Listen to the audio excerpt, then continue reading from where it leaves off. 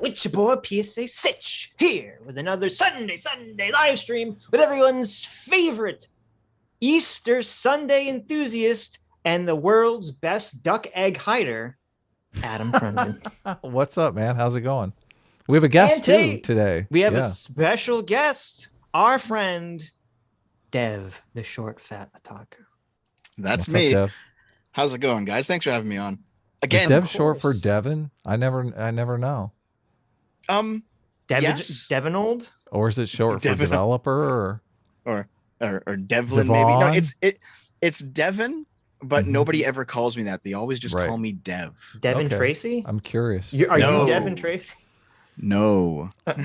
Okay. So what are we covering today? What's well, first of all, happy Easter Sunday, everybody. Oh yeah, happy Easter. It's the all right. Now what are we covering?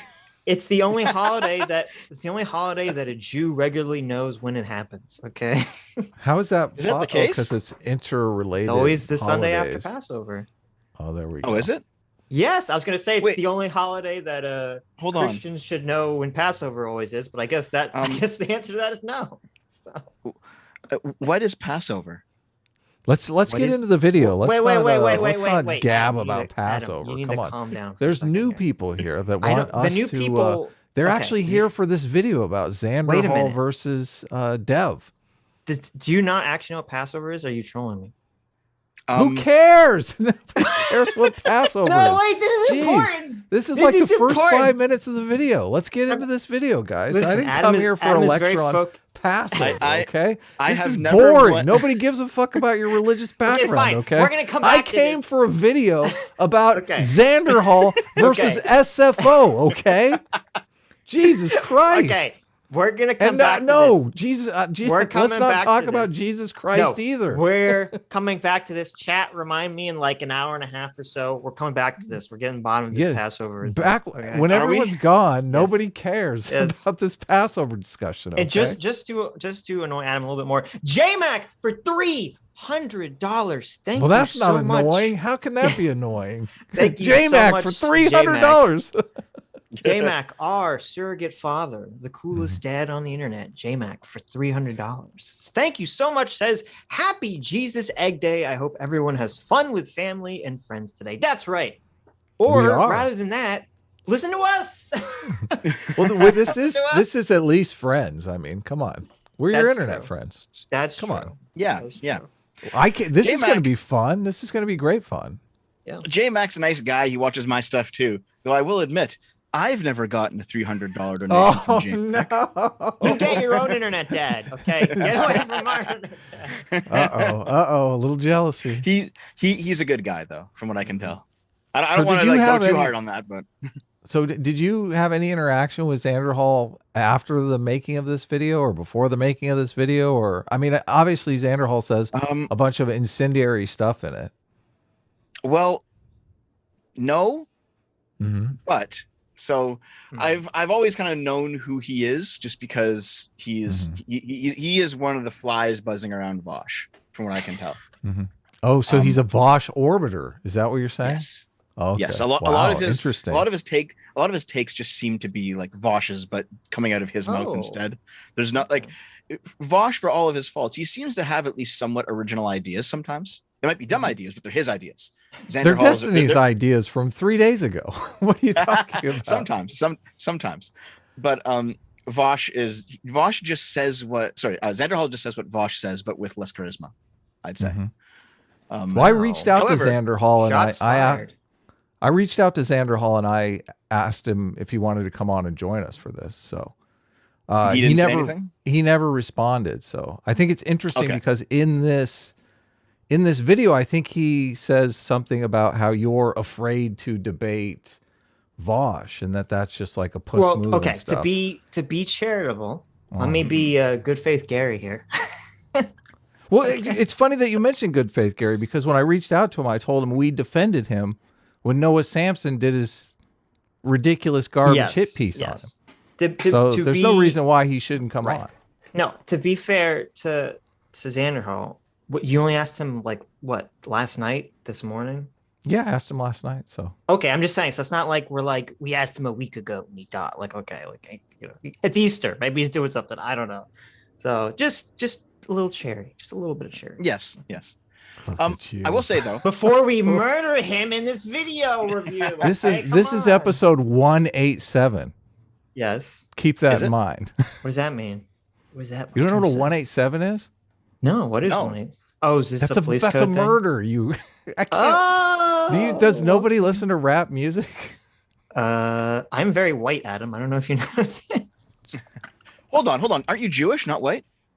Oh, you're right. You caught me. Exposed. PSA Sitch exposed. Thank you. Mm-hmm. He says some interesting things about Jewish people in here too. That'll be he has a very weird statement about Israel that I know kind of made me. So anyway, if Xander Hall shows up, he's welcome to come on. So I just wanted that to be out there. So so regarding Xander Hall, I know that he did a video on me maybe 1 or 2 years ago. It seems like his thing right now is just trying to get some kind of attention on his channel, some kind like get a debate going or get something going, just because like his channel has stagnated in the past 2 years or so. Look at this. Shots fired already. Dev is like punching him in the face. Listen, you loser, you fucking tired old piece of shit content nobody watches anymore. I don't mean it like that. I'm just talking about the raw numbers, man. Like, I'm just being completely objective here. Obviously, nobody watches his channel anymore. So we were both at around 62,000 subs at the same time. He's been at, I think, 69 for a while now, and I'm at like 125. So, and other people have also blown up. The silver play button on his ass. Even people I don't like have also blown up. So it just seems like he's currently on an arc where he's trying to get. Also, there's a lot of infighting happening in BreadTube right now. There's Demon Mama and Vosh are going at it, and other Hassan has basically said that Vosh is a fucking loser. All this shit. Lefty Tube is just collapsing, right? Mm-hmm. And so I think Xander Hall, as one of those smaller creators who is like consistently almost had a career, he's trying to stay relevant. And it's like, fair enough. If I were in his position, I would do that too. So I don't begrudge him. It just seems to be the case that's what it is. I will say though, in his defense, if you had to plateau at a number, 69 420 is a pretty good number to plateau at. Oh wow. That's look at Dev over here. What a numbers watcher. All right, enough numerology. What are you at, Dev? 125. Let's play some of this 125. video. Yeah, that's pretty good. Hit the video. Press the button. I'll press it right here. I'm pressing it. I'm sorry. You can't say it's just trolling anymore when he literally shot up a synagogue with 50 people in it. Who called that trolling? Oh, that was the thing. That was the one thing I wanted to do before we watched the stream and I forgot. Oh. To read that guy's manifesto. On the stream? The Christchurch Not on the stream, but like or... the Christchurch shooter guy. Yeah. He always gets thrown as like he's like the prime example of the guy that evil YouTubers may kill people. Well, I think what happens with the Christchurch guy is they always really beat Lauren Southern over the head with it, because I think she was mentioned in the manifesto. So was PewDiePie. Yes, but Lauren Southern is more attackable, because she's she's not in the 100 million sub range. And wasn't it with PewDiePie? It wasn't. He wasn't saying that he was an influence, wasn't he? He just used the meme that was at the time. Yeah, I think he had written on the side of his gun "sub to PewDiePie" or something. It was something like that. Yeah. Ouch! Terrible. What is this all about? It's a ninja star. The ninja throwing star thing? It's his intro. It's his intro. He's the ninja of BreadTube. I mean, I kind of feel like this is, he stochastic terrorism here. This is like a call for violence. Listen, we're not at philosophy tube levels yet, okay?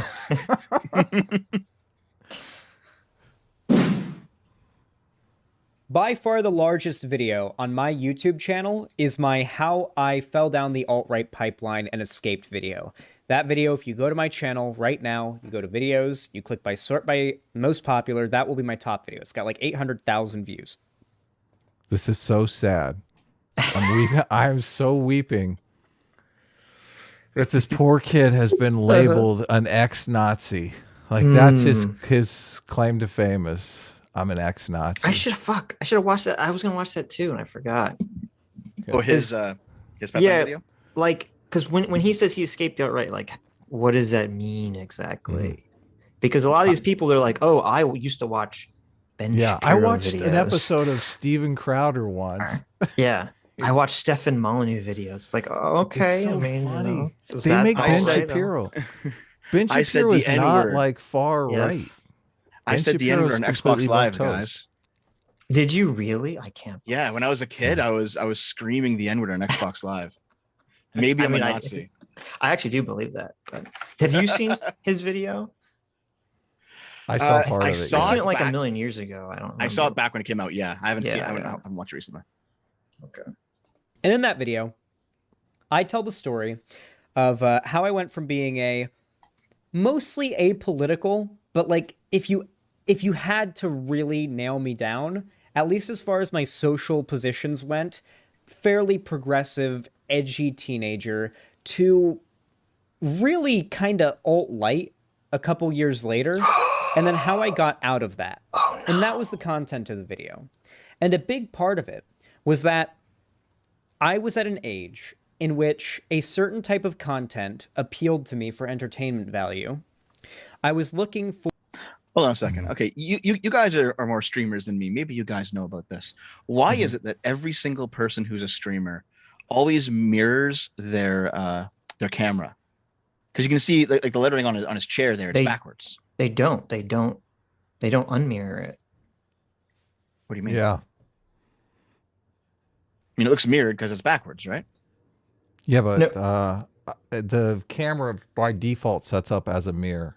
Right. Because it's uncomfortable to look at yourself backwards. But oh, is that really a thing? Oh, is that why? I thought it was just a product of the technology. I didn't realize there was some intention behind it. Yeah, I never knew. Okay. But yeah, you can unmirror it. They just don't. I don't know why, but.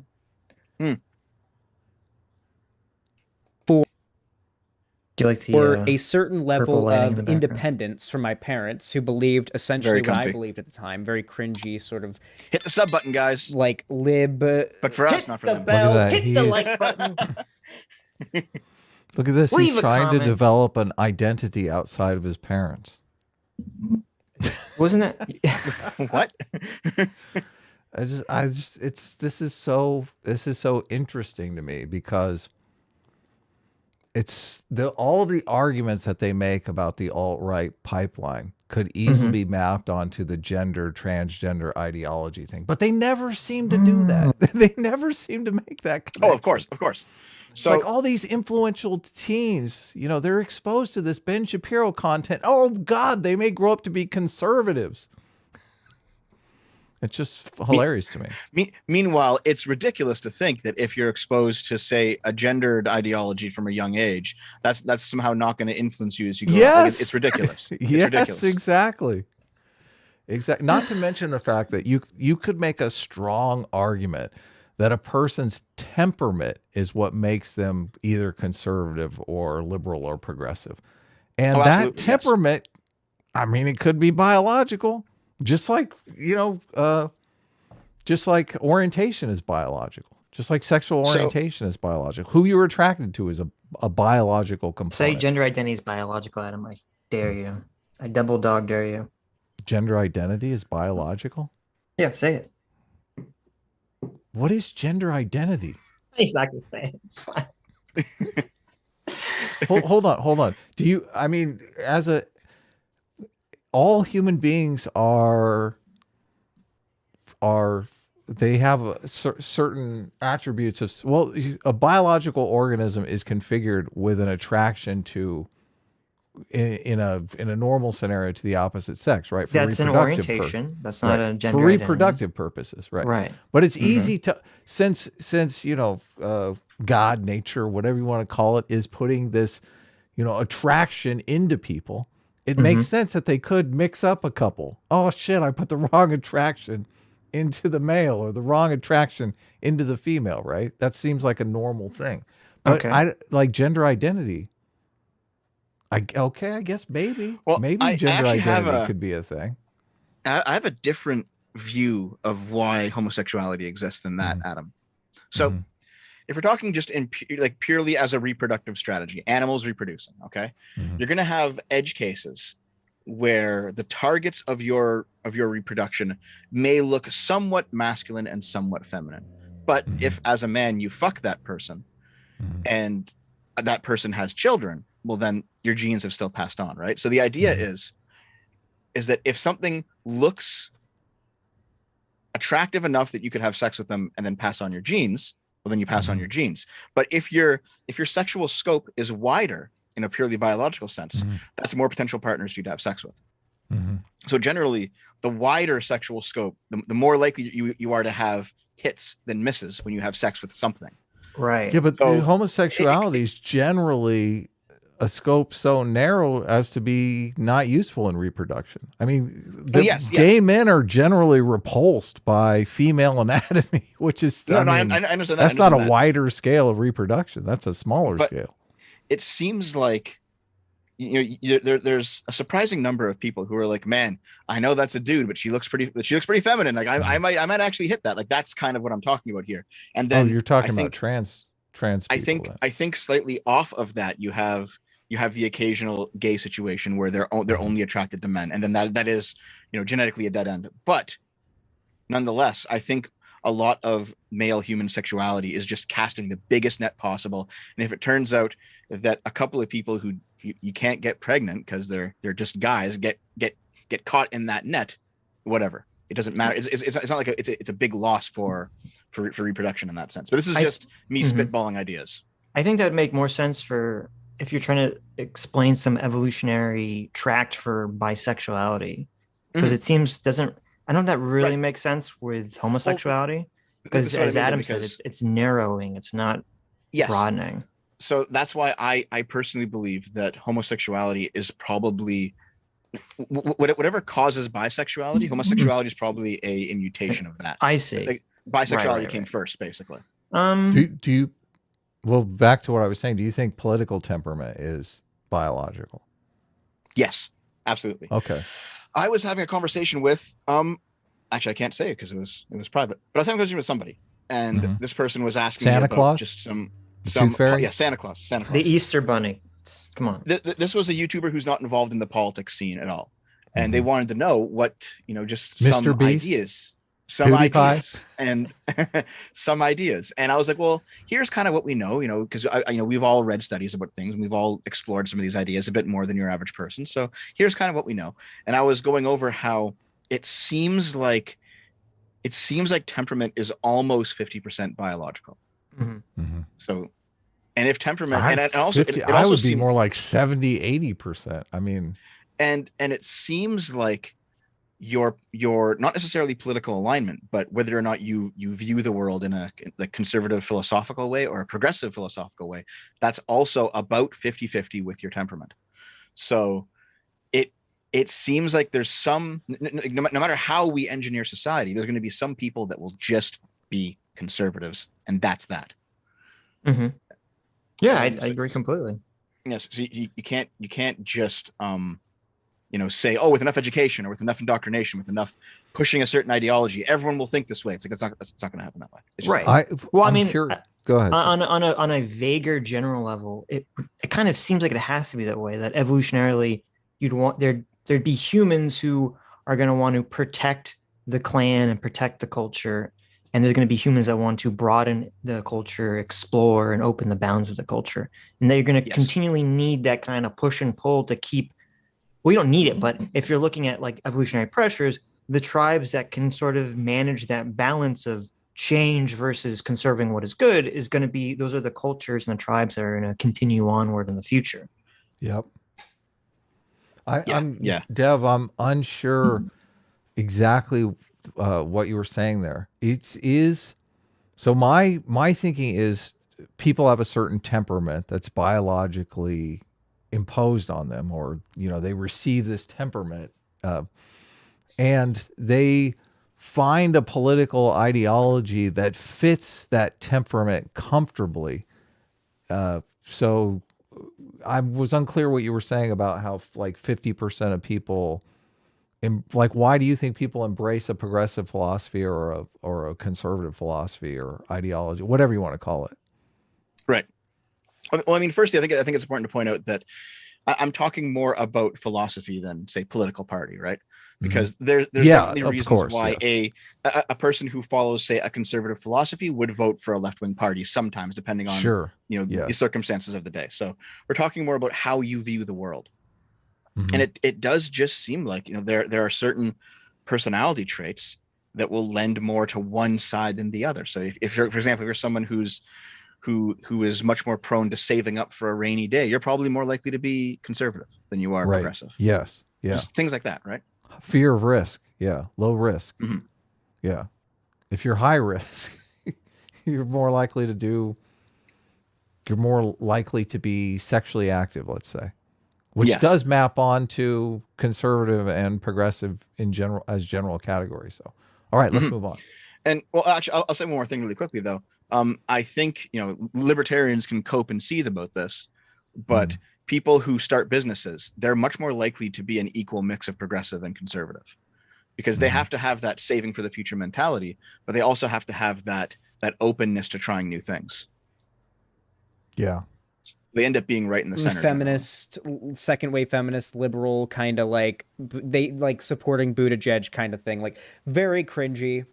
Very obnoxious for me as an edgy 16 or 17 year old. Hold on a second. He just said that supporting Buttigieg is cringy. Now, Buttigieg, he was just like a basic Democrat kind of guy, right? Like Obama, basically. Yes. Like he's not necessarily extreme, but I don't like he's not on the right or anything. But I think this is just the first indicator that Xander Hall's politics are extremely far left, off into the socialist merry-go-round land. Well, of course, yeah. I mean, being a libtard is cringy, Dad. I don't know if you know this. Okay. Yeah. Was he making the anti-gay argument though? Isn't Buttigieg famously? I don't think he's making an anti-gay argument. No, I don't think he's making an anti-gay argument. No. Was he anti? Was he say? We paused it so long ago. I don't know if he's saying he was anti-Buttigieg because no. He's saying his parents were. Well, first of all, it's also interesting too. He said second wave feminist is cringy, which is generally conceived of as like the non-radical, like the less, the less radical feminist and third wave feminist. They're the ones for actual equal rights and shit. Right. Yes, so he's saying, basically he's saying my parents were normie liberals who, liked equal rights for people, but were not radical. And that was cringy, essentially. They didn't want to overthrow capitalism. They just wanted the laws of the state to treat everyone equally. Cringe. It's cringy. Well, though, but it's interesting because he says that that's cringy, but then he gets sucked down the alt-right before he becomes a socialist. Like, how does that pathway exactly function? Well, you mean from liberal to alt-right or from alt-right to socialist? Well, he's saying like it's almost like, oh, my parents are normies. I don't want to be normies. So he just sort of gets sucked down the path of whatever the opposite of that is. And he thinks it's like the right wing approach. And then he's like, oh, actually it's just further left.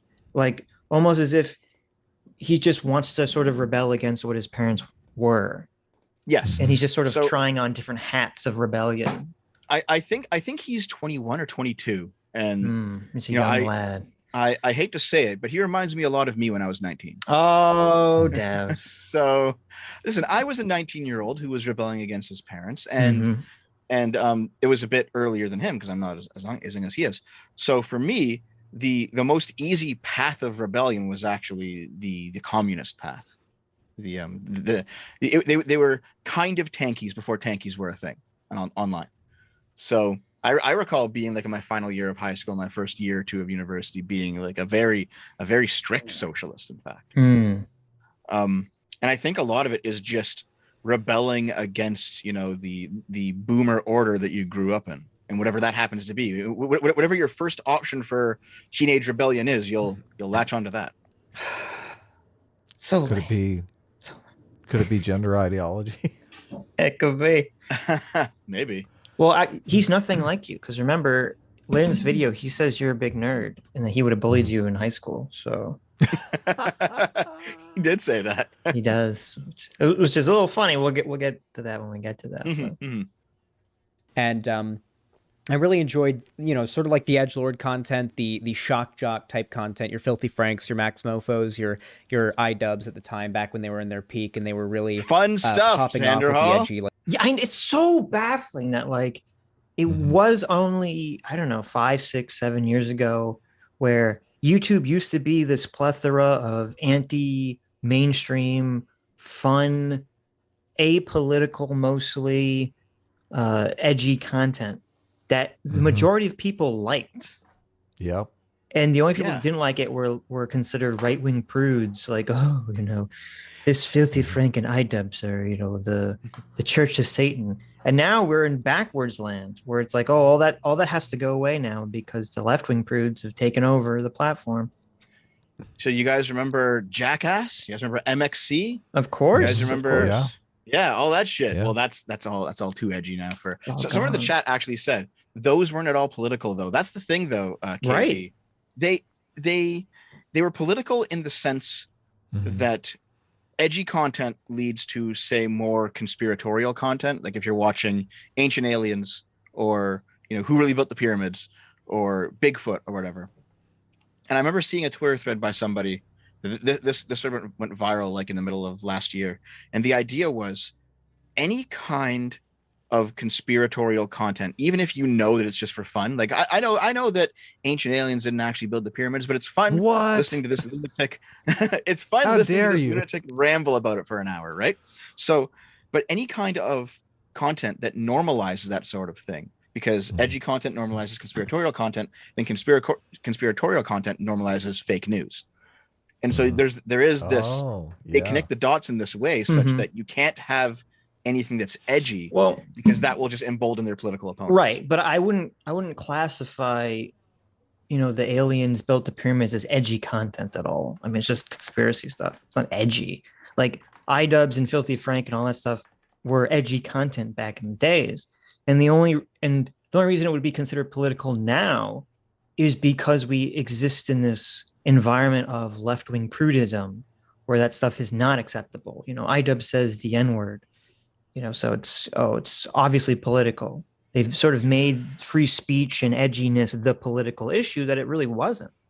It is left-wing prudism, but I think the left-wing prudism comes from something else. It comes from if you genuinely believe that everything's political, everything is political. That means that like every moment, every second of your life, every time you're platformed, every time you're doing something, you could be doing something that puts forward your political agenda a little bit more. So if you have 5 minutes on a stage somewhere, you could talk about your politics, because maybe that converts one person and then that one person does something good down the line and then it snowballs. And so if everything's political, then that means that you don't have an excuse to ever slack off. You don't have an excuse to ever let up. And everything has to be every time you have an opportunity, you must take it. Right. That's definitely part of it. But another part of it's just, there was, at least originally, there's sort of this conflict now about how edgy the left wants to be against the groups they're allowed to be edgy against, like, straight white males. But at least when wokeness started, it was entirely anti-edge. It was, we need to bubble wrap everything. And it kind of went beyond just everything needs to be about politics. So it's just, no, we need to create safer spaces so, people feel more comfortable in these environments. Someone might go on YouTube and they'll see iDubbbz, do something that's too controversial. He'll say something that's too edgy and, it'll just make someone anxious and have to click off the video. We need to be creating these safe spaces. Right. I think one leads to the other, where the idea is they build the safe space, like nothing unclean can come in this pure zone. Right, because it's a religion. Zone, yes, it's blasphemy almost. The pure zone becomes a bedrock that you can then build something new on top of. Right. Yeah. You can then build a new standard, and I think that's where this all kind of connects. Well, there is a cynicism to it too, because we hear less about the safe spaces than we did in the past, and I think it's almost like, we're using this tactic of we demand safe spaces, as you said, to kind of create this foundation to like wipe the slate clean and then they start piling their garbage on top of it. And so now that they're sort of in control of the garbage they're piling, we hear kind of a little bit less about the safe spaces than we used to. Yeah, there was a recent viral clip that that Lance posted, actually, where it was a person making fun of Ben Shapiro for basically being a virgin because of the whole wet ass pussy thing from last year. Are you talking about that student, that college student who was like a PhD in math or chemistry or some dumb crap? Yeah, and he was a Hassan viewer as well. Yeah, and he came out looking like a complete moron. Yeah. Yeah. But it just they're now doing the same thing that edgy gamers did 10 years ago. It's just that now that they're left wing, it's okay, apparently. Yeah. Well, that's why, yeah, exactly. And that's why it seems almost like the anti-edginess was just a tactic to wipe the slate clean for them to be able to put what they want into the environment. Yeah. Yes. Like gross out videos. That was my shit at the time. And I just so happened to find myself getting enveloped in content that focused on dunking on a new group of ridiculous people online called SJWs, or Social Justice Warriors. Now, these videos were not overtly political, at least not from what I could tell. It mostly came off as the same as like any other making fun of crazy people video. You know, like any like public because they're crazy type stuff. Like it wasn't anything political in my eyes. Certainly not anything. Well, it's interesting that he says they weren't political, because like a lot of people who were involved in making anti-SJW content, I mean, I guess that's true. They maybe were not imparting some specific political orientation, but they were, because what they were arguing for was liberalism. They were arguing for free speech. Freedom. And it's just, yeah, and freedom. And it's interesting. We want boobs in our video games. We want boobs on our comic books and our movies. And in the early days of this, and then the No Boobs Committee came in. People didn't understand or know that the SJW stuff was Marxist indoctrination. People were just unaware of that for the most part. And so these videos seemed apolitical, but they never really were. They were never apolitical. Yeah. But the thing is, though, Xander Hall, he's missing context, which is just based on his age. I mean, it's not an insult against him. It's just how it is. You know, he's missing the fact that the reason that this anti-SJW wave happened in 2012 or 2014 or whatever, the reason that it happened is because people online, they had been, first of all, the internet was much more of a Wild West back then than it is now, and even more so back in like 2005. But people, they were used to seeing the religious right come after them for censorship. Everyone remembers that 2007 Fox News report, at least if you're old enough, the Fox News report where they're like, you see blue boobs in Mass Effect 1. They're coming for our children. This is ridiculous. And it's like, all right. And so people made fun of that a lot. So the idea, it wasn't necessarily anti-left. It was just anti-censorship. Right. And when people on the left started being censorious, people who were, say, pro-free speech started just targeting whoever was the censor. It doesn't matter what political side the censor was on. They were just targeting the censors. Right. And then younger people like Xander Hall, who don't have this context with the religious right of the 90s, they thought that it was like anti-leftism, but it wasn't, at least not necessarily. Right. No, that's very true. That's very true. Anything right-leaning. And this sort of just got normalized. Like what an SJW is, like being a crazy feminist lefty person, just sort of became a staple stereotype of a person that you knew about on the internet, right? Good. And progressively, the SJW started to become this boogeyman. And it stopped being a let's dunk on random people online thing and became a people are actually trying to build serious political careers talking about politics and giving commentary and are kickstarting these careers bitching about the SJWs. Well, that didn't really happen all that much, though. I know Dankula ran for office. He didn't get it. Sargon ran for office. He didn't get it. Cenk ran for office. He didn't get it. I mean, these people kickstarted careers as content creators, sometimes as news people. Sargon's gone quite official. Good for him. But I don't think they've started political careers. I don't think that's the case. Right. I don't know what he means by that. So it's ambiguous. Well, he gets the order of operations and intentions wrong, because basically what happened was, so you had all the woke stuff come, you had all these anti-SJW channels pop up. But as we got closer to the 2016 election, and it became more apparent that generally it was the left that was defending political correctness and SJWs, and it was generally the right that wasn't, things kind of split along those tribal lines of, well, we had this election coming up. Who are you going to side with? And so that kind of pushed people into being more overtly political in certain directions. And it kind of had this situation where you had, well, some people or a lot of people moved to the right because they viewed SJW stuff as coming from the left, which it was. And then it kind of, you had this, this group of people who didn't really want to move to the right, but now felt politically homeless in this weird space of like, we've been complaining about SJWs in the mainstream for, 2 to 3 years. Where do we go from here? And then that's when the open arms of socialism kind of came and said, hey, do you want to, criticize the mainstream media, but also be on the left? Come over here, folks. And that's kind of the division that happened. I don't think anyone, right, exactly. I don't think anyone, was building their platform on being an anti-SJW and they're like, okay, now's the time finally to reveal my true right-wing power level to my audience and use this to leverage political gain. I think a couple people did. I mean, I know Fuentes, he had like a minor part during Gamergate. Yeah, there are people there are who do extreme that, examples of this that, like, Milo, obviously, even though he's gone much further right than he started, but yes. But like Sargon and Count Dankula and like the people that we think of as YouTubers generally, none of them did any of that stuff. Yeah. Now, at the time, I admit I was very impressionable. I was a teenager, after all, and I found myself sort of falling down a rabbit hole of content that led from anywhere from pretty just making fun of SJWs, but still quite progressive, Seanhead's content, Chris Ray Gun's content.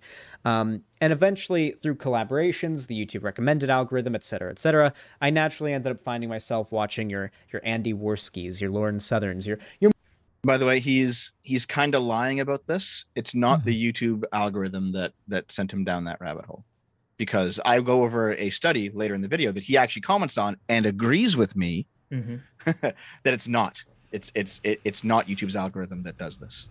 I just keep wondering why you can't make this exact same video with gender ideology. Like, I fell down the gender ideology pipeline and I didn't have gender dysphoria, but I ended up on HRT.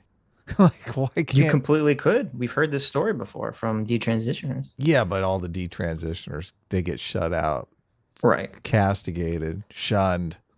Yeah, this guy's like idolized. Oh my God, he escaped. He escaped listening to Ben Shapiro for the rest of his life. Yeah, I mean, it's so weird. And he says, I guess his big dark turn to the alt-right was Andy Worski and Lauren Southern.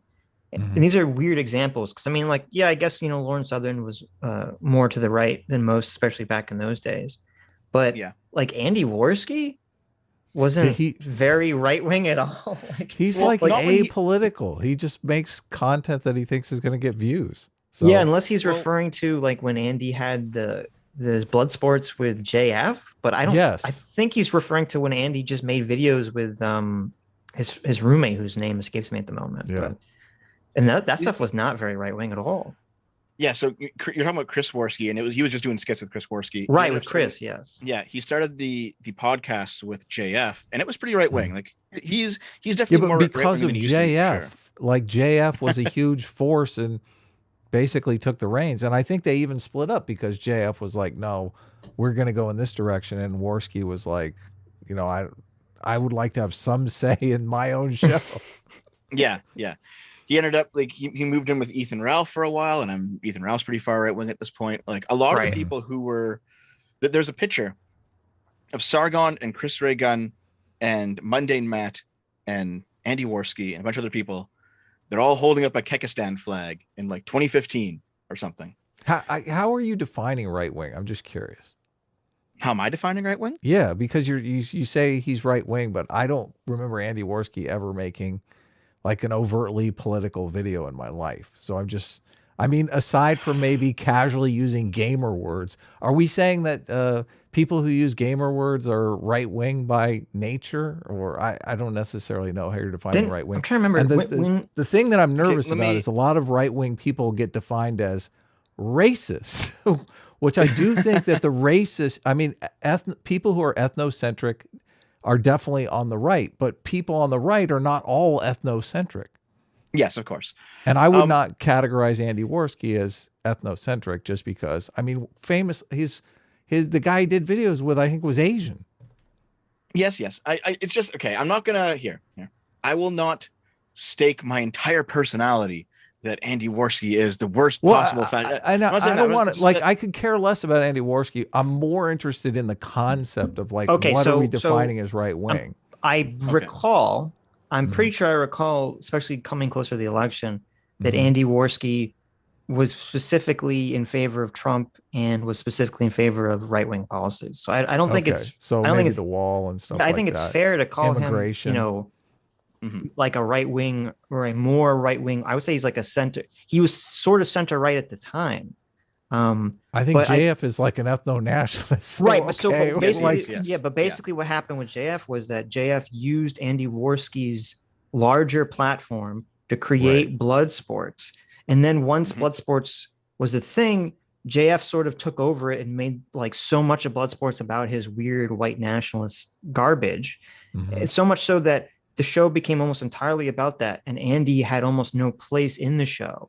So basically JF, you know, hijacked Andy's brand, used it to his advantage, and then, you know, essentially pushed Andy out of his own brand. Yeah, there was a big blow up over that, I think. Right. But I would say, especially back in 2018, like, well, I would say Lauren Southern seemed to be far more to the right than Andy Worski was at the time. So I just think it's weird that he compares them both as like, this is where the alt-right pipeline brought me to, Andy Worski.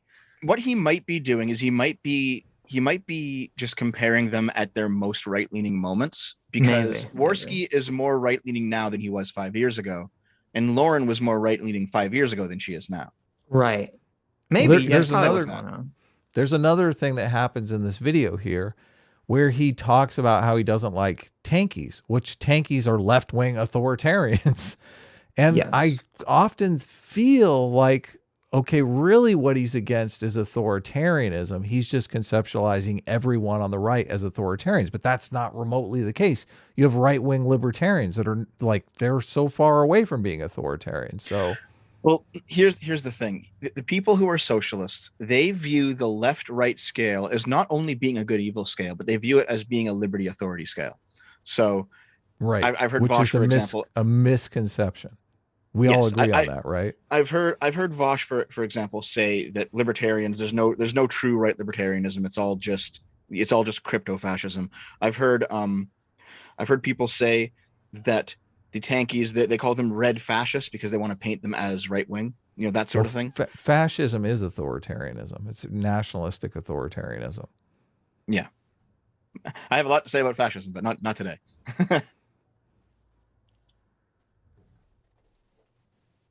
More radical types back in the day, and becoming very amicable to their ideas. And it wasn't until I discovered a lefty figure that was capable of challenging these ideas that, to me,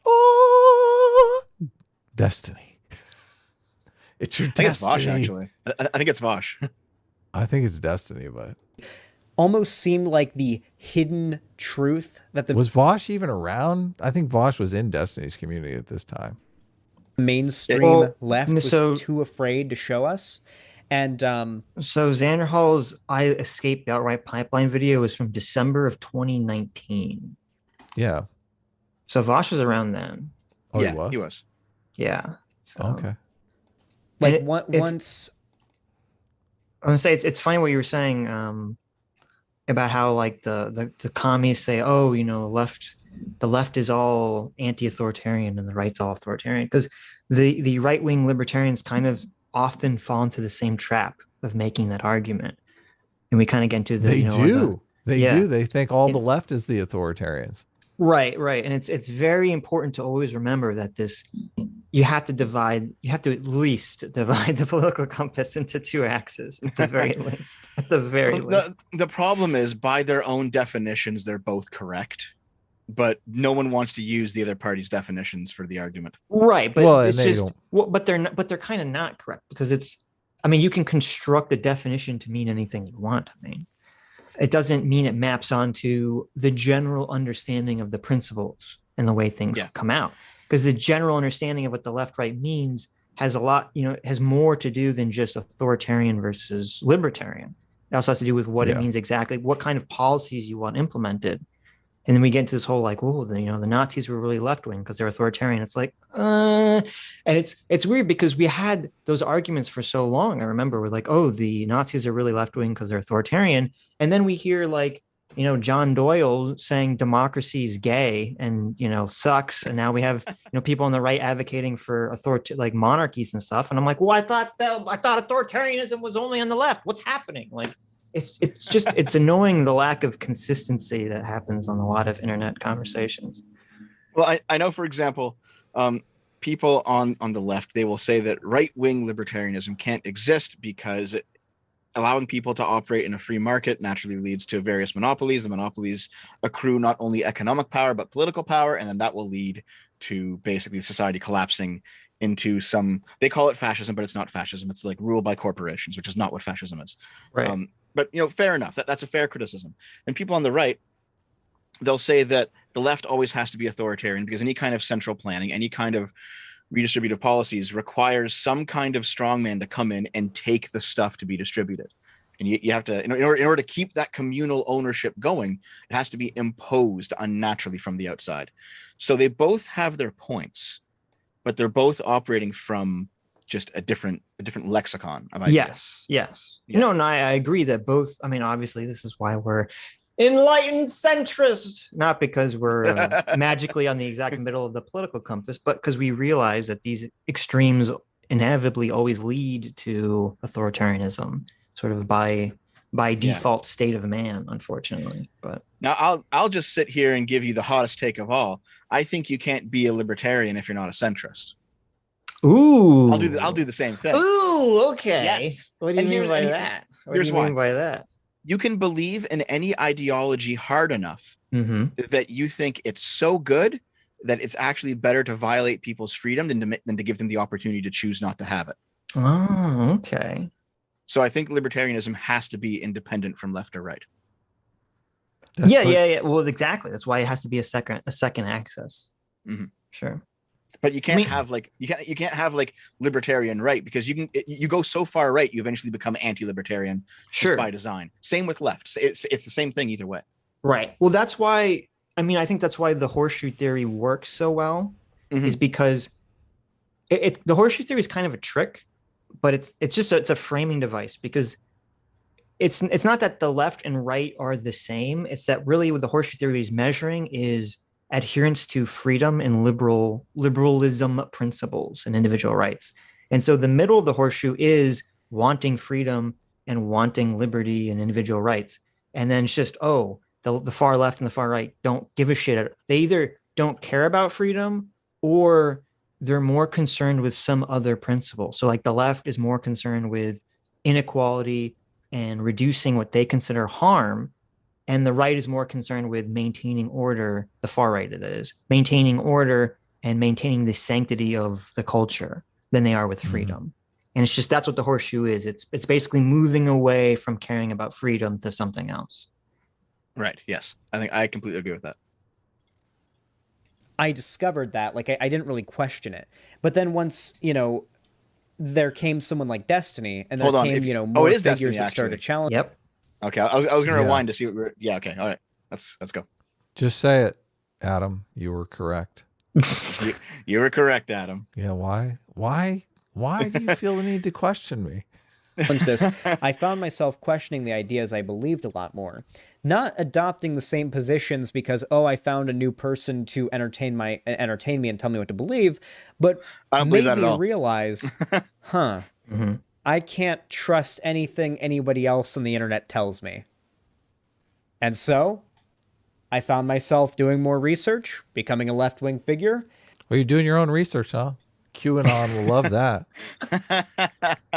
Doing your own research. Like he says, like, I can't trust anybody online. Now you must trust me online. But let me go to the internet to find out what I should believe. And becoming who I am now. As far as like listening to other figures that like I do sometimes, but if they can't like cite their sources, then I don't ever take it on face value, you know? Or at least I try not to. I do my best. I can't say that I never do it, because I'm sure there's examples of me fucking up in the past. I'm only human. But I put in as much of an effort as I can to avoid it. And I try to make up for it for if I make a mistake. But around this time, when I made my video... Someone in the chat said that Destiny would hate this guy. This guy has backstabbed Destiny. So yeah, Destiny doesn't like him. Yes. Oh, really? Yes. Yeah. Hilarious. What do you backstab him for? Do you know? Basically, when it was the beginning of the Destiny versus Vosh arc, he came out as just being like, he was just on Twitter saying the worst possible shit. Well, actually, no, let's be fair, not the worst possible shit, but some pretty bad shit. Stuff that like he got into a call eventually, and Destiny just hammered him over it, and he was like, "I'm sorry." So it just ended up being like really embarrassing for him. All this. Sandra Hall calls Destiny deranged and mentally unwell 4 months ago. So much of this, I feel, is profile building over actual political activism. It's just... Oh, absolutely. Yeah. Absolutely. Of course. It's what I said earlier. I mean, I genuinely think that this wasn't just content for him. It was his attempt to get me into a debate. Possibly. I just have a hunch. If I'm wrong, I'm wrong, but I have a hunch. It's sad because there is actual truth value to these claims that people are making, but so few people are interested in exploring that truth value over just bolstering their own profile, which just that's the world we live in. Get used to it. Did you watch that TED thing with Elon Musk? Elon Musk said he was obsessed with truth, and I kept thinking, man, I know exactly how he feels. Just that obsession with, I just want to know the facts. Stop fucking beating around the bush. Just give me the fucking facts already. So much of our news is so infuriating now because it's all narrative based. It's not fact based anymore. It sucks. So in the chat said, Astolfo says Xander Hall was laughing about Destiny getting banned off Twitch. Oh, so if you have, hold on. We fucking... I think Astolfo has my contact info. So if you have that video, send it to me because I'm making the manifesto. Oh, okay. There we go. Send it to Dev. Toff for $20. Thanks so much, Toff says, when listening back to your conversation with Distributus, it seems you guys were caught up in the old Curtis Yarvin paradox, that he, Distributus, and Aiden believe that a liberal society is only possible under autocracies. So I did watch, there's some quackademic agent orbiter who made a video about Italian... Quackademic agent? Oh, that's what we call him, yeah. It's totally stuck too. I see that in the chat. I see that in the comments all the time. Well, it fits so perfectly. I know. I don't know if you know this. I have a long running feud with ducks, so it just just manifests so nicely. But so some quackademic agent orbiter made a video about Machiavellian Italian elite theory, which was like the closest thing I could get out of Distributus in the conversation about like what the fuck he believes at the time in terms of like a political theory. And right. I mean, and I was watching it, and it's basically the meme, weak times breed weak men, strong times breed strong men. It's a little bit more complicated than that. Well, are we talking about like the iron law of oligarchy, that kind of stuff? It's I don't want to get into the whole thing. It's like he basically categorizes people as like foxes versus lions, and basically foxes. Well, only the elites though. Yeah. Only the elites. The plebs don't get you. You're not a fox or a lion if you're a pleb. In elite no. The pleb, the plebs are just disposable people. That's fine. But the foxes are basically people who want to solve conflicts via trickery and intellect and all this other stuff. And they don't really have strong principles. They just care about maintaining their power. And the lions are kind of like your stereotypical like gun-toting, American who's a conservative who just believes in good old-fashioned values but isn't afraid to use force. And basically it's like, oh, well, any system long enough will breed all the lions out of it and it'll kind of devolve into foxes, and basically that will lead to ruin. And all systems need to have this rebalancing effect of, lions and foxes coexisting and blah, blah, blah, blah, blah. And is this like a game theory thing then? It's like the hawks and doves situation. Yeah. Okay, I know what you're talking about, yeah. Right. and I don't know. It's just like he could have just explained where the fuck he's coming from in the conversation, I guess. I don't know. I mean, he doesn't have to turn the thing into debate and try to force me and Adam to debate, liberalism. The point of the conversation was supposed to be he was supposed to come on and explain his position, or the NRX position, I thought. But there's an interesting conversation to be had, because I watched that video too about, Distributus believes that the ruling elite have to have some sort of moral character in order for them to facilitate a society of moral people. Now, from a psychological perspective, sure, that's interesting. We mimic successful people. So if the elite are moral, we are going to mimic their moral character. But there's also an interesting thing in selectorate theory, where selectorate theory sets up a system where the person doesn't have to be moral. They have certain goals that they have to accomplish, and that's to produce public policy that makes a majority of people happy. So there's an interesting situation here where in recent times, we've kind of accepted that our leaders are not going to be, the avatar of moral virtue. And we're sacrificing that moral model for someone that can get things done and pursue the policies that we as a people want. So, I think there is an interesting conversation to be had there that I think Sitch and I can have just fine without Distributus around, because I don't know that he can necessarily have that conversation because he's so invested in elite theory being true, which I think, it's an interesting idea, but I think it has problems with it. I think it's antithetical to selectorate theory, because elite theory actually postulates that democracy matters not at all, that it's the elites that run everything, that democracy is immaterial. How can you have this conversation about developing public policy that makes the majority of people happy outside of a democracy framework?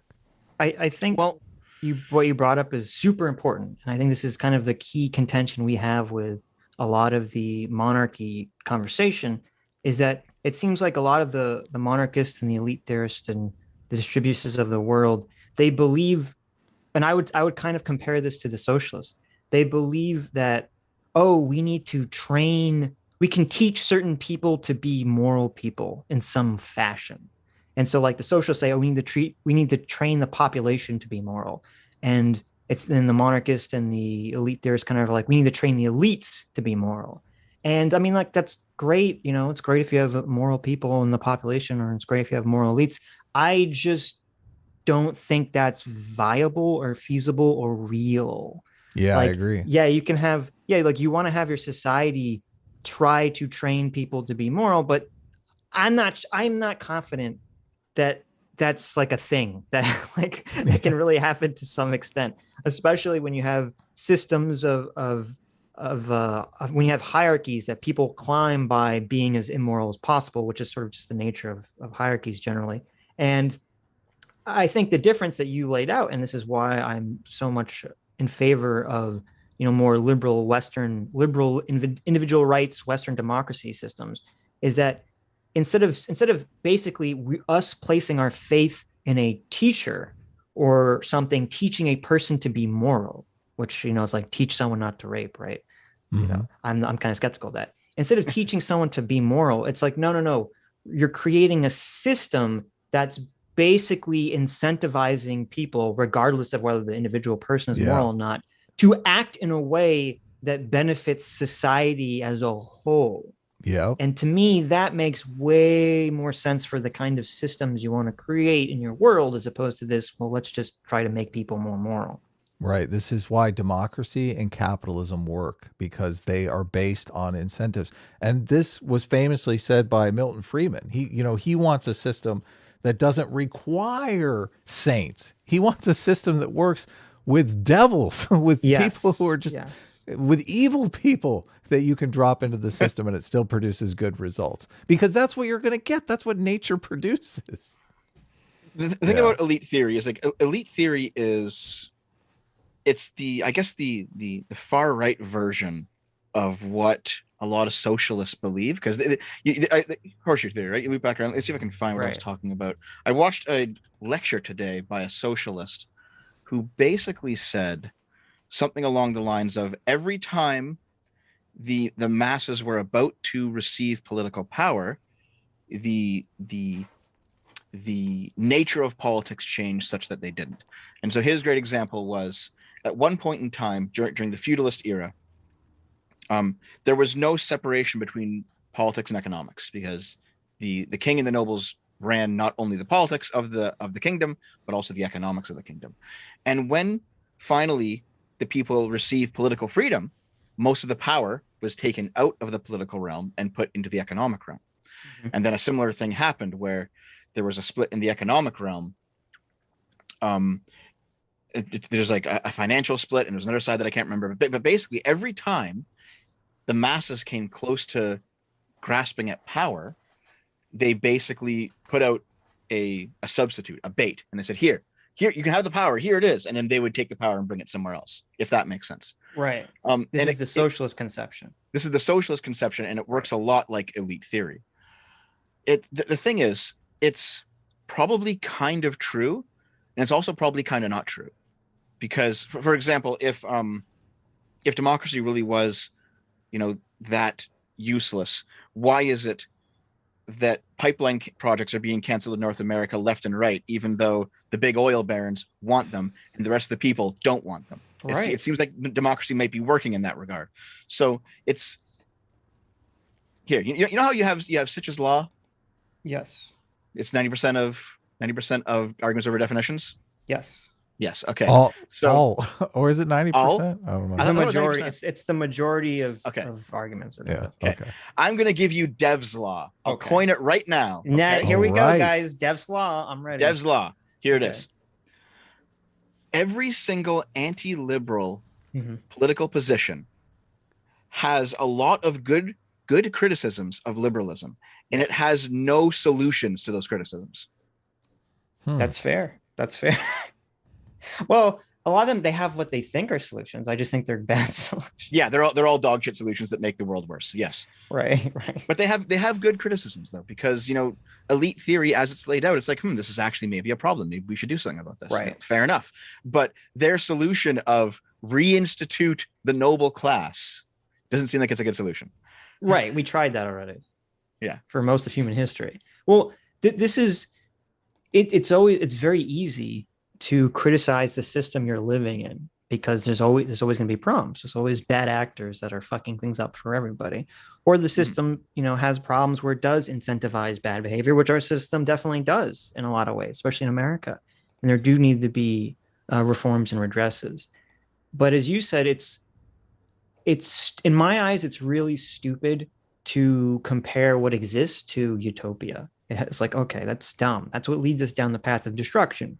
We have to compare what exists to something realistic, something that's tangible, some actual reform or change that we can get behind.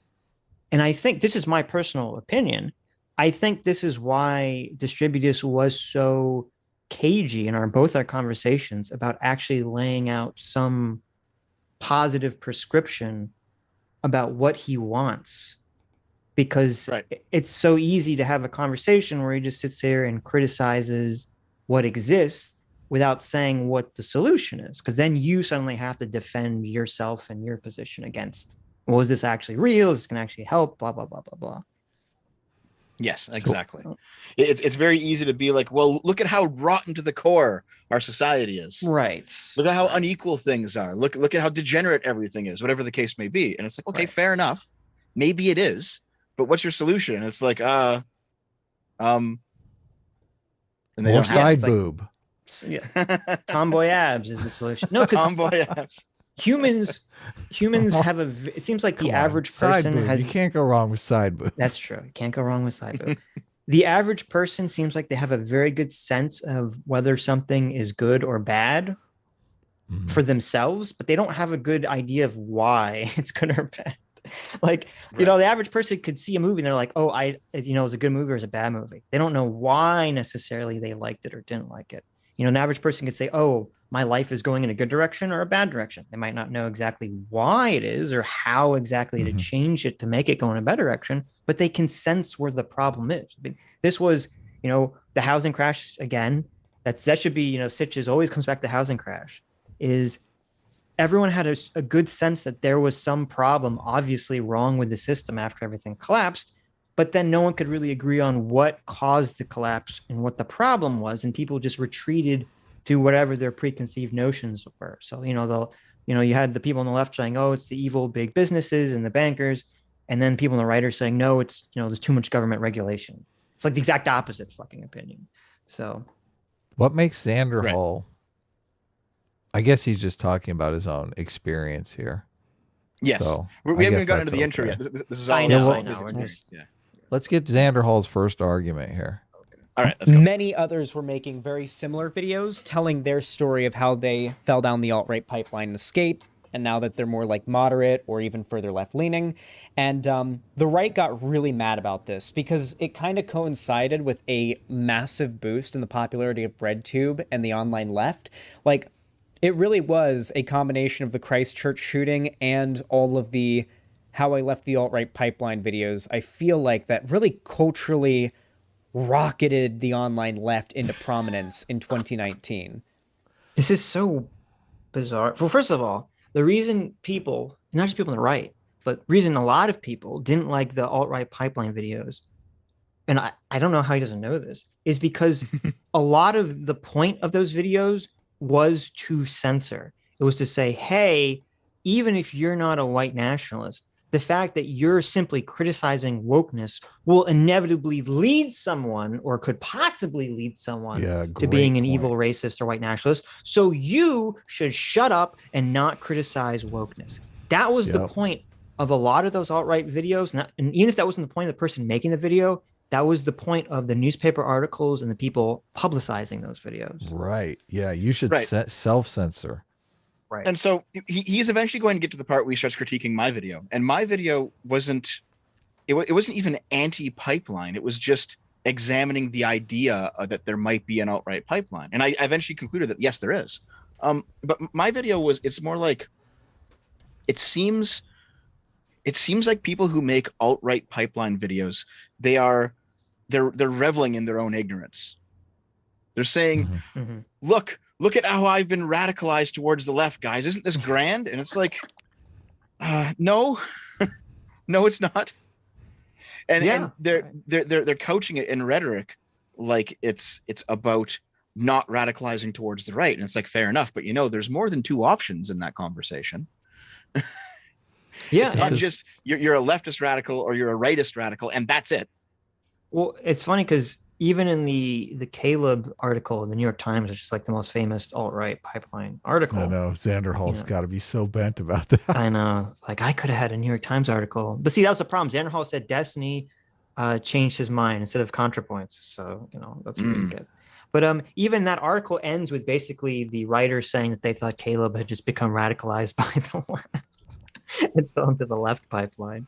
So I wonder how much later Caleb's video was, how much Xander Hall missed it by. Right. Well, and I don't think Caleb's made 800,000 views either. So Xander Hall was the king of this political rapture movement where, you know, I was raptured to the left. I was saved. Well, but he was also, you know, Faraday Speaks was on, you know, CNN and all this other stuff. None of these people talk in specifics about what makes people right wing or left wing either. I feel like most of these people, you know, they don't really have a firm grasp of what the political spectrum is. They just basically switch teams. Yeah. Yeah. I think I said this before the show started. We were talking about the neo-reactionaries, and I'm just like, Xander Hall doesn't even know what a neo-reactionary is. He doesn't know what the Dark Enlightenment is. He doesn't know who Moldbug is. These people think that the farthest right you can possibly go is to say the N-word while playing online games and be an edgy gamer, bro. And that's what literal fascism is. And they don't understand the things that they're talking about because they're so far left. They think that like your average politically unaligned person, or like your average conservative soccer mom, is literally about to get the flamethrower, you know? I don't, you know, and this is why I wanted to separate out the moral intuitions that make up the political ideology, because these people, I don't know that they have those moral intuitions. I really don't. I think they're kind of apathetic about politics, to be honest with you. Well, I don't know if it's that. It's just another thing that really bugs me about the alt-right pipeline videos is that they basically label gatekeepers and stopgaps as the problem. So they point to like Jordan Peterson, who I always viewed as a moderating influence, a force that's preventing people from going further to the right generally. And even the alt, and that's why, and I talked about in the video I made about this, even the alt-right and Richard Spencer and those people saw Jordan Peterson as doing that, as being the stopgap. And yet Jordan Peterson and all these other people are labeled by the mainstream media, are labeled by a lot of people, a lot of bread tubers as no. They're not stopping people. They're opening the door, shoving everyone into being alt-right, white nationalists. And it's completely backwards. It's completely fucking backwards. Around the same time I started making content, it is around when the online left started to really blow up. And I didn't even know that it was going to get as big as it was. I was just sort of getting on board because it was fun. And then it just blew up way more than I could have ever anticipated. But the right got really upset about this because naturally they don't like the fact that there is, whether they realize it or not, a pipeline of content that moves people from more moderate right-wing. Actually, I will say, I think the reason I'll pin it on Vosh. I think Vosh is the reason that the online left blew up, because Vosh was really one of the only leftists in 2018, 2019 who was willing to just get down into the mud. You know, like there was Destiny, and then who else was there? There's Destiny and Vosh, and like up until that point, you had these various internet blood sports debate shows where people were talking about hard topics and edgy topics and generally getting them wrong. But leftists were like, this is too edgy for me. I can't engage with this. Like I can't. But Vosh is like, I'll do it. I'll talk to you about white nationalism. I'll talk to you about it from a left-wing perspective. Vosh definitely filled a void. Yeah. Vosh and Destiny both. A void of, someone on the left willing to engage in mortal combat about actual issues. So I think that actually that basically emboldened a lot of smaller lefties who might have a bit more of an edgy past that they're kind of ashamed of to come forward and be like, wait, I can be an edgy leftist debate pro too. Yeah, I think Vosh definitely did that, and in terms of the edginess, and I think he definitely created the sort of debate environment for the left. But I mean, BreadTube blew up before Vosh, really, and it really blew up with ContraPoints. And PhilosophyTube, and all those kinds of people. Yeah, and the video essayists, H-Bomber guy, and all the video essayist people. Yeah. So, and now there's the big civil war between the video essayist leftists and the BreadTube leftists. Well, that's because the video essayists were like, we had an assailable position. Like as soon as Vosh started getting in the mud, he started making mistakes, and there were mistakes that you would never make in a video essayist format. So they kind of.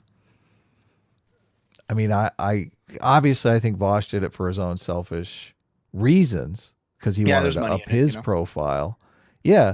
But I do think, I mean, that position, that holier than thou position, that H-Bomber guy and Sean and Jen and all those people came at it from strategically was smart because they could sit back. They could sit back and really, examine their arguments closely. They weren't going to make a gaffe in front of everybody. Yeah, I think that was strategically. They just had no idea that other people were going to, jump in the void and say, I represent the left now. ContraPoints is no more. I represent the left every day. ContraPoints represents the left once a month when she drops a video, right? If even, but no, I mean, that's a really good point. Because I mean, part of it is obviously just the power dynamics. The video essayists were like the kings of BreadTube, and now they're kind of pushed aside because it's not so much the views they get, but just the fact that people see the debate bro BreadTubers or the Twitch stream BreadTubers every day, so they become more the faces of what people envision in their mind. Yep. But what you're saying is a good point, which I never really thought of, which is, for a lot of the video essayists, it's so much easier to sit on a pedestal and to preach woke BS in a video essay format where you can spend, however long, infinite amount of time writing your script, and then you never have to respond to specific criticism, where I think very quickly, and part of the thing that helped Vosh was that you learn that if you start debating people who are not woke, it's so hard to sit on that pedestal and defend all these insane woke positions. It and is. A lot of the BreadTube debate bros, I think that's why they kind of just gave up on them, just because they're harder positions to defend. I don't think it has anything to do with their principles. The preacher doesn't debate the congregation, but as soon as he does, the congregation starts making some salient arguments, and people are like, I don't. Hey, wait a second here. Yeah, that didn't make a lot of sense. Content, or even just left-wing anti-SJW content to more radical right-wing content, that being a thing that's out there isn't very good for them. So they started very, very desperately arguing against it. And I love how he frames this as just the right being completely, desperate and demoralized by the rise of BreadTube. Are you kidding me? This is fucking comedy gold, okay? I don't consider myself on the right, okay? I think our audience doesn't consider either one of us on the right. Well, but I mean, this is just from the side. This is fucking comedy gold. Go at it, BreadTube. We love it. And from a very cynical perspective, it helps individual, it helps individual right-wing and non-woke content creators like us.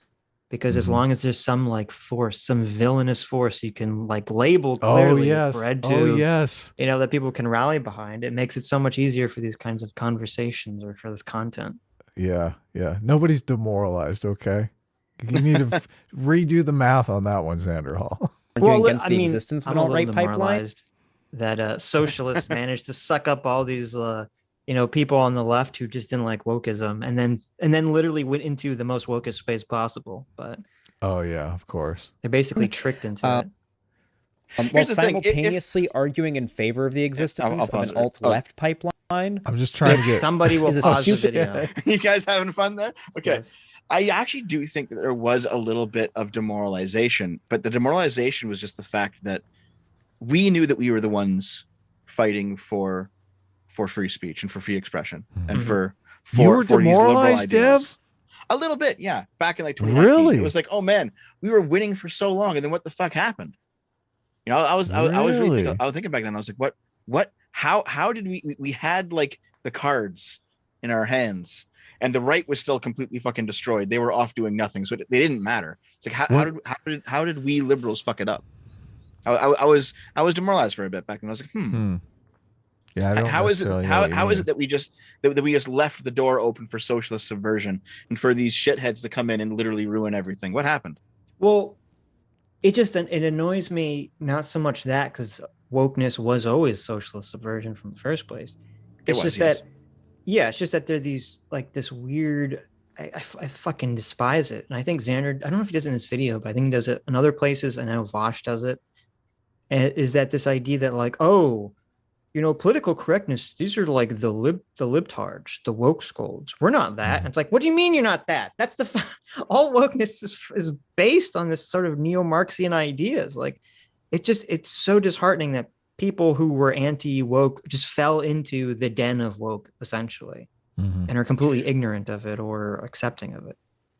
Well, that's where you get back in 2019, they were called the dirtbag left. And the idea that these are people who didn't mind using slurs. They didn't mind being a little bit, being a little bit dirty and a little bit underhanded in how they did things, but they were still ultimately fighting for leftism. They called themselves the dirtbag left. And Bosch was the biggest dirtbag leftist. Right. And so I think they understood that the liberal position up until that point against them had been only based in optics and not actually been in refuting, for example, socialism itself. It's only based on optics. Look at how shitty this guy is. He's censoring. Yes. So they basically just abandoned the morality of it and said, fine, we're the dirtbag left. Now we're going to implement socialism. That's what we're going to aim to do. And it's like, well, you can know if they've announced that they no longer care about the morality of the thing, and they've announced that openly they're not going to play by the same rules that you are. You can't keep saying, "Look at the hypocrite! Look at the hypocrite." They're just going to be like, "Yeah, fuck you." That's true. That's true. Investigator One Quim for $20. Thank you so much.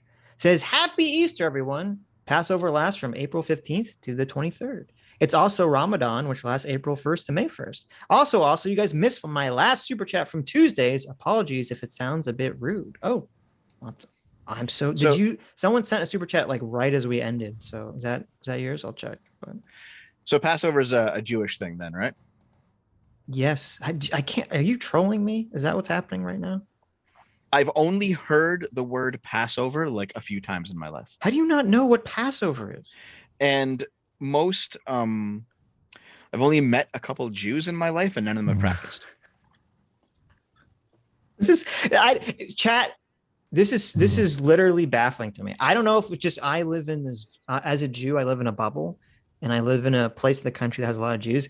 Do you live in like New York City or something? Like I live in Florida, but where all the old Jews come to retire. Oh, okay, all right. From New York, but no. So okay.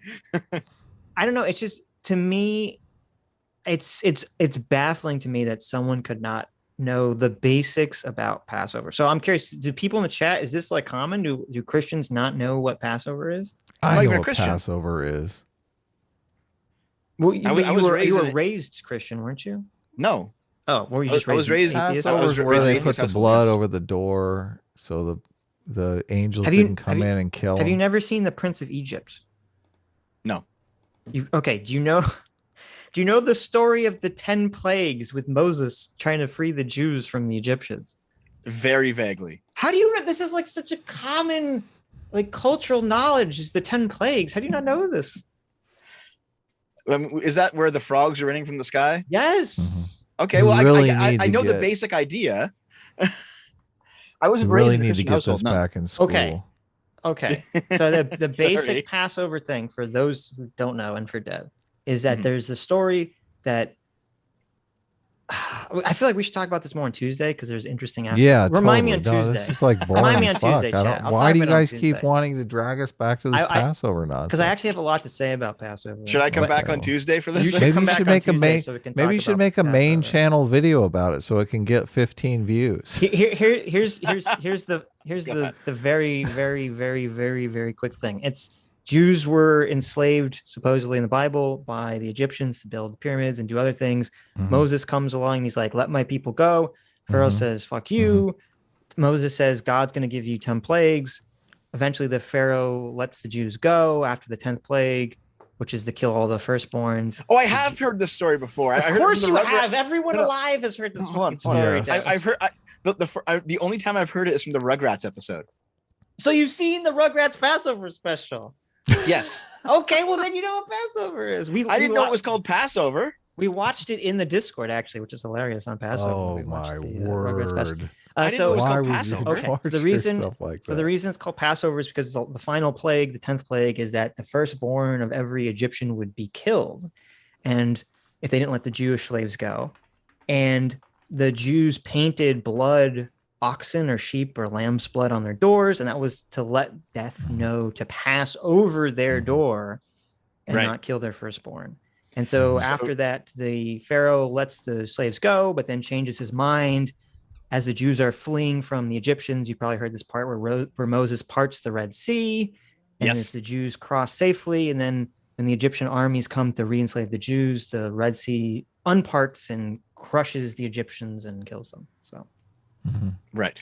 That's the Don't they do a pass like the pass? This happens when Moses is born too, isn't it? I mean, Moses escaped through this Passover celebration thing. No. So death as a baby. The thing I want to talk about, which we'll talk about on Tuesday, because it's kind of long to get into, is there's a very interesting lore that basically the Pharaoh had a premonition, or he had someone prophesied to him that he was going to be killed by Jews or overthrown by Jews or something. So he orders all the Jews to throw their firstborn, I don't know if it's all firstborns or just their males, into the river and kill them. And Moses' mother instead takes the baby and puts it in like a little raft, something that floats, a little like a rush basket, and it floats down the river to some Egyptian family who adopts Moses, essentially. Right. And so Moses is raised if there was like 3 other babies hanging onto that raft, like they all died. So Moses is essentially raised as an Egyptian, but we'll talk about that on Tuesday, because I think there's actually a conspiracy theory behind that. But. my Sundays were spent Is playing Xander like Hall gonna get his N64. first argument? I mean, no. I didn't go to church or anything. I just played video games on the weekend. Xander watch Hall's Prince in of the Egypt. middle of making an argument here, I think. Okay, Adam, stop being such a killjoy. Okay, people want to hear about Passover. I'm looking at chat. Okay, I'm looking at the numbers. People want to hear about. There's someone Moses. being a killjoy here, and it's not Adam. Prince of Egypt is phenomenal. Mr. Dolphin, thank you so much for joining the Free Will Seekers. Hurl Hay for 10,000 NGNs. I don't know exactly what that translates into, but it's a purple, so I think that's a lot. Thank you so much, Hurl Hay. Says my alt light, according to Isaac. Is this from Isaac? You're Isaac, Adam? Or Maybe. Is it a different Probably so. Pipeline is Bill Burr to Joe Rogan to Jordan Peterson to Ben Shapiro to Crowder to Sargon to Adam and Sitch. There you go. That's hilarious. People don't. There you go. This is we all are pure obviously tribalism. We are obviously the most extreme in the pipeline. Left. They can't even tell left from right. They don't know what they're talking about. They just use these terms. You know what? To insult Before we move on, we move on from the Passover story, I'll give you one final. No. Yes. Deb, wait, why? Just I want to hear. Okay. Yes. So, despite all of this, yes, my girlfriend's Jewish. Oh, you are a bad boyfriend. Okay. And here's the thing: she doesn't know any of it either. She does. She knows the story. If you asked her, say, "What's the story of Passover?" She knows what it is. No, because she's smart enough to say it's boring. You don't want me to tell you about it. That's exactly her mother. Wow. Her mother was adopted by her grandparent, so it's all been lost. It's all just it's ethnic, but not action. There's no practices remain. Yeah. Okay. I want you on Tuesday. I want to report back. I want you to tell me if you asked your girlfriend if she knows the story of Passover, and I want to hear the answer, because I can almost bet you she's gonna say yes. And she'll say, "Oh, Moses and the 10 plagues." She'll know like the basics. I mean, she eats pork though. Argument. Okay, I don't fucking keep kosher, Dev. Sorry. I don't keep kosher. I don't even keep Passover. People are like, are we dunking on Xander Hall? Or are we having a religious mass here? On Passover, you're not supposed to eat anything that has yeast in it. I don't fucking do that. Who cares? Wait, you can't eat out your girl. Simultaneously arguing in favor of the existence of an. Okay, that was pretty good. You get points for that. Here, let's actually rewind. I don't think you're allowed. So, I don't think that's allowed in that faith anyway. Like, period. Regardless of Passover. Alt-left pipeline, which is a stupid thing to call it, because alt-left isn't really a traditional political label that's out there right now, like alt-right has become. That's not an argument. The fucking stupidest argument anyway. Like, that term is not popular, so therefore it doesn't exist. Yeah, it's like alt-left is socialist. Yeah, there's still obviously a sock dem to socialist pipeline or something. Like, this is a dumb argument. Too tanky, which you admit later in the video that you don't like tankies.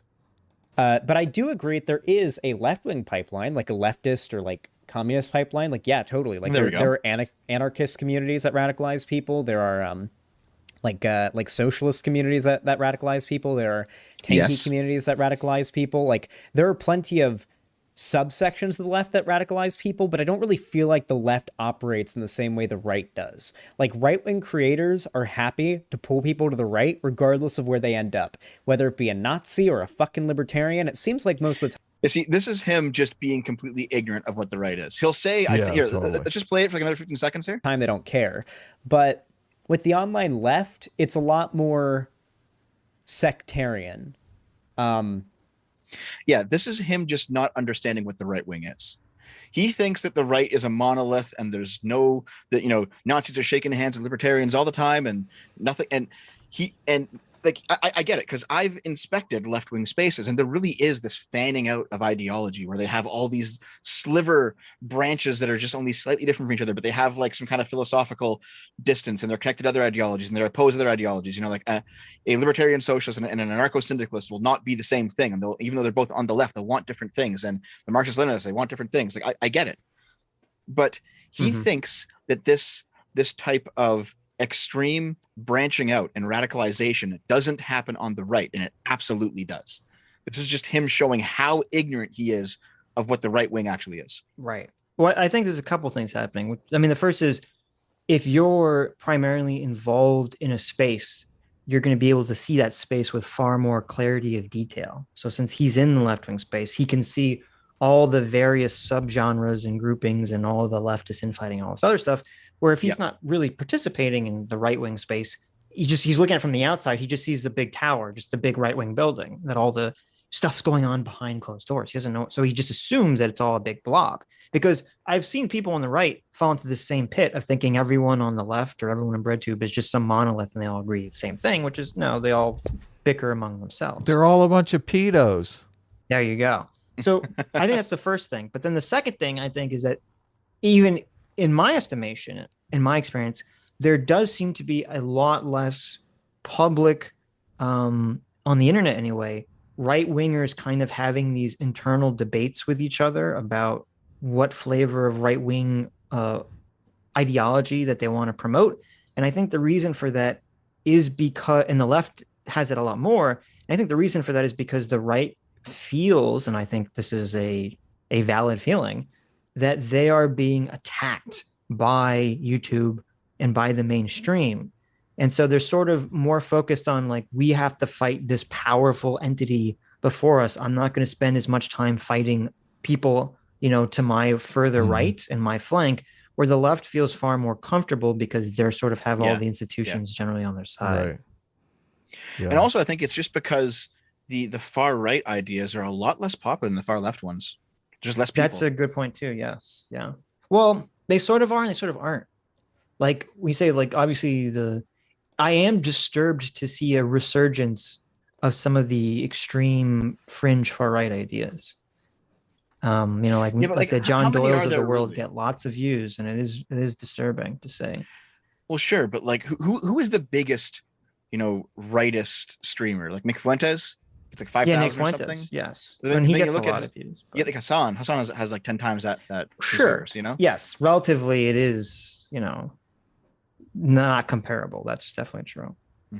But even this is the problem, is that even Hassan and the most fringy of, because Hassan's like I hate him, but he's not even the most fringe.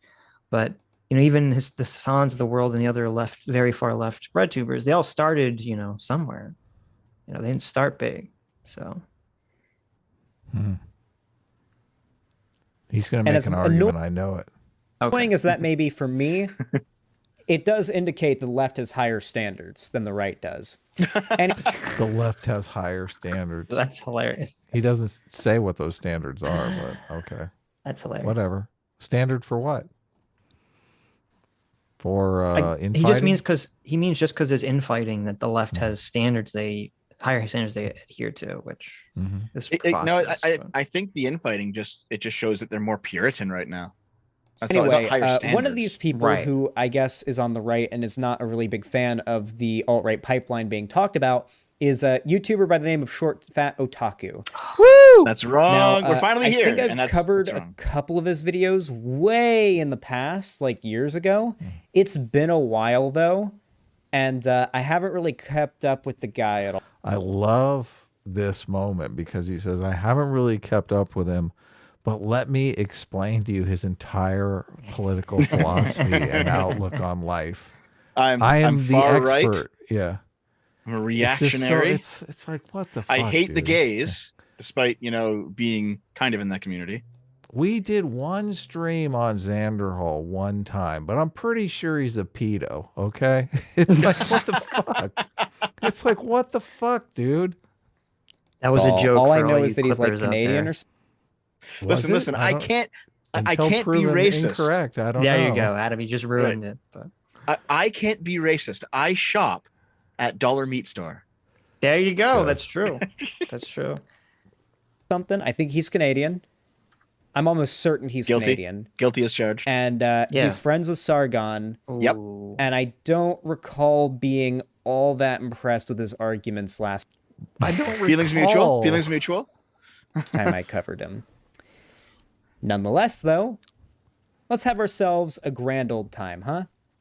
We'll watch it on good old 1.25 speed, old reliable, because this is a 15-minute video, and as much as... Does that mean we have to slow it down to 75? I'm not sure. It is annoying. He does watch... You don't even speak slow, which just makes it, like, very annoying to listen to you speaking. You know what? I feel like I speak slow sometimes, and I realize it's because I watch everything on double speed. Oh, of course. Oh, my God. Yeah. Bring reactionary content with you guys. It is not my favorite path. Okay, I have to pause. Someone in his chat actually did say something funny. They said, Canadian, you mean alt-American? Oh, that is good. Yeah, true. I like that. Oh, this person here, I actually pointed this out on Twitter because I did like a Twitter thread on just like making fun of this video. Mm-hmm. Nordic Jer there says, Xanderhal, he's a legit moron. He argues that fascism is just Sorelian socialism. And it's like, yeah. Do you want me to go over George Sorel's books? Like I have them. They're right above me. They're on my bookshelf. Well, yes. They just hear socialism and they go, they haven't read any of this stuff. They haven't read any political theory. They haven't they haven't read their own or anybody else's. They don't fucking understand any of this. They're just fascism and socialism are very similar. Yes. So. Why is he calling you a reactionary? Because I'm not on the left. I don't see anything reactionary about you.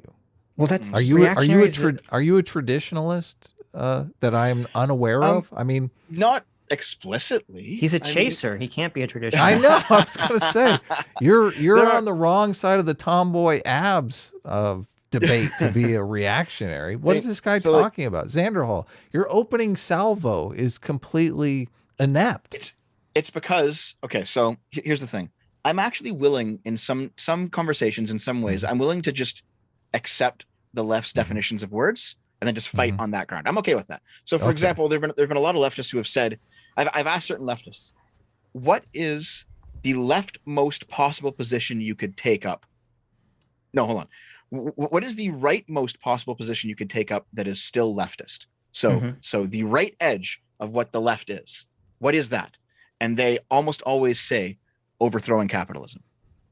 I'm like, okay. How is that a right-wing position? No, it's the most right possible left position. Well, how? Yeah. How does that make any sense? So I'm like, hold on. So are you saying that like, welfare capitalists, soc dems, like a welfare state, people who want the welfare state expansion, these people that are all right wing? They're reactionaries. Like, yes, they're all right wing, and therefore they're reactionaries. And I'm like, okay, so the soc dems are reactionaries. Yes. It's like, are you sure about that? Like, I'm okay with that. With using that, it's a stupid fucking frame, but I'm okay with using that frame if someone else is using it, because I don't have like an emotional or a nostalgic attachment to the idea of the left, even though I consider myself to be on the left at one point earlier in my life. I'm not being like, I'm still on the left, guys. You guys are just more left than me. I'm just center left. It's like, no, I don't care anymore. I don't give a fuck. Well, so I think that's why he calls me a reactionary, because I'm not clinging to the reputation that if I were virtue signaling, I would cling to. The problem for me with accepting those definitions isn't so much like, oh, we need to cling to some label. It's that it's very intentionally dishonest to try to label everyone a Nazi. Yeah, that too. That's the point of labeling everyone who's not a socialist a reactionary. Right. That's the only point of doing that. Yeah. But by like, not even just these guys, not even just breadtubers, but by the definition of like the classical socialists, the ones from the 19th century, they did view like liberals as reactionaries, because if they're stupid and wrong and they're fucking morons. I know that, but like I mentioned this at the end of the video, at the end of my video, I mentioned this, and Xanderhal just completely agrees with me, because that's just where this video ends up. Spoiler alert. I mentioned that. So is he a reactionary then, if he agrees with you? Maybe.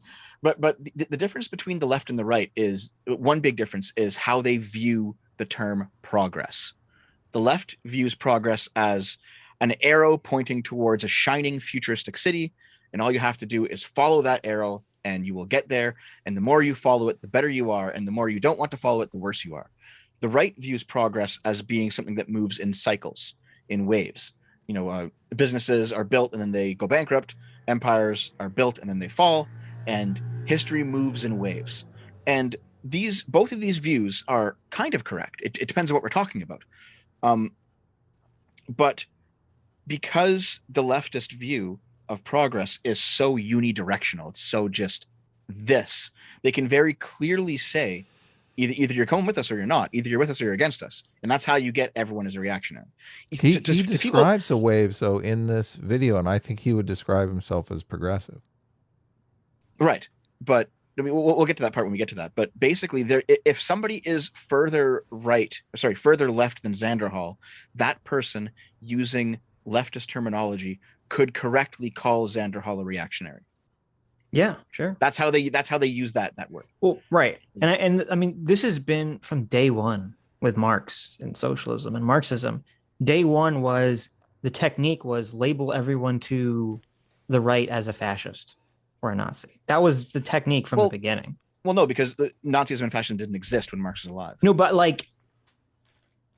he's like, oh, there's evil capitalists here. Okay. Yes. Yeah. You have these evil capitalists, these evil capital owners. And then as fascism and as Nazism evolved, came to be, the terminology, this we need to view and label everyone to our right as evil, just took on those terms. Yeah, that came about. Well, do you want me to get into the history of it? Because it's a little bit of a talk. Not really. Okay. Well, no. Yeah, okay. It happened. There we go. Right. My only point is that from the beginning, the socialist playbook was always to ad hom and character assassinate anyone that disagreed. 90% of this stream is supposed to be dunking on Zanderhal, not giving history lessons.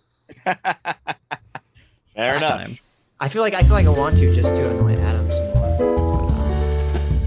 Every bread tuber and lefty tuber makes a pipeline. I am now going to copyright strike this stream for using my original theme.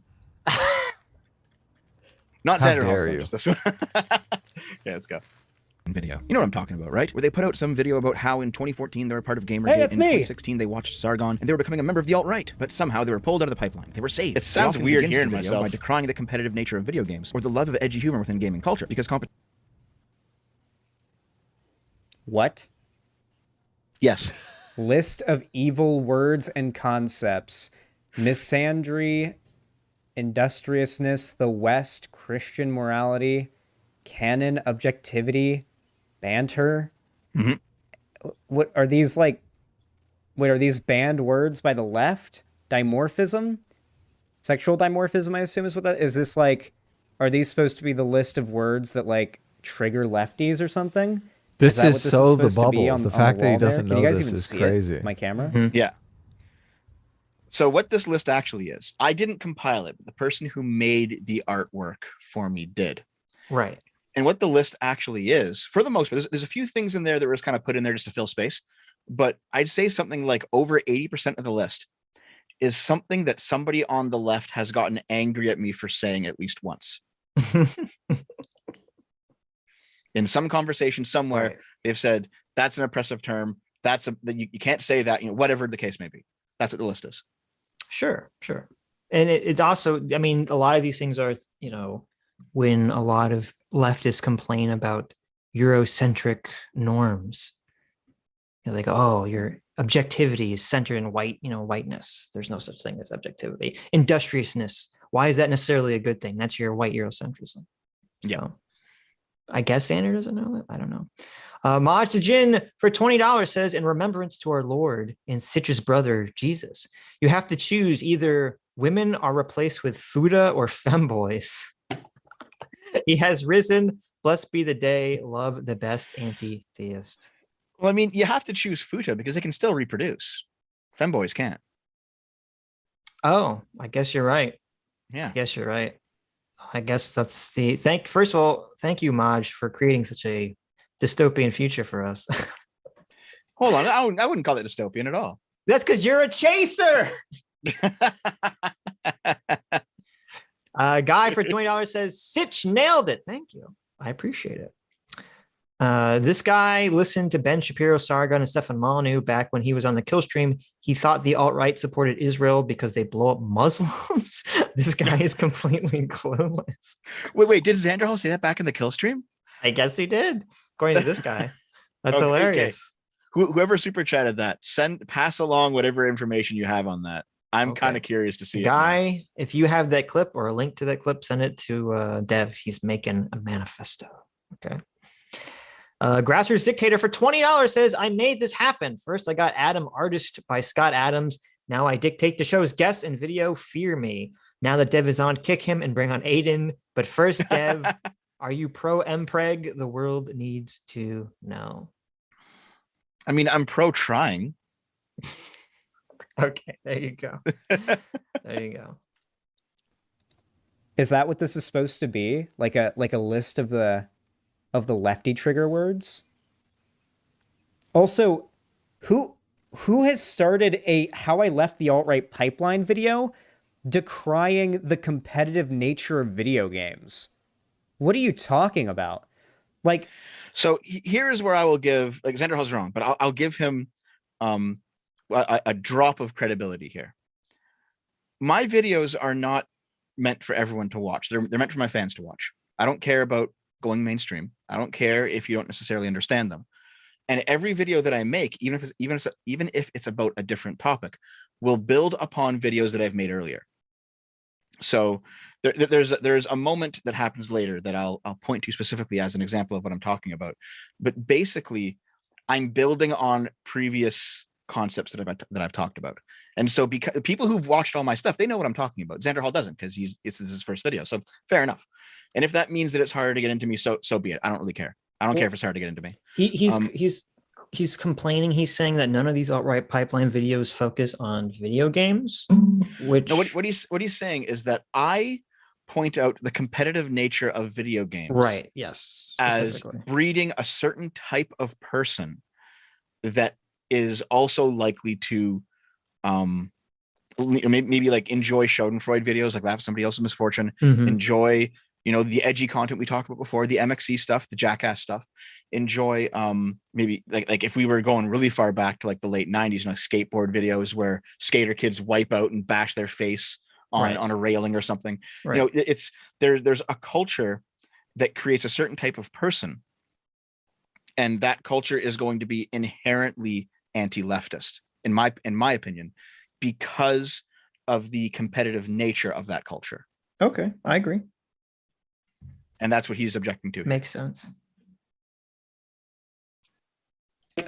The most common and consistent trend is pointing out that some communities in gaming spaces can be like ultra edgy and can encourage like certain far right behaviors, but it's never like gaming not being far right, competitive is the bad thing. Like, what?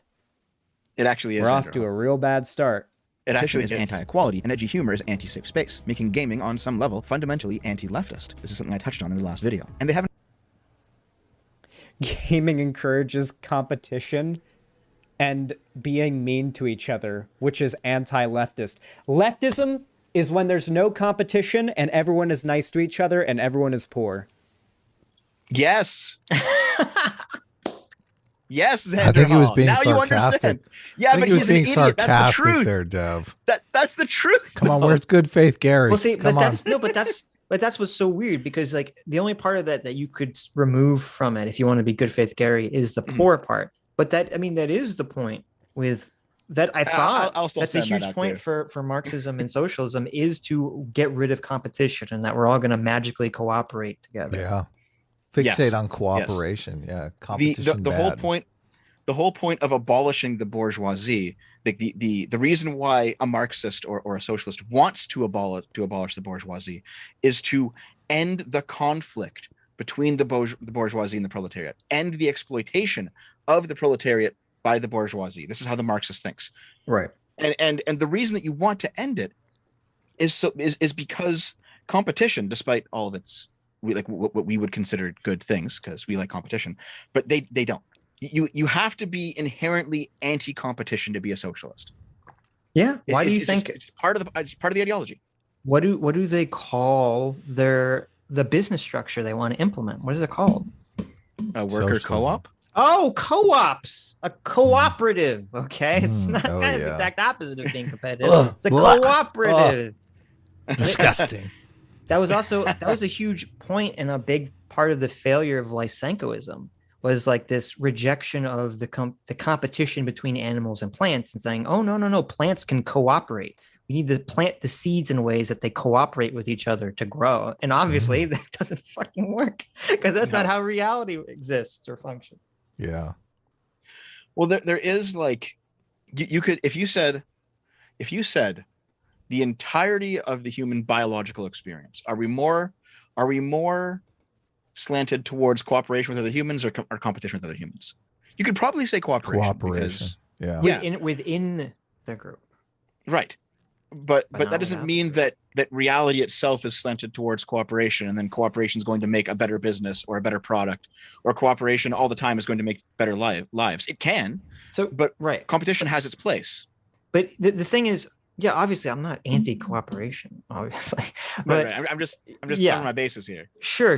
But the point and the reason that people like us generally like the idea of competition is because we acknowledge that humans have an innately competitive spirit to them. Most humans do. Maybe a lot of the softies don't. But most humans seem to have a competitive spirit. And that we're trying to create systems that incentivize pro-social behaviors.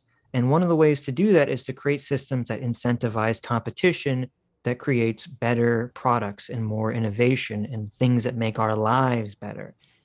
Because otherwise, the alternative is to say, oh, if we get rid of competition, you're going to have some magical central authority that's going to dictate everything.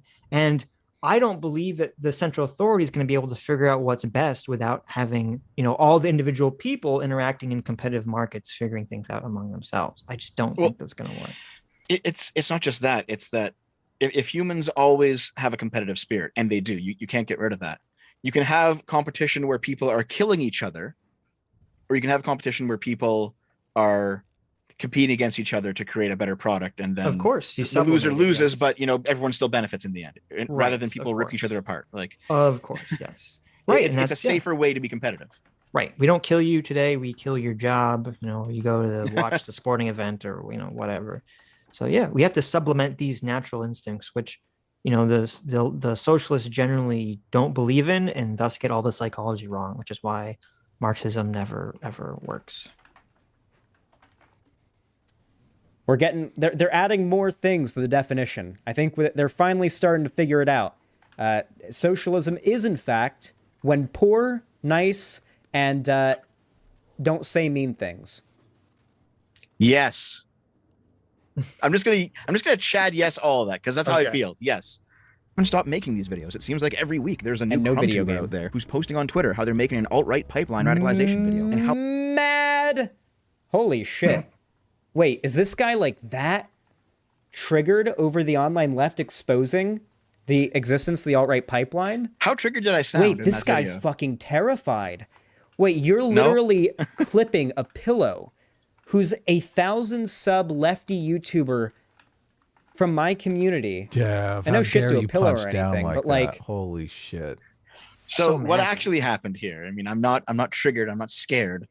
What happened was, what I like to do whenever I do research for a topic, like sometimes I'll research a video outright. I'll sit down, I'll Google it, I'll look for what's going on.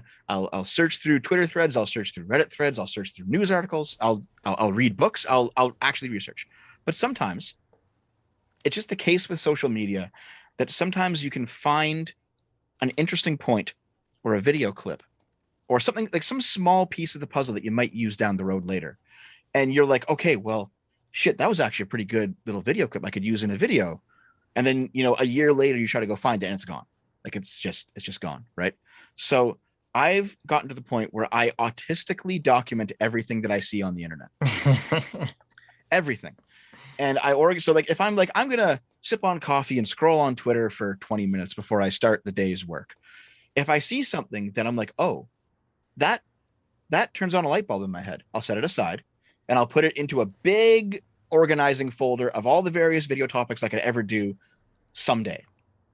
And I have like several hundred files in there of just things that I've collected. So a leftist that I follow retweeted this person, this Pello person. And I've actually gotten to talking to them a little bit. And you know what? I think they're more good faith than Xander Hall is. But what I basically realized is as soon as I saw this tweet, I was like, man, I've seen a lot of these alt-right pipeline videos over the years. Something's going on here. I wonder what it could be. And so I just took this and set it aside. It wasn't about him. It wasn't about Xander Hall's community. It wasn't about being mad or triggered or anything like that. It's just, this is I just saw this and it made me think. And now I want to think about it a little bit. Likely story. I'm not buying any of this. I actually made this video because Pello made this tweet and the lefty that I follow retweeted it. I got inspired by it. That's why I put this in here. Not because it's anything to do with him. Right. Yeah. This was the tweet that inspired you to think about this topic. Yes. Right. Well, and another thing too, because Xander's argument, which is a very flawed argument, is that you must be operating in some sort of bad faith because this A Pillow guy has a very low following. And so why are you highlighting him? And so, but my response to this would be like, well, you just posted a picture of all the alt-right pipeline videos that had over 500,000 views. So obviously we've already established that this is a common phenomenon. This is a widely talked about phenomenon. We all know the various articles about this. And that if you're making a video about how this is still going on today, of course it's valid to use people regardless of their subcount who are still going down with this narrative. And this is just an example that this is still happening. Yep. So totally good faith. Good job, Dev. Good faith, Dev. Thank you. You could absolutely be calling out other people here, but the fact that you even know about this video or even know about a pillow or they're making this video tells me you people are fucking scared. You guys don't like when we talk about this kind of stuff. I mean, there's a reason why. I'm actually happy from to talk about this kind of stuff. It's just so terrifying. There's this assumption that because I am the size that I am, I can't know people who have 1,000 subs or 2,000 subs. It's ridiculous. How dare you? Well, there's this. How dare you interact with the plebes? I know. God, stop interacting with these plebs, Dev. Please. How dare I actually disregard class the way that they want class disregarded? Right. Well, I mean, and also this is a very dishonest framing, and I'm pretty sure Xander is aware of this. Is that it's like, oh, let's switch everything around to make it so that our opponent, it's like this to make the opponent seem strong and weak at the same time. So it's like, oh, you're punching down at the smaller YouTuber, but you're doing it because you're weaker and scared of the prominence of the alt-right pipeline narrative. Yeah. Oh God, are we going to do the thing? Are we going to do the thing where we just run Xander Hall through Umberto Eco's fascist points? We could do that. Yeah, for those who don't know, the stronger, weaker paradigm is one of the key things to label someone a fascist. So if you're Umberto Eco, I think his points are fucking garbage. He's a retard. But I think the stronger, weaker thing is correct for authoritarians in general. I think that's a good point for that. His whole thing is authoritarians in general. It doesn't work for fascism. Yes. Well, he was a leftist, wasn't he? He was trying to, or a lefty. I don't know if he was a leftist. But. So I took political science. Second year in university, I took a course just on authoritarian governments, how they're structured and how they're maintained. And we got to Umberto Eco, and this was back in, I think, 2009 or something. And the professor basically said, there is a reason that Umberto Eco is known in the West for his novels and not his political theory. It is shit. Okay. So I was just surprised to see so many leftoids online bringing it up. I was like, all right, guys. All right. Adam Riley for 20 Canadian. Thank you, Adam. Says Andy Worski is a Portuguese Canadian that had a cocaine problem when hosting with JF. The host of another stream he went on regularly caused a rift between JF and Andy too. Andy is clean and posting on his Chan subculture now. Well, there you go. Well, I mean, good for him. If he got clean, good for him. Did you guys catch this manifesto that Kat Black dropped on her Vosh interaction? Did you guys see that? No, I saw that you sent it to me. But... Is that new? Yes. Yeah. Oh, you guys should DM it to me on. Just dropped today. But she shares some tasty bits about Vosh that I think actually involve us. I think Oh, really? I think What's Vosh going on there? is talking to her about clout chasing, and I think he's actually talking about Sargon and the debate that we had on our channel, which is kind of funny. It is kind of funny. Yeah. And there's some lore there. Cat Black is the reason that this show exists. I don't know if you guys know this. Wait, really? Yes. Yeah. Wait, really? Yeah. See, Adam doesn't even know. You don't even know that, Adam? Wait, No, really? Because what happened? Cat Black emailed you and said, "Don't you dare do that show with that Adam character." Cat Black emailed me and she's like, "There's this guy named Adam Friend and he's a real piece of shit. You shouldn't talk to him." And I said, "Oh, I gotta check this guy out." Is that real? This is real. Well, not the email. That's fake. No, we're just Cat Black made a video basically criticizing anti-SJWs in relation to VidCon and saying that, Susan helps Susan met with, I think, Cat Black, and she met with all the SJWs, and that all the anti-SJWs have no power, blah, blah, blah, blah, blah. And I made this whole video about how insanely stupid and hypocritical Cat Black was by talking about this, because she basically had a mask off moment where she reveals that, oh, it's really the wokesters and the SJWs that have all the institutional power. And yet they're casting themselves as like the oppressed minority fighting the power. And Sargon really liked this video that I made. And so he mirrored it with permission, obviously. He mirrored it on his channel.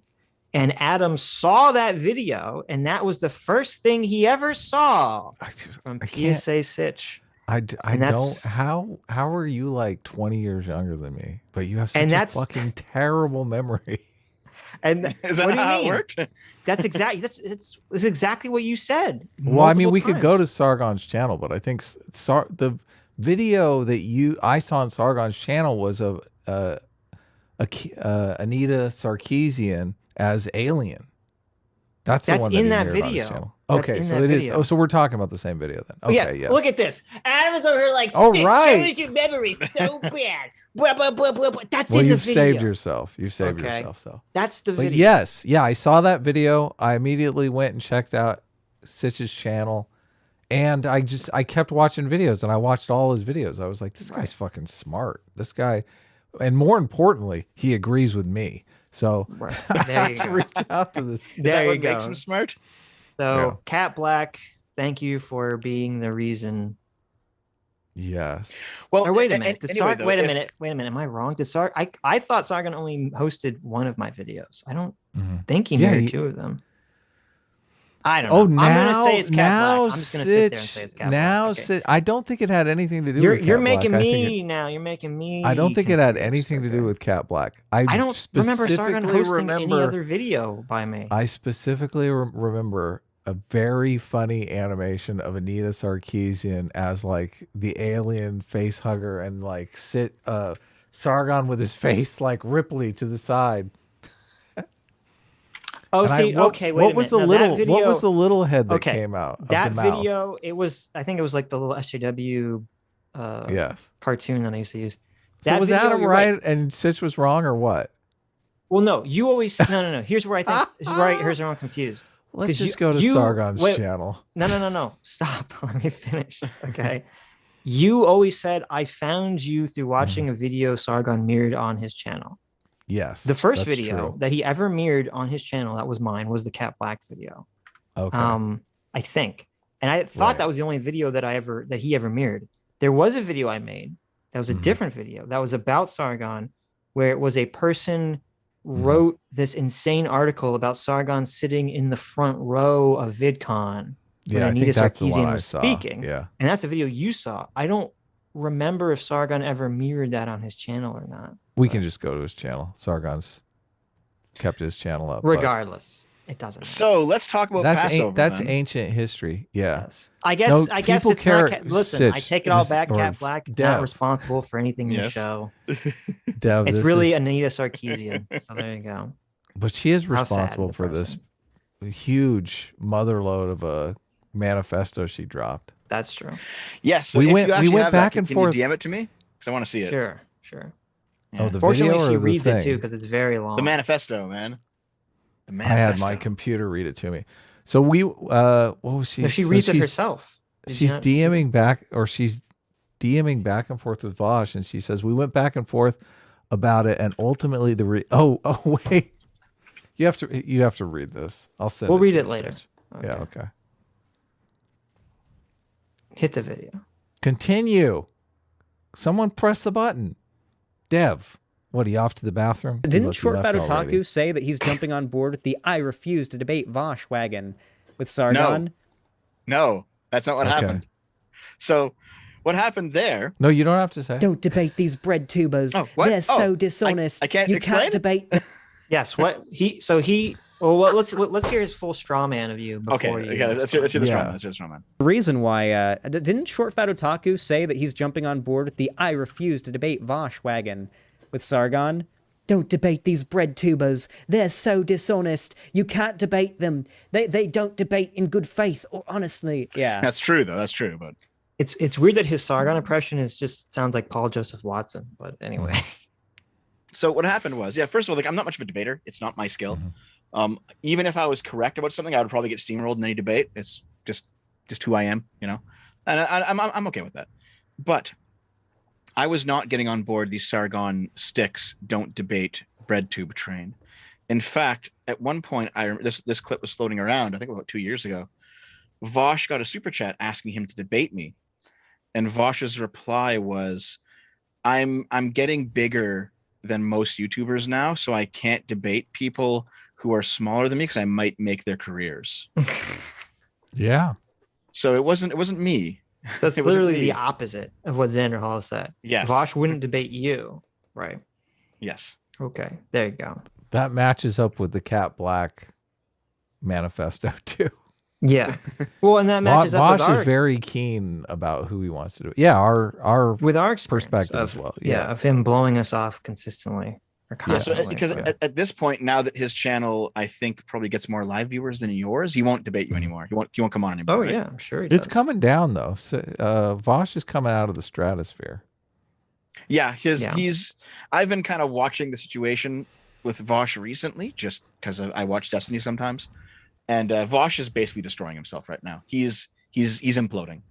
Destiny predicted that Vosh would be washed up because he can't pull from he can't pull audience from the right, and the left is getting tired of him. Yes. Yeah, his ego is just grown out of control, completely out of control. Yeah, completely out of control. And that's what, like it's interesting because on these streams, a lot of times I'll say things like, "Oh, I'm always right. I always have the correct opinion, blah, blah, blah, blah, blah." Mm-hmm. And I always say it with like kind of this like sarcastic tone. And I'm pretty sure the audience knows that I'm joking. I'm kind of putting on this like fake persona of, like unless they're neo-reactionaries, then they don't understand the sarcasm. I guess. Yeah, maybe because maybe there's high amounts of autism in the community. I wouldn't be surprised. But anyway. But no, generally people understand I'm joking when I say these sorts of things, when I make these kind of hyperbolic statements about that kind of stuff. But when Vosh says it, he means it. He's not actually joking. He's not joking at all. He means this it. And the drop, the Cat Black drop. Here's the thing. Ahead. I think people thought when he made those comments that he was joking the way I was joking. But when this sort of drama came about with ContraPoints and J.K. Rowling, and he was literally saying, unironically, "I'm always right about optics. I always had the correct opinion on situations, blah, blah, blah, blah." People realized, wait a minute, he wasn't joking. He is this egotistical. Right. I think that's part of it. I think part of it is what Destiny said on the stream, though, that he can't pull from the right because the right just fucking hates socialism. He can't pull from the center. Well, he doesn't understand them. He doesn't show them any respect. When he all. demonizes he can't them even, as well, too. He can't even debate with them in good faith because he doesn't understand their arguments. And Destiny will always be able to pull from the center more than him because centrists are much more likely to and from the right. Dems than yes. Destiny is pulling more and more audience from the right because he's actually not mischaracterizing their arguments. He's arguing against them in good faith. That's not why. He's pointing to the right because he's attacking the left. That too. However, in terms of the left, though, do you not think Destiny is not engaging arguments that are like do you not think Destiny at least understands the arguments? I mean, he got the whole Kyle Rittenhouse thing. He understands. Right? Yeah, I think he understands. Yeah, I do. Kyle Rittenhouse shouldn't be a left-right conception anyway. It's not right, but really. it became that for so many people who are tribalistic in the bubble. People, I understand and Destiny's that. not one of those people.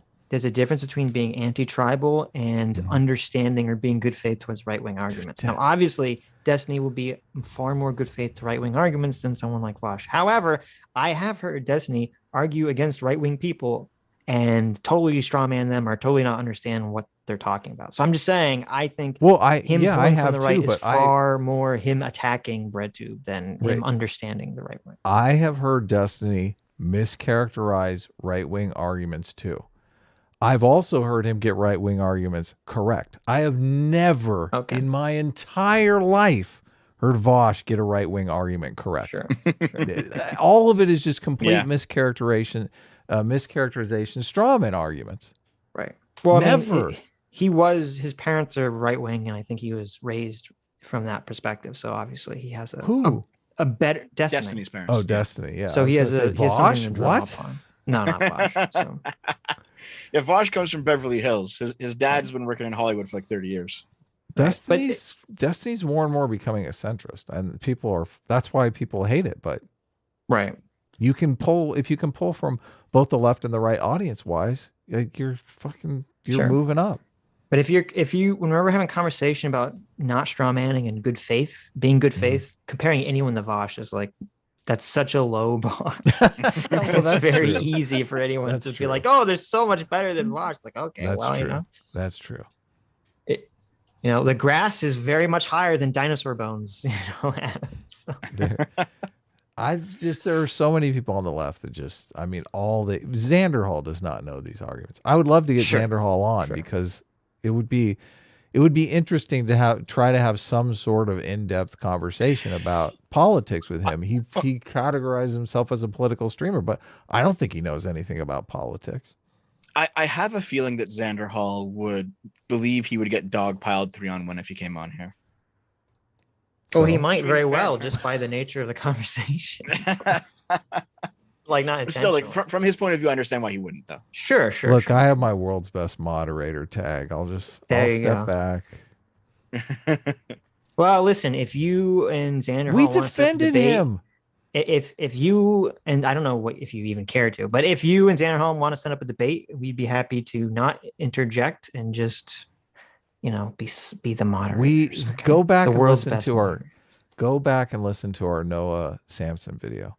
Sitch strongly defended Xander Hall when Noah was slimily calling him a racist over inarticulate. Inarticulate. Right, and now I get to attack Xander Hall. It's amazing. Yeah, I love it. Life in the jungle, man. That's right. Remember when Sargon made that video and Styx jumped on board? Did Short Fat Otaku jump on board with that as well? The nope. We refuse to debate bread tubas thing. I don't even remember that. I mean, Sargon debated everyone on BreadTube. He must have made this declaration like after he'd already debated them all. I think it was after Vosh called him a white nationalist that he made this. Yeah, but that was after debate number 5. I mean, I know. Well, yeah. 2. There was, I forget the exact time, but there was a debate where Sargon had a pretty poor showing against Vosh. And I think after that one, which is why everyone thought it was. That was on this channel, dude. Yes. No. It wasn't Sargon's fault. It was Vosh had his mic like 10 times louder, and he just kept interrupting and being like a total asshole. That was a bad showing for Vosh. Vosh had a terrible showing. It's like the infrared strategy where you just shriek into your microphone as you get really close. It literally was. And from the beginning, we kept telling him to turn his mic down. And this is how we knew. This is how I knew from day one that Vosh was a very dishonest person. He's a professional streamer, and he was pretending like he didn't know how to turn his mic volume down at all. Okay. And it was an incredibly frustrating conversation for everyone involved. And it's funny because, I mean, there's a lot of like people looking back on, like Vosh came off looking fucking, and I think this is what pissed off Sargon. Vosh came out of that conversation looking really bad because he was hyper aggressive. Like, if you're going to be aggressive towards someone, you kind of have to earn it in the course of the conversation. He came off from like the get-go being hyper aggressive to Carl, who was not being aggressive to him at all, especially at the beginning, who was just trying to have a normal conversation with him. And then Carl viewed it this way, that out of the goodness of his heart, he agreed to have a second conversation with Vosh where they could have like a real conversation. And in that conversation, Vosh like didn't screech at him And then after that, when they came away from that, that's when he labeled Carl a white nationalist. So I think Sargon's like, oh, I gave you this opportunity to sort of redeem yourself in this conversation with me. And this is how you repay me? You call me a white nationalist at the end of the conversation? So, yeah, I know what you mean. Yeah. There was something there. I think I might have lost it. Shit. Don't worry about it. It'll come back, I'm sure. This is, yeah. Anyway, should we continue? What fucking cowards. How much it would help him if people... What fucking cowards. Listen to that. Cowards. Cowards. Won't you answer my DMs, Xander Hall? What's up? I know you check your Twitter. People posted their own pipeline stories and spread it around. The stories themselves are almost always the same kind of thing. These people grew up as a normie, believing in the normie liberal ideal as much as you're... Oh, I remember it. It came back to me. I know Sargon's tried to get Vosh into a debate now, I think about a dozen times since that last one. Vosh has been ducking him. I want it on the record. Vosh has been ducking him. So he ducked him on our show. What are you talking about? Sargon was on, and that's true. Well, I think it's the same as Xander Hall not wanting to come on here. Vosh probably views you guys as biased towards Sargon, probably because you are, like, personally. Well, no, that was really annoying. Yeah, but not argumentatively. It was the opposite. He saw that Sargon was. He didn't want to talk to us. He didn't want to talk to us. He just wanted to talk to Sargon, who was on stream. And he DM'd us, and we said, okay. But isn't this the time where we responded to his DM too slowly? And he's like, oh, it took you 20 minutes to respond. I'm not streaming anymore, or something. Yeah. Like, because I'm pretty sure that was it, because that was the CRT. You're covering CRT, right? Mm-hmm. I'm not misremembering, Adam. You're the arbiter of my memory. Okay? You should read the thing, because it's completely on task with what we're talking about now. Okay, the last conversation I had with Vosh before he recently reached out to me was when he was gearing up for a debate with someone who'd sent harassment my way back in the good old days. And back in the good old anti-SJW days, this person is objectively a grifter. And I didn't understand why he wanted to have a conversation with someone who was so unproductive and deliberately cruel. This is Cat Black. This is her Cat Black manifesto. Yeah, she's talking about Sargon. Yeah. Who do you think she's talking about here, Sitch? Right. I'm just curious. She's obviously talking about Sargon. Is this ringing any bells for you? Someone who's made response videos to Cat Black? She's obviously talking about Sargon. She's obviously talking about the debate we hosted on this channel between the two of them. So his YouTube channel was still relatively new, and I had given him a lot of validity in my mind because he labeled himself a leftist, and some of his audience was part of mine. And from what I heard, his content was enjoyable. This is her talking about Vosh. I didn't understand the decision to have this particular person on his channel because, in my view, there are other more productive conservatives he could speak to who don't have a history of sending harassment at other people. We went back and forth about it, and ultimately the reason he gave for continuing with the debate was that this person had clout. He was trying to grow his audience, and doing a debate with this person was a great way to do so. And he was right. The conversation led to him growing his audience quite a bit. And I left the conversation with the impression that clout, not these conversations, were his actual focus. It turned me off, so I no longer spoke to him. It's clearly that we had vastly different priorities. There you go. They're talking about us, aren't they, Sitch? They're talking about us. That. We're part of the lore now. I know. It's a weird feeling, isn't it? It's a weird feeling when it's a little strange. I don't when you become a meme, or you become part of like the event of a thing. Someone else's lore, yes. It's happened to me a few times. It's a weird feeling. Mm-hmm. There's another part in here where she talks. It's a complete contradiction with this part of the manifesto, because she talks about how the people made response videos to her in the past that really triggered her, response videos that she categorized as harassment. And then she's talking about me. She went back and I had a funny part where like a T-Rex goes to attack her and she runs away screaming. So okay. Well, she talks about how she rewatched some of those. She had this year vacation she's a that she T-Rex. took. She had this Anyway. year vacation that she took from content creation, and she went back and rewatched some of those videos that were critical of her. And she determined that they weren't harassment at all. They were actually very kind and generous. And well, no, she said, and this is very interesting, and I think this is very indicative of leftists in general. She said at the time that these videos that were criticizing her were like, she viewed them as harassment. But when she went back and watched them now, comparing them to the content that comes out now, she feels like, those videos weren't actually so bad. So I misread it. I watched some of I watched some of these videos back, and it's crazy how concise, polite, calm, and non-confrontational they actually were in retrospect. No, I think she's talking about when she saw them originally, she felt that they were very much targeted harassment. Okay. Well, I wonder if she feels about my video on her, where I made her a T-Rex. So I don't know if she thinks that that's kind. Well, I'm sure that's a little. Sitch, what are you doing? Sitch, it was pretty funny. Okay, it was a funny little meme. She's a T-Rex person. If it's a joke, then it's acceptable. Yeah. It's a comedy show. It's a comedy show. Okay. All right. Are we done with this video yet? I'm kind of getting bored. I'm kidding. I know. Jesus. They view the broader left as liberation. By normie, he means like normal person without like a weird indoctrinated upbringing. Like just generally having like a more or less like kind of libertarian to liberal hands off, not super politically,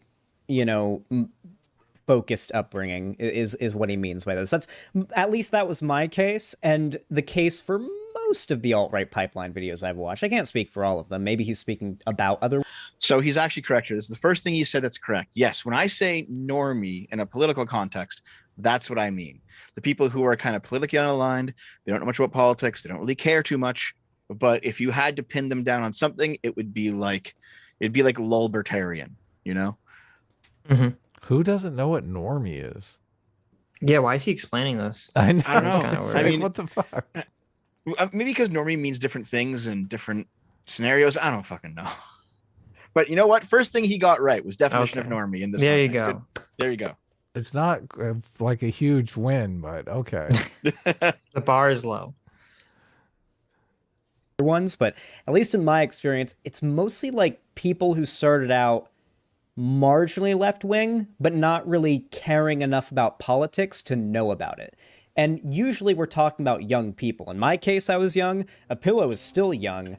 I should point out, by the way, the group of people that he is referring to, the people that are normally getting radicalized, normally were in their teens at the time, in a stage of development that has been scientifically proven to be the most easy to manipulate somebody or brainwash them into an ideology or transgender ideology, perhaps. I knew you were going to say that. I mean, do tell, Xander Hall. Come on, you're making a salient argument here. I'd like to hear more. Let's go back a little bit further. Could it be violence in video games, maybe? Ah, yes. Radicalize them into something. It's the same for when it comes to like left-wing radicalization and right-wing radicalization. That does not mean that like teenagers are weak-willed or anything like that. It just means that like, yeah. Look, he's imagining the Noah Samson hit piece right now. He's like, oh shit, did I just say something? Did I just insult my teenagers in my audience? Oh no. Well, I mean, to be fair, teenagers kind of are weak-willed, If you put an attractive woman up against a 16-year-old and she's like, I really want to fuck you right now, he's doing it. I'm telling you, side boob. But only just a little side boob and you can control the world. Listen, you can totally touch my side boob, but only if you can recite, Karl Marx's theory of labor. Okay. Oh, don't do that. Come on, that's how I got into AOC. Exactly. That's the thing. That's exactly it. Oh, it's scary. Radical groups have used psychology for their radicalizing people for a long time. They know exactly how to target people with their arguments and their ideas, and they know exactly who to do it to, and they know exactly like how to say, what to say to who, how to like target them, where to find people to radicalize. This has been an issue going back very far. In fact, there are actually like pamphlets in the newspaper from like op-eds from like the 1940s and 50s that would explain how the Ku Klux Klan goes about inducting people into their cult, into their hate group, right? They would go out and specifically look for young white men that are like out on the street at like weird times of day when they should probably be in school or at home or in daycare. They find kids that clearly have a very fucked up life and don't really, at least at the time, and clearly didn't really have much going for them, and specifically offer them community and a place of belonging. And not only that, but a goal. This is true, Xander Hall. Now, removing the daycare from it, it's true. Yes. Now, tell me all about where a lot of the people involved in Antifa come from. Exactly. If you were to look into these various groups that recruit for people to basically start throwing bricks in the black bloc, you'll notice it's a lot of the same stuff. Right. Well, that's what's so silly is that everything he's saying, I mean, I agree with it, but that's all true of BreadTube and it's all true of the leftist movements. This is how I don't remember if he acknowledges this or not. I think he maybe does, but yeah, he did say it happens on the left and the right. So he does kind of acknowledge that it's a psychological premise that fits both sides. Right. An enemy to fight, you know? In the case of the Ku Klux Klan, it's, you know, brown people. In the case of the alt-right, it's like basically everything the left is in favor of, you know, like from LGBT people to... You know, in the case of socialists, it's the bourgeoisie. Yes. Yeah. Dirty capitalists. In the case of it's capitalism. Yep. In the case of the woke scolds, it's going to probably just be like cis white men. Yep. You know? Oh, yeah. They're targeting the you. In the case of a Noah Samson video, it's Xander Hall. Hold on. Not only am I bisexual, I'm also not white. So let's get You're that. Not white? I don't know. No. You look pretty white. Listen, I am proudly 1/16 Native. Oh, doesn't count. That's nothing. Move over Elizabeth Warren. That's actually probably a bad thing. I'm more than Elizabeth Warren here, so that's probably a bad thing, Dov. You know, that means your ancestor probably raped some native, you know, back in the day. Oh shit. Well, actually, I think Dev's that was a true. rape baby. Yeah, I actually think that was true. Exactly. See, you're tainted. You tainted blood. From the family lore, I'm sure that was actually a pretty high possibility. Damn it, Dev. Oh, you find it. Dev's family lore is he was like his family was slavers and. Oh shit. I think it was my grandfather's grandfather had a native maid. Oh no. Oh no. Yeah. Doing it with the maid. And and he worked in one of those schools in Canada where they from what I heard, they got native married to be more white. They got married, so maybe it was a romance story. She goes to work for him and then he falls in love with her. Well, if they got married afterwards, it probably wasn't rape? Question mark. Right? Dude, we're talking how many generations? I don't fucking know. I know, it's a long time ago. We're talking like 1800s. I listen, for the sake of comedy, I'm going to just believe that from now on, Dev is the product of rape. Okay. It is funnier, right. I got to admit.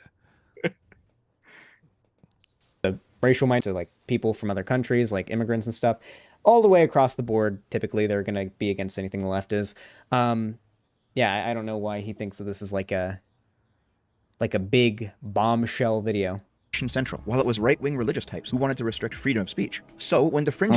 I don't think it's a big bombshell video, Xander. I just make videos. I'm not out here like blowing things out of proportion. I'm not here to like take down people. I'm just talking, man.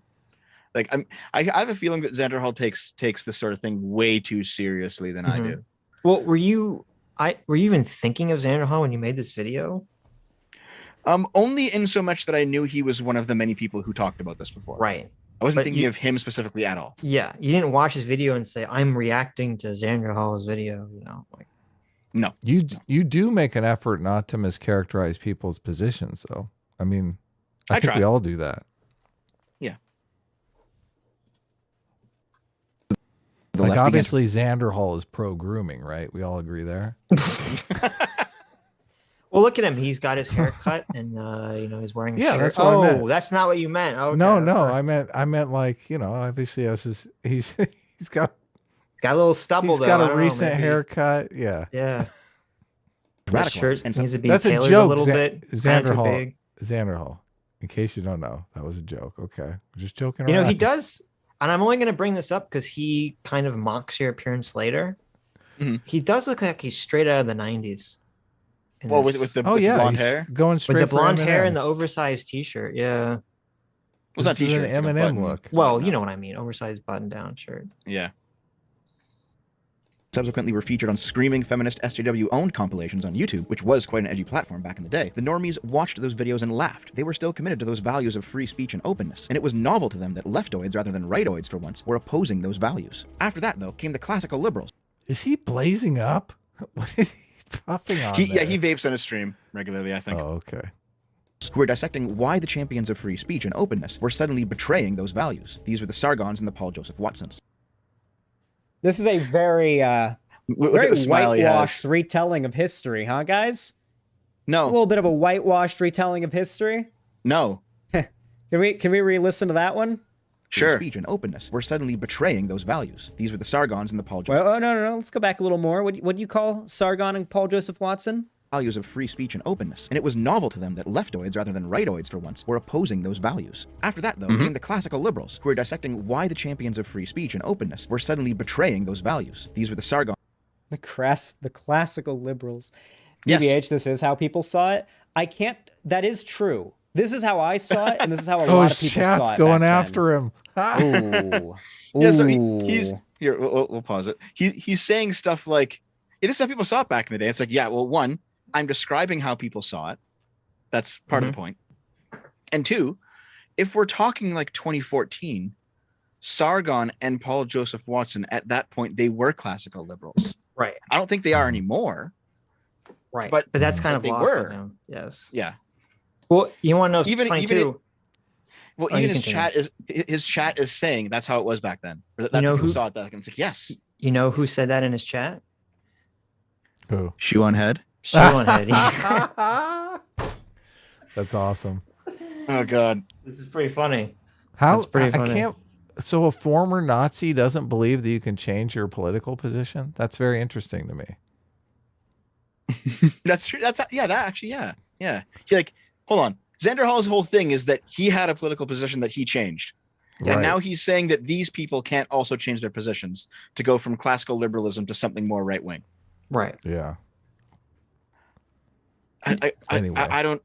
Maybe what it is, because I don't know if you guys have encountered this, but there's a lot of people who say that fascists will lie to get anything.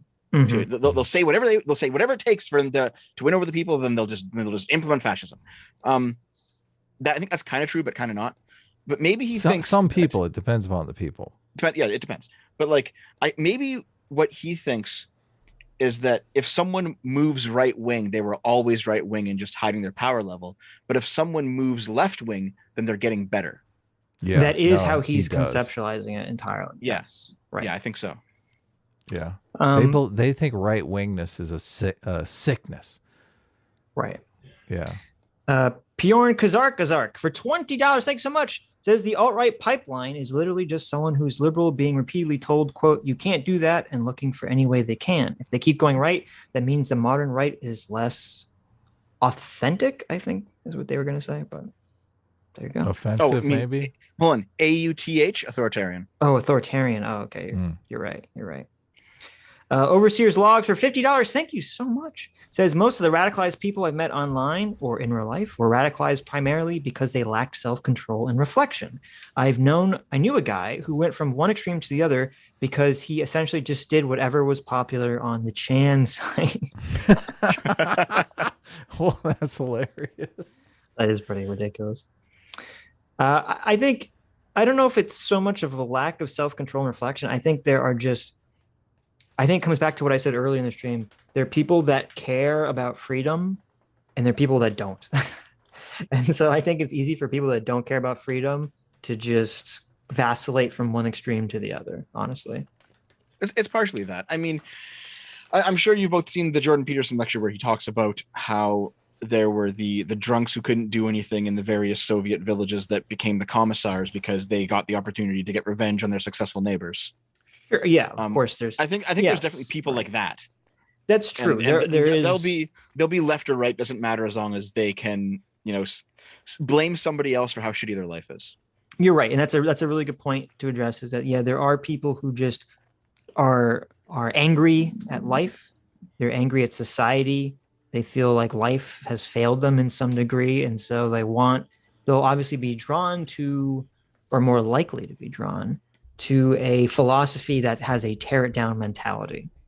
Yes. So yeah, that's definitely very true. Cryptomancer Lex for 500 Mega Man X dollars. Thank you so much. Says, I think neo-reactionaries agree that democracy gives power to the people who make citizens happy, but making citizens happy is not the same as doing what's good for them, and someone will always take advantage of that. Also, Dev, let's talk about elite theory on your stream. On my stream? Wait, who's Crymancer Lex. Crymancer Lex. Oh, I know who Crymancer Lex is. He does my artwork. Yeah, he does great artwork. So. He does these animated backgrounds of mine. Oh, cool.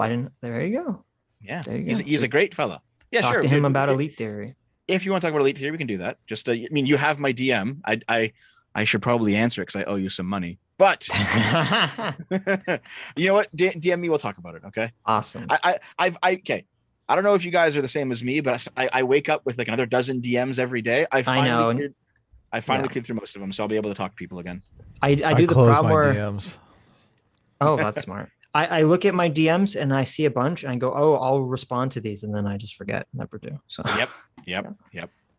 I only closed my DMs because I was getting raided by some OnlyFans bot. Oh, I was like, there you go. Fuck this. I'll open it. Adam, do you want the tomboy abs? Click here. There you go. Yeah, someone was desperate to get me to sign up for their OnlyFans. So that's what it was. Some quackademic agent signed up your email or your Twitter account. I don't know. I'll open them up again. Yeah, I mean, people definitely saw it that way back then. And I definitely did as well. The question is, I do like how at first he's all like, this is bullshit. And then when Shu says that's the way people saw it, suddenly like the attitude changed. All of a sudden, Shu comes in fucking regulating. Internet cop here. Fucking content cop on the beat. Funny. I mean, to Shu's credit, you don't. To Shu's credit, she sometimes remembers what the past was like and what she was like, 10 years ago. Oh no. Wow. Look at you with that backhanded compliment. Wait, it's about as nice as I can be. Yeah. Yeah, there's some drama between you and there's Shu some weird thing between Shu and Dev. I didn't know this. We have positive. The Sitch and Adam show maintains positive diplomatic relations with the nation of Shu. Okay, we're on good terms with Shu, Dev. So yes, that's good. But you don't. I mean, I read your thread and you were upset about something. I guess Shu said in the chat. Shu said something like, "You have a weird parasocial relationship with her." We can get to that if you want when we get there. Okay, we'll get there when we get there. It's not in the video. I mean, no one's gonna. Yes, it is. It was in your thread. Video. Oh, they talk about it? I think Xander Hall mentions it. Oh, okay. Yeah, he said Xander Hall says something about that you have a parasocial relationship with your audience or something, which I don't know how you could take that from this video, but is that how Short Fat Otaku is framing it, or is he trying to describe it from the perspective of a normie? Can't really tell. Sargon and PJW are not classical liberals by any means. Sargon is a white nationalist, and PJW. So that triggers me so much. I mean, so Sargon wanted to go on his channel and start just calling Xander Hall a pedo right and left, which, I mean, he could do. I mean, Sargon the Quadroon is a white nationalist. Yeah. Yeah. It's so because Sargon's he's 1/4 non-white. Mm-hmm. Listen. Yes. Listen. I warned Sargon. I said, because we had this long the ethnicity debate. thing. I know. Listen, we saw this coming. Me and Sargon, we and Adam, we have these long debates on our channel. And my theory is that Sargon comes on our channel to test arguments, and then we're the sounding board, which I like, which I'm a big fan. He actually does do that. Yes, we've talked. Okay, and we had this conversation, and he kept using this term ethnicity, and I'm like, I'm like, what are you talking about? And he wasn't really talking about ethnicity from an American perspective, which generally just means race. He meant like, are you British? Are you French? Or, whatever. Which, American like, is an ethnicity by his. And I'm like, okay. Yes, it is, yeah. Yeah. And I'm like, Carl, I understand what you're talking about, but you can't use that word. You can't use the ethnic word in that way when you go into other people's channels, because unlike me, they're not going to take 5 minutes to try to figure out what you're talking about. They're just going to call you a white nationalist. Yeah. And then he did that in the conversation with Raj, and then they labeled him a white nationalist forever. So, yeah, I warned you, Carl. I warned you. I know. We did. We tried to tell him. He was obstinate about it. Carl! Sargon's great. I love this guy to death, but he has this consistent problem with optics. He doesn't care about optics. That's the problem. Well, no, I think there's some nobility in that, of just being like, fuck you, I know where I stand, I don't care what you think of me, and just stand by the truth. Okay, fair enough. Like, okay, I can appreciate that, but it does cause problems sometimes. And yeah, it does. Yeah. I did a video on it last year. It was an essay describing liberal nationalism, and it relied on the British the European idea of what ethnicity is, and it's not race. It's right. like it's the nationalism. Yeah, it's not even nationalism. It's the shared story that a people tell about themselves as to why they should be considered one group, even if there are divisions within the group, even if there are like clear genetic differences between individuals or subgroups. But they say, you know what? He used the example of France. Northern and southern France, they're genetically very different, and they've had historical wars between North and South France. But the modern Republic of France, they all view themselves as French. And this liberal nationalism essay basically laid out the argument that a nation can only exist, and not in terms of a state, like not a government, but a nation as in a people can only exist if the people within that group consent to being considered an ethnicity. So it's not genetic. It's like a buy-in. It's a cultural buy-in. Right. But when Europeans say ethnic, that's what they're talking about. They're not talking about race.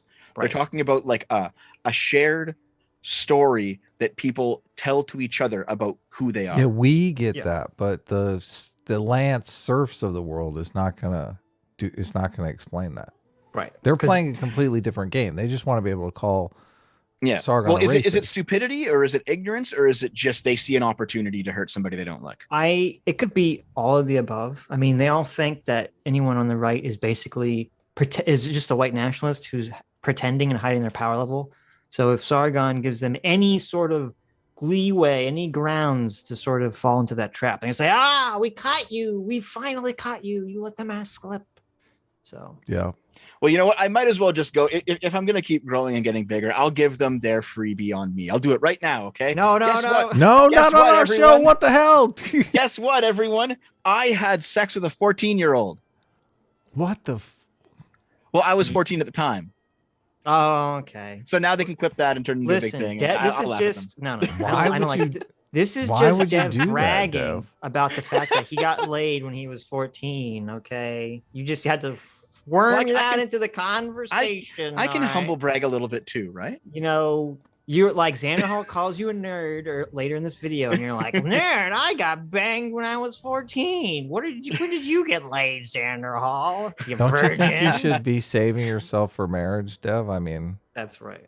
You're living a life in sin now. I mean, I've been living with my girlfriend for 5 years, where we haven't gotten married yet. So there you go. You're basically married. So wait, here's a question. Kind of. When you were 14, is this what started your chaser fetish? Well, it was a girl. Are you sure about that? Yes. Okay, you bigot. Actually, I'm pretty sure back then I wouldn't have been into that. I kind of grew into my attraction to trans women in my 20s. There you go. So I don't believe this whole sexuality is completely a mutable thing, because nope. Interesting. Gamergate turned me gay, guys. Bit of a normie. Sorry. Can't really tell. Sargon and PJW are not classical liberals by any means. Sargon is a white nationalist, and PJW is a Nazi conspiracy theorist. Bonds and the Paul Joseph Watson. So, okay. I don't know like anything about Paul Joseph Watson. And so I tried to look up this like, oh, is he a Nazi? And the way that I was like, okay, if I go to all the right wing hit, watch, left wing hit piece places, they'll say that he's a Nazi and they'll give me some examples. And the thing is, they would say he was some extreme right winger, but then they wouldn't really give me any examples. So I'm just like, oh, I guess he's not really a Nazi, because even the sites that would be incentivized to hate him don't, or they don't provide evidence for it. So do you know any about this, Dev? There's some background here. I know that he started off being more right wing than Sargon. He like when right. I know he's right wing, but like I don't think, like, I haven't seen any conspiracy theory. Maybe it's because he's been like very anti-vax for COVID. Maybe that's what he's referencing.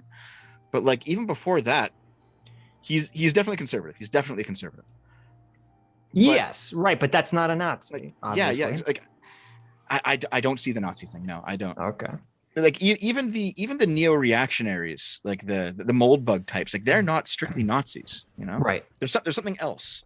They're very far right, but there's something else. Right. Now, there are lots of anti-Semitist overlap, unfortunately, in far-right circles, but they don't necessarily mean that one is the same as the other one. Yes. And, I mean, I thought Paul Joseph Watson, he used to be on, or maybe still is, he was on Alex Jones's show, right? So calling him a conspiracy theorist would make more sense to me than saying he's a Nazi. Yeah. I don't know. Like, I do not think he's a Nazi. I think he might be like skirting the edges of the neo-reactionaries without really having read any of their stuff. Mm-hmm. It could be that. And there's definitely a neo-reactionary to like the legitimately fascist pipeline, but I don't think he's there. I think Xander Hall just doesn't know what the far right consists of. Right. Well, that's obviously true. Is there any Paul Joseph Watson fans in the chat? That can say, how is he classified? So PJW is a New World Order type. Okay, that doesn't mean Nazi. That just means kind of right wing conspiracy, anti-globalist. Anti-globalist, yeah. So not a neocon. I think Paul Joseph Watson made the mistake of self-identifying as alt-right before that was associated with white nationalism. Oh, that's right.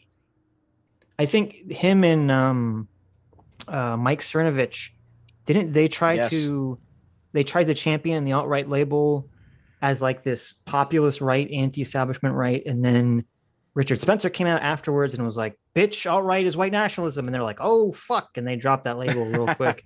So maybe that's where some of the confusion comes from. That was during Gamergate. That's like old. Yeah, it was like very long years ago. Yes. Yeah, where there was like, I think, a period of like 6 months there where I might even called myself outright during that period. I can't recall, but the idea was like they're not the left at all, and they're not the traditional neocon establishment that was prevalent in 2014. They're not like Mitt Romney.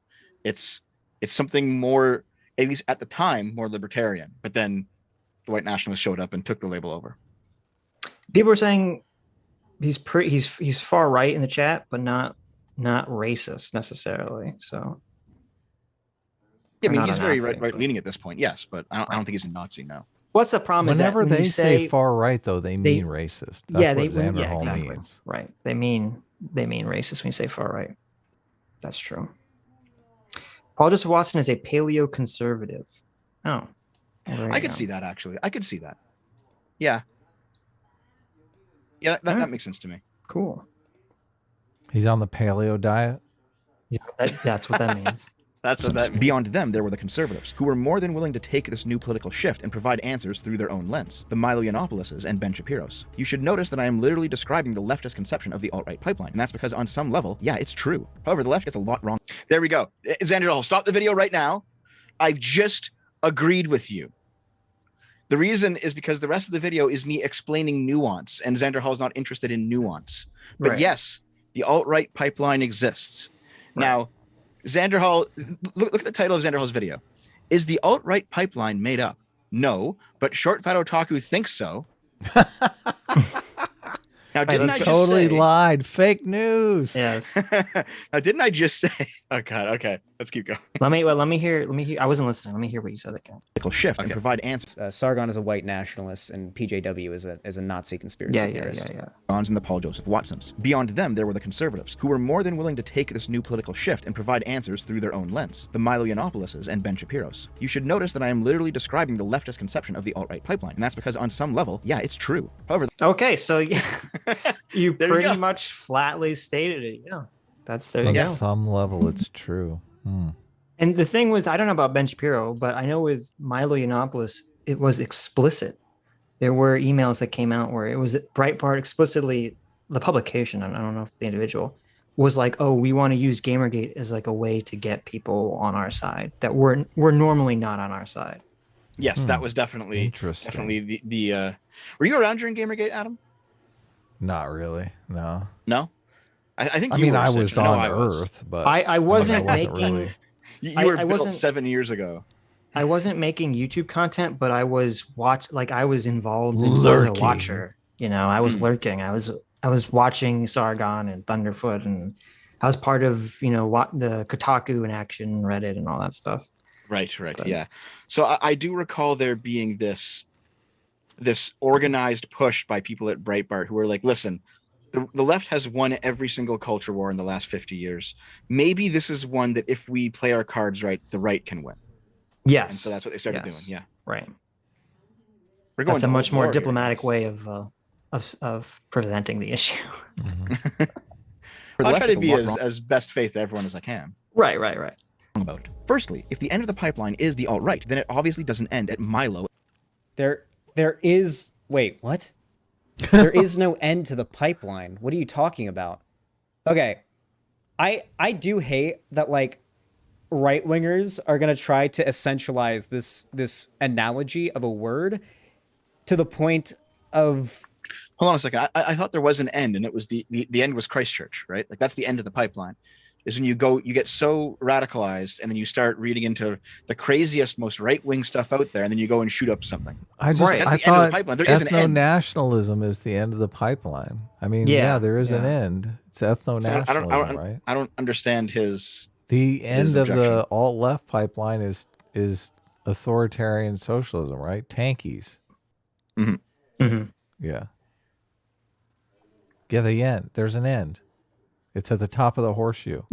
It being useless. That, like, right-wingers are going to try to essentialize this analogy of a word to the point of it being useless. Well, and essentializing, he means define, right? He's like, they're going to define this word. You're going to examine too it. precisely. Think about it a bit. Just like, what the fuck? Of course, you got to define the term. He's saying that. No, he's saying that first of all, he's calling you a dirty right winger, and he's saying that you're going to, and right wingers are going to latch onto the analogy of a pipeline, like too literally, is the claim he's making. Oh, right. Yes. He imagines an infinite pipeline that just like there's a points beyond ethno-nationalism that are even worse. It's like Dante's Inferno. It's like cannibalism. Well, even Dante's Inferno had an end. Cannibalism. Okay. Past ethno-national cannibalism, incest. There you go. Well, that's on the left now. Bestiality. Oh yeah, that's the other way. Isn't it? Yeah, that's the other way. That's the other pipeline. There you go. The right-wing pipeline, or the alt-right pipeline, whatever the fuck you want to call it, can operate in many ways. It can be somebody starting out with atheist content and ending up just a tradcon and going no further, or even coming out of it. Doesn't matter. So he's basically saying the pipeline is just anyone going from one place to another. What the fuck? Yeah. He's conceptualized the pipeline as any directional shift politically. To the right. Well, do you remember earlier? You can't call it alt-right pipeline if they're literally moving to the left, right? Well, or they're not going to the alt-right, yeah. Do you recall earlier he said his conception of this is that he thinks right-wingers don't care as long as people become more right-wing, whether that's being a Nazi or being a libertarian. Right. I think he's leaning on that intellectually here to just say that as long as a pipeline just spits you out somewhere, right? That's what he's doing here, I think. Yeah, you're probably right. Hell, they could start as a liberal and end up becoming a full-on Nazi. and end up shooting up a synagogue, and then they die. Maybe that ends up being how the pipeline ends for them. I mean, we know how the pipeline ended for the Christchurch shooter. Welcome to capitalism, dude. We know how the pipeline ended for the what was the Dayton shooter? I think the Dayton shooter was an incel. Who else? The school shooter that shot up that. Well, hold on. Inceldom isn't necessarily right wing. It's not necessarily political in any direction. Yes. Yeah. It's just there's a lot of incels. Man, 2 days ago I saw like there was this morbidly obese communist. It turned out he had been like molesting his roommates. Like it's not a fucking. It's just like a disgusting. Where are you hanging out? Thing. That's so like what the fuck. I keep my finger on the pulse of everything. Is this? I live online. I don't know if that's the pulse you want to keep your finger on. I know. I'm constantly saying. jacked in. This is not a good place to be jacked in. As long as you're not jacking off. Yes. Hold on. Yeah, the Dayton shooter was a Bernie bro. Says someone in the chat. Dayton was a left. Was it? Hold on. I'm looking this up. That's what. Yeah, I was gonna look up all these shooters. I forgot because I don't know if I believe. So pipelines go to bad places. Is that the commonality here? I'm not sure. He's just saying that that you can start like it's a very actually dumb point. He's just saying people can start at one place politically and then end up on a different place politically after watching content. And I feel like he's just making this point so he can disagree with Dev. I feel like that's the only reason. This point has absolutely no value whatsoever. Yeah, like we need you to stop the video and make a point that people move around. Come on. You know what? I will give it to him just because it's better than eating Dev, food. Stop. Hold on. Stop. It's better than eating food and then just saying true. Just saying true and then walking away to get more nuggies. So stop it, Dev. So according to CNN.com, well-known alt-right publication, it says the Dayton shooter had an extreme left Twitter feed. A Twitter account that appears to belong to the Dayton shooter, Connor Betts, retweeted extreme left-wing and anti-police posts, as well as tweets supporting the violent protest group Antifa. So there you go. He also had pronouns in his bio. Dude, extreme right-winger. Yes. How long until we get the pronouns shooter?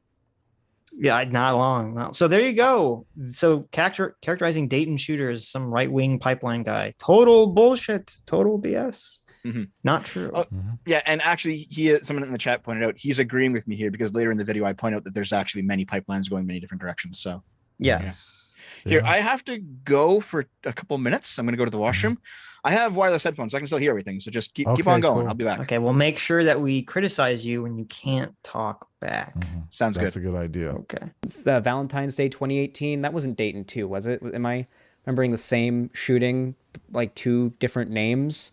It happened on Valentine's Day 2018. Parkland? Yep, no, it was Parkland. Thank you.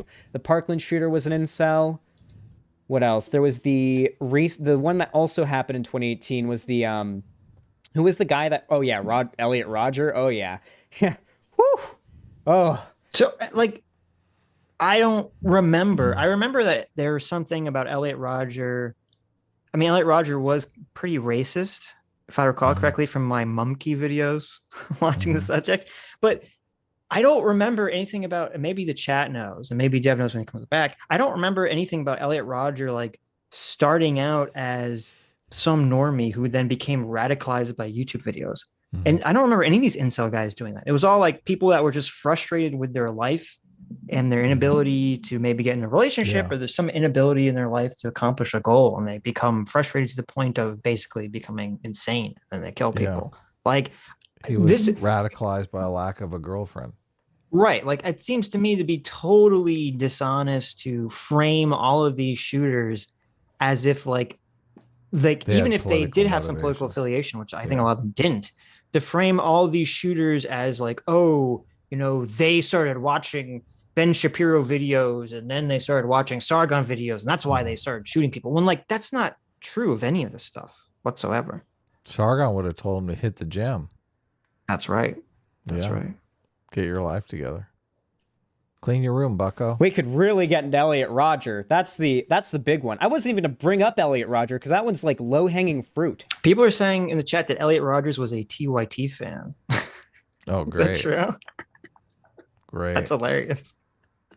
There you go. TYT radicalizing Elliot Rodgers. It's funny because TYT back in the day, before all the woke stuff came about, they were so misogynistic. They were edgy as fuck. Of course. Yeah. The whole segment about like looking Rate at women's camel toes. Yeah. Yes. Rate your camel toe. Jank was easily as misogynistic as we are on the show. I mean, we're just he was more around, so. though. He was way more so. Well, I mean, we do. We talk about Adam. If we had on YouTube a segment where we looked at women's camel toes, that would never happen. We would get that's a bridge too far. Yeah, deleted from YouTube. Okay, that's a bridge too far. Definitely. Yeah. But yeah, I mean, that's how the pipeline ended for many of them. Now, yeah, none of those people were alt-right, dude. I think that too many lefties essentialize the alt-right pipeline to being YouTubers making content. I actually do think real life experience combined with a certain like list of YouTubers making a certain type of content is really what does it, particularly for a lot of. What's up? Well, okay, so he's conceptualizing the alt-right pipeline in such a weird way because like when someone talks about the alt-right pipeline in relation to YouTube, about YouTube. They're talking about they're talking about political or YouTube or just political algorithm. Content. Yeah, YouTube algorithm, Twitch algorithm, because that was the entire point of the pipeline metaphor or analogy, I guess, was that the algorithm is pushing people in these directions. So you can't remove that element or start adding elements from the real world into it. Because then you're talking about something completely different, Xander. Yeah. Okay, so I'm back and I was listening to your bit. Is that the real Flamenco in chat? Hey, Flamenco. He's a good fellow. I don't know if you guys know him. Yeah, Flamenco's watches us. Yeah. Hey, Flamenco. So I was listening to your bit about Elliot Rodger. And did you guys ever read this manifesto like fully? No, I watched Mumkey's video on it a million years ago, but that was about it. I ended up reading it for something about a year ago. I think I was doing some kind of video that involved him in some way, and I wanted to get the real story. So you wanted to look for motivation for your own rampage. I mean, what? Oh, maybe. Don't tell anyone though. Chat will keep the secret. So I read the manifesto, and a lot of it revolved around how his parents were divorced. And he hated his step parents. Yes, I forget if it was stepmom or stepdad, but he hated. I thought it was his. I thought it was his real mom because I thought he hated the fact that he was like part Asian or something. Possibly, yeah. But like, I know that there was a divorce, and then the treatment of his parents, of his parents by him, helped radicalize him. There was a lot of stuff about like his anxiety, where he felt like he couldn't. There were certain things he just couldn't do. He wouldn't be able, like, if he was like he's sitting there as like a 15-year-old, he's like, I'll never be able to drive a car. I don't think it was this, but like you can kind of, it's a similar thing. I'll never be able to do what adults do. They drive cars. I can't drive cars. I'll be 20, 25, 30, 35, 40, never be able to drive a car. Yeah, I'll just be a fucking loser. It was something like that, where like he felt like he couldn't hit certain milestones that it was just expected that everyone hits. He couldn't grow up effectively. Yeah, and he had like extreme amounts of anxiety towards this. And a lot of that caused his radicalization. The woman thing was definitely part of it, but it was a little bit downstream from his inability to like become somebody that women would be attracted to in his mind. And then part of it was like he was blaming women for this, and part of it was he was actually blaming in a way leftists for this, because he believed that leftists were too naive to understand what it's like to be an outcast. And that when I was reading that part of the manifesto, it made me feel like it almost read like Ted Kaczynski's writings, because he had a lot of that going too, where he wasn't like very pro-right at all, but he believed just that like leftists were like this fundamentally weak part of society that was created by modernism, and that if humans were ever going to live meaningfully, they had to basically get rid of leftism in its entirety. There's something like that. Right. But the point, for the sake of the video, it would be completely unfair to categorize Elliot Rodgers as someone who fell prey to some kind of alt-right pipeline, because I don't remember, and you sound like you're bringing up that he was like watching Ben Shapiro videos, which led him down to watching Stefan Molyneux, which led him down to watching Nick Fuente. Like, this process of him becoming radicalized by YouTube doesn't seem to at all be part of the Elliot Rodgers story. No, it wasn't.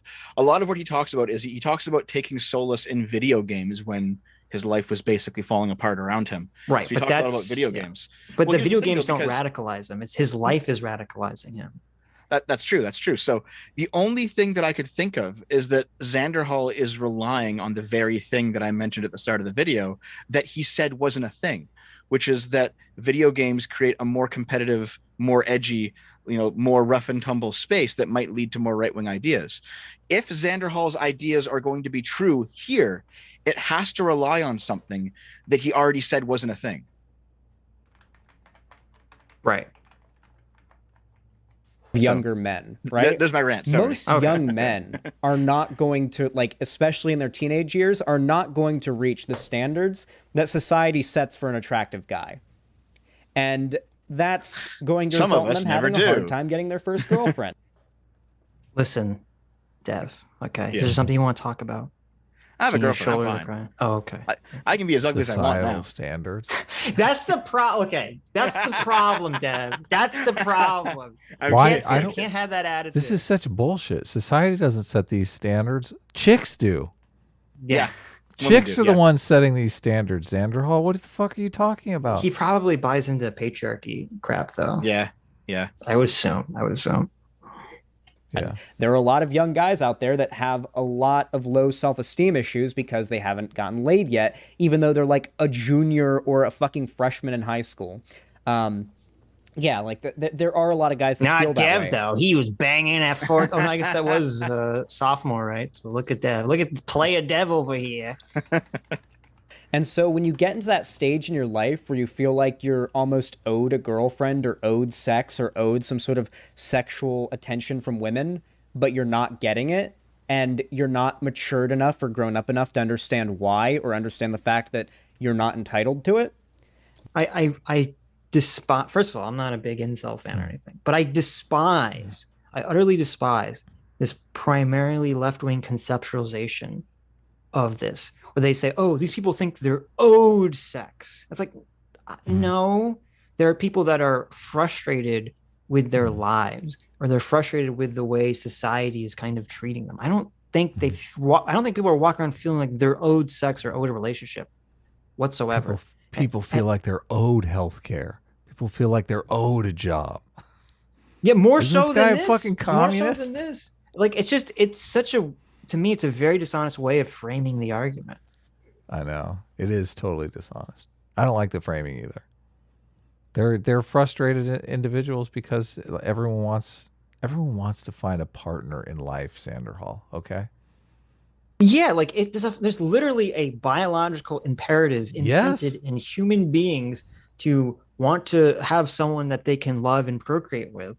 And it doesn't mean they're like, oh, I'm owed this by society. It's like, no, you're driven to want that.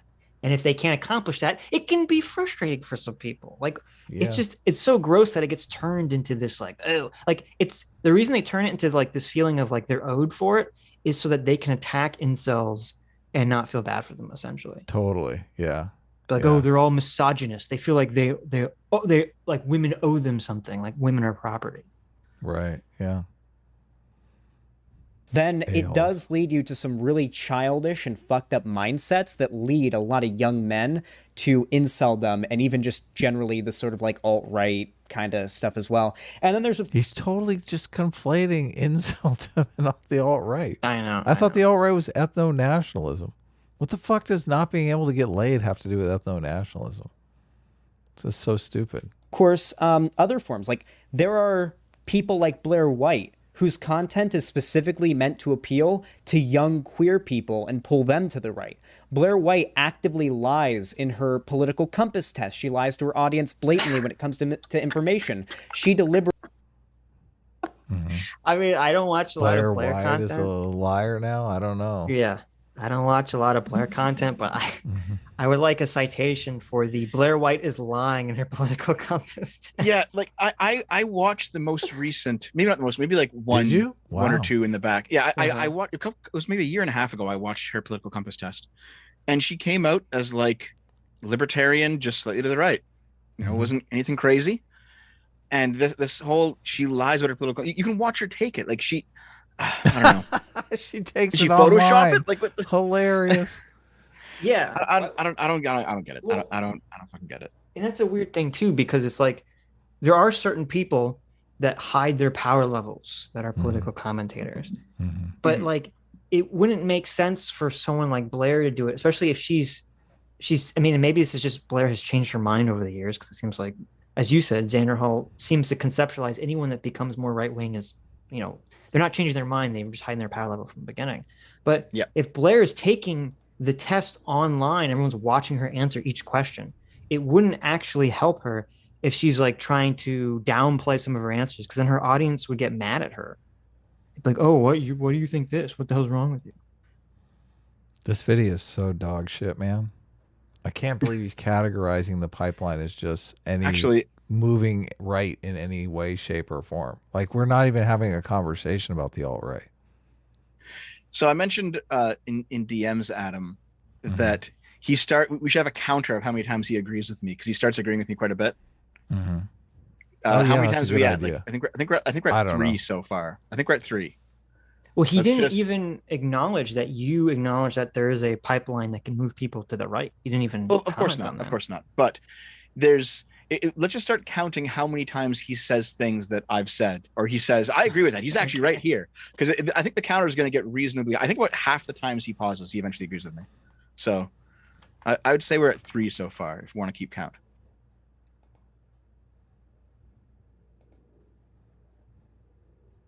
Deliberately has a grift going to make money, in which she pulls people that are like queer young teenagers that are into like the makeup and drama community into far right politics. Because she, like, one day she does, hey, let's do a video about James Charles and the drama happening there, and the next video she's like, let's talk about how the gender ideology is being pushed to groom our children in schools. Like, okay. And Ben Shapiro, a white.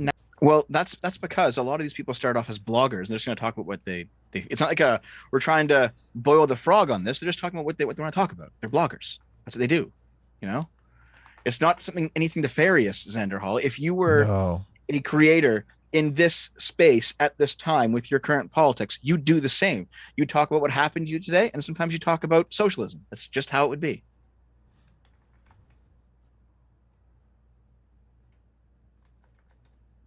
What's going on? Nationalist quasi-neo-fascist movement has no interest in gay or Jewish men. I can't believe that needs to be said, but here we are. The pipeline to the extreme end of the right continues far beyond these two, but leftoids like to pretend. Wait, is he actually unironically using the term leftoid? Yes. Like he's not doing it as a joke. He's doing it like as a real. I say rightoid too. People right now. I use leftoid and rightoid. Yes. All right. If you say so. By the way, Milo Yiannopoulos' computer password was like, wasn't it like some Nazi shit? Wasn't his leaked computer password like some Nazi shit? For one, Ben Shapiro has gone on like a rant about how Palestinians live. So your password now. Your passwords aren't even safe anymore. You can't even make edgy jokes in your secret password. The password that nobody knows. Okay, so Adam.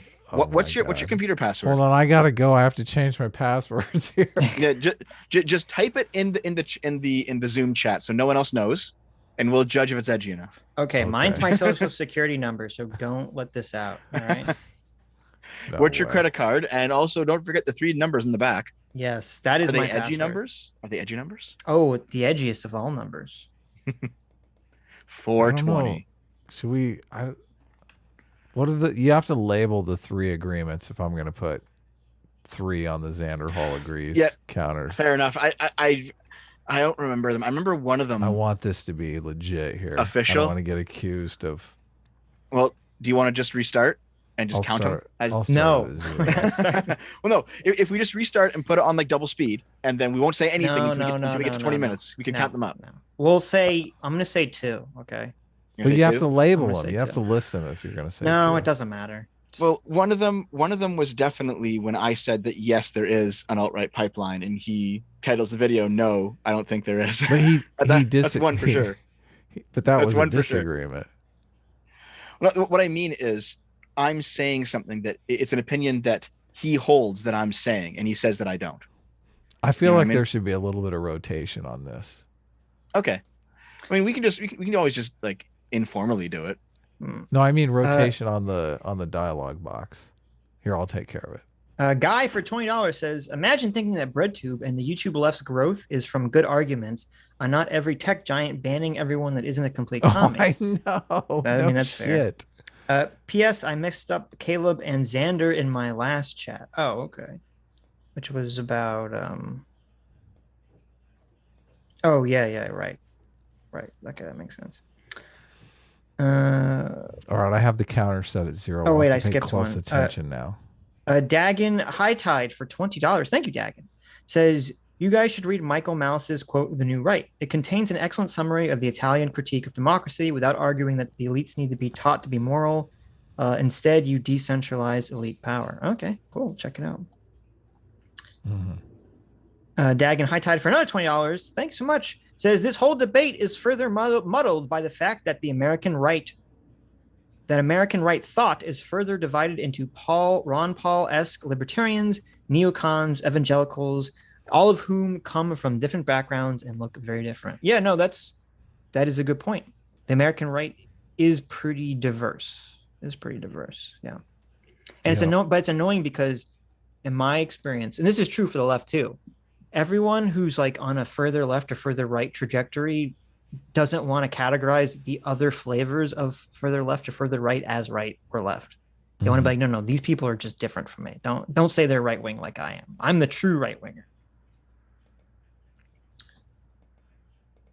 Cyborg for $20 says, okay, now that Dev says it, I think that the quote demoralization wasn't the right losing to BreadTube, but it was what made Sargon and Ilk look to monarchy and other weird right things rather than standing by liberal principles. Is Sargon's not looking into monarchy, is he? Is he bought onto the monarchy train? Oh, I didn't think he had. No, tell me not.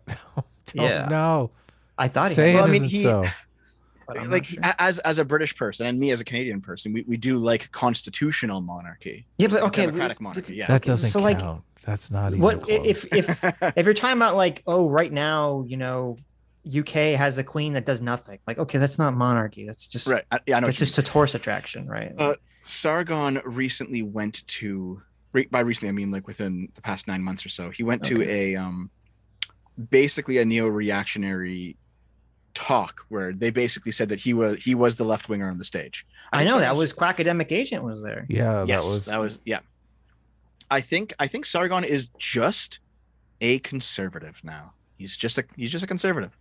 He just wants his culture to remain relatively stable so that his kids have a healthy and happy society to grow up in and to inherit from him. Right. He's very much just a conservative. That's Quack sent me his speech from that because I guess it never showed up on YouTube, and we insinuated that it was too hot for YouTube. So he sent me the speech, but I never read it. You were supposed to send it to me, and then you never, because I wanted to read it. I know, I never. I thought he said it was too hot for YouTube, but maybe if you read it, you'll see if it's too hot for you. Listen, Adam, if you want power over the graphics, you have to use them responsibly. Okay. Am I doing it wrong? I'm not even freaking out right now. If I'm freaking out, if I'm yelling at Dev, calling him a fucking idiot or something, then you can whip out the screaming Sitch Pepe. Then I want to be ready. I was just testing out my ability to make it scream. Okay. How am I doing? So how's this? How's this level of scream? There you go. Oh. So I guess the Xander Hall agrees counter will unofficially add 2 to 3 at the end. There you go. Yeah, there I know that's what's going on. That's listen, Adam's being difficult. We'll add 2 to 3 handicap at the end. Respectable. All right. Okay. If you guys can list them, I'm happy to add them. But you guys are kind of. Doesn't matter. Prince Charming for $20 says, I have a strong urge to create chaos and disorder in ordered and cooperative spaces just because I can. There you go. There you go. He's the Joker, baby. Mm-hmm. Oh, another one was when Shu Head showed up and said, hold on, he actually thinks this. This is what and then Cinderhole was like, okay, yeah. Yeah, but he disagreed with you. Shu agreed with you. Yeah, but then he capitulated, though. Yeah, he capitulated, yeah. Mm-hmm. So, but we don't have a capitulation counter. We have an agreement. We don't. What do you want me to do? A capitulation counter, a got caught lying counter? Like, we have to counters. Yeah, we like got caught lying counters gonna be pretty high. Listen, it'll be like my Black Hebrew Israelites video for the Covington kids. We'll have all these counters. Okay. Yeah. I do like the idea of counters. Forces me to in pay the soup, attention. eat shit, and deserve to be bombed into nothing. As an extremely fascistic Zionist. So who what? He claimed, I never saw this clip, so I don't know if this exists. I'm very skeptical that Ben Shapiro said that Palestinians eat shit in the streets and should all be killed and bombed into oblivion, which is what Xander Hall is characterizing Ben Shapiro's comments on Palestine. So I'm skeptical. I'm very skeptical of that. I mean, if the general point is that Zionism as a political philosophy is fascistic, I mean, maybe, depending on he's how going you do further it. than that, though. He's saying that he specifically wants to like kill all Palestinians, or thinks, or specifically, it seems like he's saying that Ben Shapiro dehumanizes Palestinians. Mm. So yeah, I don't know if he does either. I don't watch enough Ben Shapiro. I would be surprised if he does. So that's perfectly in line with the alt-right and the far right in my mind. I consider Israel very anti-Semitic. Israel is very anti-Semitic. Where do we gotta have a counter for stupid things, he has said, right? Where's the retard counter? I think hold on here. Let's play it for about 20 seconds here, okay? Uh-huh. And no, Israel is literally anti-Semitic, though. He said it again. That's two. Sassy shit when it comes to non-white Jews in Israel. Okay, wait. Anyway, wait. We'll go back. He's talking about non-white Jews in Israel. Listen to the whole statement and see if it's any less stupid. Okay. And, no, Israel is literally anti-Semitic, though. There is some sassy shit when it comes to non-white Jews in Israel. Anyway. Okay, so that's it. Mm-hmm. Israel is anti-Semitic because he thinks that there are some Israelis that don't like non-white Israelis, which, first of all, I don't know if he knows this. A lot of Israelis, they're not white Europeans. I don't know if you know that. Yeah, okay. They're Arabs, right? I mean, they're Middle Eastern descent, yes. Yeah. What he might be talking about, to his credit, is that there was a point in which there was a tribe of Jews that were from Ethiopia, so they were black Jews, and that they have been treated very badly by some more of the Orthodox Jewish population. Yes, there are some Jews or some Israelis that don't like the black Jews, sure. Mm-hmm. But does that mean that you can label the entire country of Israel as anti-Semitic? That's that's a completely insane thing to say.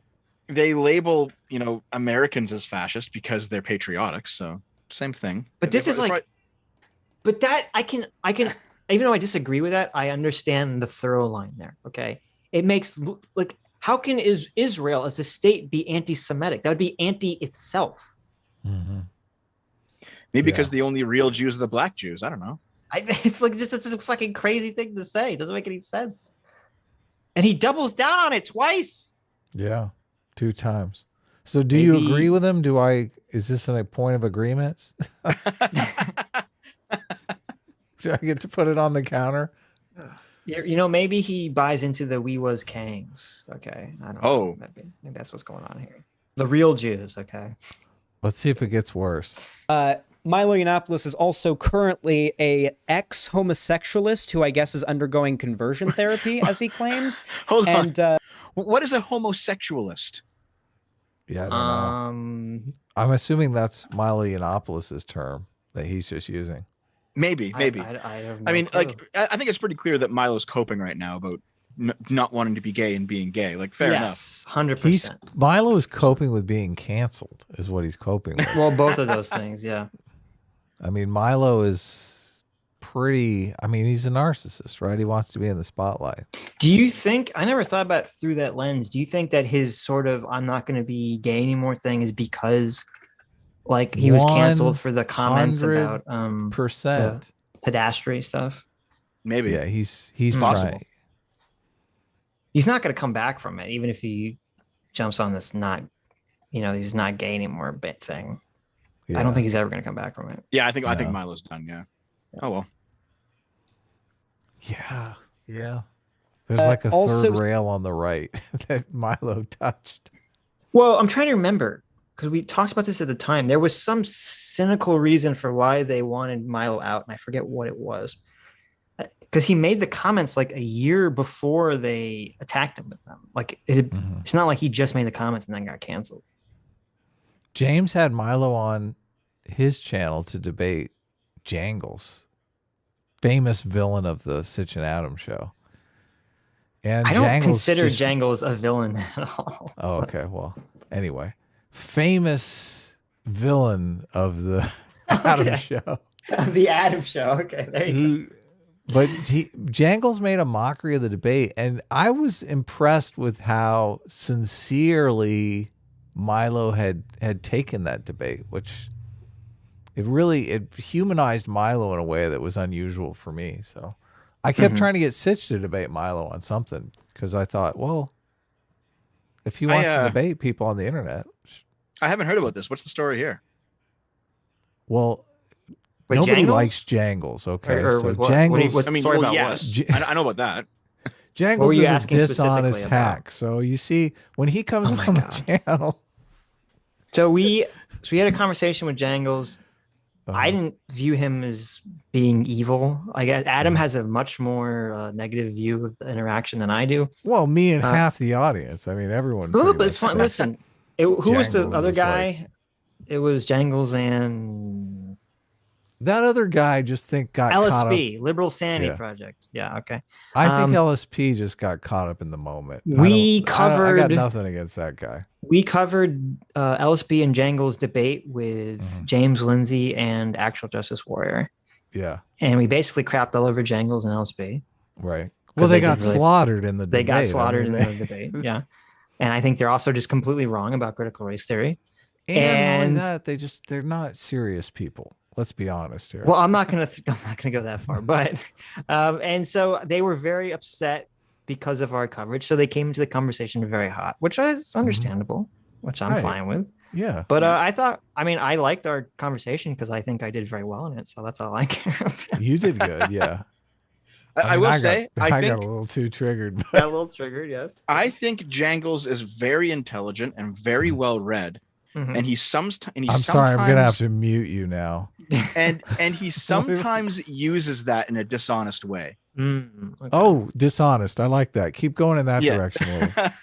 Where he'll be like, well, I've read this study and this study and this study, and like suddenly you're like, well, I haven't read any of these shit. Like, what do I do? And he's like, well, clearly I'm right. It turns out a lot of the things he says, if you boil them down, if you look past, because he's a pretty good speaker, you look past how he speaks, it ends up being like appeals to authority, like appeals to the academy rather than like, of course, yeah. Which is how a lot of people who are highly educated end up debating, is they debate on the scientific merits, which are good, but only gets you so far. You have to also have to have like a philosophical underpinning to it. Right.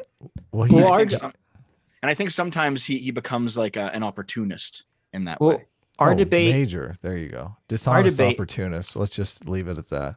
It's funny because like I've basically constructed such an easy trap to avoid, which is that whenever we debate CRT, I always say, oh, CRT is anti-liberal. And they want to debate, and all these socialists want to debate me and tell me it's not. It's just like, I don't know, just bite the bullet on that one. It's just it's such a coincidence that all these socialists want to try to pretend that CRT is not anti-liberal and anti-liberalism. Well, maybe it's that they're using liberal the way that most Americans use, which means like it's left both. democratic. It includes maybe socialism, like CRT is both anti-liberal in the liberal conservative conception, and it's also anti-liberal, like liberalism as individual rights. And they don't want to bite the bullet on either of those things. But you should check out that. If you want to check out that debate, check it out. It's on the channel. We have a CRT debate coming up with Dialogue Always too.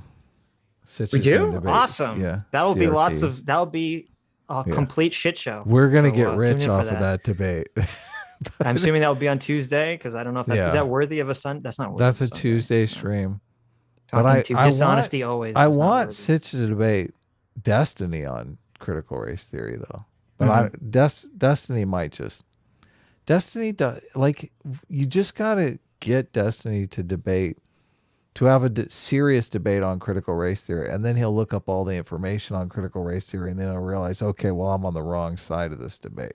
He kind of did that, but then he just kind of like never went the full distance, because he did have the debate. Who did he debate? He debated Sean. Oh yeah, I never watched that debate. And he sort of like looked into it, and then it was weird. Like he was looking into it and started to see that it was fucking crazy. And I think he just backed out of it and just didn't want to bite the bullet on it because he'd already committed. Yeah, that makes sense. Well, because he already committed to the debate, and also because CRT is such a hot topic right now with Republicans passing all the anti-CRT law stuff. So you have to have an opinion on it. But he realizes he can't go full Kyle Rittenhouse with CRT. He's like, he's got to walk the line. Or maybe he just doesn't care enough. I don't know. But said in response to Dave Rubin announcing that he was going to have a surrogate baby with his husband, that they should be hung and executed. And also, Miley. So that is true. I looked that up. Oh shit. Yeah, that's true. Yeah, Dave Rubin, when he announced that. Oh wow. Milo's gotten pretty crazy recently. There's lots of people saying that like Dave Rubin and his husband shouldn't be having kids because there's no mother involved, and they're doing that thing. Yeah, sure. Indianapolis's leaked computer password was like night of. Can't they just get like a real doll for the mom or something? Just pop it up in the corner. That's your mom over there. Right. There's no difference between that and a real mom, right? Is that what you're saying? I don't know. I feel like that's such a weird thing. The long knives, or like Christian, it was like Kristallnacht or something. It was some Nazi shit. And I mean, okay, short fat otaku, let's not pretend. So the funny thing about the night of the long knives, you know how socialists always claimed that? So somebody on the right says the National Socialists, they were socialists, obviously. They're on the left. And then someone says, well, no, they purged socialists. They purged it's called the Night of the Long Knives. Well, the socialists that were purged during the Night of the Long Knives, they were the Strasserites, who were also basically wanted to kill all the Jews because they believed that the Jews represented the 1% in Nazi Germany. So I don't know why these people keep coming to the defense of the Strasserites whenever they talk about this thing. Because they don't know, I guess, because it doesn't look good for them. Right. It never fucking looks good for them. And also, there's a difference. I mean, it's a little different to have some kind of edgy password that's about Nazis killing commies versus Nazis killing Jews. Slightly different connotation. But True. Maybe I'm just. Very Dead Horse for $20 says Ben Shapiro wrote an edgy article about Palestinians when he was somewhere between the ages of 16 and 19 years old that he has since apologized for repeatedly. You're right. So there you go. I assume that's what Xander Hall is referring to. See, but not accepted by Xander Hall. Xander Hall can go from being an alt-lighter to a socialist, but no one else, I guess, can change their political opinion. Of course not. Also, Crowder accurately predicted Sargon's political evolution in 2015. Wow. Did he really? Did he? What was the political evolution? I don't know. Very Dead Horse. Let us know. Did he predict he'd become more conservative or something? But... People do super chat again to fill us in. Well, yeah, or just type it in the regular chat because I'm not gonna grift you. But thank you, Dev. I appreciate it. You're not gonna, Dev. Thanks for helping us grift. And like, no problem. These guys' we dirty grifters gotta stay together. Not all over the internet. And they're the end of the pipeline, as a way to crush the center-right, mainstream right, and far right all into the same group. Ignore all of their differences and act like your average person is just as bad as the most radicalized rightoid. Okay, so what I'm describing very effective straw man, short fat. It's not a straw man. I'm describing. I didn't know what I was talking about here, but I've since learned the phrase. It's called concept creep. Have you heard of this? Yes, Of course. Yeah. So I didn't know that it had a name. So I think I might actually do a video on just on the idea of concept creep. Okay. Because there's a quotation. I forget who said it. Somebody said, "People are the most conservative about the things they know the most about." Something like that. Where so if you don't know about a field, a domain, you're like, well, I can try this, or I can try this, and I can see what works. I can try this. But the person who knows it, who's been working in this field for 30 years, he'll be like, nope, this is how you do it. This is the right way. This is what gets the best results, because he's already done it a whole bunch. Right. So right. I think just familiarity breeds conservatism in a thing. Yeah, sure, to some degree. That's definitely And so I think that's what a lot of this stems from, is that Zenderhall is very familiar with the particularities and the intricacies of the left. So he is ironically very conservative about how the left is defined. He knows that there's this group and this group and this group, and they're all different. And here's what makes them different. With the right, he thinks everything from basically like your politically unaligned normie all the way out to the most extreme right person that he doesn't even know exists. They're all just the right. And I think that's what this is. True. This is funny. I was aware of the term of, concept creep being like the inflating of terms, but I didn't realize that the origin of the term is kind of an anti-woke term. It was used to refer to the gradual expansion originally of the meaning of harm-related concepts. So you know how like the woke complain that like everything is abuse or literal violence or anything? That is what they're referring to. That is all concept creep. Yep. So that's interesting. Yeah. Words are violence. Concept creep. Yeah, that, cool. Who are you talking about specifically here, my friend? Even though, of course, these same people will go to painstaking lengths to define minute differences between different flavors of leftist and say let's that rewind a little bit. Yeah, I mean, I want to answer that question. Okay. What? The control is yours, Deb. Deb, take us where you want to take us. How long do you spend prepping for these videos? Because when I was doing daily videos, like I would just, obviously prep for a couple hours and then. But I was talking about things that I generally knew a lot about already. Right. So remember when I mentioned that I document everything and just hold on to it? Those eventually become videos. So some of the stuff I might have found years ago and just held on to the ideas and held on to the links that lead to the ideas. And but are you writing a script? Or are you doing just stream of consciousness? What are you doing? Sometimes a bit of both. I've done stream of consciousness and I've written scripts as well. But the thing I've realized is that my scripts are just stream of consciousness as well. I don't edit them too much. I just when I can write, because I sometimes have writer's block. When I can write, I write it all in one shot, and I'm like, oh, this is just perfect. Not to toot my own horn too much, but it feels it's like, oh, on the first pass, I've said exactly what I wanted to say, and I'm good with this. I feel happy with this. So okay. Yeah. I think I rewinded a little bit. Okay, let's try it out. I consider Israel very anti-Semitic. They give it back to. And no, Israel is literally anti-Semitic though. There is some sussy shit when it comes to non-white Jews in Israel. Whew. Sussy shit. Why you keep rewinding to this? Milo Yiannopoulos is also currently a ex-homosexualist who I guess is undergoing conversion therapy, as he claims. And also said in response to Dave Rubin announcing that he was going to have a surrogate baby with his husband that they should be hung and executed. And also Milo Yiannopoulos' leaked computer password was like Night of the Long Knives or like it was like Kristallnacht or something. It was some Nazi shit. And yeah, I mean, okay, Short Fat Otaku, let's not pretend like these guys' dirty laundry is not all over the internet. And they're the end of the pipeline as a way to crush the center-right, mainstream right, and far-right all into the same group. Ignore all of their differences and act like your average person is just as bad as the most radicalized rightoid.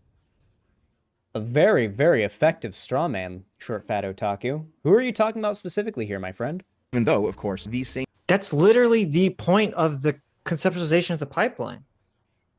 Was to do exactly what you just said. Yeah. How's that a straw man?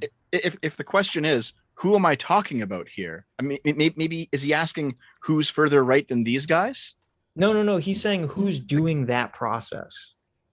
Oh, okay. Yes, which is, I guess he hasn't, like, every single paper and every article, every publication that talked about any of these quote unquote studies, the pipeline studies, that's the entire thing that the article talks about. They frame it like, who are your children watching on YouTube? Even the most, milquetoast Jordan Peterson could lead you down the road to becoming a white nationalist. Like, that's the way all the articles are written. Yeah. There's also like, does your son watch PewDiePie? He might be a Nazi. Yeah, yes. And PewDiePie was a huge example of this. PewDiePie is radicalizing children. Yes.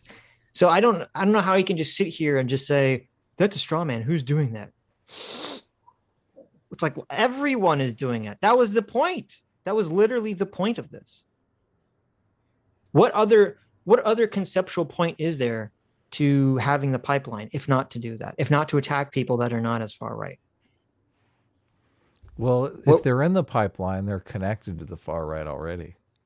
Well, yeah, so but that's where you have the moral legitimacy to point at this person and say, even though you're not as far right as that guy, you're still accountable because people who watch you end up watching him.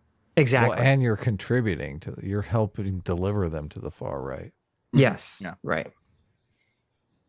Same people will go to painstaking lengths to define minute differences between different flavors of leftist and say that the center-left SOCDEMs are fundamentally different from the far-left socialists. Have I not gone on very long, angry rants about how we need to recognize the differences between, like, here's what TERFs believe, here's what tradcons believe, here's what, like, libertarian tech bros believe, here's what full-on neo-Nazis believe, here's what, like, Nazbuls believe. Like, I feel like, here's what, like, the Leninist... Hold on. TERFs and Nazbuls are on the left, not the right, Sandra Ha. I know you want to exclude them from the left because you don't like the fact that you have shitty people on your side. As much as I hate sides, you can't just be like, oh, they're authoritarian, so they're hidden righto. It's like, that's not how it works, man. That's not how it works. Well, and he's taking this like, this is so weird because he's like, I do all this stuff. It's like, okay, well, when you made this video, Dev, this was not a response video to Xander Hall. This is about the broader conversation it's having. So if Xander Hall makes all these distinctions, and good, I'm glad you do that. This wasn't aimed at you. Okay. You don't have to take offense to this. How dare you not respond to Xander Hall? I knew this would come up, so I'll just say it right now. The chat is asking what's a Nazbol. Nazbol means National Bolshevik, and they're a type. They're a political ideology that is from Russia. But you can find them in other places, but they're mainly in Russia, where they're reactionaries in the sense that they want to return to a previous political state, but that previous political state is Soviet communism. Oh. So they're National Bolsheviks, and they're definitely part of the left. Right. Painful. I feel like we've even talked about like the distinctions between like the far right, like Nazbul racial essentialist, like they're not far right, black separatist types as well. Like we've talked about like the JLP super ultra Christian nationalist types. We talked about the super Catholic paleo conservative Nazi type. My understanding was that I thought the Nazbul stuff was like extreme socialists trying to appeal to like white nationalists, like trying to combine the ideology, which is what National Socialism was initially anyway. So yeah, of course. Yep, same thing. Okay, you saying here like traditional Catholic paleo conservative Nazis? None of those things fucking go together. Yeah, of course. It's so dumb. He doesn't understand any of these concepts he's talking about. Okay.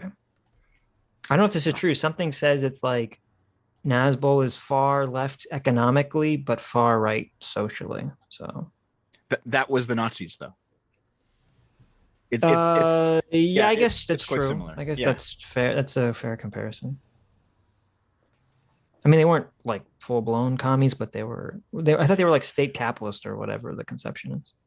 State capitalism is the practical reality of what socialism becomes. Yeah, I guess that's true. That's why you see a lot of people who have said the phrase fascism is on a socialism, that sort of thing. That's what they're appealing to. Right. Is that when socialism is properly put into practice, you always get this kind of national syndicalist state. Sure. Ugly. I don't know. There's all these articles saying Nazis were not state capitalists. I don't know. I won't comment on it, but I can go into it and pull down all my books if you want. We can talk for 3 hours about it. The problem is that like all this stuff is so politically motivated that it's like, yeah. And it's all just definitional. It's like, okay, this person defined it this way. You're defining it differently. Who cares? Right. Because it's all about, we want to label the Nazis left or right. Totally. Essentially. Yes. Yeah, absolutely. So it doesn't matter if like, I could sit here and describe to you the actuality of the fascist economic system. Some people would say that it's capitalist. Some people would say that it's socialist, but it doesn't matter. What matters is it bad? And the answer is yes. Well, I mean, fascism isn't generally even described by its economic system anyway. It's described by its cultural system. I think I think that's actually a misconception of fascism. Really? Okay. I think classical fascism was more about economics than about race issues. I completely disagree with you. Having done all my reading on it, okay. like the Italian fascists, the fascism coming about in like the 1880s with George Sorel, and then it filters down through Sorel into Mussolini. What does more? Just out of curiosity, what does more reading have to do with the truth value of the statement? Well, it's just that when everyone talks about fascism, they talk about Hitler because Hitler is one of the most evil people that exists. And it's very like, it's like the opposite of star power, if you know what I mean. He's infamous. You know, seems like an ad populum fallacy. Like you're claiming that because a lot of people have said this in reading, and I have read that material, that it's very popular. Notion, I don't. Therefore, I am. Well, that's what I'm saying. That's what I'm saying. That's what I'm saying. What I'm saying is there is a historical source of fascism that no one reads about because it centers on France and Italy and not Germany. Yeah, Germany is the big cultural villain, so everyone always forgets about this stuff. But how are you defining fascism? What's a fascist economic system? Well, that's what we're talking about, how we define fascism. And when you say that you think it's more economic, are you saying that the ideology is economic or it's brought about by economic circumstances? I think that what makes a classically fascist state has a lot to do with its corporatist economic structure, more so than, for example, hating the Jews, because the Italians didn't hate the Jews. The Spanish didn't hate the Jews in the same way that the Germans. Well, I'm not saying, when I say fascism is focused primarily on a cultural aspect, I don't mean that the cultural aspect is to hate the Jews. The cultural aspect is blood and soil. It's that we are this ethnic group of people, and that there are all these external forces that are trying to subvert us. And we need to expel the ones from the inside that are subverting us. And we need to protect our cultural purity. We need to protect, this is ours. Well, right. And also like cooperatives is an economic structure. Capitalism is an economic structure. You're saying fascism is an economic structure. What is the structure? The structure was basically the corporatist movement of 1920s Italy that was incorporated into fascism. And the corporatists in the 1920s, they basically believed that it wasn't pure nationalization. It wasn't like that, but rather that there should be councils set up in every field. So, for example, in agriculture or in blacksmithing or in manufacturing, whatever it is, like textiles, every field will have a council, and the owners of businesses would attend this council, and then there would be a nationalized union that you would have to join, and then union members would attend this council, and then the state through this council structure would dictate to both the owners of businesses and labor what the state needed in its production. And then what would happen is with the state would set production quotas. The owners would say, okay, well, we need this, and labor would say, okay, well, we need this to fulfill this quota. And it would be simulating cooperation, but it would be state directed, not state owned. Was it like a socialist type thing where they were going to have price controls and stuff like that? Yeah. How did they set prices? When for example, libertarians say that fascism is socialism, they're referencing that it did use price controls. It did have this government control of business. Even if people nominally owned their businesses, government still controlled what the business could do. Sounds very in a very strict sense. Very socialistic. Sounds very Well, sounds when state it ended up happening, industry. Yes, when the Leninists in the Soviet Union tried to implement socialism, they ended up building a system that was almost identical to Mussolini's system, and Mussolini was just more honest about it. He was like, okay, we're just going to do this. We want to do this system. We're just going to do it. The socialists in Russia, they were like, let's try this idea. And then when they like put it through the theory, it came out looking very similar to Mussolini's economy. Right. So I think I understand where our disagreement here is, because Mondragon came out of, because I'm aware of what you're talking about. And I think didn't Mondragon come out of this sort of philosophy, this fascist corporatism philosophy. But I think that our disagreement is that I'm viewing fascism as it's being the goal is the socio-cultural aspect, and the economics is what they'll use secondary to whatever they think achieves their cultural goals. Where with communism, the goal is economic, and they'll use that. They view the economic goal as the primary thing, and then whatever socially manifests or works with their economic goals is what follows. You had me there for about 80% of the statement. Okay, but I think that communists, push comes to shove, they won't just go with what achieves their economic goals. I'm saying with communists I'm saying with communists it's the inverse. Communists are primarily classical communists, not our woke neo identity driven communists. Yeah. But classical class reductionist Marxists are focused primarily economically, and whatever social cultural thing that they can create that will bring about their economic system, that's fine. And fascists are focused primarily on the social cultural goal, and whatever economic system will bring that into becoming reality, they'll go with. So they would pick any. They're just pragmatists on economics, right? In some ways, yeah. So what you're talking about, Sitch, is that there's when Americans say fascist, they're appealing to two different things, because the Italians were classical fascists and the Nazis in Germany were neo-fascists. Yeah, sure. And you're describing neo-fascists. That's how neo-fascists absolutely operate. Classical fascists, though, they don't. Okay, so I think the only true classically fascist states were Italy, Spain under the Phalangists, not so much the Francoists, and then Portugal for a limited time. My understanding was that Italy was operating under the blood and soil mentality, and that was the basis of their fascism. They were to a point, but it was more based on like the European concept of ethnicity, because they had dark-skinned Europeans, they had light-skinned Europeans, they had different types of Italian. It was more of an ethnic buy-in. That's why, for example, Italy did not care that 1/3 of its Jewish population was in the Italian Fascist Party. Sure. They didn't view it in that way. I understand. They have a different conception of ethnicity than the Nazis did. Sure. Mm-hmm. Okay, whatever. I think we're kind of in the weeds here, but we'll move on. I feel like we really do, at least I do. I put some effort into not lumping all my political adversaries together into one whole thing. Bullshit.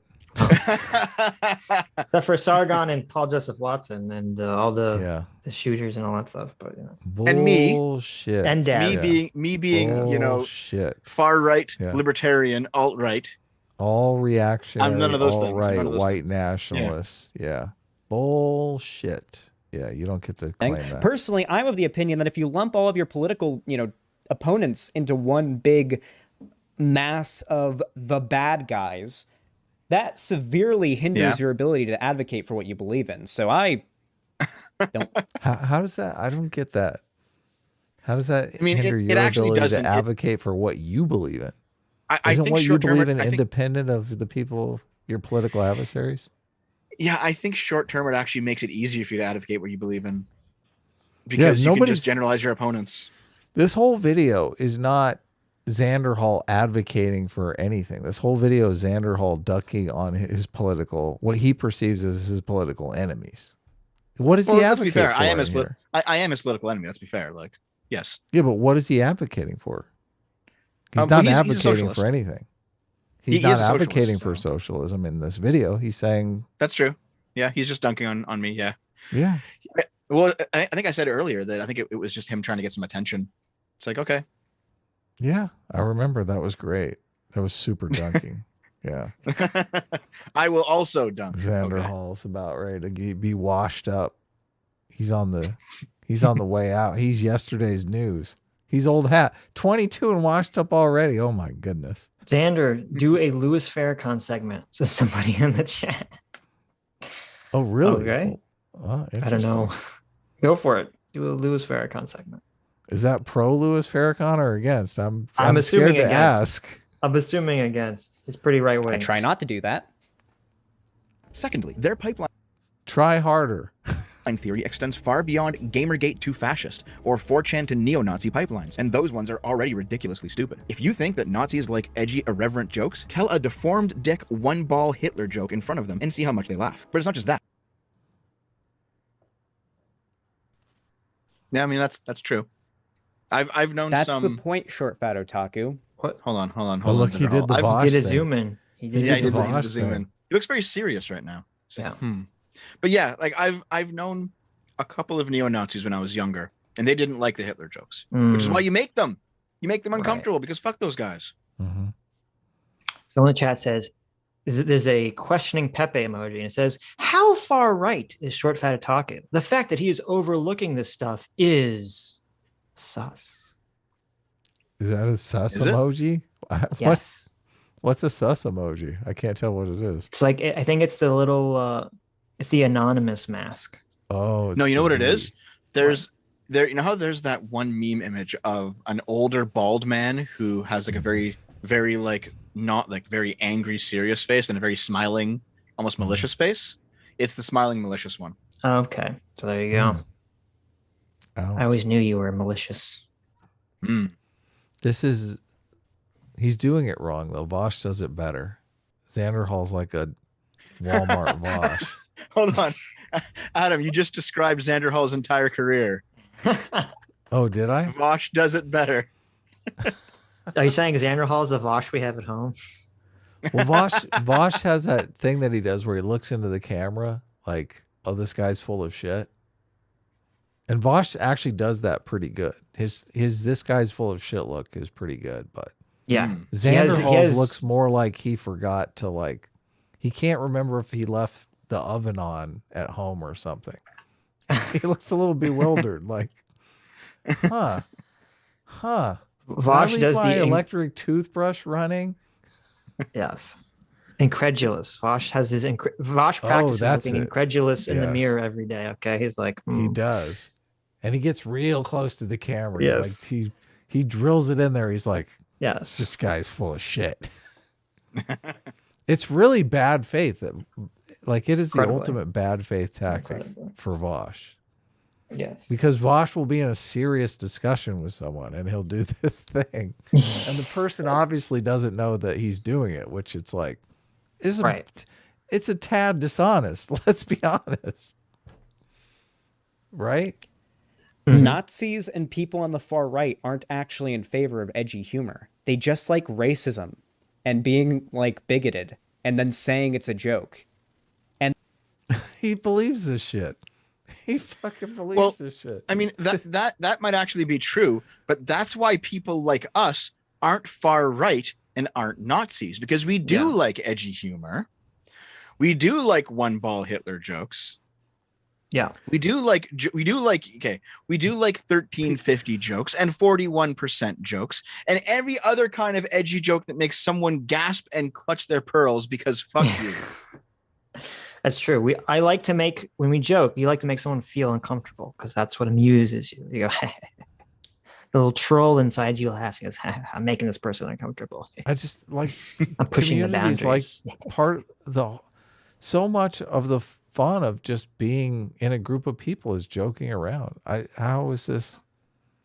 I mean, imagine if the group was like he's describing it, like they're all just a bunch of racists and they just like to sit around and fucking dwell in their racism. Right. Okay. Well, we'll see. Because I don't really understand what his point is here. So. And then everybody to the left of them, up until you get to the left, believes it's a joke and defends it as if it is a joke. That's what we criticize. Oh, now he's going back. He's going back. To that wasn't a point.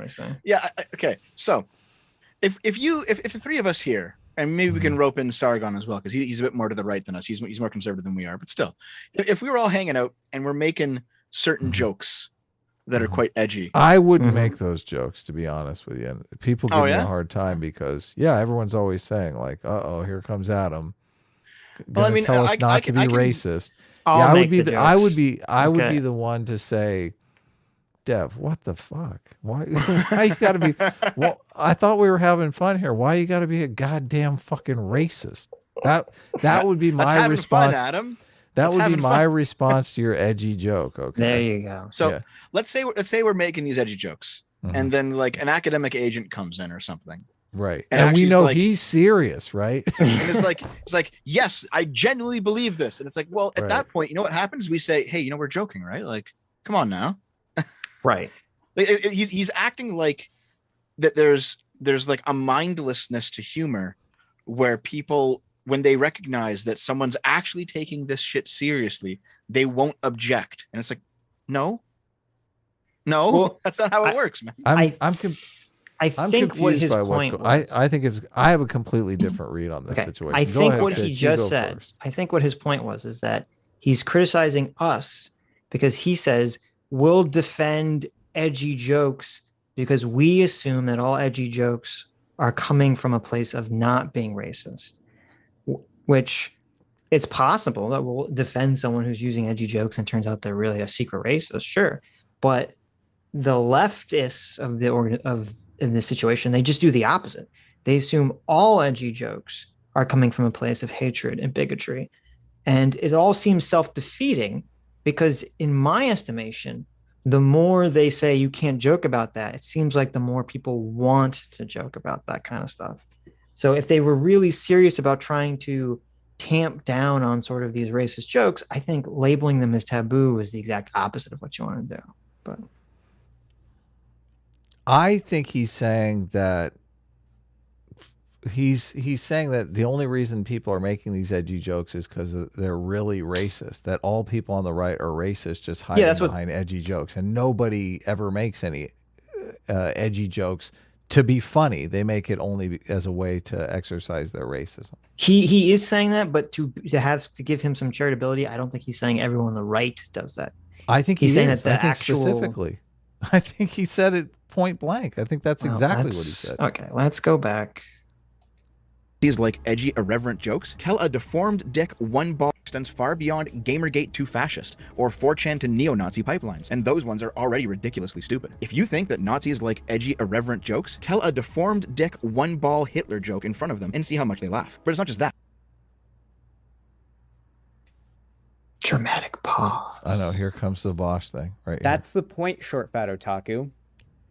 Nazis and people on the far right aren't actually in favor of edgy humor. They just like racism and being like big. See, they solely like racism. Yeah, but he said Nazis. Yeah, but he says Nazis and people on the far right. Okay, so he's not saying all people. No. Right, but he categorizes everyone on the right as on the far right. Well, if you're anywhere in the pipeline, you're on the far right. Bigoted, and then saying it's a joke. And then everybody to the left of them, up until you get to the left, believes it's a joke and defends it as if it is a joke. So he's saying, Short Fat Otaku, you're naive. You don't realize these people are just legitimately racist. They have no sense of humor. They're not making jokes. They're just seriously racist. And you're defending it.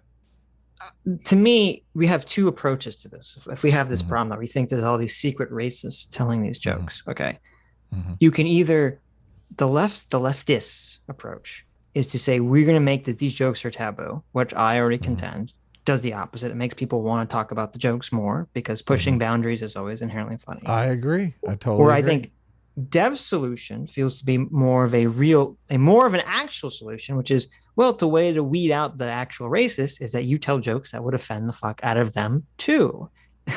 And that's how you weed those people out. Yeah, that's a good strategy. It really is. Yeah. Well, thank you very much. I appreciate it. So there you go. That should be the Talk strategy. about Hitler sucking cock. Yes. That's what we criticize. Look at his. Thank you for the wisdom. I feel I feel educated here. Short fat taco guy. They're on. Look, he definitely took the moral high ground on this exchange. I'm so glad he did the zoom in. Made it so much more meaningful. Have you ever heard of the country singer to alt-right pipeline? I know I haven't. How about the divorced dad to alt-right pipeline? Joe Rogan to alt-right pipeline? Oh, this is great. He goes off on the fucking. He's like, what? There is one. Russell Brand. Yes. Yeah. Wait. You get what I'm I saying. mean, I guess. Sure. Yeah. Let's go through the creators. Already ridiculously stupid. If you think that Let's Nazis go through like it. edgy, irreverent jokes, tell a deformed dick one-ball Hitler joke in front of them and see how much they laugh. But it's not just that. Have you ever heard of the country singer to alt-right pipeline? I mean, I'm sure there's plenty of people who like country music and like follow country singers with shitty far right politics, and then Ted He's Nugent. trying to end up actually. becoming far right. I'm sure it's Ted happened. Nugent. Okay. Pipeline? I know. Well, he like fundamentally doesn't understand the purpose of the whole pipeline analogy is to say that this action, this acceptable moderate action, should be banned or should reevaluate itself or should be extra cautious because it's leading people down extremism. That's the entire point of the pipeline analogy. Mm-hmm. So Sure. yeah, like just saying that there's some guy that likes country music and then sees a country musician, have some sort of right-wing take, and then sometime in the future becomes a radical right-winger. That's not the country line pipeline, okay? The alt-right country pipeline. No, I haven't. How about the divorced dad? Oh, the divorced dad to alt-right pipeline is on full force, being slightly homophobic, threatening people. Yeah, okay, hold on. The divorced dad to alt-right pipeline is very believable. This is one that I feel like Short Fat Otaku would have to be. I know, and then he goes complete men's rights activist here. I So know. fucking weird. Disingenuous to say doesn't exist. Listen, unironically, dads get fucked over in family courts hard. Here in America, and especially, like, men in general get fucked over pretty hard in the UK when it comes to certain things, like, especially sexual assault and rape. So this is so weird because he's basically now using alt-right to mean any kind of further right than, or any right-wing movement, really. Because like maybe you could say there's a divorced dad to like MGTOW pipeline or something. I don't know, but but saying that there's a divorced dad into white nationalism pipeline, how does that make any sense? He redefined. That's I'm- why he redefined this. He completely redefined this alt-right pipeline thing to the point where it's meaningless. It means any Yes. movement right. What I'm doing here, and he'll complain about it in a minute, but I'm just gonna say it now while it's on my mind. What I'm doing here is I'm describing that people use the something to alt-right pipeline as a phrase in such meaningless and nebulous ways that it just means nothing. It's like it's any connection between any two concepts is a Right. pipeline. And you could actually make an argument for almost any connection being a pipeline, but when you look at it at that point, it makes it meaningless. It makes the concept of a pipeline, I know, as they're trying to totally describe meaningless. it, meaningless. Right. And that comparison goes completely over his head. Right. Well, it's only meaningless if you're trying to be honest. It's used as a weapon. It's very cynical, this pipeline approach. If they're the victims of it in the UK, second wave feminism really fucked up sexual assault and rape laws in the UK when it comes to men. Yeah, the Is he mixing up second wave feminism and third wave feminism? I feel like he is. I'm not sure because the TERFs definitely came out of the bad side of second wave feminism, so I could see it okay. both ways. And TERFs are genuinely second wave feminists. Yeah. Yeah. TERF yeah. shit there is bad. Even on like a policy level, it's bad. But like, Well, there wait are a minute. tons. Are they though? I always thought TERFs. I thought radical feminism really was literally third wave feminism, wasn't it? Trans exclusionary radical feminism is second wave feminism. It's Yeah, it's based definitely second on- wave. Is it? Yeah. Yeah. And like the Trans the, trans feminism is third wave. Yeah. You have people like Valerie Solanas and the Scum Manifesto. That's straight out of second wave feminism. Oh, okay. Yeah. It's like only when you get into the men being women that you actually achieve full feminism. Gotcha. Jesus. Yeah. They're your MVPs of feminism. Of like dads who get fucked over in a divorce and then go full MGTOW or go like really far right because they feel like super betrayed by how they got fucked over by family courts. And that is a real issue. Like, and I would argue it's a feminist issue. The idea that women are naturally better. Remember when he said that you made shitty arguments when he examined your work and you made really shitty arguments? Dev, you remember that part? Yep, I do. Funny. Super funny. Super ironic. These are his arguments. Xander Hall, does he make real, like, he doesn't make videos where he actually makes arguments, does he? He doesn't do scripted videos or video essays or anything like that. He might be like Vosh, where once every 3 months he'll like take the time to put together something because it's just that important to his clout. Right. But most of the clout? time, oh my goodness, the drop of clout. Most of the time, people like this, like Demon Mama, like the Serfs, like Xander Hall, like Vosh, they're streaming and they have editors who watch their streams and pick out good segments to upload as videos. Oh wow. Destiny does this too. Yeah. We do that a bit. I mean, but all of our stream is good. So I know you guys have like, actually, which one of you two does that? It's really just cutting out the less good parts. Does what? Well, like you'll put in between Sunday shows, you'll have videos that go out on like Wednesday or something. CT does that. We don't do that. Oh yeah, we have an editor. We're That's big the time. other We have an editor. Okay.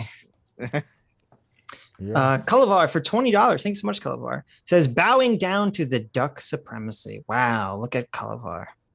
Oh wait, no, he's saying Adam does. As an American imperialist, Republican, and human supremacist, I can no longer side with an evil duck simp. Shame, shame, shame. S-class is the best class. I actually went out. I went to the gardens yesterday and I didn't see any ducks. I saw some baby geeslings, I guess you call them. I don't know. Culavar. Okay, one of your A-team generals has That was Culavar? That was Culavar. Fuck? Has declared allegiance to S-class over your duck simpery. Et tu, Bruta. What? Hold on. No. Where's the loyalty? Where's the loyalty? I don't know. Sounds very progressive. You score very low on loyalty, Culavar. I'm suspect. Thank you, Culavar. Base Culavar coming out in favor of S-class. Okay. Lucky Loser for 20 euros says, hi guys, first time super chatting now that I'm allowed to, but I've been watching for a long time. You make me very mad sometimes. Not you, Dev, but I still love your content. Really enjoy your recent EFAP appearances. Well, thank you, Lucky Loser. Well, thanks very much. Listen, I want some of you guys to start coming out as being on the D Club, okay? No more S-class, no more A-team, D Club. D Club, guys. Did we settle Are you on going to D-Club? ride the D Club? I don't know. I thought it was something else. That was like the D-Boys or something. Well, they're currently the D-bags. I thought it was the D-bags. The D-bags. my D-clubbers are currently they're currently infiltrating both of your groups to turn you against each other. Oh, come on. That's what's happening. Akilan Narya Nan Sawami for $20. Thank you, Akilan. Says, unrelated, the show Atlanta by Donald Glover has a great episode about reparations where people could sue anyone that had ancestors that enslaved the plaintiff's ancestors. It was an interesting watch. Very based episode. Oh. That does sound interesting. X-Hammer X13 Thor for $20. Thank you. Says, I will go to bat for and further beyond YouTubers TOS for both Sargon and Paul Joseph Watson. I've been watching their content since late 2016 Gamergate. They are not far right or the leftist scapegoat of Nazi. There you go. There you go. Nurturers and takers and better parents than fathers, and thus the tendency for the courts to be biased in favor of the mother when plenty of crazy, drunk, abusive mothers end up getting custody of kids over like the perfectly fine, good dad. It is that stereotype, that misogynistic, I would argue, stereotype that leads to that. I don't think enough feminists argue against this and argue against how harmful it is, but I do. So this is a feminist talking point that I remember hearing in 2009 or 2008 or 2007 in my gender studies class in university, where basically what the professor would like to do is reframe everything as a feminist issue. So if women are being held back, it's because of bad stereotypes of women, and so therefore it's a feminist issue. If men are being held back because people think that women do the job better, whatever the case may be, that's also a feminist issue because they're giving it's they call it benevolent sexism. This is some old woke lore, but this is how they used to frame it all the time back in the day. And I guess Xander Hall's still doing that. He's still playing by that playbook. Right. That's why I said I'm assuming he buys into the patriarchy, because he completely conceptualizes the fact that courts side with women for custody is part of the patriarchy or something. Yes. Yeah, he does. Yeah. Kind of it's ridiculous. Like ridiculous. 10 years ago, you had like, what was her name? That one woman from Alberta who was like a men's rights activist. I don't know. Don't know. Lauren Strawn was her name? Oh, right. Oh, yeah. Yeah. She was saying shit.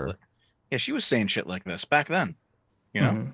Yeah. Now Xander Hall's on board. He's a full MRA. There you go. A Wonderful Galaxy for $5 says D Club, the best club. I love you.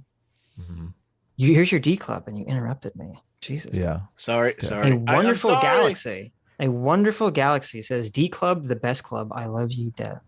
Thank you very much, Galaxy. There you go. Look at that. I liked, someone said D-list. You're like a D-list? D-lister. Yeah, like a D-lister. Someone said D-tour. D-chaser. I like D-list. I think I'm gonna stick with the D-listers. The D-listers? Yeah, the D-listers. Listen, it's better than Mongo. Doesn't Dev get to decide? It's his team. It's my team? I don't think he does. I think we get to decide. No, he's going with the D-bags. He likes that one. You want D-bags? I'll take D-bags if you want D-bags. D-bags isn't bad. D-listers isn't bad either. Okay. You let us know. It's gotta be somewhat insulting. Otherwise, we're not going to stand up. The D meat stores. No way. I think it should be cool. I think the D meters. As cool as it can be. The D meters. That sounds like Scientology too much. The D riders. The D riders. Ooh, the D riders. I'm okay. That goes with your chasing theme, so we can go. You know what? There we go. D riders. We got it, everyone. The D riders. Lock it in. Locked in. All right. And I've talked about it a lot, and I encourage more to talk about it because it's a real problem. Dads do low-key get fucked hard in family courts, and there's a reason why you hear so many stories about divorced, like the child of divorced parents being with like the really abusive mom and really wanting to live with the dad because the mom won because like they really do favor the mom in a lot of those cases. It's gotten better recently, but especially if we're talking like around when I was born and when I was like a kid, then definitely back then it was bad.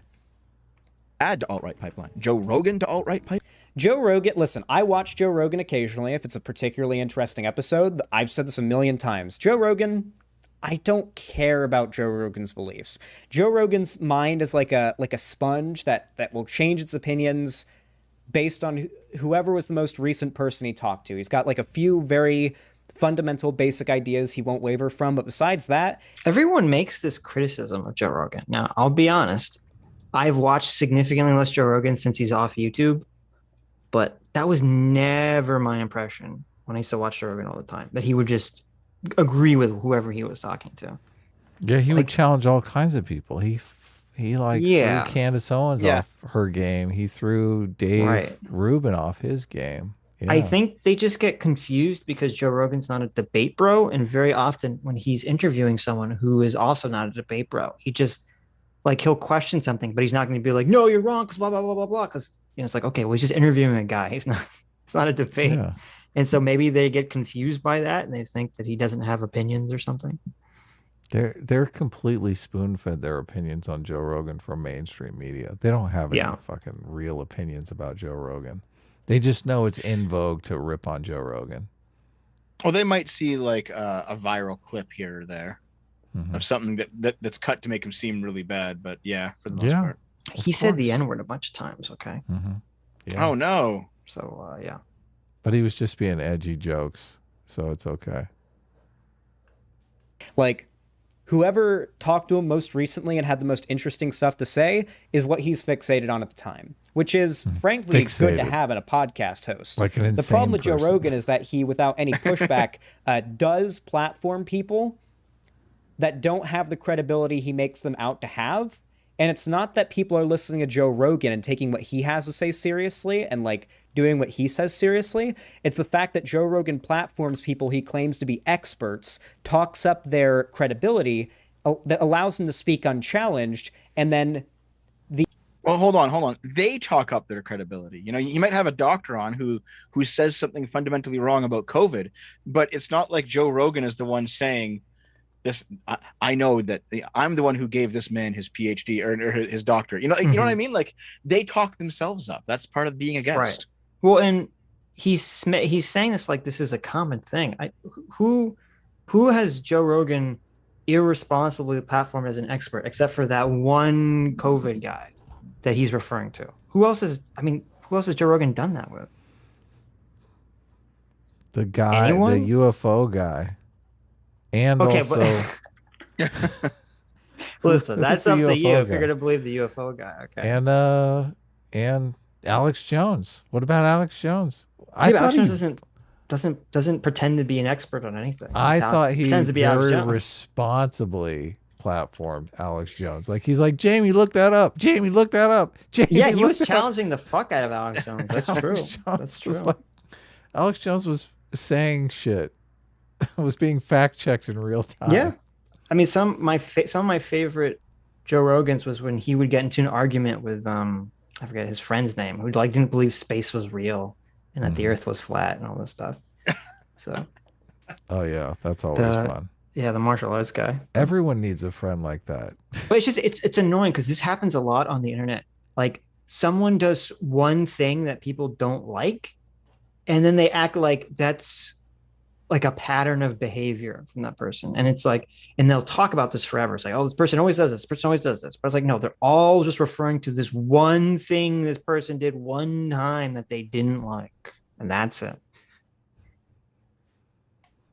the audience of Joe listens to those experts.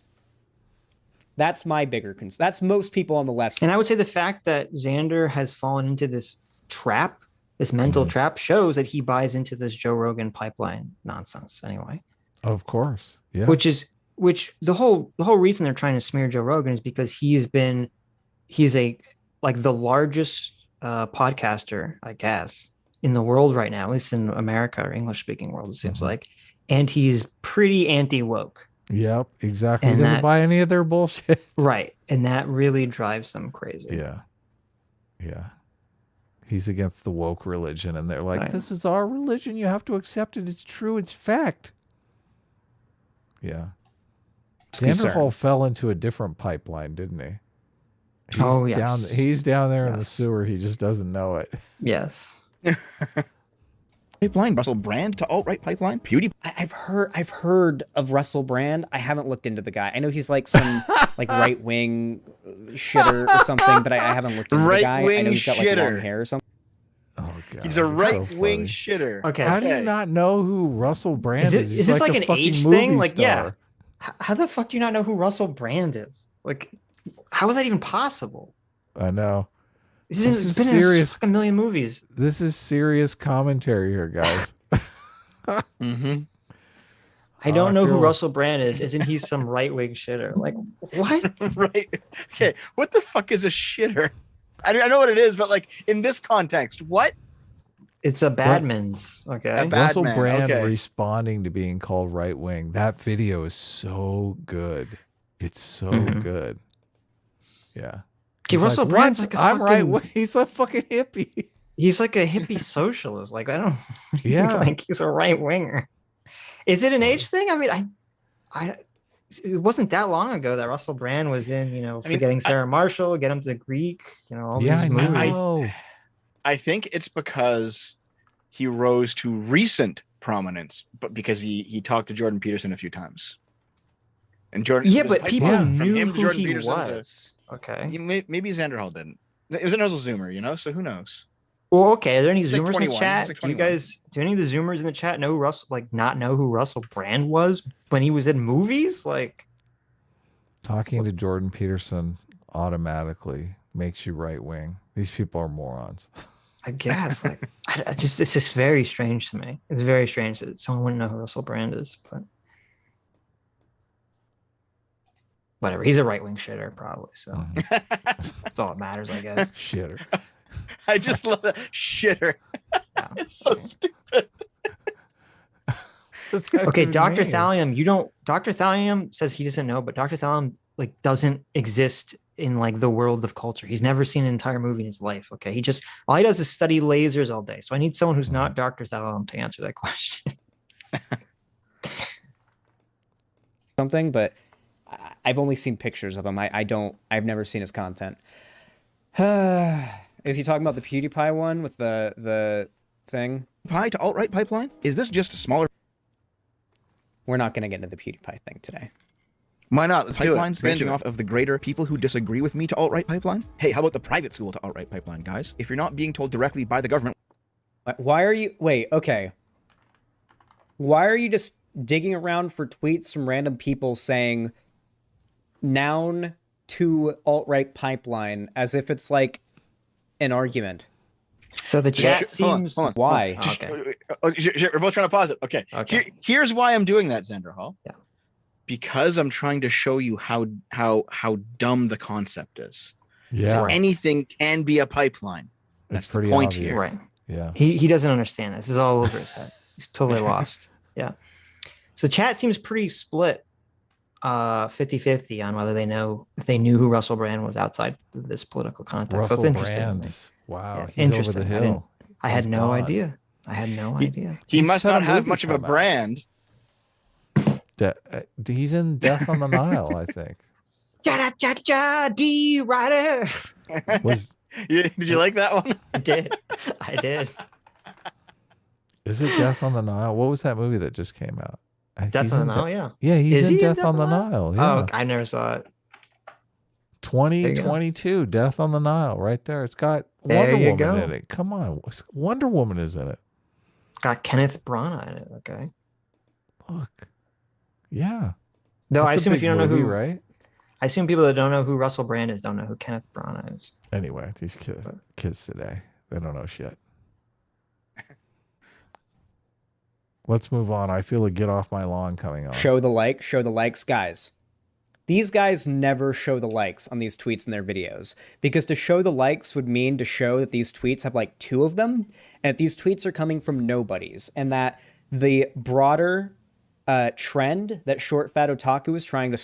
So I want to point out here. Remember when I said earlier that I have no problem interacting with people smaller than me? It doesn't matter if you have a lot of subs or a little bit of subs. He's viewing this through the clout lens, where why should I be talking about people who only have 5 likes or 5 followers, or talk to someone who only has 500 subs? It's because I don't care about this. Like I'm making jokes in this stream. I've made jokes about Xander Hall's size, and okay, we're having good fun. But when it actually comes down to it, I don't care. What matters is the ideas, not how big or small somebody is. I don't. And yeah, that's what I'm. I was gonna say. Oh no, go ahead. Well, I was gonna say. I think he's trying to allude to. He's trying to say that you are like the old anti-SJWs who would go and attack. Would make a video about like the bedroom feminist that had like 10 views that no one cared about. I think that's what he's trying to allude to when he makes these comments. Like, why are you focusing on these people that are unimportant and not indicative of the movement or something? Well, because the ideas are still important, and talking about the ideas matters. I don't care about whether they have 1,000 views or 10,000 or 1 million. Right. You know? And I don't know. Yeah, that's exactly it. And I don't know if Xander Hall only streams. I don't know if he makes like video essayist content, but a lot of times when you're making view essayist content, as I used to do back before I became an evil streamer with no morals or principles whatsoever, oftentimes you need a picture or a short blurb of somebody saying something that has to do with your point. Right. And so, and obviously if you're talking about it, you're talking about like a broader idea that exists, but you can't exactly maybe have the visual picture of it presented so succinctly, except maybe some nobody, some zero follower Andy on Twitter. And so you just use the picture of this to sort of show what you're talking about because it's just visually representative. So right, yeah. Yeah. His moderator and video editor there, Cherry, in the chat, he says Xanderhal, a lot of his videos are picking out random lefty tweets. Cherry's actually quite friendly with me. I'm sure part of that has been to try and get me to talk to Xanderhal because she is editor and community manager for both Xanderhal and Demon Mama. They have the same editor? Yes. That's so weird. What's a community manager? That sounds fascinating. Like someone who might like run the Discord or run their White Leaf site or something, you know, just something like that. And I know that she's Leaf site. You said, yeah. Oh, okay. We're not racist. We don't know about that. That's a kind okay. So if you go to whitelee.af, you'll see it's a company funded by Vosh that has stolen Destiny's DGG source code and has been basically allowing lefty streamers to adopt it for their communities. Nice. Good job, Destiny. And it's white code. So whitele.af. It's pretty racist. Yeah. That sounds like a dog whistle to me. But are there any non-white streamers that use this code? Yeah. Actually, I don't think so. Well, there you go. Got him. Xander, you're looking a little Draco Malfoy, if I must say. And we all know what Slytherin was all about, okay? In any case, though, Cherry has been trying to rope me into some kind of confrontation with Xanderhal for a while. And I think she's seen a few of my videos in preparation for that. And she says a lot of his videos are picking out random lefty tweets. Well, yes, because I'm talking about the ideas within them. And sometimes you can't find it quite so succinctly in a book where it's spread across 5 pages. Right. Sometimes someone says it in a tweet and you put it on screen. It's not about the person saying the tweet. It's about the ideas. Right. It's not about the man. It's about the idea behind the man. Ooh, that was good. Yeah. There you go. Job. Thank you. Strawman the left, like having an issue with, isn't real, but he wants to make it out to be. Russell Brand is a socialist, but he has conspiracy brain, and his whole channel has become anti-vax stuff. It took Shoeonhead to alert him. Oh, it was Shoe, man. It took Shoe again. But hold on, just play it a bit more before we react to this. Okay. Really? He's like a socialist guy. It sounds like some like weird Nazbol shit. I don't know. See, he has to say Nazbol because he doesn't understand. He doesn't understand what's going on here, so he has to frame it through a lens that he already knows. So that's why he says Nazbol, even though Russell Brand is nothing like a fucking Nazbol. Right. He's not a national Bolshevik, but he doesn't understand that sometimes socialists themselves are shitters. Well, so it has to be Nazbol or something. Like he doesn't get it. He doesn't get it. Yeah, it could be that. And also, I wonder, because of his age, maybe he's unfamiliar that originally the anti-vax movement was a left-wing movement. And so maybe he just sees anti-vax and assumes that automatically makes you right-winger or something. I mean, fair enough, because I think when the anti-vax was when that was a left-wing movement, that was over 10 years ago. Xanderhal would have been like 10. Yeah, I mean, right. He just doesn't know, Right. So maybe that's what's going on here. I don't know. We're all boomers here, guys.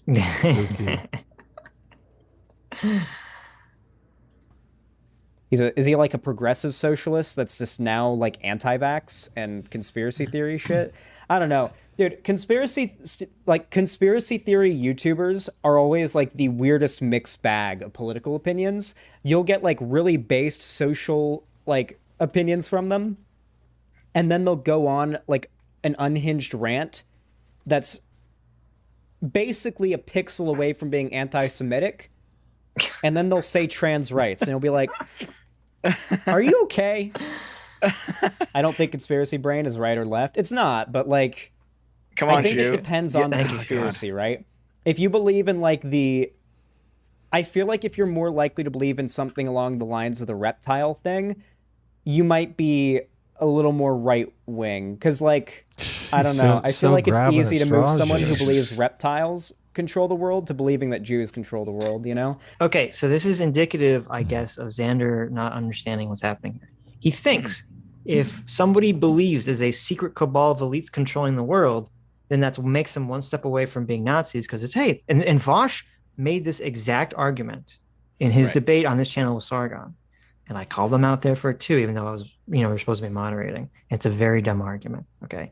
Because they think that if you believe a cabal of elites control everything, which, by the way, I don't believe that. But if you do argue that, then you're really just one step away from being a Nazi, because you can just put Jews in there.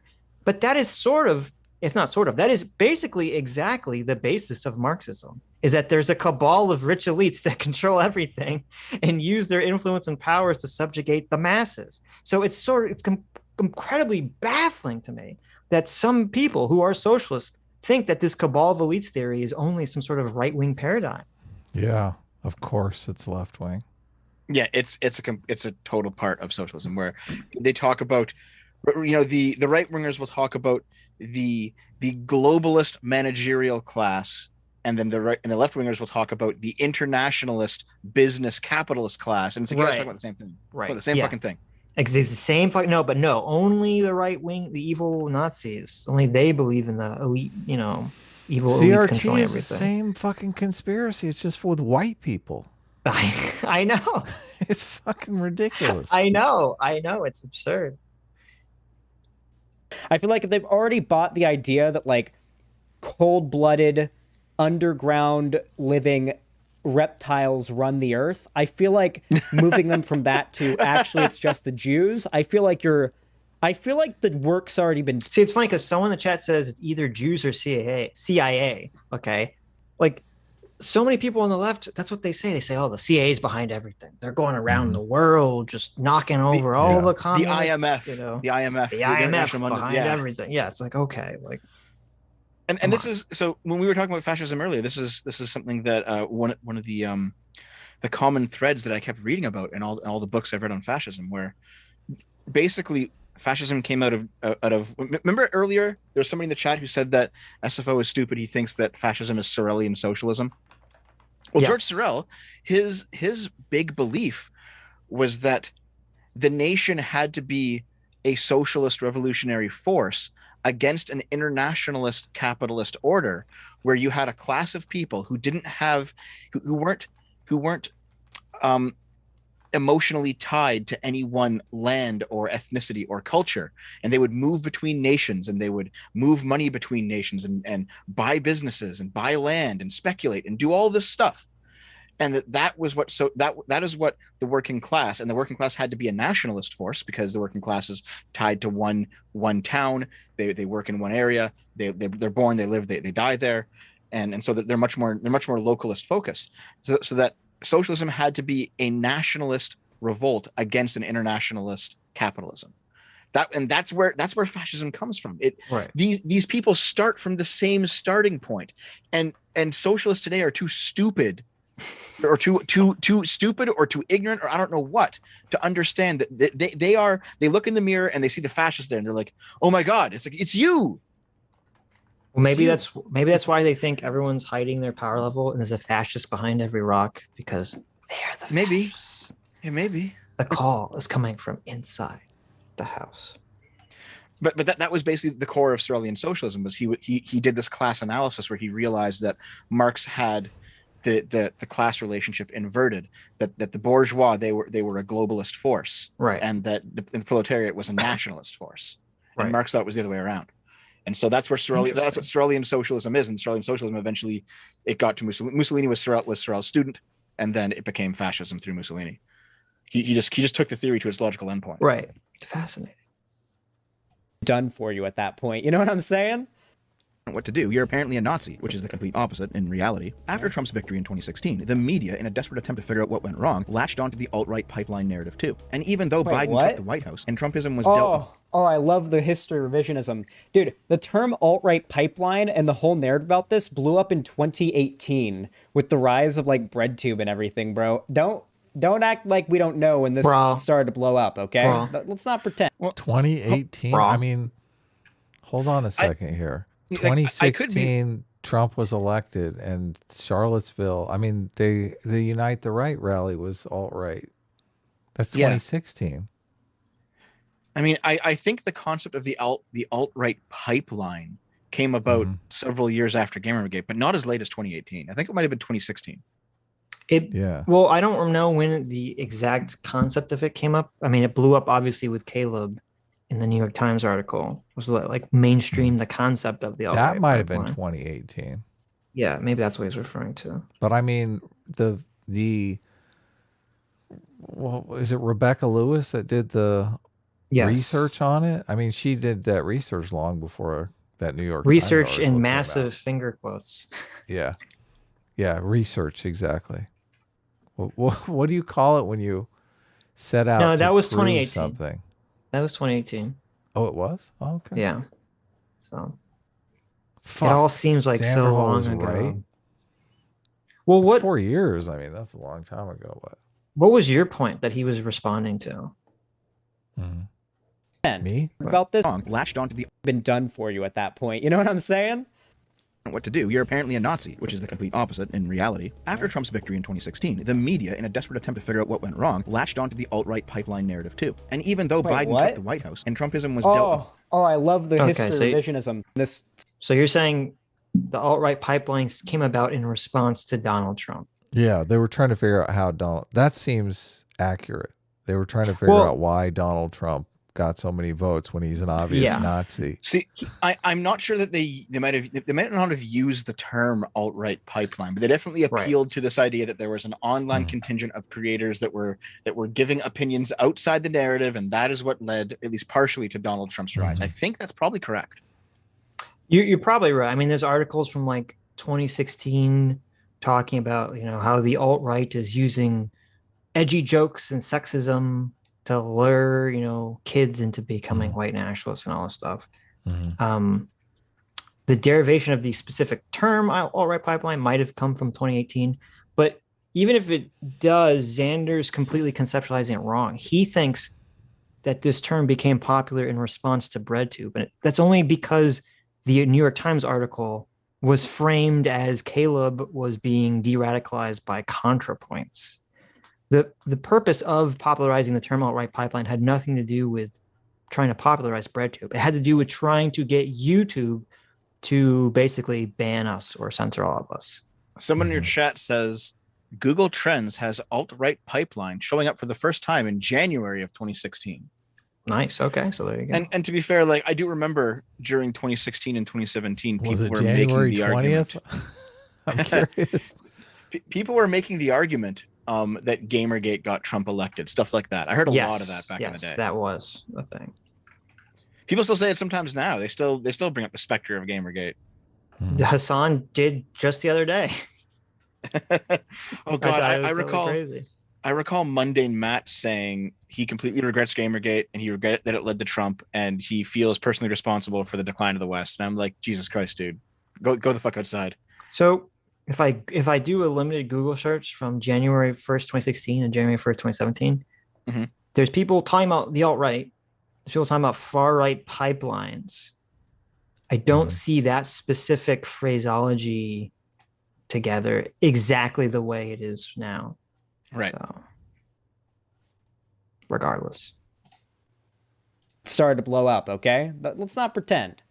Public embarrassing blow during the January 6th Capitol riot, the media continues to lean on the pipeline thing. Studies were commissioned on the nature of the pipeline, like the embarrassingly inaccurate evaluating the scale, growth, and origins of right-wing echo chambers on YouTube, which labeled Shoe on Head as right-wing. But this is full of goodies. There's apparently...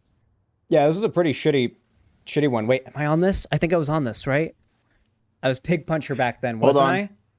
So our first official agrees with me. You can add a tally. I know. Now. I was thinking. I felt like we had one coming. Yeah. So this was, for those of you in the chat who don't know, this study was regarded by everyone on the left, the right, everyone as terrible. It was awful. It basically what they considered to be far left is just like safe sources. What they considered to be far right was just people saying things that mainstream media didn't like. That's how they divided these categories up. It was complete dog shit. I disagree with you. What, I disagree. Really? I think this study was done very well. Okay. You know why? Why? Look at that. Look at that center. See where it says center? Yes. Look at that. Who do you think's in the center list, huh? Oh, look at that. It says Adam Friended right there. Adam Friended. Holy shit. And you can't see it because and you can see, look right above the window. You see where it says right there? Oh, Think Club. Think Club. Look at There that. you go. Holy shit. And if was this Mark Ludwich's? It must have No, been. this was I forgot some lady. This is Becca and Lewis? No, Is it- someone else. Okay. And if you look up, you can see it says PSA. You can't see the Sitch because it's cut off by the chat, but it's right there. PSA Sitch. Look at that. So there you go. You guys were centrist all along. Yes. Where are you There at you in go. here, Dev? He's right Huh? winger. I'm far right He's far on right. this thing. Of course. What? I am. Though this thing is strange because it also, if you notice, it lists Mouthy Buddha as center, which it's hard for me to imagine anyone that would label you, Dev, as far right would label Mouthy Buddha as a centrist. But Yeah, I don't know. This was awful. it also puts Ricada as a centrist, which is Ricada is a interesting. centrist, you. No, but from this conception, Yeah, you're right. they would I'm shocked. They also put the Wall Street Journal as centrist. There's some they got- strange things here, but Yeah. that's Okay. weird too because Armored Skeptic is labeled as a centrist, but Shoehead is labeled as a right winger. So I don't know. Oh. Very confusing. But anyway, let's go back. Oh, Rose of Dawn is a centrist. She's considered very far right now. Interesting. Hmm. Where were we? Even in order. They're not Embarrassingly inaccurate evaluating the scale, growth, and origins of right-wing echo chambers on YouTube, which labeled Shoe on Head as right-wing. Also, if you haven't talked to Rose on Dawn, you guys probably should at some point. She's really cool. I will not simp enough for her. Okay. Sorry. I don't know anything about her, so She's in on the trans thing. I don't know what that means. You'll figure it out. Where This is is your full of video? goodies. There's apparently Yeah, this was a pretty shitty one. Wait, am I on this? I think I was on this, right? I was Pig Puncher back then, wasn't I? I would be in the Pig P's. Puncher? Wait, are they Puncher. even? They're not even in order. They're not even They're in like a police alphabetical order. thing? Okay, never mind. Well, Maybe. Look, I'm Faraday in here speaks. somewhere. Far I left. know I am. Hassan Piker, alt right, bro. That's hilarious. Wait, what? Oh no, Well, this Hassan isn't an Piker- alt right list. This is Hold on. this. Sorry, Hassan Piker in 2018 might have actually been more right leaning because have you guys seen those old Hassan Piker videos where he's doing No. like? There's some videos from the Young Turks where he's doing some pretty misogynistic stuff, like some pretty Oh, gamer bro stuff. He's a fucking bro all the way. All this social Yeah. stuff's a joke. Okay. Yeah, it is. Yeah, it's funny though. That's weird. It's interesting. They put Rational National as not far left, but left, which is weird because he's like a flat out leftist, I thought. Oh yeah, he's total commie. We never Specific cover thing- one of his And even videos. Maggie May Fish is just on the left, just was the far left. Okay. They have that potholer guy that we were supposed to look into on climate change as far left. Which guy? Potholer Oh. 54. Yeah. Some watch Sean, those videos. Sean, Kevin Logan. Oh look, Hugo. Oh They talk about that. yeah. You get in Yep. trouble. You get in trouble, Dev. Watch out. I'm ready to get in trouble right now. Let's do it. Thing he's referencing, he's not wrong. This was like dog shit. This particular like study or like analysis that they did of the alt-right pipeline Get that used to he's specifically saying that, referring to, I Xander Hall. remember when Dev's this was not all over wrong. Twitter. It was like pretty fucking bad. Everybody, left and right, dunked on this like crazy. a guy under far left called Well, to be fair though, I'm looking at the list. There's no one in the far left category that I don't think doesn't belong there. Mm-hmm. It seemed like any of the problems they had was people that they labeled people who were not far left. Oh, And they got labeled dark people matter that in were there. not far right. That seems to be the main contention of the They got John in study. there. Dark matter. 25-25. Far left. Oh, is he? I thought he was like a left, but not far Yeah, left type. He Okay, is. so maybe I spoke He too is soon. kind of but- Far left. No, he is far left. I think. Oh, he no, is? I Oh, agree. okay. Yeah. Okay. Peter Coffin. I mean, this all looks pretty good to me. Yeah, I know. to be Claudia honest. Brown, Yeah. Sean and Jen. Yeah, it makes sense. Milo. Yeah. Cuck Philosophy. Oh, Hugo and Jake is in here too. You're misgendering now, dude. Maddox and Bunty. That came. Wait, you know what year this came out, right? Wait, you know what? Okay, for one, I'm pretty sure. This is so bad. I'm pretty sure the chud who cuck philosophy. I'm pretty sure is left wing. So I don't know what that was. I just thought the name cuck philosophy is funny. I just thought it was funny. But called cuck philosophy. Oh, Hugo and Jake is in here too. And this is from like years ago. I'm pretty sure. So I don't know what the. I'm pretty sure this was nice virtue signal, bro. Using this as an excuse to dead name Hannah. That's what this feels like. No, it was from 2019. Yeah. Wait, is this was that pre or post? Yeah. Hannah. Of course, he has to dead name Hannah. Of course. Yeah. Of course, he took the opportunity. Edgy joke. No, it was I from know. Yeah. Wait, it was before Hannah came out. Oh, it was. They had my Brainlit channel, so it was 2019. Oh, she was correcting Zena Freeman said that was before Hannah had come out. This video is regardless, produced by though, Shu. to point this out is kind of weird, and also to actively do the dead naming. First of all, it said you could just scroll back in the video. You have a screenshot, and it says this thing was published in November 25, 2020. Okay, so. Also, to do the dead, it's on screen. Like, right. It's true that I'm saying it, but like the paper is doing the dead naming. You know what you did. You know what you did. I do. Okay, so I have a different opinion on dead naming than most people. Well, and you're just making a joke too. Yeah. Yes, there's that. Being serious here. Like, yeah. Did you just call Hannah a him? Oh no, Xanderhall, did you?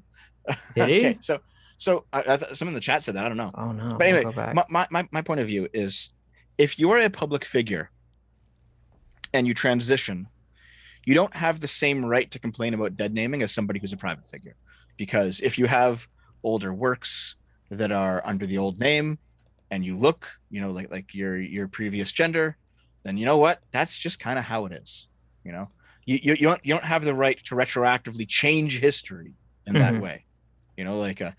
Hannah will be Hugo in those old episodes on their channel, and it's just how it is. No. I mean, if you're a bigot, update the internet. Update the internet. BD for 30 Canadian. Thank you so much, BD from Dev's neck of the woods. Says my 3 favorite gents, Otaku clan for life. There you go. Otaku clan. There you go. Clan Otaku. Wow, John Smith for $2. Haven't seen John Smith in a while. Hey, John Smith says happy Passover, Sitch. Well, thank you. Happy Pesach to you too. Peso to you too. Look at I don't know how to say it. I'm a bad Joe. Whatever. El Dagusto is saying he did call Hannah a him. Okay, well, we'll go back and we'll listen. We'll go back. Mr. Dolphin for $20 says, as much as I like Destiny, he doesn't know shit about CRT. I would agree with that. Sir Lags a lot for $20 says the Nazi classical fash divide is similar to the M/L woke commie divide. What's the M/L? Marxist-Leninists? Oh, okay. Yeah, they're the tankies, yeah. Okay, that makes sense. Ostracy for $20 says, remember the good old days when anti-vax meant you thought vaccines caused autism and didn't work? That's true. Things are very different now. Sadly. Oh, this is Lemon Drop for $5 says, quote, it's not your size. It's how you use it. Dev 2022. Maybe. Yeah. No, it's from 2019. Wait, can you or post let's go using this philosophy? Oh, Hugo and Jake is in here too. And this is from like years ago, I'm pretty sure. So I don't know what I'm pretty sure this was Short Fat Otaku using this as an excuse to dead name Hannah. That's what this feels like. No, it was from 2019. Wait, is this was that pre? We might need to go back further. Post? Let's zip back. Wait, you know what year this came out, right? Our left called cuck philosophy. Oh, Hugo and Jake is in here too. You're misgendering now, dude. Maddox and Bunty. Wait, here we go. That came. Wait, you know what year this came out, right? Wait, you know what? Okay, for one, I'm pretty sure the chud who cuck philosophy. I'm pretty sure is left wing. So I don't know what that was. I'm almost certain cuck philosophy is left wing. But called cuck philosophy. Oh, Hugo and Jake is in here too. And this is from like years ago, I'm pretty sure. So I don't know what I'm pretty sure this was Short Fat Otaku using this as an excuse to dead name Hannah. That's what this feels like. No, it was from 2019. Wait, was that pre or post Hannah? Of course he has to dead name Hannah. Of course. Yeah, of course he took the opportunity. No, it was from 2019. Wait, it was before Hannah came out? Oh, it was? They had my Brainlit channel, so it was 2019. Z the Freeman said that was before Hannah had come out. Regardless, though, to point this out is kind of weird, and also to actively do the dead naming and then call out the dead naming is pretty... Chat was wrong. Wow. Of course. So it's funny because since I'm like super talking about you, right? But it's funny because you can tell Xander's like very conscious. Every time his brain comes to talking about Hannah, there's like a pause, and he says Hannah. Like he has to really think. It's not coming naturally. He has to make sure he doesn't misgender or misname or something. Well, I'll give you my my anti-woke shitlord take. I don't care too much about dead naming somebody that is generally an asshole online. Okay. Now, I will respect people, sure, but like if you're a dick, like fuck you, man. Fuck off. Which that whole group of people over in corncob land, the corncobbers, they're generally just like massive pieces of shit. So I don't really care. There you go. I think I slightly disagree with that statement, but no, fair enough. Not that they're pieces of shit. I agree with that, but just like like if the way I think about it is, if there's some horrible black content creator, like I'm not gonna call them the N-word, like just because they're black and I don't like them. Well, I think I would. Okay. But more importantly, though, I actually think what's going on here is like dead naming somebody isn't like calling them a slur. It's not exactly like a slur, but it's sort of in the ballpark of the slur, right? I don't know. I just don't agree. Maybe for some people. Well, what is the point of dead naming them? It's to say like you are not a trans woman, or you're not a woman or a man or whatever you're transitioning to. That's kind of the point of doing it. In this case, it's just because I knew that it would get them riled up. I understand that. I know that when you do it, you're doing it because you know it's going to cause the most emotional harm. I understand that. Like usually, I wouldn't say emotional harm. I it will piss them off the most. So yes, yeah. Like if you're playing a video game and someone calls someone the N-word, or they hear a woman and they insult them and say, get back in the kitchen. Like, I understand that usually people that say that, they're not sexist or racist. They're just saying the thing they think will piss the person off the most. I understand that completely. Yeah. Right. But I'm saying conceptually, the idea behind the insult, I think is in line with essentially being in the same category as kind of like slurring someone. I mean, maybe if they choose to take it that way, I guess. But it's not what I would intend. And I think what I intend regarding what I say is more important. There you go. Well, there you go. Ride or die. There it is. Ride or die. Funny. It's gendering now, dude. Nice virtue signal, short fat otaku. I know it when I see it. Wait, virtue signal are put under centrist, even though those... Okay, Bunty King is hold on. Insane. Wouldn't that be more like vice signaling? I guess he's saying that because you're saying that the lady that wrote this article messed up by misgendering Jake. So you're virtue signaling? I think it's because it was from before. I think he thinks that I'm virtue signaling by misgendering, but I'm not. I'm just taking the piss. Oh, he's saying that you're virtue signaling to your shitty, evil, transphobic audience. My audience has some transphobes in it, but they're not actually that transphobic, to be honest. Right, no, but I'm saying this is Xander's conception of your audience. Yes. Is that he's conceiving that your audience prefers you dead name Hannah as Jake. So you are virtue signaling to your Hannah audience. as Hugo. Okay. Jake's the guy who's still a guy. Whatever. I don't fucking remember. Whomever transition to whoever. Okay. All right. It doesn't matter. Let's keep going. Yes. I'm sorry. Bunty King is just a delusional weirdo that I had to block. He used to be like one of those, bottom of the barrel, bucket, another bucket of shit, like he whatever happened to Bunty King? I don't like he just went crazy. Yeah, he tried to ride every single wave simultaneously. Left, right, center didn't matter, and none of it worked for him. It's too bad. Yeah, super. I don't know. I just remember because he seems so nice in his videos. And I had a very brief interaction with them personally, and I just was like, this guy's kind of weird. I don't know what's happening here. I think he was just like chasing clout too nakedly, because naked clout chaser. I like that. That's a good term. Yeah, it's just because like he jumped on every single trend. Like when the right was ascendant, he was on the right. When the left was ascendant, he was on the left. He tried to be a socialist. He tried to be a woke scold. He tried to be an alt-righter. He tried to be fucking everything. And like he just did it all. And then so what happened was he was just, as he was going through these new communities, he was burning the bridges on the old ones extremely quickly, just to like try to ingratiate himself very quickly. So he burned every possible bridge with everyone. I see. Interesting. He was like one of the anti-SJW Didn't he make a YouTubers video calling himself a cuck? And I think that kind of destroyed his credibility, I think. Yeah, that too. Yeah, that was part of it. It seems like... Did he really? That was like the final straw. Was when he's like, yeah, dude, I've been... It was like he was talking about how there was this girl that kept cheating on him, and he just loved her so much, and he just didn't care. And he liked drinking her piss and stuff. It was a weird. No. It was like a story time video too, which is just, it's so funny because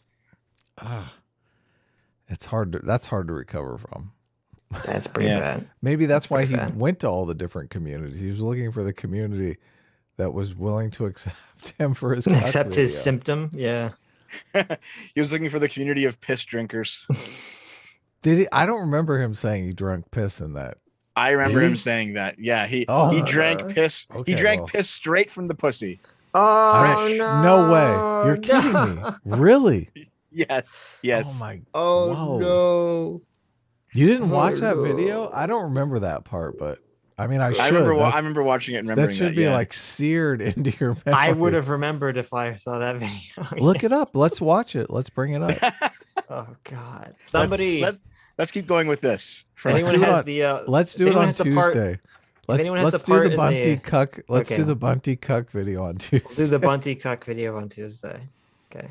It's not a very long video. I mean, how long can you talk about the fact that you're a cuck, right? I mean, it can't be a long video. Back in the day, just a whole, carbon copy, just another one on the block, whatever, right? If I YouTube search Bunty King, the first video is the that shows up is it says the end of a lol cow, and it's a picture of Bunty King with like a cuck hat on. Okay, so I guess that's what he's known for that now. Okay, there you go. It's easy to find, huh? There you go. Yeah. But then after the anti-SJW community stopped having as much prominence and stopped really making him money, he became like an SJW, and I mean it. Like he became an SJW. Like to the notice how my commentary is far more salient than any of this commentary he's coming up with.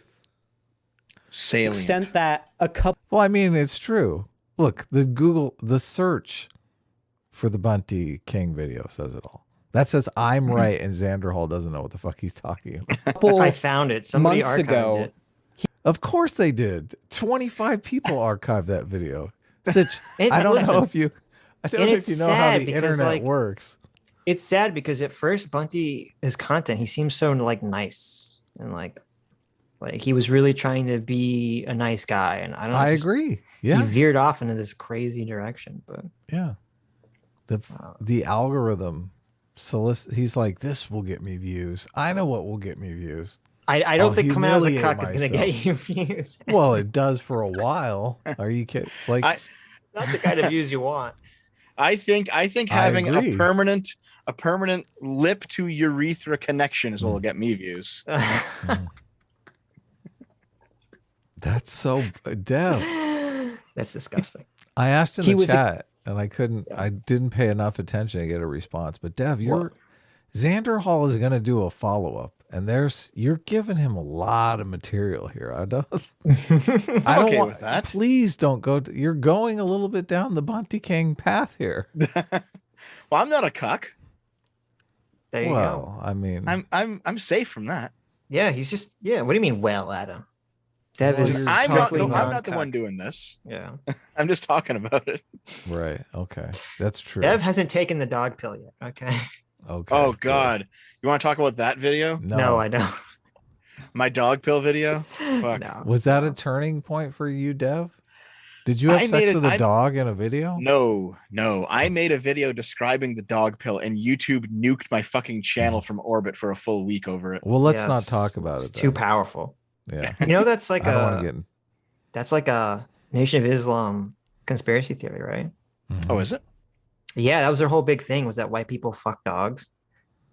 And that Really? like, white people, white people lived in caves and fucked dogs. It was weird. It was like this weird. Talk about negative stereotypes. Gee. It was like, because it kind of came out of this idea like, oh, white people love their dogs so much, and then the police are using dogs to attack black people in like the 60s and obviously earlier than that, and so they kind of construed this like weirdo sexual connection that they sort of promoted. But anyway, sidetrack. Accusing me of he was accusing me of being in the alt-right pipeline.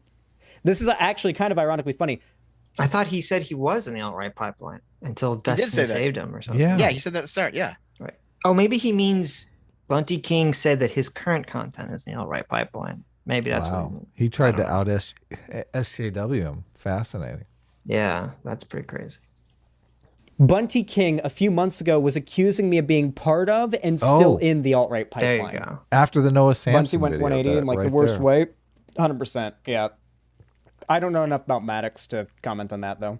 Those guys have swung quite far left in recent years. The far-right category, along with Shu, also contains It's a Gundam, Sargon, Academic Agent, Armored Skeptic, Repzian, Matt Jarbo, Garapi, Joe Rogan, Dankula, the list goes on. What they call far-right. Wait, all those are there are a lot of far right in there. Well, yeah, but the point is that they're all very different people. That's the point that I was making. Okay. Right. Wait. The whole online left and right were Where's dunking. the Repzian, list? Matt Okay, Jarbo. here's the list. Scott yeah, there's a Adams. Scott Adams, far right, very Of course he is. Lee, far Yeah. right. Wosley is kind of Sticks is far on there. left. Sticks, yeah, Sticks. Oh, they got else is in there? your A boy lot of people I Zach. don't even know who the fuck these people are. Yeah, same here. About Harmful half of them. opinions. I would not consider him far right.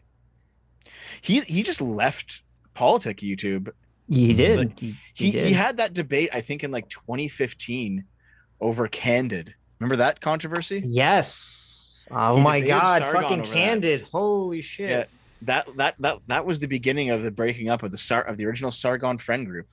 Mhm. Ooh, really? The Candid It was- stuff. Okay. It was Sargon versus Harmful, where Sargon was defending Shu and Harmful was not defending Shu. right. Mhm. Right. And Sargon's like, Shu is my friend, I'm going to defend her. And This Sargon seems- ended up being wrong about that. This seems so quaint. That sucks. This all seems so quaint talking about Candid, the Candid drama. It's like, Mhm. oh, some people shill the bad product for their YouTube channel. Yeah. It's like, okay. Like it seems Yeah, like it's if so someone did that normal now, it's like, now. okay, who cares? Like But that was like the first big time it happened, was back in 2015. that's true. That's now it's hilarious if anyone in our community could get a fucking could get sponsorships. It's like okay, good. What do you mean? I'm getting a sponsorship for Dollar Meat Store. And I guess no one's that's gonna true. Stop me. Sean I'm gets a lot of sure we could sponsorships. get. I'm sure we could get a sponsorship. We if just got to get really gold wanted to. sponsorships. Do you want I don't want a sponsorship. Why would I want it? money. Is that a bad problem? Well, I mean, I don't. I would rather read super chats and interact with the audience. And Why can't we do it's both? Chill for something. Because Why can't we? Why not both? Look at this. Well, I mean, I Chat, kinda listen to have this the- fucking socialist over here doesn't want to do ad spots like all the professionals do. Okay, we'll get some gold Listen, sponsorships, what are we some gonna Raid sell? Shadow Legends What are we gonna sponsorships. sell? Doomsday prepper shit. What Yeah, the fuck it. Why not? Listen, This is the so Tim Pool bad. Civil War is almost here, guys. We're gonna Okay? sell gold bullion that you put in your mattress. Come on, Yeah, Sid. gold bullion. Okay, it's only use if it's so useful. Why are they trying to sell it to me? I don't know, but they want We're to gonna sell. sell. Gold We're gonna sell all bullion. natural deodorant. What the fuck? Well, listen, as someone who tries to use alternatives to aluminum deodorant, okay, Adam, I'm on board. No, I'm just kidding. Wait, But Is there all that aluminum all that in stuff doesn't deodorant? work. Is there Yeah, you didn't know that? No. It's actually a big problem Oh, because don't shill it for free now. Come on. aluminum is the thing that makes deodorant work. Not deodorant. I don't know. Really? I always confuse deodorant with antiperspirant. I think Oh, okay. the antiperspirant thing is aluminum, and so all those like Oh. aluminum-free deodorants Like I'm sympathetic, but most of them don't work. So I have a personal deal with myself. I will only take an ad spot for a product I actually use. Okay. I think that's the right way to go about it. I mean, It's the honest way. Adam, wouldn't you take an Audible sponsorship if you could? An Audible sponsorship, I could probably be persuaded on. Just Okay. because, I mean, You use it all the time. there you go. yeah. And But they I probably recommend wouldn't their wanna- books all the time. Be associated with us Why wouldn't they? Bullshit.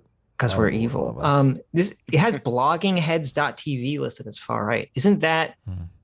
the YouTube channel that John McWhorter and Glenn Lowry No talk way. on? No Isn't it? way. Yes, that's Okay, hilarious. there you go, far right. And also, I mean, I think Robert Wright started it, and he's far left. Yeah. They have Lame. I mean, I think Steven Crowder is right wing. I think calling him far right is stretching it. They have the Ayn Rand Institute, which is kind of silly. Mhm. Who else do we got here that I recognize? Alt-right trash? Oh, alt-right truth. Okay, I guess that makes sense. I guess that makes Faith Goldie. Okay, that's fair. The Sugar channel tits. Nazis are us. You have Oh, Sugar maybe. Tits, which I think they're referring to Bering's wife. That's Bering's Yeah. wife. Yeah. Yep. Yeah. They have Actual Justice Warrior. There you go. Sean is far right. He is According- far He right, made it. though. Yep. Is he? Actually, Sean is totally far right. Are you? He's right. He's not far right. What are you Well, I talking don't about? know. How far is far? I don't think Sean is like he just comes off as like a normal conservative, like to me. Yeah, you're right. Sean is regular. He doesn't You believe got- in lizard people or anything. No, there you go. You got JF is far right. It's weird to put all these people together. Like JF such is a an vast- ethno-nationalist. yeah, I mean, right, Yeah. Exactly. Yeah. That's why the list is so strange, because it's all these people who are very clearly different, right. all just lumped Mhm. together. Undoomed. I would not say he's far right. No, he's not.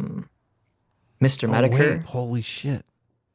Someone in the chat said Zan is live streaming now. I can go troll his chat. Okay, I'll be back, guys. Stop. Wait, are you causing actually? problems, Adam. Why? You got your boy Zach. It's because I think it's really lame when you do that. Honestly. You think it's Just lame? It's Well, lame. that It makes me doesn't- want to do it even more. No. I mean, like you look lame. Not it's lame. Like I look lame? yeah, that's how it comes across to me. Oh, okay. But What Jordan, if I call him a cuck in the chat? What if I say you're a cuck chicken shit for not coming on our stream? Is it? That's I don't think that's fair. You know It's what? not? He won't see it. No. He won't see it because his on-screen channel, or sorry, his on-screen chat is his White Leaf chat, not his YouTube chat. Oh, it is. Yes, you have to make like an account on his White Leaf site and Oh, he's a do all the thing. These people. Oh, ouch. So this is weird. I have to like completely. Do I have to give my social security number just to be able to fucking chat on? Yes, you Xander do. Hall's- Give it to Xander Hall. Give your social security number. Just to Xander to Hall. be able to chat on his channel. So Gonna be hosting a beyond, podcast. obviously, is the bottom of the list we have Shoe on Head, but it's weird. It has Armored Skeptic. They labeled as a centrist, but they labeled his second channel, Armored Gregory, as far right. So I Yep. don't know. Well, that's where Doesn't he make a does lot of all of his sense to me. experimentation. I say all the evilness. They also put the Joint Shoe and Skeptic channel as far right, Hmm. and it's your boy Zach. Hmm. Garapi, Joe Rogan, Dankula, the list goes on. What they call far right contains a wide variety of different people who are Wait, everybody dunked on this specific. Like, wait, when the whole online left and right were dunking on this thing, you can't claim this is like representative of the left's view of the alt-right pipeline and the political positions held by all these Does I'm not, Xander? I'm not saying that, Xander Hall. Oh god. Well, it doesn't. Does Xander not realize that, like, when you talk about the left, there's a broader left that exists in the world beyond, BreadTube and the assholes on Twitch? Like, when this study came out, there were legitimate Vox, Vice, Washington Post articles written about this specific study. Mhm. Okay. So it is totally justifiable to look at this study and mock it. Just because bread tubers had their panties in a twist because some people that were not far right, but were actually far left or even left were labeled in it doesn't mean that you can't talk about this study. It's not indicative of the broader problem and the point of talking about the alt-right pipeline. Content creators. Great commentary. Like, didn't your tweet making fun of that? Fuck yeah. Okay. Yeah, I'll be back in a minute. I'm gonna go to the washroom again. I'll be back. BRB. Don't wash your hands. Back in 2019.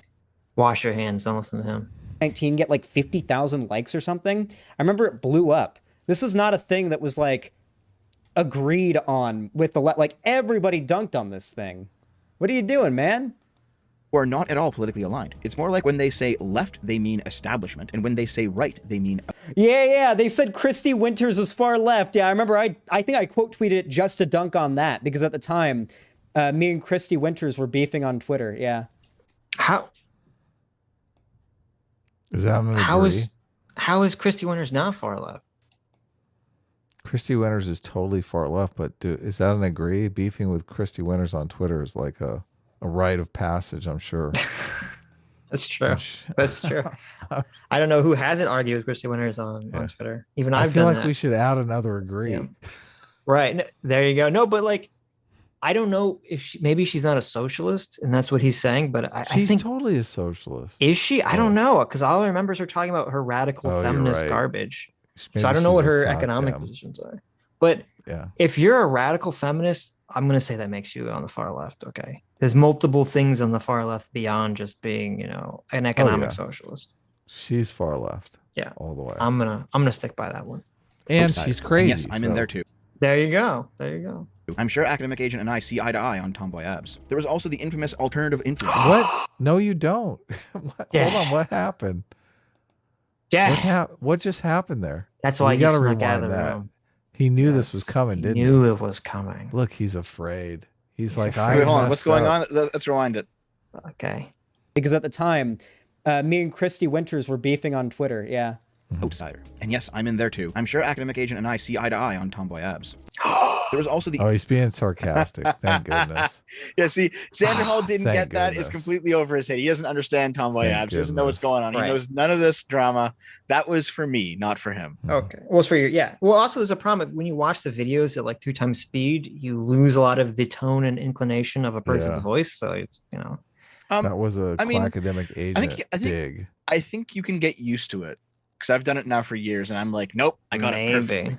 Maybe. You have to have the faster brain clock. The big brain. Listen, I'm an old man. I'm a boomer. Okay, this is 2 times speed. Too much for my little brain. Okay, I can't handle it. Yeah. You don't do 2 times speed? I do 2 times speed. I do like 1.5 or 1.2, depending on how fast the person talks naturally. But 2 times, it makes me like feel like I'm having a bad trip if I listen to someone talking that quickly. Okay, you know what? If I have to listen to a large audio file and just find a certain phrase that I'm looking for, I can close my eyes, turn it on 3 times speed, and just focus on it, and I can do it. Yeah, but it uses all my brain power. Yeah, I can't do anything else. Dev is like I'm the autistic Sherlock Holmes of video making. Okay, I'm like canceling out all the noise to look for the one thing I need, and you just hear like all this like blah, blah, blah, blah, blah, blah, bing, I got it. Yeah, it actually works exactly like that. Yeah. There you go. We got Rain Man over here. Okay, so I decided to also to peek over at Xander Hall's stream, and like his chat's talking about it quite a bit, and he's trying not to. How are you looking at his stream? Well, how are you looking at his chat? I see his chat. His chat says subscriber only. Well, no, the chat that's on screen. The chat that's on screen is White chat. Yeah. What are they saying in the chat? Give us some updates. Well, they were saying this far right channel called Adam and Sitch is currently watching your... Sitch and Adam and Sitch. Look at these fuckers. Hilarious. They're currently watching this. You're currently watching your video. And Xander Hall just said, oh, that's cool. And then like after a little bit, he opened it up and he said, they have so many GIFs on the screen. It's almost like Demon Mama, where she just has GIFs everywhere. Adam, you have too many Demon Mama GIFs on the screen. Okay. Demon Mama's cool. Fuck you. Oh, what? Get out of here! What are you talking about? All she does right is the gifts. Her commentary shit. The mods kept saying, "Why do they have so many viewers? How is it possible this tiny channel has so many viewers?" Oh, and they say, that "Oh, it's because mystifies them." Someone else says, "Oh, it's because SFO is on there." I'm like, "Hold on a minute." Because I think you actually have less viewers than normal with me being on here tonight. This is like a little. This is normal, I think. Yeah, we've got. I've seen you at like 3,000 or 4,000. Bump. Really? I've seen you at like 3,000 or 4,000 before. I don't think I've seen us at 3,000 or 4,000, but I appreciate the. Yeah. I think it might have been when you had like Sargon on at some point. Maybe it was the Sargon bump, you know. We generally get between 14 to 2,000. Yeah. Okay. I mean, I get like between 500 and 1,000 on my weekly Sunday show, which is like a morning show. It's just me by myself, kind of dicking around. I've gotten up to I think 5,000 for special events, like debates or like big election nights, or it can get pretty high sometimes. But I think 1,000 is like the average. Yeah. I like to think that your presence here gave us the short fat talk, the D rider boost, if you will. We got maybe the D rider bump, if you know what I mean. The D bulge. The D bulge. There you go. We got the D bulge going on. So thank you. The infamous alternative influence, broadcasting the reactionary right on YouTube, detailing how I didn't like this one either. This one didn't really like. I feel like the alt-right pipeline agreement number 2 official is pointless to try to demonstrate with like an algorithm. It's not an algorithm thing. It's a culture thing. You can't measure culture with data. You can't measure, was the right more culturally dominant online in 2014 and 2016 compared to 2020? And he also beats me to this point a little bit later, because I mentioned this a little bit later, that if there is a pipeline, it can't be through algorithms. So yeah, but that's not what he's saying. What he's saying is far stupider.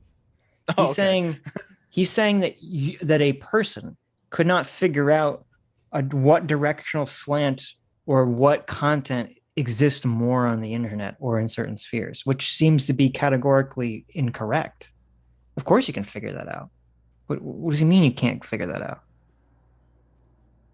Maybe he's like, I'm going to be super charitable. Maybe he's only saying you can't figure that out via trying to create an automatic algorithm to figure that out, which maybe that is the case currently. But I mean, that's not really what, like Rebecca Lewis's big problem, if I remember which study that was the one where she played 6 degrees of separation, basically, where anyone that ever talked to a far right person would get touched into a chain. So it'd be like, Richard Spencer was interviewed by Roaming Millennial, and Roaming Millennial talked to Sargon, and Sargon talked to Joe Rogan, and therefore vis-a-vis Joe Rogan leads you to Richard Spencer. Like, that was the problem with the Rebecca Lewis report.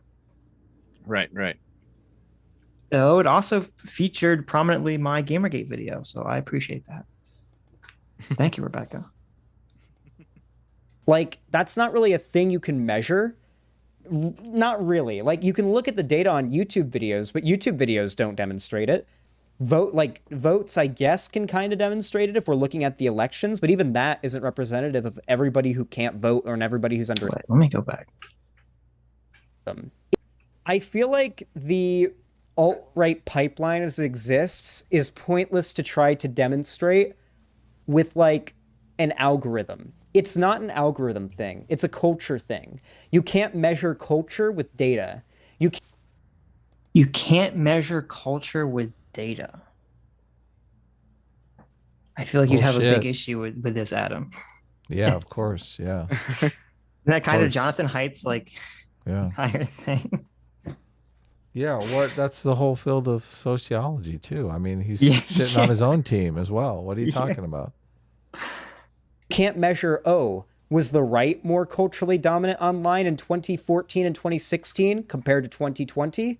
Like, that's not really a thing you can measure. Not really. Like, you can look at the data on.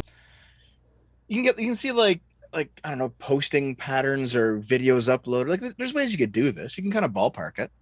Well, yeah. I mean, if he only means algorithmically, maybe. But he seems like he's making a broader claim. I mean, it would be a lot of work, but you could compile all the right-wing esque channels and left wing esque channels, see who gets more Measure 'em on views and more views, traffic yeah. on YouTube. I mean, which Measure 'em on that's what money.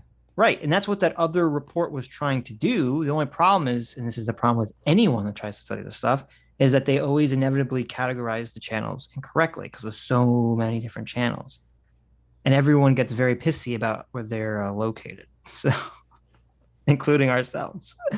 We had that big, with Mark Ledvich, where we were trying to getting him to. We're like, no, make us not right wingers.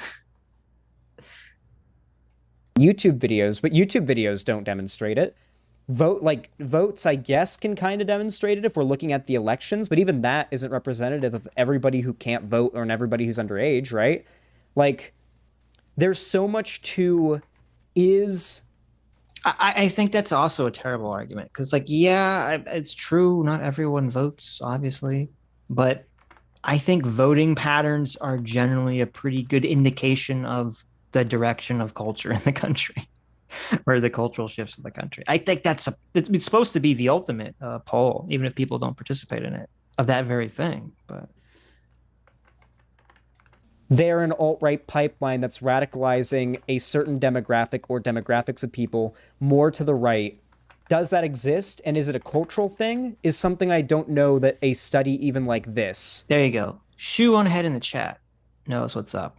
Okay. She misses the entire thing that's in or doesn't know.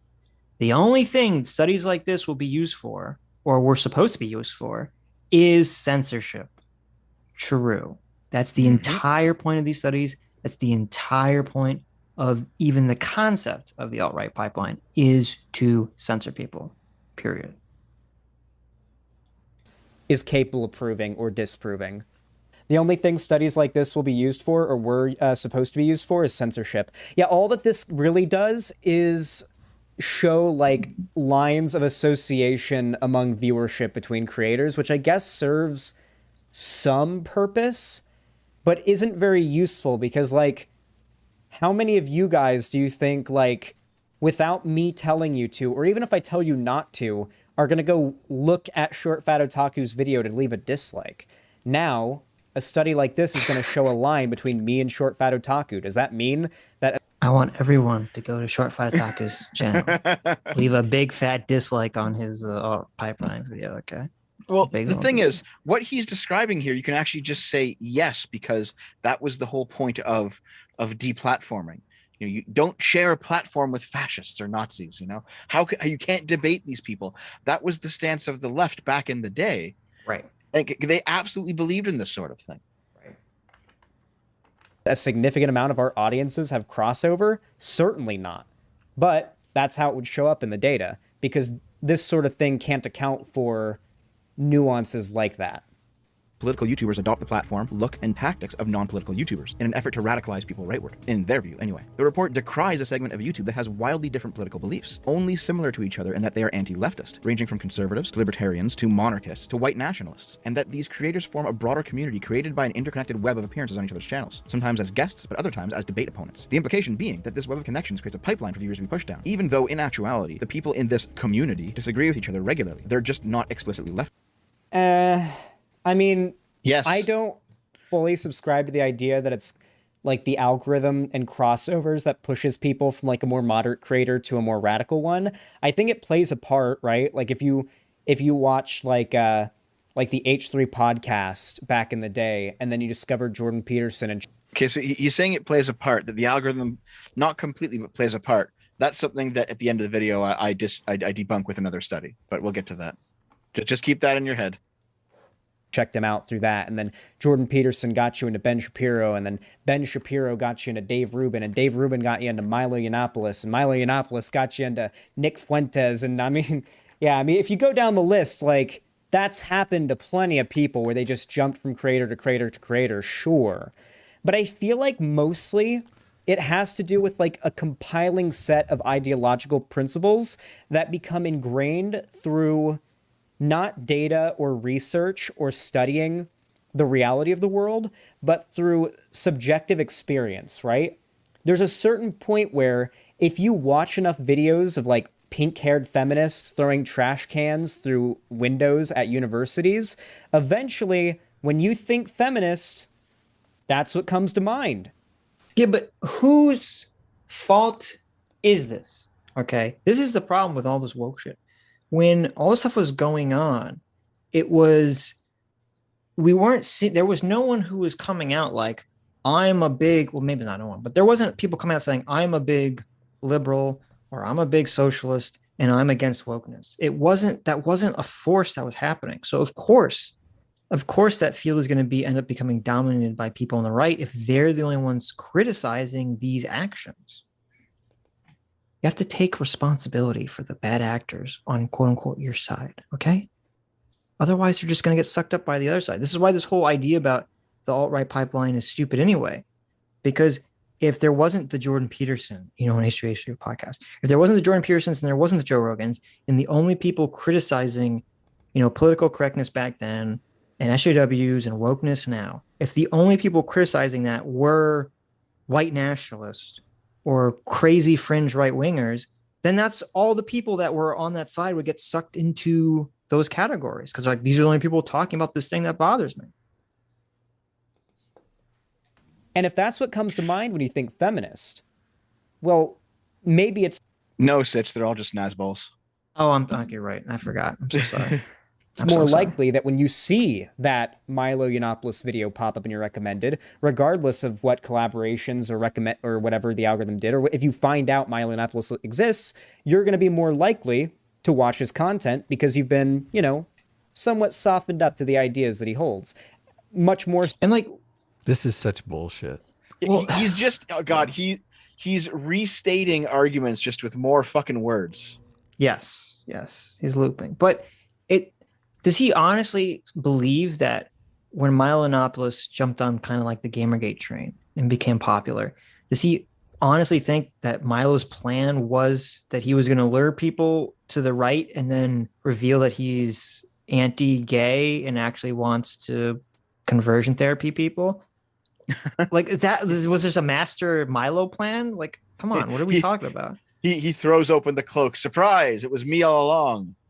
Yeah, exactly. Like, it's so obvious that no, Milo was gay, and I don't even remember. Like, I don't want to put my brand on the line here, but I don't remember Milo even having like very crazy far right takes on anything really, like when he was popular. I thought he was just kind of like a back in the Gamergate days, he was just a conservative gay guy. He was pretty flamboyant. He liked making people uncomfortable. He only got crazy like post canceling. Yeah. Post canceling, that's all. He went Tom Green. He's struggling to get back in the spotlight. Right. He's got to say insane shit just to get noticed. Like that's what happened to Academic Agent. He was a pretty normal classical liberal type guy until he got fired from his university for making anti-SJW videos. And then That's sad. He got isolated. He got radicalized. You couldn't do anything else but just be online all the time. I mean, you don't solve the problem by canceling people. You make it worse. Yeah, that definitely seems to be the case. So than you would have been previously. And the people who wrote this report view politics as being made up of my specific brand of leftism versus everybody else. Thirdly, and perhaps most importantly, the implication surrounding the alt-right pipeline discourse is that radicalization is bad. Fair enough. But there's obviously other pipelines that radicalize people leftward. In fact, in People's, I was saying... Wait, what is this editing? Why is there like a random E here on the side of the screen? Do you guys see this? Why is there a random E there? So I'll explain this. Dev. Yeah, I just fucked up the editing. Yeah. Dev. What does that E stand for? Something Nazi-ish? As a Nazi? A Nazi. Nazi? E is a shortcut in my editing software for something, and I must have pressed it while I had the text box open rather than doing something else. I just didn't notice. It deleted the entire text box, replaced it with E. I just didn't see it. I only discovered it after the video was uploaded, and I was like, I don't give a fuck. Likely story.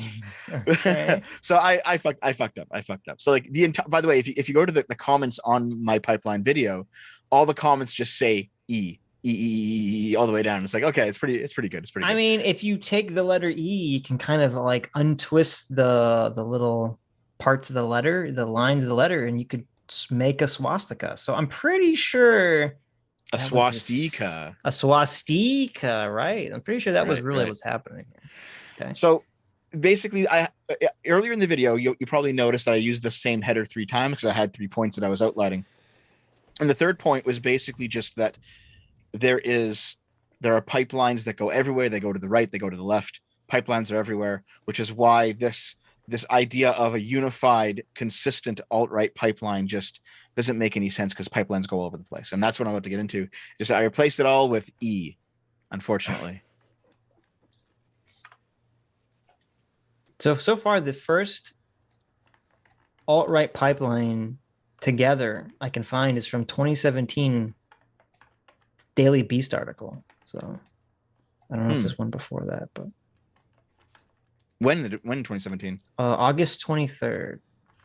Okay, so that'll be like 6 months into Trump's presidency. And it's only in the title.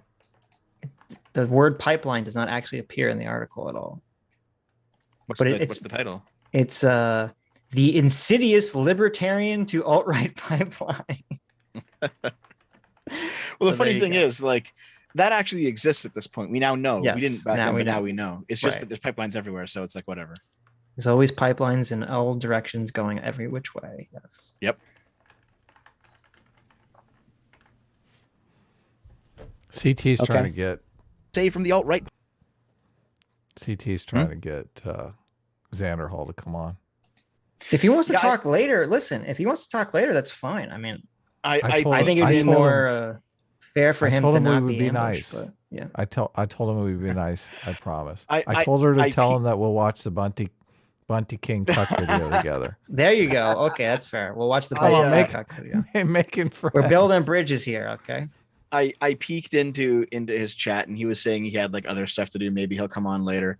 But I mean, I only have like another little bit. Like, let's see. It's 9:40 p.m. I probably can't go past midnight. So well, how are you going to get to the end of the video then? Let's go. Let's roll. We always watch to the end of the video. You've been pausing a lot though. So I mean, all right, I won't pause anymore. Abdi Muhammad is trying to start Twitter beef between us and Sean. I know. Look at this. With Sean, actual Justice Warrior. Oh, I think meant like Sean and Jen. Sean. No, fuck Sean and Jen. I don't give. I can't listen to what he clipped out, but because obviously it would be in the. It was you calling Sean far right. Yeah. Oh, he's just clipping that. Yes.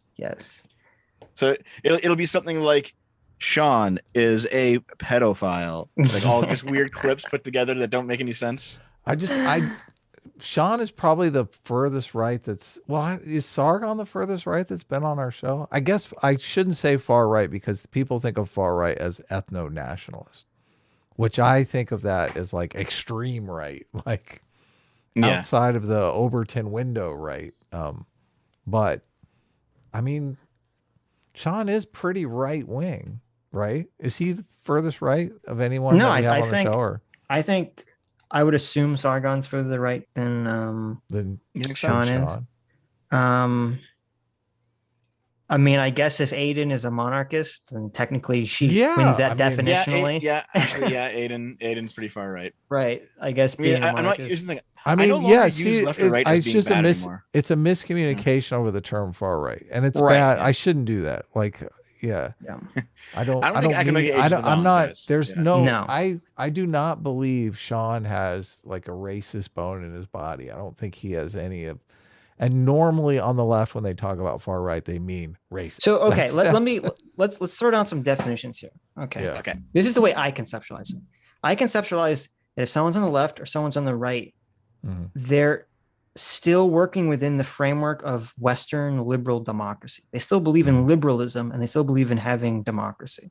And when I say far left and far right, I mean people that don't believe in democracy or don't believe in the frame of liberalism. So you're talking about authoritarianism, and not necessarily authoritarian.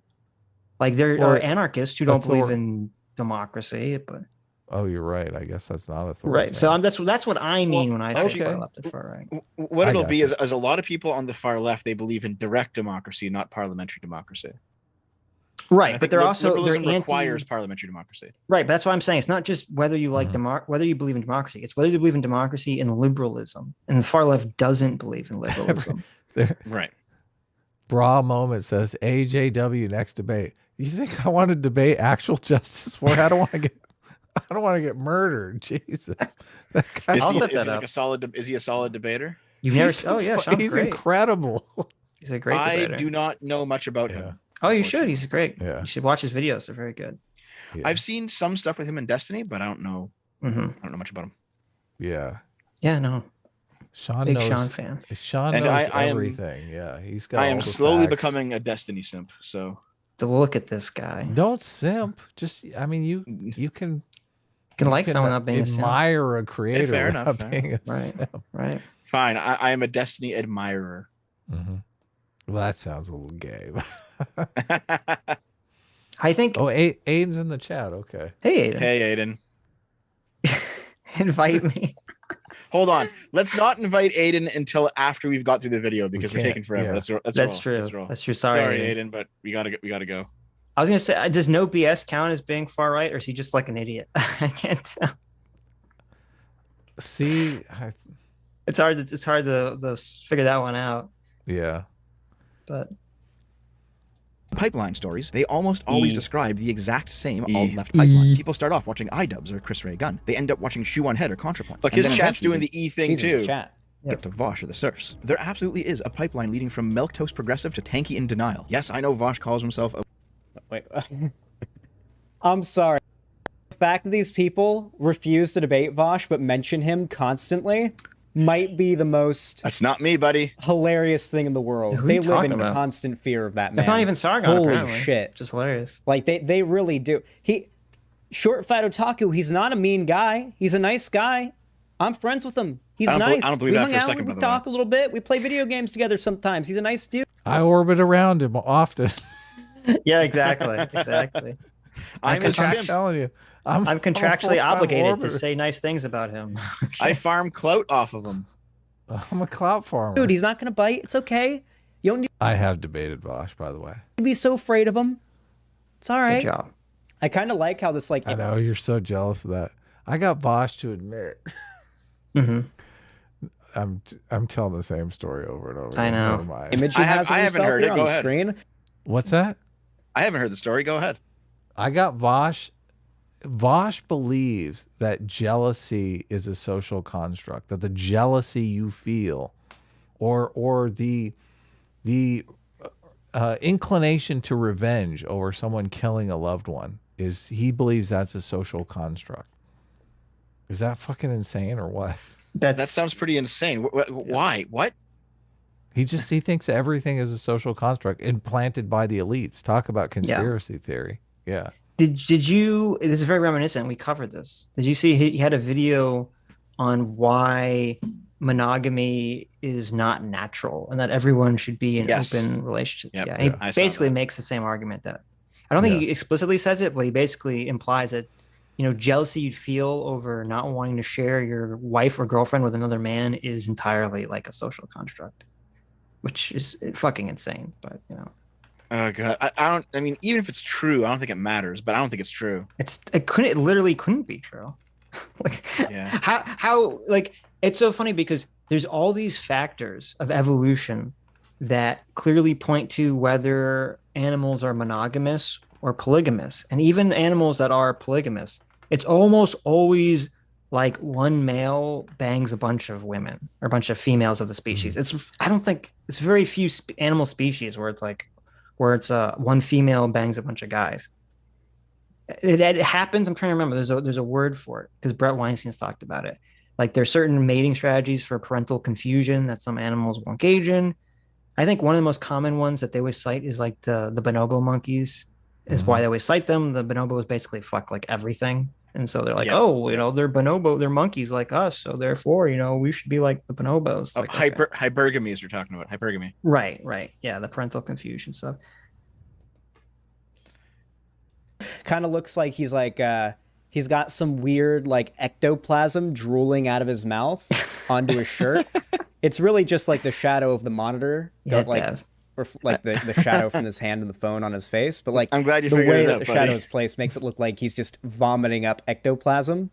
Like the meme he's just seen has caused him to become possessed by a demon, and much like you'd see in like The Exorcist or something, he's just vomiting up black goo. I mean, that's what? I don't even see that at all. I'm trying to like look at it. It's like I know. I This see a is shadow. good. I like this Xander Hall guy now. I mean, when I look at leftist memes on Twitter, I do vomit up black goo like The Exorcist, so that's pretty appropriate. He's really hitting it. This is the funny part of the show. You love to see it. A libsock and places himself in opposition to overt tankies. But as we've gone over in previous videos, as I said, by the way, there absolutely is like pipelines that go from more moderate or far right ideas to the left. Okay, I personally Counter think three? that tankies are Is this counter 3? basically every single tanky, in my opinion, was just a few different life experiences away from being a Nazi. They are, I think tankies are tankies for the same reason Nazis are Nazis. I really do. And Okay, so that's correct. Just make it not only tankies, but socialists in general. And you will, it's the same thing. Yes, he's correct. It's authoritarianism. He's against authoritarianism. Right. Well, it's sort of Oh correct. no. I don't know, because on one hand, I argued for this earlier in the stream. I think that does happen. I think it is correct to some degree. On the other hand, I do think people are born with innate, the Jonathan Haidt innate moral foundations that they kind of lean towards. Yes, yeah. And there are specific ones that would, if you're born that way, you're going to lean towards being a tanky on the left or a Nazi on the right. So Ethnocentrism is right. Probably the one that you're thinking. Yeah. And I think there are plenty of extremely radical, insane left-wing factions that I literally relentlessly shit on. The idea that Short Fat Otaku would like even try to suggest that me, Vosh, or any of these BreadTube streamer types that have made these videos don't constantly shit on the parts of the left that we don't like and we disagree with, that there isn't constant infighting is hilarious. Absolutely hilarious. Did you say that? Say that, Dad? Yeah, I don't think that was said. No, I didn't say that. Yeah. However, I will go on record right now being a bit more direct. I genuinely believe that Vosh is a crypto tanky. Because there's a bunch of videos out there where he explicitly expresses Advocates more for violence. Yeah, there's more authoritarian socialist positions. There's a bunch before he got popular. There's a bunch of those videos, and I'm sure that will come around to bite him in the ass. He probably already has at this point. When you say tanky, do you just mean authoritarian, or do you mean specifically wants Stalin or whatever it means? I mean, not orthodox Stalinism, but I do think that if he could get an authoritarian variant of socialism, which to be fair, at the end of the day, they're all authoritarian. But you know what I mean. Of course. You know what I mean. I think if given the opportunity to remain a libertarian socialist in a liberal environment, or wave the magic wand and get authoritarian socialism, he would take the authoritarian option. Oh, I agree with that 100%. And I think you'd have to be pretty delusional not to agree with that, honestly. So. We found out that's isn't that kind of Distributous' position too, but from the right wing thing. How do you mean that? He would take he's like, I'm fine being like the libertarian right wing. He didn't specifically say this, but he's like, I'm fine being sort of separated in our own right wing communities, but he thinks we need to have a Caesar come in and kind of like take over everything. I'm telling you, these people who have these really fringe political beliefs that would never in a million years come to fruition through democracy. They want the strong leader that's going to come in and subjugate everyone. Right. It's like, there's no way that their beliefs can play out democratically because they're fucking insane. Oh yeah. For those of you who don't know, so after a long conversation with Distributous the other day, so I finally got an answer to the question from our debate, which was that, yes, he thinks he's in favor of, or thinks we need to have a authoritarian Caesar dictator type person take over the country to fix, quote unquote, fix things. So we finally got an answer to the question, guys. Damn. Yeah. By fix things. How much? Yeah. Right. Yeah. What does fix things means?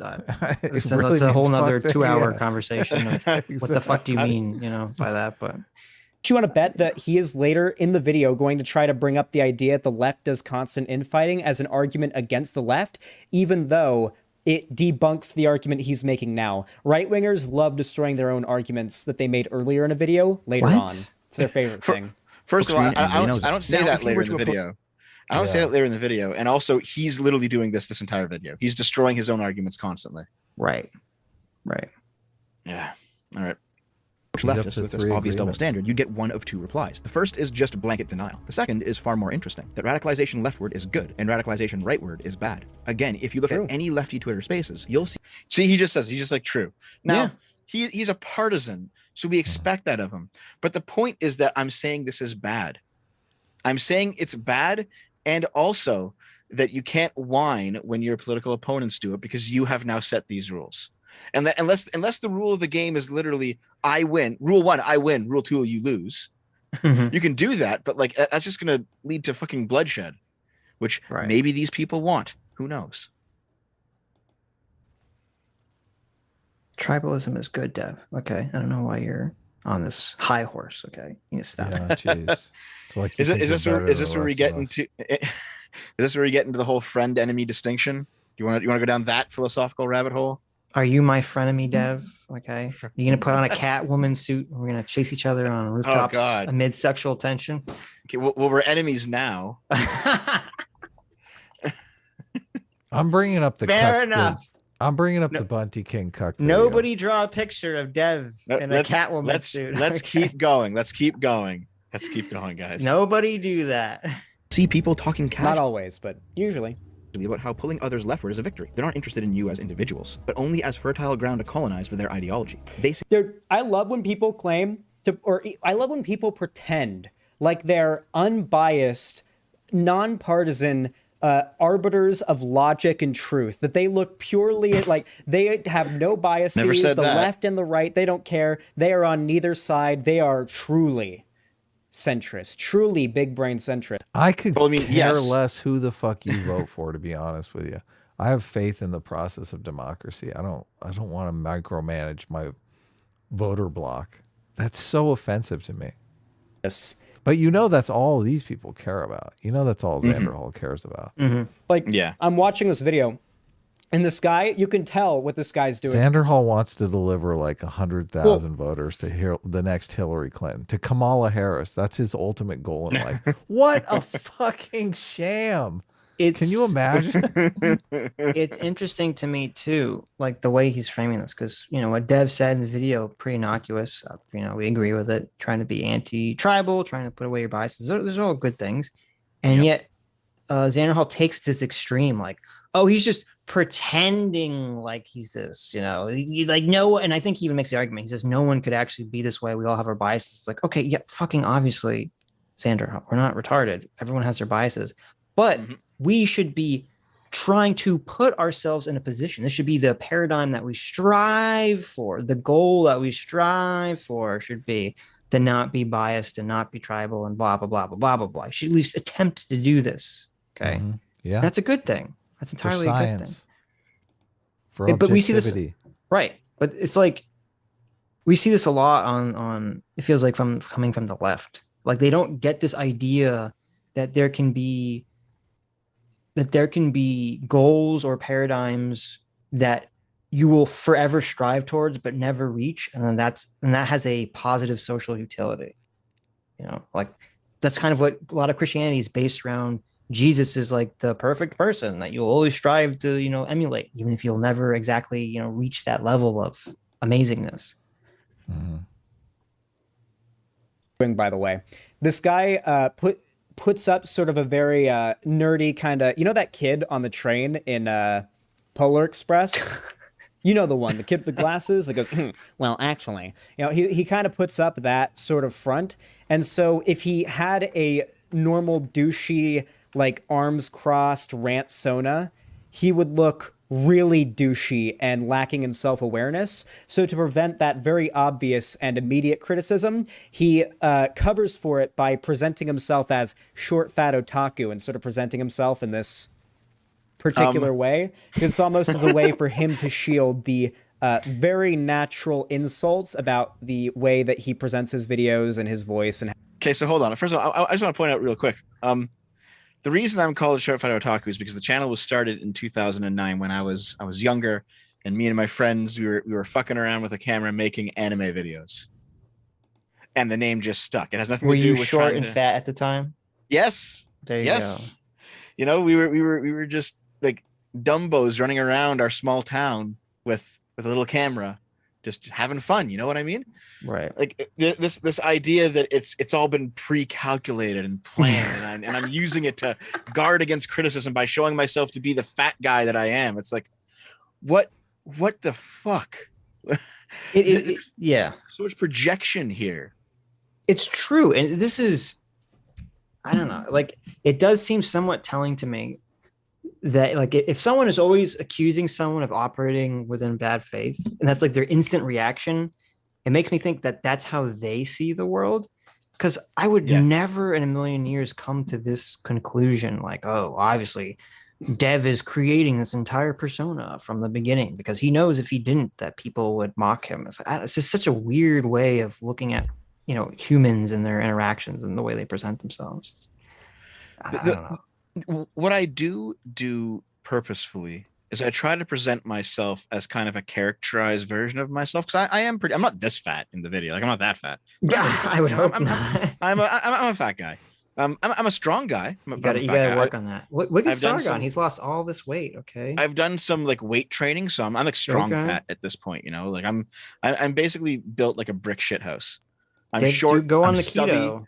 I've got like a big layer of blubber, but I also got a whole bunch of muscle too. It's great.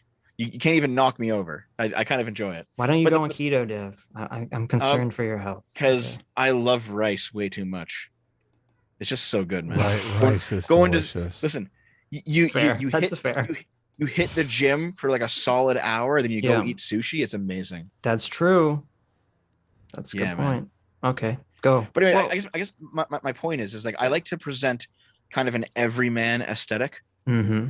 Like I said at the start of the stream, I don't make videos for everyone. I make them for my fans. And if you're not my fans, I don't care if you don't watch me. Whatever. This is for my little crowd. You know, I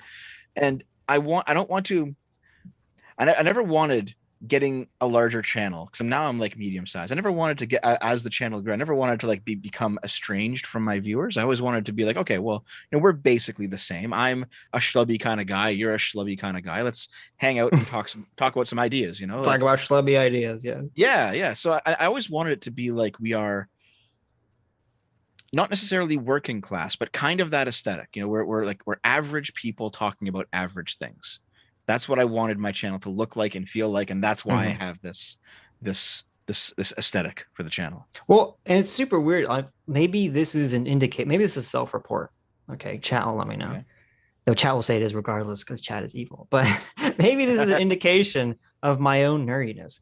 When I watch your videos and I listen to you talk, I don't think like, oh, what a big old nerd. You know, he's going for the nerd aesthetic. I've never thought that about you whatsoever. I don't think the way you talk or present your videos is particularly nerdy at all. So I'm not even, I don't even understand where Xander is coming from with this.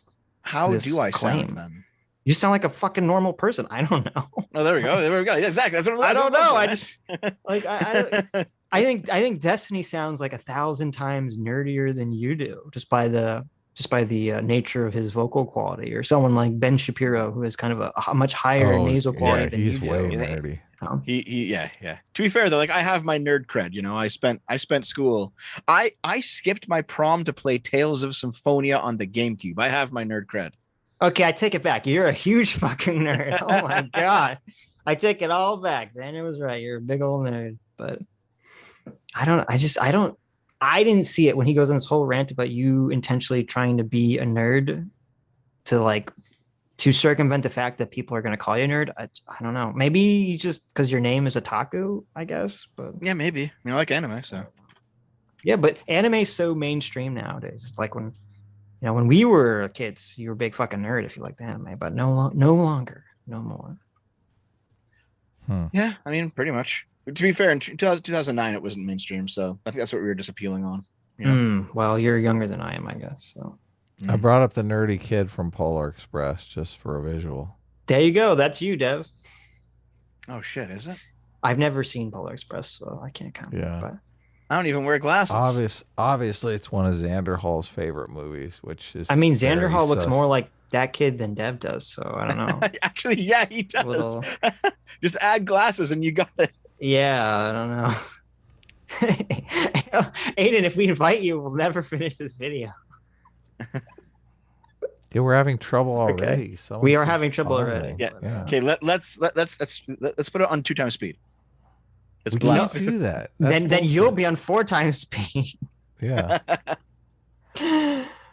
How he kind of sounds like the kind of dude that I'd shove into a locker that will naturally arrive in his comment section. I like how he got ahead of it right there.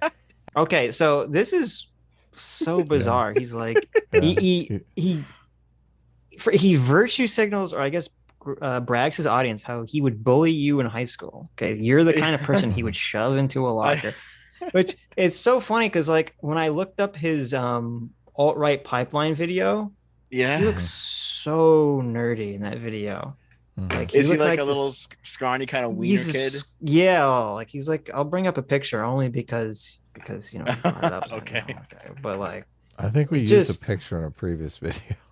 I don't know. I just I wouldn't be, you know, you to me look like the kind of person who was getting, you know, pushed into lockers in high school. Okay. Just saying, you know, don't throw stones. Well, actually, in glass despite houses. my video game cred from high school, I was still an athlete. I ran Really? track, actually. Yeah. I made it to OFSA in high school. I didn't rank in OFSA, so that I had no future as a track runner, but I made it, and that's what counts. Yeah, it's tough to get on the track team. Yeah, I put a picture in our Twitter DMs. I don't know, it just Mhm. doesn't scream, Let's you know, see. jock bully to me or bully to me. I mean, don't this know. is very similar to the picture I put up here. Right. Have a, like, Yeah, side- I can see it. I think like his shoulders filled out a bit more over the course, because like Did he, or is it's he just been- just wearing a big baggy shirt? Oh, maybe. But I mean, you know, your 20s is kind of when your shoulders really broaden out, you know. So maybe, who knows? Mhm. There you go. There's lots of like pencil thin 19-year-old kids out there. I mean, this is pretty much a dead ringer for the Polar Express kid, to be honest. Okay. Also, at this point, like considering my physical shape, there's no way he's pushing me around in any way. I am like as wide as I am tall at this point. You're a chode, basically. Yeah. There you go. I can appreciate a man who thinks ahead. Say nothing about changing people's habits or their inclinations towards harassment or violence, only that they're now playing for the correct political team. This attitude, in fact, makes them more likely to be harassing or violent, because now they have moral righteousness on their side. I used to be part of the bad team, but now I'm part of the good team. So if I do all that bad shit I used to do... This is actually a good point. I actually agree with this. There are plenty of people who Agrees feel again. like Increase the literally counter. like their enemies are ontologically evil, and so no violence they do upon their political enemies is, you know, unjustifiable because they disagree with blank. Like that shit is insane and does happen. Okay, so he's butchering a meme here. He's butchering a meme, but we get it. It's the Bateman meme. Yeah. If you guys have seen that, I've heard tell of it. the Patrick Bateman ontologically evil meme. Hold on. Mhm. Let's not pretend like it's as common as this motherfucker's trying to make it seem. But while waving the good flag and towards people waving the bad flag, then it's good. How very Marcusian of you. This is why a common leftist mantra is... Short Fat Otaku is very weird to me, very weird and parasocial, but so far this video hasn't been terrible. Yeah, it just seems... Oh, that's why you didn't like Shu. So that Oh. Shu said that. Shu says that. Okay. But she look, in typical Shu fashion, she Yes. says you're weird, but this video's good. Yeah. So hold on. In the Twitter group, I posted the meme, and it's Keffels posting it with Vosh liking it. But it's the thing is, leftist politics inherently leads toward this sort of thing, because if you're a consequentialist, then you can actually define your enemies as ontologically evil, and there is no act against them which is wrong, because that's how you get to the just one more purge and we'll reach paradise kind of mentality that comes out of socialism. Right. Yeah. So that's why I referenced that meme. Yeah. But hey, at least your video isn't terrible. At least. Okay, so do you want me to do the TLDR and the shoe thing? Why is she calling you parasocial? Is that a reference to something? Yeah, so here's the situation. Okay, I'm going to leave out all the. Why are you? Oh wait, no, I do know why. I do, because we were part of this. I forgot about this entirely. Only kinda. You kept trying to push Sue to say that she was gone for the left, and she was publicly stating or something, right? Not and on your show, but on Twitter. Well, I remember you sending us messages, or you were in the chat or something. I could have swore you were in the chat like push show. When you had her on your show, I was behaving in your chat, but I said it on Twitter. Yeah. Okay. So misbehaving in our chat. Yeah. Let's get it correctly here. No. Okay. Here's the TLDR. Okay. So, without revealing anyone's secrets, because there are secrets involved, and I'm not going to reveal secrets. I don't. Even if I'm no longer associating with somebody, I still don't like revealing DMs. If a secret slips out, it is acceptable.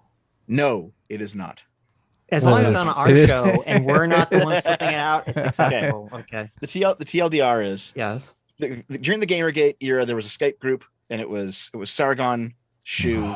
You guys had a Games Journal Armored group? Skeptic. Crouten T was in there. Harmful Opinions. I think Mundane Matt, a few other guys, and me, and we were all kind of friends in there. And back in the old days, I had a few conversations with Shu that were I think about 2 of them were pretty personal, but just about like IRL stuff that we're not going to talk about.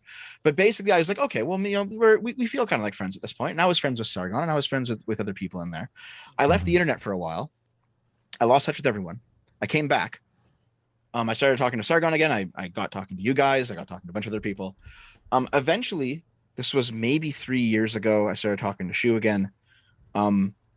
Those conversations were a bit strange, but he's still friendly, but a little bit strange. And then it came out later that there was a bunch of DMs that got leaked, that she had been basically shit talking me behind my back.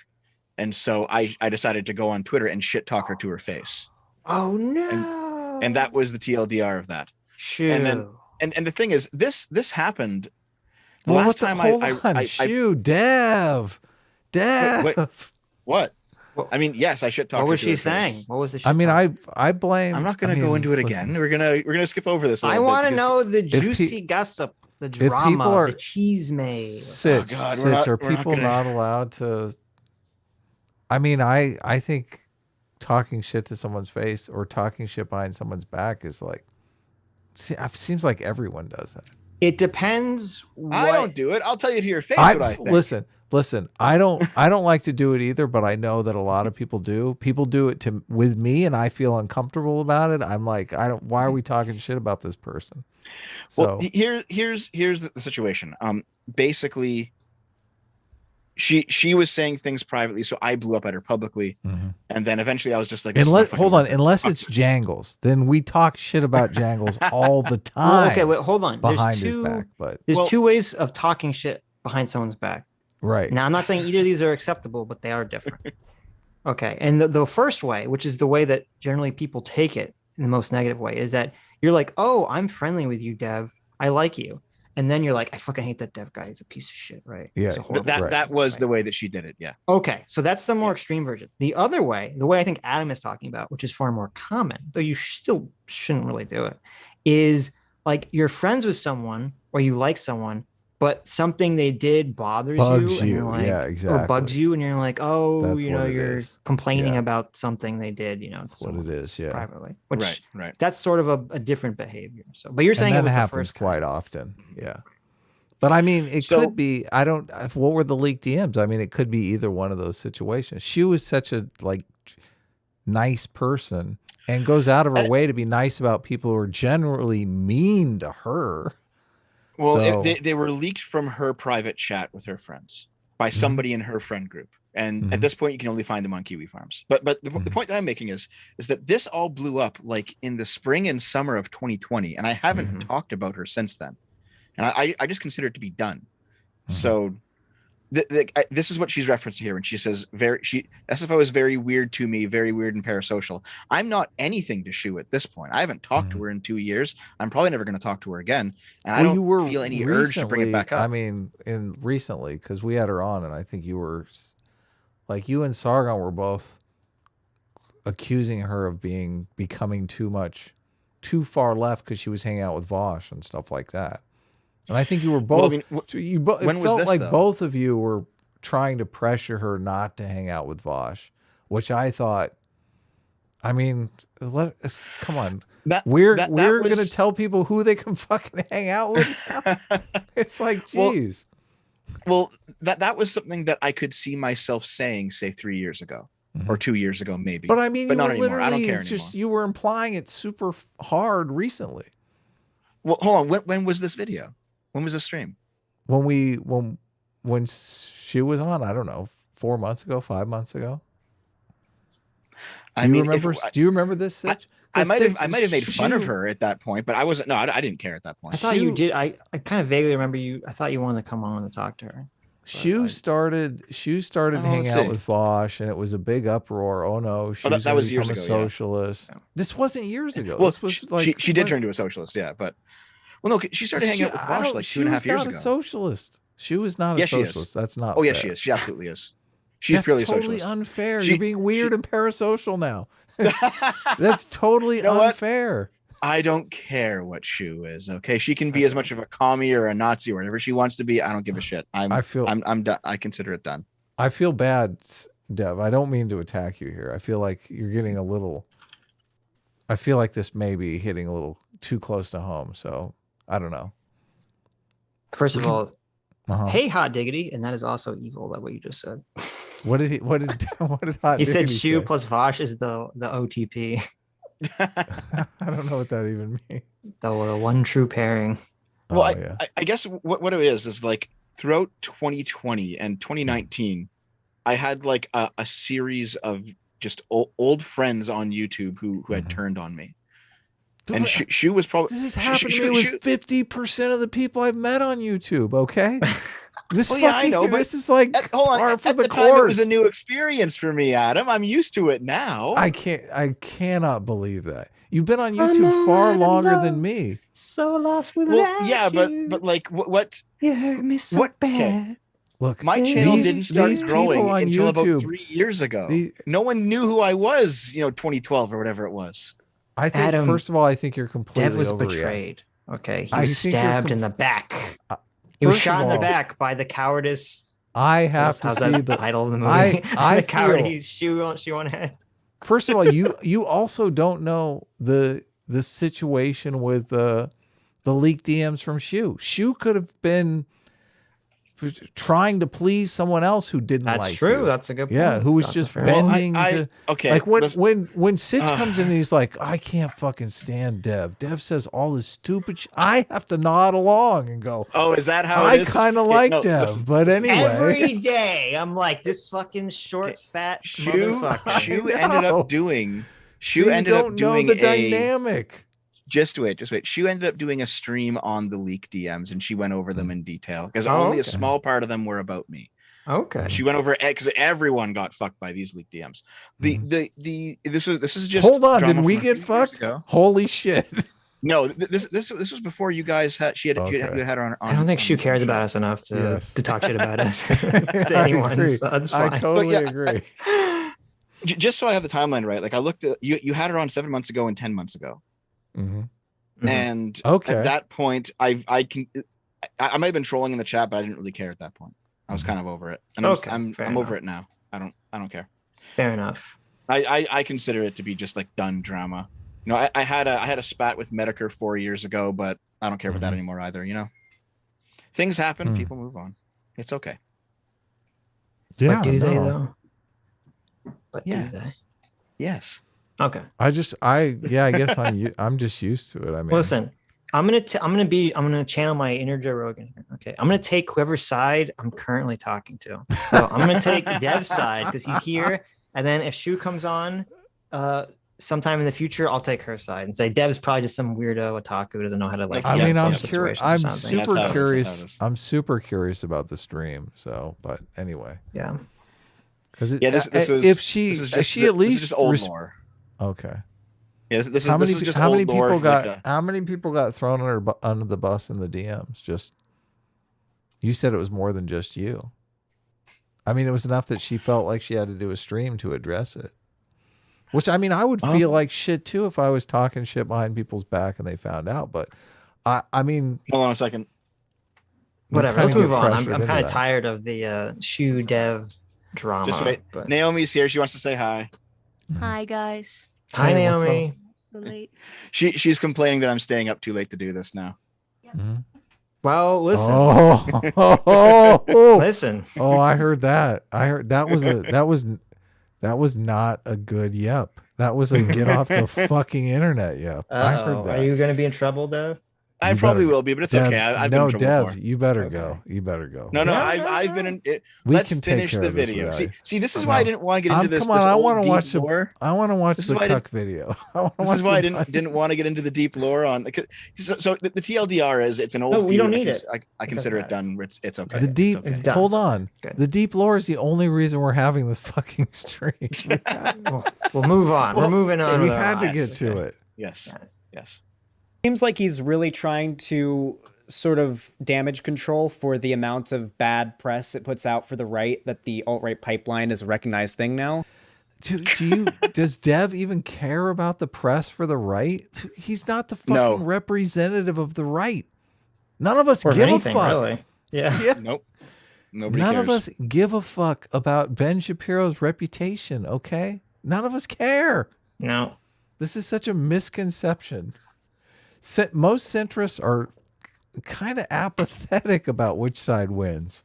While also having a, pretty weirdly online, super parasocial connection to what people on the internet are saying about other people on the internet. That was completely meaningless. It's weird because he's literally reacting to a video.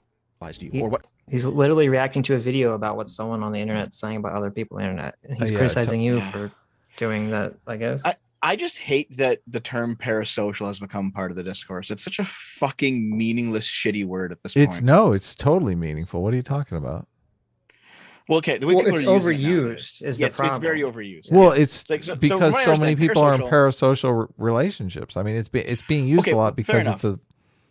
But so what I understand parasocial means basically you watch a creator, you almost religiously watch this creator. You feel like you have an affinity with him. You feel like he might even be your friend, and then that can cause problems because you're not actually his friend. Okay, fair enough. That's parasocial.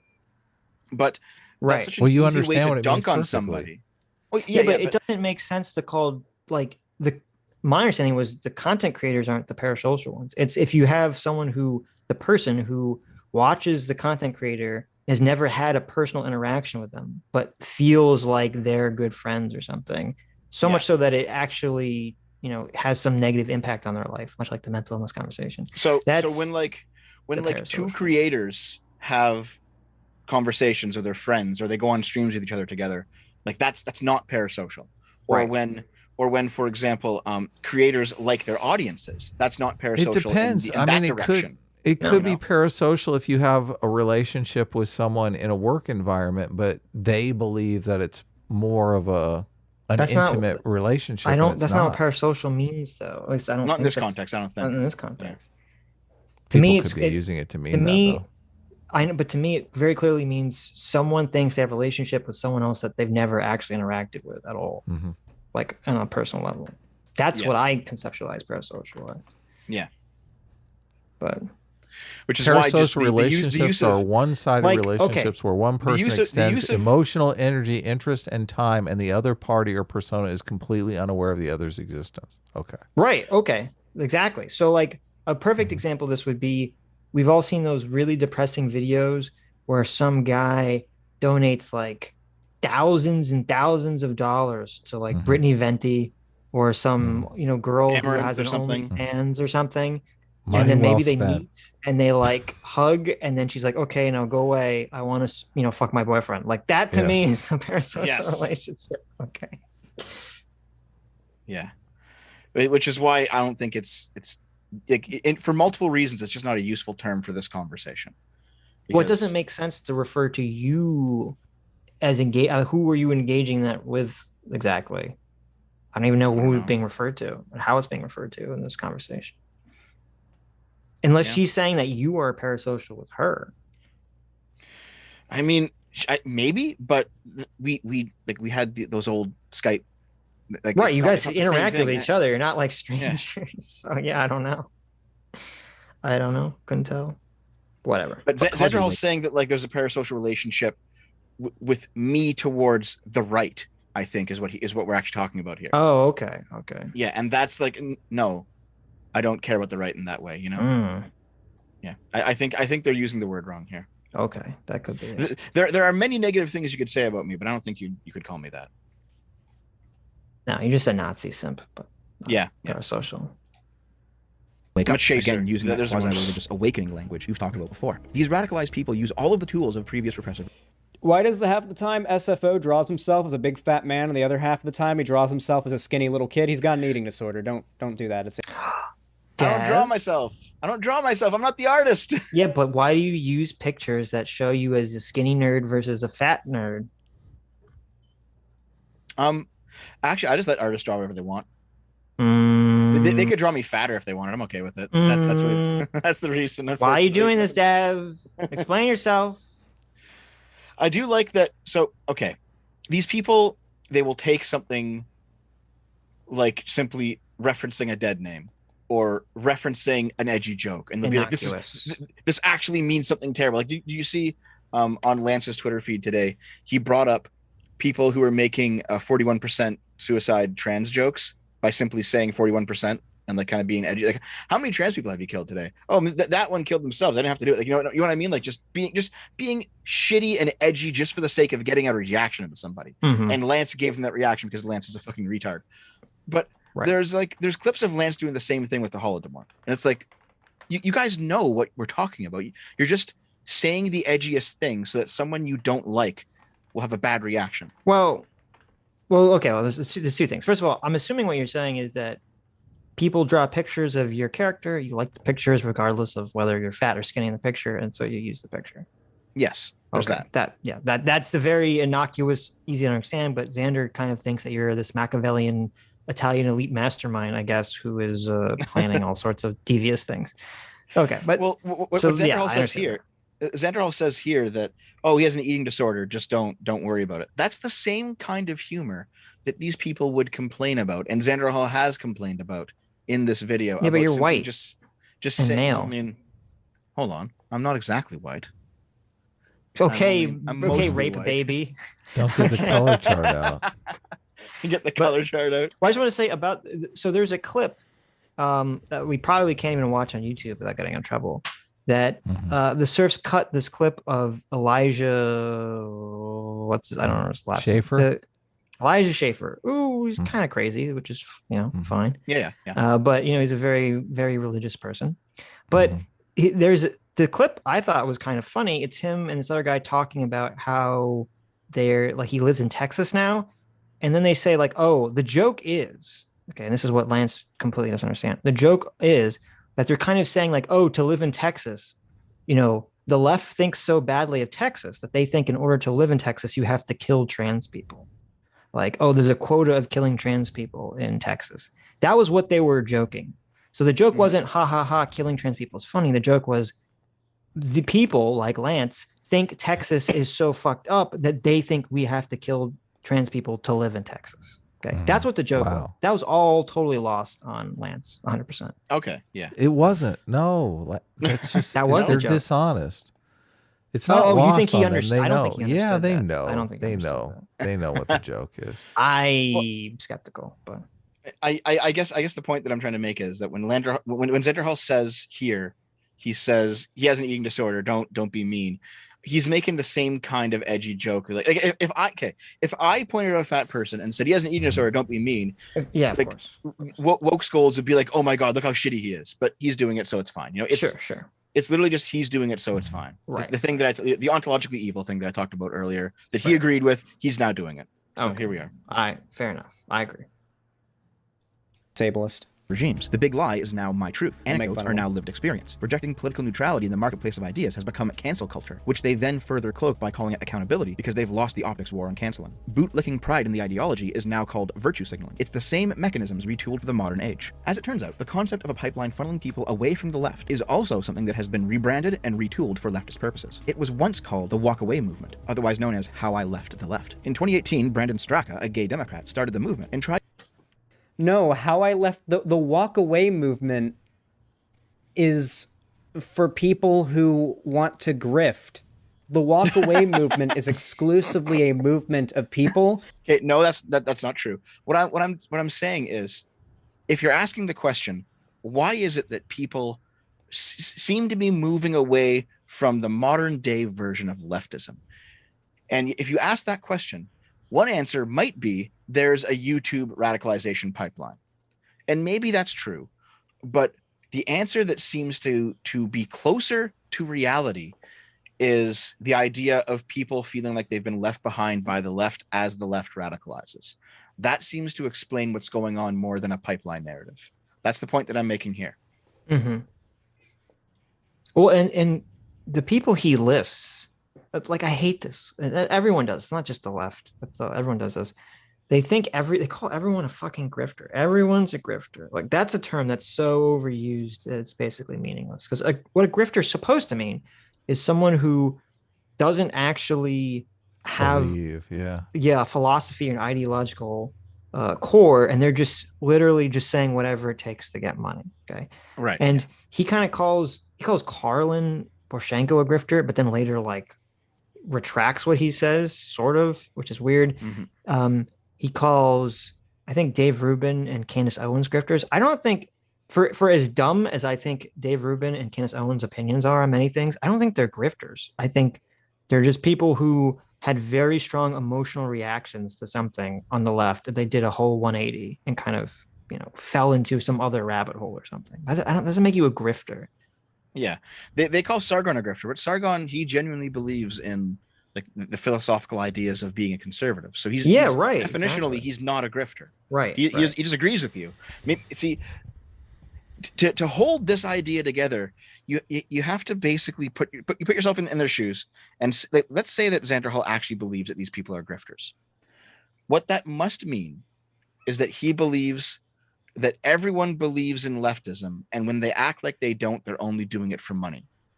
But so that must be so correct. It's like it's just a stupid way of viewing things. That is the Kyle Klinsky position. That is constantly repeated. That you take these polls and everyone's really a sock them. Everyone's really a leftist. It's just the elites trick them into not doing it. I mean, I think a lot of them do think that. They think, with just enough education, if they just read enough, everyone would be a leftist. That is kind of the operating worldview they operate under.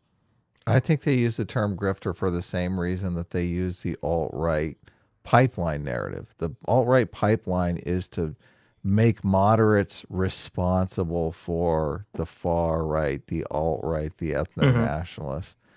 They use the term grifter to put pressure on the audience, to basically call the audience dupes or stupid or dumb, right, to separate the person from their audience.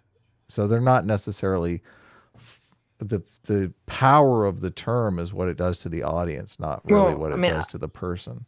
I don't think that's like a conscious thought. I don't think someone thinks I'm going to divide them between their audience by calling them a grifter. No, but I think that's why it's powerful. Yeah, maybe that could be. It's not. I feel like it's not powerful. Listen, do you want to give to the Patreon of a grifter? No, of course not. Right. Yeah. I understand that, but I don't think that it's so overused that any power it had is basically lost at this point. Yeah. Who want to make content for the right and have a hashtag to put their... Okay, the walk away movement was how I left the alt-right pipeline thing, but explicitly designed to propel astroturfed grifters into prominence. People like Karlin Borisenko, people like this guy, people like, who is that one dude? It's so weird because he calls Carlin a grifter, and then later he praises her for retaining certain left-wing beliefs. So how can you hold for defending Blair White in that debate? Yeah. I did not know who Karlin Borisenko was until she debated Shu. So like, how is this an astroturfed person? That's a good point. That's a great point. She wrote a blog post that blew up. So, I mean, unless the left-wing people are the ones that control the algorithms, right? Why would they astroturf someone against them? Who's this guy that you have this picture of? I'll talk about him in a second. Let's just hit play here and we'll see. That we covered, that was trans dude that was like a hashtag walk away, had the blonde hair and was like marching through West Hollywood with like a sign saying like vaccines are evil, like before COVID. This is back in 2019. I covered this person. Candace Owens was all over walk away. Yeah. It's basically a sort of like grift astroturfed right-wing figures into prominence with a... I mean, and Candace Owens blew up way before the whole walkaway movement. Candace Owens is not a grifter in any way, shape, or form, Sitch, right? No, she's just an insane person. I mean, she's actually insane. She's not doing it for money. I think you could make the argument that Candace Owens doesn't have strong political beliefs, and that I was going to say, like, just to be, Well, I don't know. No, here's the thing. I don't think Candace Owens is like a grifter per se. Well, how are you describing grifter? Someone who doesn't believe in the political philosophy that they are espousing. Okay. Right. I think Candace Owens does believe in her political philosophy. However, I do think she's inherently dishonest in that she will generally try to frame things and people in the most bad faith negative way possible. And she knows that they're not, that she's doing it in a dishonest fashion. That's my interpretation of Candace Owens. She's an attorney. She's just going to war. I mean, I can understand. Out of everyone's called a grifter, I understand why she'd be called a grifter the most, because when she was a kid, she sued the school that she was going to because someone left her supposedly a racist voicemail, and that like a bunch of kids left her supposedly a racist voicemail, and one of the kids in the car was like the son of the mayor of the city or something, and their father is like some big time politician, and I'm pretty sure the NAACP like helped her finance her lawsuit against the school or the county or whoever the fuck she sued. So her early life is just nothing but wokeness. It's that, and then of course, obviously, she created she wanted to create the doxing website, which name escapes me right now, which would basically categorize and keep every time anyone bullied anyone, you could send it to this Candace Owens website, and it would keep a full documentation of the bullying that took place, and it'd forever be attached to. Oh, and they try to find your real name if it was a fake name that you're using. And they try to attach it to your real name so that anyone could Google search or go to Candace Owens website and search her name, and they could see all the horrible things you ever said to anyone. And then when that blew up in her face, because not only was she attacked by the right from this, but she was attacked by Zoe Quinn and the left, and I think the betrayal of that, of getting attacked from the left, was so much that it kind of broke her brain, and that's why she became the person she became today. But all right, it seemed. I mean, do you know any of her? Do you know the Candace Owens lore at all, Deb? Not entirely. Okay. I do know that people in the chat are saying that Aiden is constantly simping for Candace Owens. Oh, Aiden don't simp for Candace Owens. Her brain's broken. Okay, she's literally. But Sitch, is her body broken? I don't think she's hot, so I was just so now she's like a mom now too. I think she's like, I don't know, 8.5 months pregnant. She's not a MILF? Okay. No, she's not. But Candace Owens literally is like the quintessential, the left was mean to me, so now I'm gonna become like a rightoid, essentially. But that's Karlin Borisenko's storyline too. But not really, because Karlin Borisenko has like principles that she's like, oh, these people violated the principles I was upholding philosophically. Candace Owens is like, Zoe Quinn got me canceled, and therefore I guess the left is evil now. And it's like, oh, okay. Well, what about when you were trying to do like all this left-wing kind of crazy shit? You mean, and she never of owned free up to it speech and either. stuff. And that, yeah, she wanted to create a doxing website, and she sued her school for being racist. And the problem, I think the problem with Candace Owens, that kind of, you know, if you've seen the legendary, and I'm pretty sure we covered this, the legendary conversation between her and Blair White on Dave Rubin. Guys, if you haven't seen that, if you haven't seen that you have to go watch that. That is like a key point in internet history, is that debate between Blair White and Candace Owens on Dave Rubin. And I think people would have been much more forgiving of Candace Owens if she just owned up to it and said, you know, I did this and I think it was wrong, and this is why I understand it was wrong, blah, blah, blah. But she refused to take responsibility for her actions. Like and that rubs people the wrong way. Like any good Republican would, right? Like any good conservative. Personal responsibility. Yeah, exactly. But I mean, I guess it worked out for her because, you know, she blew up. She's making lots of money. She's very popular. She's rich, bitch. She's very rich. So yeah, she's definitely very smart. That's why I do think she's dishonest. For her. Candace Owens is very intelligent, and she knows how to frame things and discuss things. Knows how to grift. And if you listen to her when she's talking and debating people, she's very smart. She knows how to catch people and, you know, in rhetorical traps, and catch people in logical errors and all this other stuff. So look at this. I'm not leaving yet, chat, but we got to get going. Yeah. Look at this show number 3. Oh wait, is that the guys? Ben Shapiro, Jordan. I thought we covered that. Blair White. We did cover it. I remember watching it with you. This looks like something different. I thought it was a different one. Hashtag for them to get behind sort of movement. It was sort of like a response to the how I left the alt-right pipeline, how I fell down it type of content. Yeah. I do encourage disaffected liberals to leave the Democratic Party and vote for Trump-leaning Republicans. And to the credit of people who actually view this as a radicalization effort, Straka was later arrested and convicted for his part in the January 6th Capitol riots. I feel another agree coming on. Listen, Short Fat Otaku, I actually do appreciate you even bringing this up, because literally, listen, not just agree, but appreciate. Look at credit that. for Short Fat Otaku for even bringing this up. It does not benefit his argument at all to bring this up. Claps. And that's actually, you know what, kudos.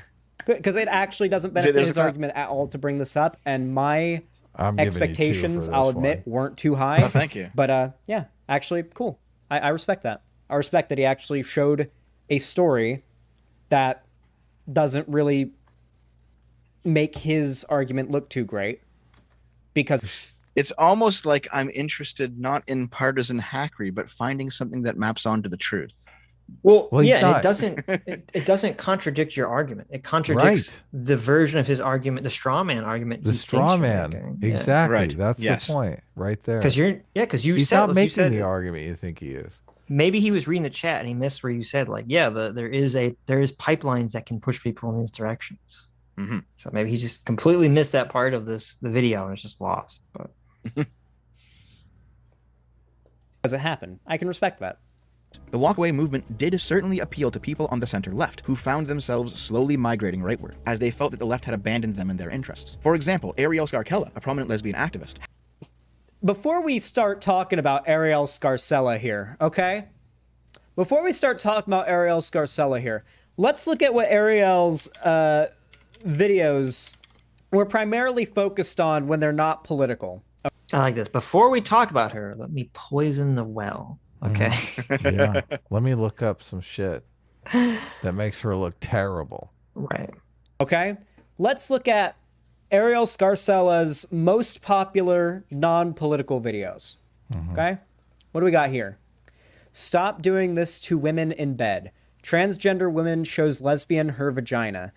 Gay guy shows lesbian his penis. Straight girls explain penetration versus oral. Bi-curious girls kiss for the first time. Ariel Scarcella. Why are we watching that video? Is my Sitch? vagina... That sounds way more interesting than this. What do you think this type of content prior, these are from 3, 5, 7 We're years ago. We're watching that on Tuesday, 6 years ago and stuff like that. What do you think the focus of her content on? You want to watch the scissoring versus tripping video, Adam?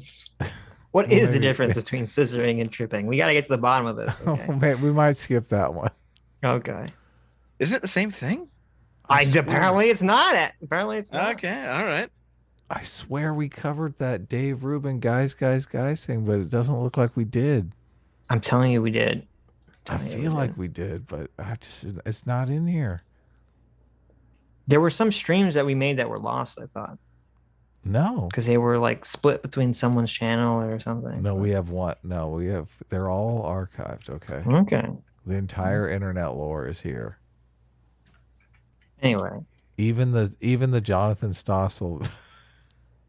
Fucking Jonathan. Okay, so what do you think his point is going to be with bringing this up? What do you think his point is?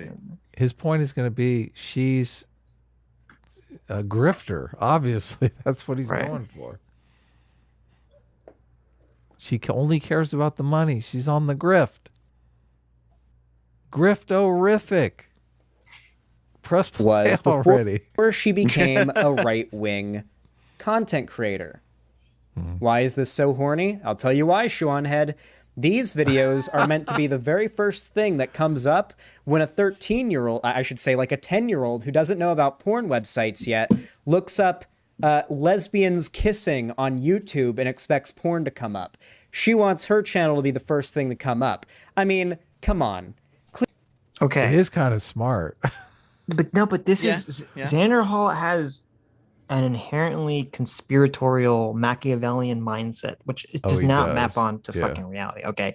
Ariella Scarcella did not think like, I'm going to 7 years ago I'm going to sucker in 13-year-olds who Google lesbian kiss on YouTube. Okay. She's a lesbian who's covering lesbian topics on YouTube and very quickly found out, hey, if I talk about these sexual videos shit, get a lot of views. A lot of horny boys and males who are probably over the age of 13, who are probably 18, who are in college or whatever, are going to fucking click on my video because they're going to see a title and go, oh my God, stop doing this to women in bed. What am I doing to women in bed? I need to learn what to do here. Yeah. Wait a second. These videos are 5 years old, 6 years old, 7 years old. Xander Hall would have been that kid. Yeah, exactly. I mean, that's how he knows. Or it's like, oh, transgender woman shows lesbian in her vagina, and then she reacts to it. Okay, it's just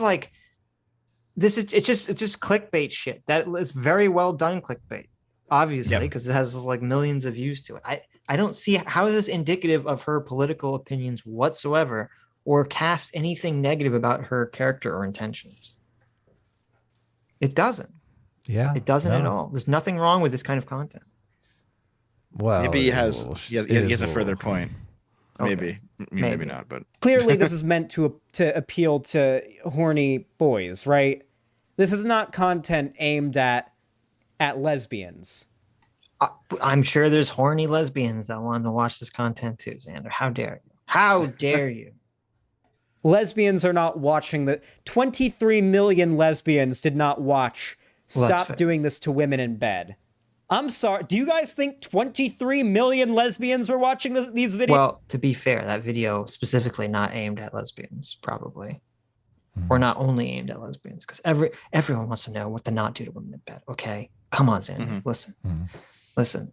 Dev lost his virginity at 14. He was looking up what to not do to women in bed when he was 14. Okay, I was typing that shit in. Yes, into my family Pentium 3. He was Dev was in the AOL Instant Messenger chat room saying, "Hey guys, 14-year-old male here." Oh shit. When all the people responded, "Wow, I'm an 18-year-old female. Tell me about yourself." Dev totally responded, and he explicitly explained in detail his body to these totally real females online. It turns out it was a fed the whole time. It turned out it was a pedo the whole time. This was early in the days. Videos? Do you think 14 million lesbians watch transgender woman shows lesbian her vagina? Do you think 6.3. I don't think Well, people hold watch on, that hold on. that are horny, but Yeah, I don't think your average, 10 or 12-year-old guy is going to be looking up transgender woman shows lesbian her vagina either. yeah, That's that not doesn't something that your average 12-year-old or whatever is into. yeah, that doesn't seem like a horny post to me. But 3 million lesbians watched straight girls explain penetration versus oral. I'm gonna take a wild guess and say fuck no. I'm gonna say that one's not even about lesbian. It literally says straight girl. Yeah, like this is just saying, okay, she makes horny content. Okay, we get it, but what's the point? So what was that a problem? Is there a problem with making sexual content about sex that's not explicitly sexual, that doesn't show explicit sexual stuff on YouTube? Is that a problem? I don't think so. that Ariel Scarcella has always been in it for the money.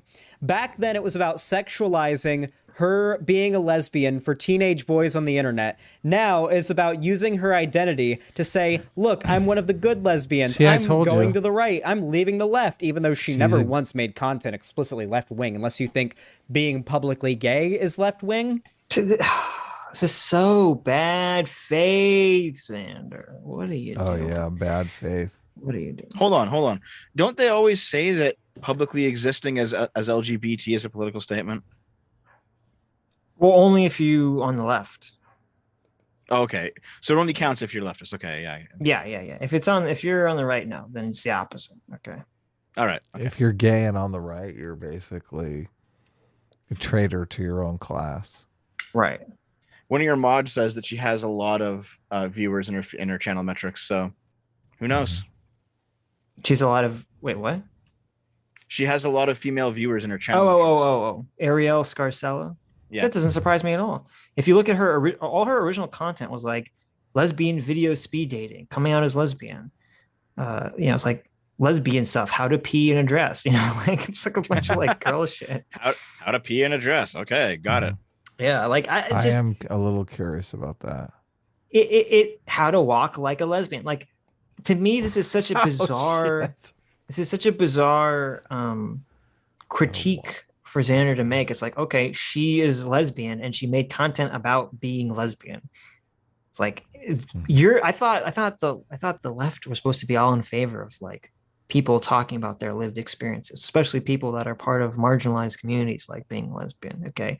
But if she does it and she makes money off of it and then becomes a dirty right winger, then I guess she did it all for the money. I guess it's bad. I don't. This is a really bad faith complaint about him. But yeah, I agree. Which I guess isn't not left wing, but not necessarily is. That's all. Listen. Oh, and also, I'm pretty sure because I remember seeing her video where she talked about this. I'm pretty sure it's not that she was making explicitly left political content. It's just that she, like many people, had a kind of, especially people that were gay, had kind of just this generalized early 2000s, late 90s sense of like, oh, I am on the left. I'm a liberal because, the conservatives hate gay people. Yes. Yeah. And she just kind of like this very general, non-political, normie take on politics. And then all of a sudden, when all the woke stuff happens, she's like, oh, shit. And she totally goes in the other direction. She's like, fuck this. So yeah. She realized these people are against everything I stand for. Right. Freedom, individualism, peeing in a dress. All I'm saying is, that's who Short Fat Otaku was talking about here. Just thought I should give you a little bit of a rundown of who he's about to reference before we hear his what he has to say about her. Certainly appealed to people on the center left who found. I mean, I think she's a genius. She has a video that has 2 million views called "Women Taste Test Their Own Vaginas." God.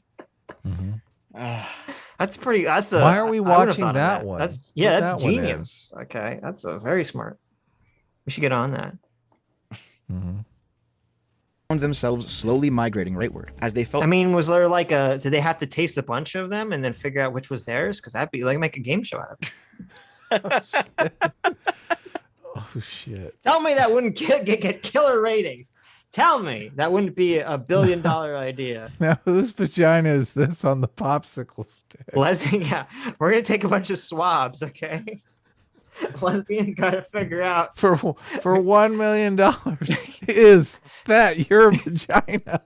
is this your vajayjay? For $1 million. Yeah. You imagine they have like the Who Wants to Be a Millionaire, like intense music. The woman's like swirling it around in her mouth, like. Well, I did have chapstick. I did eat sushi yesterday. Oh God. Oh no. I want it to be hosted by Drew Carey. Yes. Yes. Oh my God. Would he host such a thing? I'm not sure. That is perfect. Perfect casting. Or what's his name? Oh my God, what's the guy that does Family Feud now? Steve Harvey. Yes. Drew Carey and Steve Harvey will alternate doing this fucking show. Steve Harvey. They can double God. team it. Yes, they can. What Oh if, my God. what if he takes a little nibble off the popsicles? God. He's like, here, let me help you out here. Let me see if I can weigh it. Oh yeah, that's a tasty one. Jesus Christ. Don't act like this. No one steal this. No one steal this idea, okay? This is a copyrighted Sitch and Adam idea. We're gonna approach Steve Harvey's agent about this. Right. And figure it out. Counterpoints is in the chat. He says it's a comedy show. Okay, let's keep rolling before I run out of time and I get put What? outside. I can't believe you're still here. After The last thing she said was basically like, the thing she says before she talks to an attorney. I am no simp, actually. Oh, okay, good for you. Okay. That the left had abandoned them in their interests. For example, Ariel Scarcella, a prominent lesbian activist, has recently swung rightward as the left has largely abandoned lesbian activism in favor of trans activism in the past decade. And other people, for example, like Judith Rose, did legitimately fall down a QAnon rabbit hole after leaving the... Oh, did we get an agreement there? I feel like we did. He said that's true. No, I said that's true. He was laughing at the fact that I said something correct. Left. But despite all of this, the walkaway movement did actually speak to another segment. Well, you actually just gave two arguments in my favor because you first brought up this person. So Hexadecimal in the chat says that we're too slow. Apparently, this is a game show that exists in some Japanese porn or something. So, of course, really? It's Japanese porn, there you guys. go. Like, listen, we'll bring it to America. Okay, no one will know that we stole it, right? Yeah. Anyway, add one to the agree counter, I think. Oh, hey, it's Okay. counterpoints. Hey, counterpoints. I listened to you trying to simp for book smarts and failing. That was fun conversation. I saw Is that too, actually. With Destiny? With Destiny. Yeah, it was Destiny What debate, was the yeah. drama there? We don't have time. We don't have time. Oh, no, we don't have time. Jesus. Person who I left. might have an hour left. Let's roll. Okay. You guys rush me all the time. I mean, You were trying to rush in the beginning of the stream. Okay. yeah, we would have plenty of time right now if we had rushed. Listen, when Dev leaves, we can have Aiden on. How about that? Aiden can take Dev's place. No, that's no. If Aiden isn't I don't asleep have all by night. the- I don't have all night. Come on. I want to hear Aiden sing in Japanese. No. drunkly as we try to end the stream. Aiden can't come on until after we have read all the super chats. Then fell down the QAnon rabbit hole. And the next person you brought up is explicitly not a feminist activist who joined the right because the left abandoned feminist activism for trans activism. Okay, so he's wrong here about Ariel Scarcella, but he's agreeing with me on Judith Rose. So that is an agree mark in my favor. I already gave you one. Okay, well, thank you. But Yeah. somebody We're who up to I think I 7. just did a pretty good job of demonstrating has always been a grifting person who just wants to make money and is willing to exploit their being gay to do it. And now it just means pretending to be a right winger. Okay, so what do you think Black Lives Matter is? What do you think those fucking mansions are, Xander Hall? Like, what do you think what you're doing is right now? Yeah, I was gonna say this whole former Nazi thing seems kind of a grift, but All right. He used to be on the left. Now He's CT gay, wants and on the that'll show. do it. That'll fucking do it. Who Straight wants people on now? love hearing gay E.T. people tell them that straight people are the real ones who are oppressed. Oh, we fucking love that shit. We love that shit. And men love hearing women tell them that men are oppressed. That shit's fucking great. We fucking love that. Well, hold on. Straight people aren't oppressed, but men what is certainly are happening? oppressed. Men He just are oppressed. earlier went full men rights activist. Now what happened? Yeah. He's doubling back. Yeah. He was saying stuff about how like men get fucked in the divorce family courts and court. Yeah. yeah, like What happened? right. But that's He only must because of the have forgot. patriarchy, though. Remember. Rewind the video to what you said earlier. Let's not. We're gonna lose our place. You guys know what's going on in the chat, right? You know that's what happened. What's What's going We're on? not just here? making it all up. We're not. Time we're not to nuke being the stream. Buy large mansions. I don't know. Hey, let's go. Shit. It makes us feel all warm and fuzzy inside. It's why these content creators get so big. Lesbian activist has recently swung rightward as the left has largely abandoned lesbian activism in favor of trans activism in the past decade. And other people, for example, like Judith Rose, did legitimately fall down a QAnon rabbit hole after leaving the left. But despite all of this, the walkaway movement did actually speak to another segment of the population. People who were legitimately still aligned with So there's Dev being good faith Dev over here saying, listen, it happens to some people. I agree, it happens. But you know, fuck you, Dev. You're just an evil right-wing Nazi or whatever. How dare you? Fuck you. Shit, they found me out. You also have an eating disorder. I can't believe Dev is still on. He's been on for like 7 hours. You're also a That's big crazy. nerd. We're gonna shove you in a locker. Dev never goes on EFAP for more than 2 hours. I know. Listen, we're more important than EFAP. Okay, that's Hold on, what's happening right now. If I'm gonna start doing my own streams with Lilith and I'm gonna start doing more appearances, I got to learn how to go the mileage. So I'm working on it. Listen, are you saying, Dev, that you're just using me and Adam to increase your stamina for Lilith? Is that what you're saying? This sounds like you're using us, like just a dirty whore. Wow. God, what a chaser! I'm chasing you guys now. Chasing everyone. You're just using us. with leftist social issues, but felt that on other topics, the left was absolutely going too far, whether that be economically in their swing towards overt socialism, or culturally in their attempts to demonize and censor everybody who refused to march in lockstep with them. It wasn't just all hidden rightoids, it absolutely was abandoned leftoids too. I think one person who genuinely did walk away and maintains some pretty consistent, Is it Hunter somewhat Avalon? progressive social beliefs, but still identifies as a Republican on the right and did the walk away thing, would probably be, of all people, as annoying and obnoxious as she is, Karlin Borisenko. Oh, wow. He just called her a grifter like 5 minutes before. Holy shit. Yeah. What's happening? He did, didn't he? What's happening? Oh my God.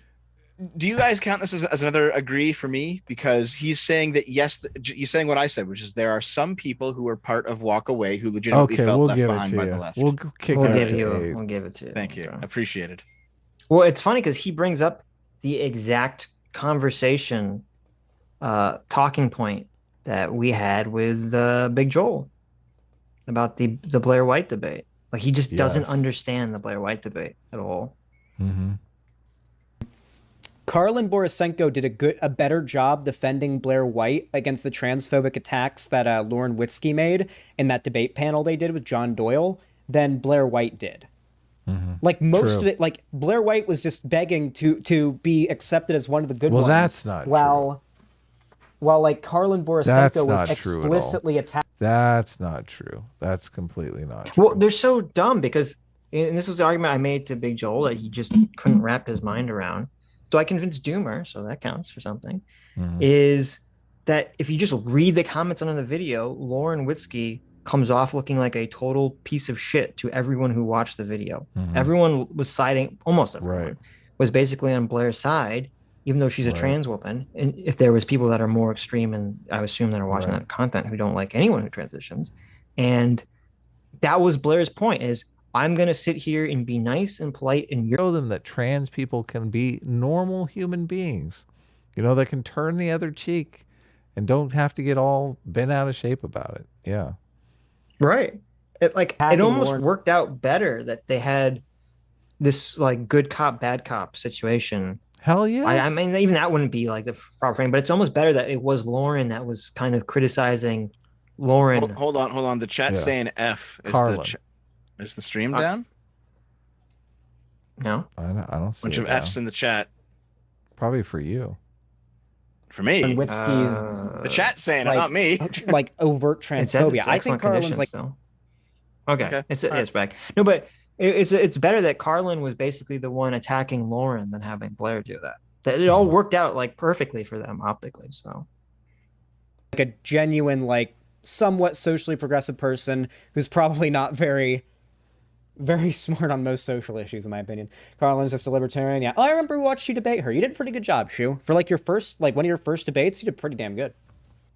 Times like these, it's so frustrating that someone like Short Fat Otaku are either purposefully lying or just so ignorant that they don't know much about what they're talking about.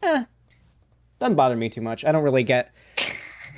I'm working on not the irony. caring about what other people on the internet think as much. At least unless it pertains to my YouTube career. And then you begin to notice some other subtle things. It's not just that some people go PewDiePie to Ben Shapiro to Richard Spencer, it's that some people go CRG to Shu to Vosh. Where leftoids might ask what radicalized you, rightoids might ask what was your woke breaking point. Another of those academic papers on the alt-right Look at this. I can't help but the big this, sippy. but- He's having the what big sippy right now. What is going on here with this cup? Do you see this, Sitch? Did Sitch sneak away? He might have. What the fuck is happening here? This is the weirdest behavior I've ever witnessed. pipeline. This one called Alt-Right Pipeline, Individual Journeys to Extremism on. Did he? I think he put a finger up when he drank the sippy. Some people go CRG to Shu to Vosh. Where leftoids might ask what radicalized you, rightoids might ask what was your woke breaking point. Another of those academic papers on the Alt-Right Pipeline. This one called Alt-Right Pipeline. It's just a big cup. What? I don't. It's What's just happening? a little sippy. Just a little It's sip just, here. it's a big just old want a cup. little- What's? Just, You don't like it because it's like it has a little sippy top, like a little baby cup or something. and just Is that- a weird. I don't know. It's bizarre to me. Okay. Online identifies. No, come on. Oh, come on. Okay. Let's do the actual lefty argument when it comes to Wait, jokes. I feel like did we skip ahead a little bit? The second called normalization, where people become normalized. Those academic papers on We the did, Alt-Right Pipeline. This yeah, one here we go, called here we go. Alt-Right Pipeline, Individual Journeys to Extremism Online, identifies and describes three. Okay, so check out what's going to go happen here. I'm going to talk about this study here, okay, that I brought up. So just watch this. What a steps of nerd you right-wing are. online extremism. The first step is called normalization, where people become normalized to edgy humor and jokes about a group that the extremists want to see other than dehumanize down the line. Memes and jokes, therefore, are a key medium of radicalization and cannot be trusted. The second No, come on. Oh, come on. Okay. Let's do the actual lefty argument when it comes to jokes. Okay, so firstly, Is he contradicting himself from earlier? No, he's not. But he's saying that I'm making this point. I'm describing what the study says right now. Right. Oh, okay. And he thinks that I'm straw manning the leftist position. I'm actually describing what the study says is normalization, the normalization phase of using humor to radicalize people. Right. Mm-hmm. And what he's about to describe in his objection to what I'm saying is nonetheless what the study says. So just watch this, okay? So, nobody is born a Nazi. Mm-hmm. Do we all agree on that? Hypers, if you agree. No, we don't. Nobody is Jesus. born a Nazi. Nazism. I mean, it would be great if he actually had terms, because I think people are born with greater or lesser degrees of ethnocentrism. I think that is true. Yeah. And authoritarian tendencies. Yes. Yes, authoritarianism, empathy. I think all kinds of intuitions. Right. People are born set at different levels. As an ideology is something that is taught. You are radicalized into it. Okay, I don't know what he means by Nazism as an ideology. It would be great if he defined some terms, but You are taught the ideas. You are brainwashed into it. These people that when they say Nazism as an ideology, they just mean right-wing shitters. Okay? yeah, but I people guess. are You're right. up. People are right wing without being racist. That's the thing. No, they're Right-wing not. is That's a lie. Oh, okay. That's just the mask on. Okay, the mask comes off, and all right wingers are racist. If all right wingers are racist, all left wingers are pedophiles. I mean, it's just that's the way the world is structured. There's your choice. Okay? Pedos are racist. I know. If they're gonna There's say- no middle ground. If they're going to say Nazi, the other side's going to say groomer, and I that's going to be the know. conversation now. That's It's the just, conversation. come on. It's conservatives want to conserve the institutions that are working, and the left wants change. That's the left loses that optics battle, because I think most people would generally choose being racist over a pedophile any day of the week. So they're definitely going to lose that. Yeah, they're going to lose that optical battle. They're so like, what did you say? Yeah. Okay, well, sign me up on the racist. Like if those are your choices, yeah, that's what's going to happen.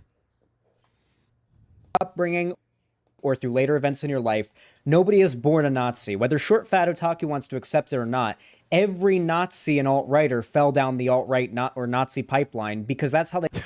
That's so... Okay. Boy, the pipeline is so ubiquitous now. It's so ubiquitous that everyone... Oh, God. Does he even know that Nazis come from World War II Germany? Does he know the origin of Nazis? Let's be a little good faith Gary here. Actually, good Sitch, you always... Oh, God. It's so I know. Please. There's going to be a lot of shit talking behind your back after this. Watch, Adam and Deb are going to have this like DM thing back and forth. It's probably happening right now. I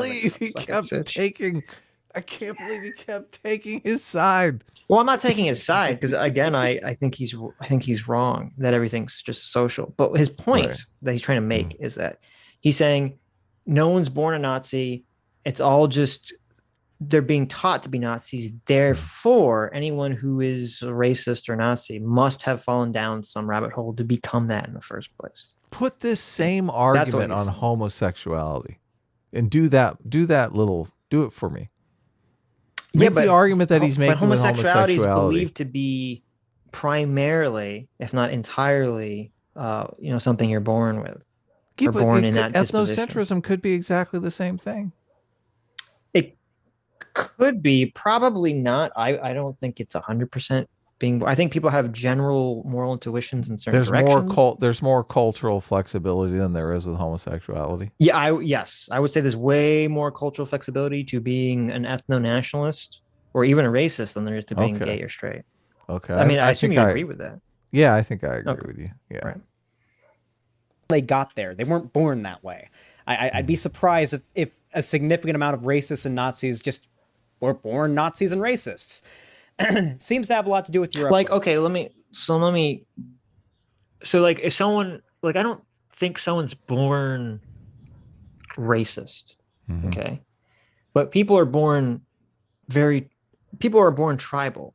Yes, and people are born with varying degrees of whether they're in favor of being more open or being more close to the tribe.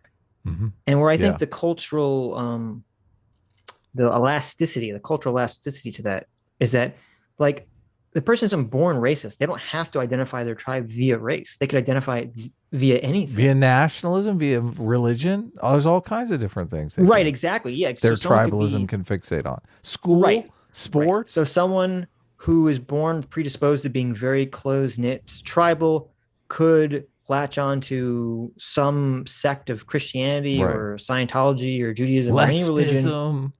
Or leftism, sure, any ideology, and they'll be completely open and accepting of anyone of any race or creed as long as they follow the religion or ethnicity or ideology. As long as they're a leftist, they're good. Yeah. Right. So I don't want to just say like, oh, ethno-nationalism specifically is like something people are born with that specific thing. I don't think that's the case. That's a great way you're describing what I described a few hours ago about classical fascism, where they didn't care what race you were, as long as you were bought into the fascist Italian vision of the future Italian state. Sure, but my understanding was that the Italian fascists believed that did have some kind of biological, racial, spiritual connection to it. No, that was German. The Germans brought that into it. The fascists were much more. Well, I mean, even like when I was reading they were more like methodical. When I was reading Evola, he had a lot of that stuff in his work. Evola, when Evola went on trial after the Second World War, he declared himself a super fascist because he believed that the Italian fascists were not fascist enough for his right. So is that what he was referring to? Yes, he was referring to the fact that the Italians explicitly did not care about race in that way. Interesting. There's actually a famous quote by Mussolini where he basically says that race is meaningless. There you go. With that said, if you're going to take a normal person who isn't a Nazi, who doesn't hold any horrible beliefs, and you're going to turn them into a Nazi, how do you do that? Well, you can't exactly start with the, all right, so here's what we're going to do. We take all the Jews, we put them in the... You can't do that, right? Because they're not going to be amiable to those ideas. Of course not. You have to start them somewhere a little lighter. So you start with humor. I mean, humor is just humor after all, right? It's not... So we can't just kill all the rich people, the 1% right away. People aren't going to like that. You have to make certain jokes about killing the rich people. And, you know, you have to blow the frog on this one. No, I understand completely, Xander. Yeah. Get out the guillotines. It's just a joke, guys. Just a joke. We're not going to actually guillotine Jeff Bezos. It's just a joke. Serious. You guys ever heard of the term Schrodinger's douchebag? It's not really humor that's the problem. It's those that use humor to disguise real beliefs. I've always thought that the best humor actually had a message. My favorite comedian personally happens to be George Carlin. And okay. This might be an unpopular take. Mm-hmm. I like George Carlin. He's a very funny comedian. He's a very funny comedian. I'm kind of sick of people using him as like the forever shield of I like comedy. I like George Carlin. Like, it's just, he's like always, he's like, George Carlin is the black friend of like leftists who say they don't hate comedy. Like, they're like, I don't hate comedy. I love comedy. I love George Carlin. It's like, okay, okay, yeah. There's the one comedian they all point to who, yeah, was very politically minded in a way that aligns with a lot of the stuff. No, George Carlin was very centrist, though. George Carlin went after the left just as much as he went right, after but the he right. was very anti-establishment, and that's what they like. He didn't trust any of the establishment. So true, yes. Then that's what they fixate on. But all of George Carlin's best stand-up wasn't him telling jokes so much as it was him angrily and passionately ranting about something he believes very strongly in. And I mean, I think I kind of completely disagree with that. I think when he framed his beliefs in jokes, they were far better than just him ranting about something for like 10 minutes, 20 minutes. Which usually, since he was a skilled comedian, he would tailor it into a joke, and it wouldn't be like the woke comedian, I forget her name, that was just a rant. There was no actual comedy in it. The stuff he says, sure, some of the stuff he says up there is a joke when he gets really mean and insulting, but the core of the joke, the core of the sentiment of what he's saying is something he truly believes and believes other people ought to, at least hear out, right? And the same thing applies, I think, to most right-wing comedy. A lot of right-wing comedians will play a game of Schrodinger's douchebag when they'll say something that is really just outright bigoted, and then based on the response they get, will determine whether or not it was a joke. If the audience responds, oh yeah, we agree with that, yeah.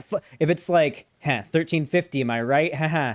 And the audience responds, yeah, 1350, yeah, put a fucking, yeah. Like, then they're probably not going to say, oh, we're just joking. But if everyone responds, whoa, man, whoa, they'll be like, whoa, I'm just joking. What are you guys, triggered?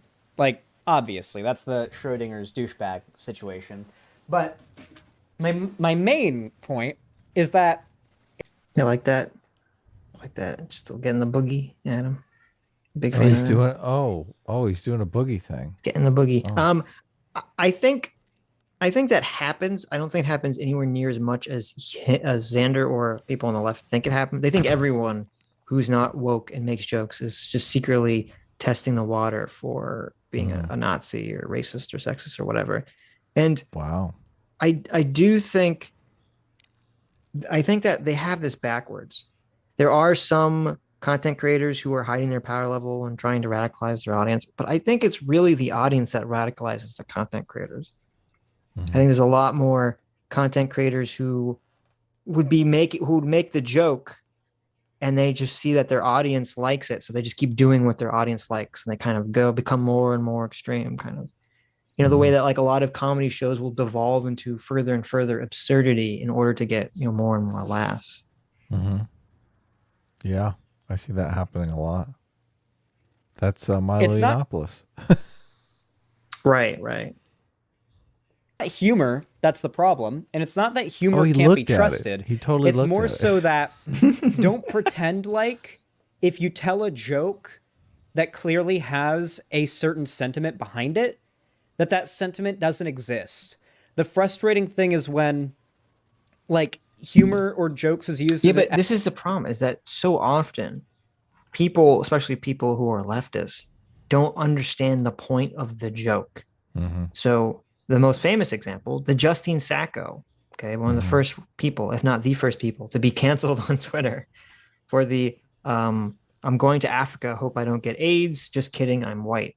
The point of the joke wasn't, haha, black people have AIDS. The point of the joke was, I'm pretending to be an out-of-touch, privileged white girl who doesn't understand how like communicable diseases work. Okay, that was the point of the joke.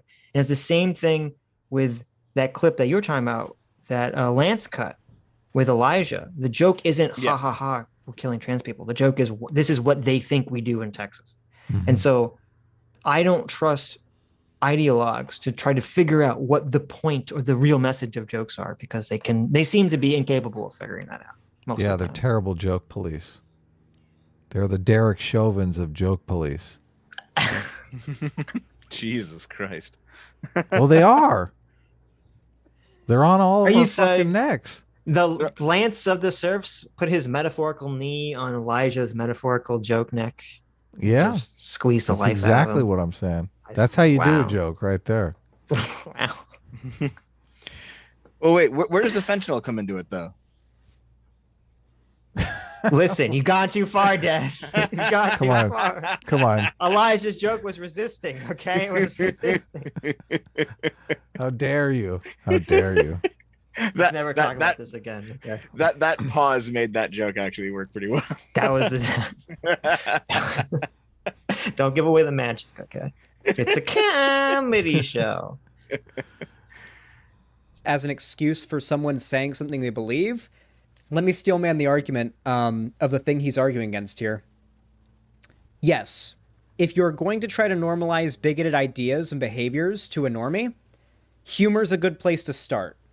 If you start somebody out by just constantly surrounding them with socially acceptable humor about whose argument is he fucking straw manning? Jews, 1350, yada yada.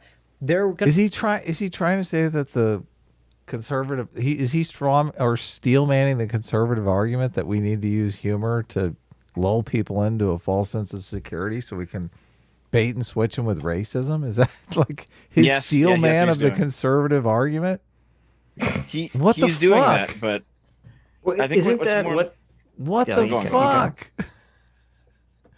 That's insane. Going to be way more likely to be amiable to the actual. But wait, isn't that? I thought that's what you said. The paper said, and he said that that's a straw man. But now he just repeated that.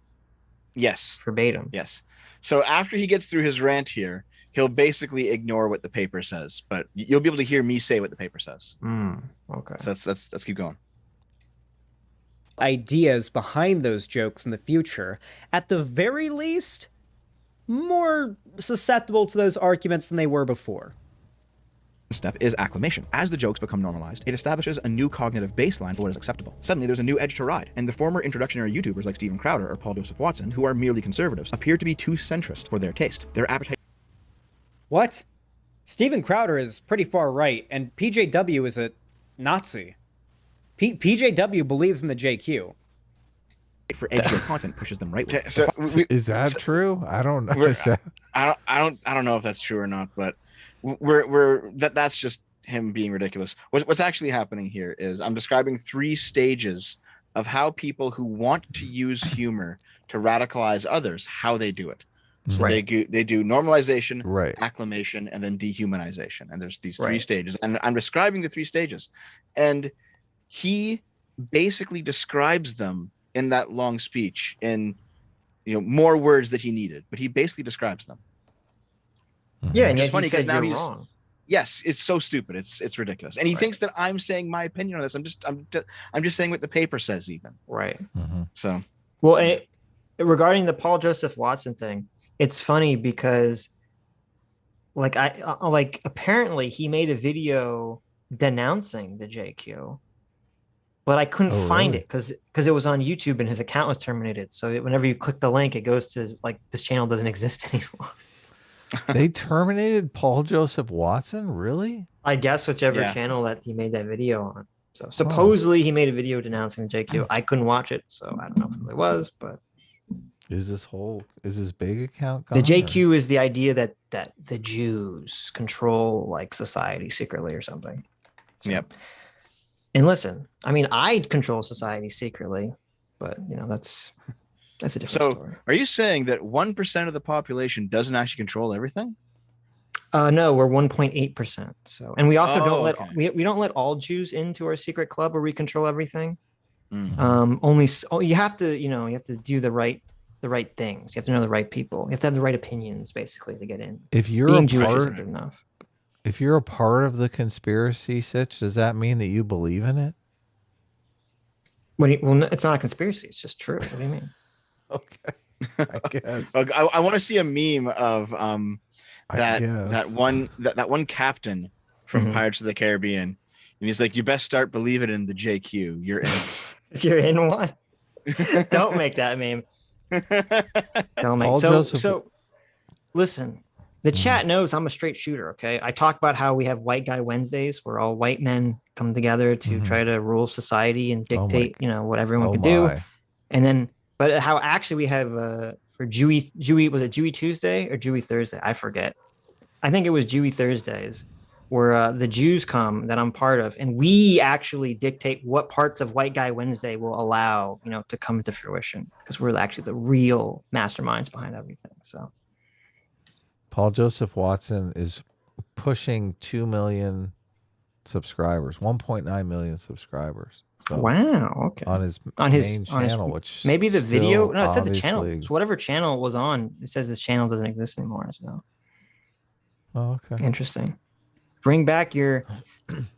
Though the thumbnail for the video shows Paul Joseph Watson and it's got two happy merchants on either side. Probably not a good look.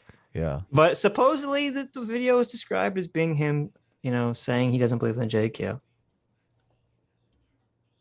Final step is dehumanization, where finally the victim of the pipeline is able to commit violence against the targets of their ire, which began as simply you cut out a lot of steps there, but okay. Jokes. The paper uses the example of the Christchurch shooter saying sub to PewDiePie during the livestream of his attack as evidence of this effect coming full circle. The paper describes this process.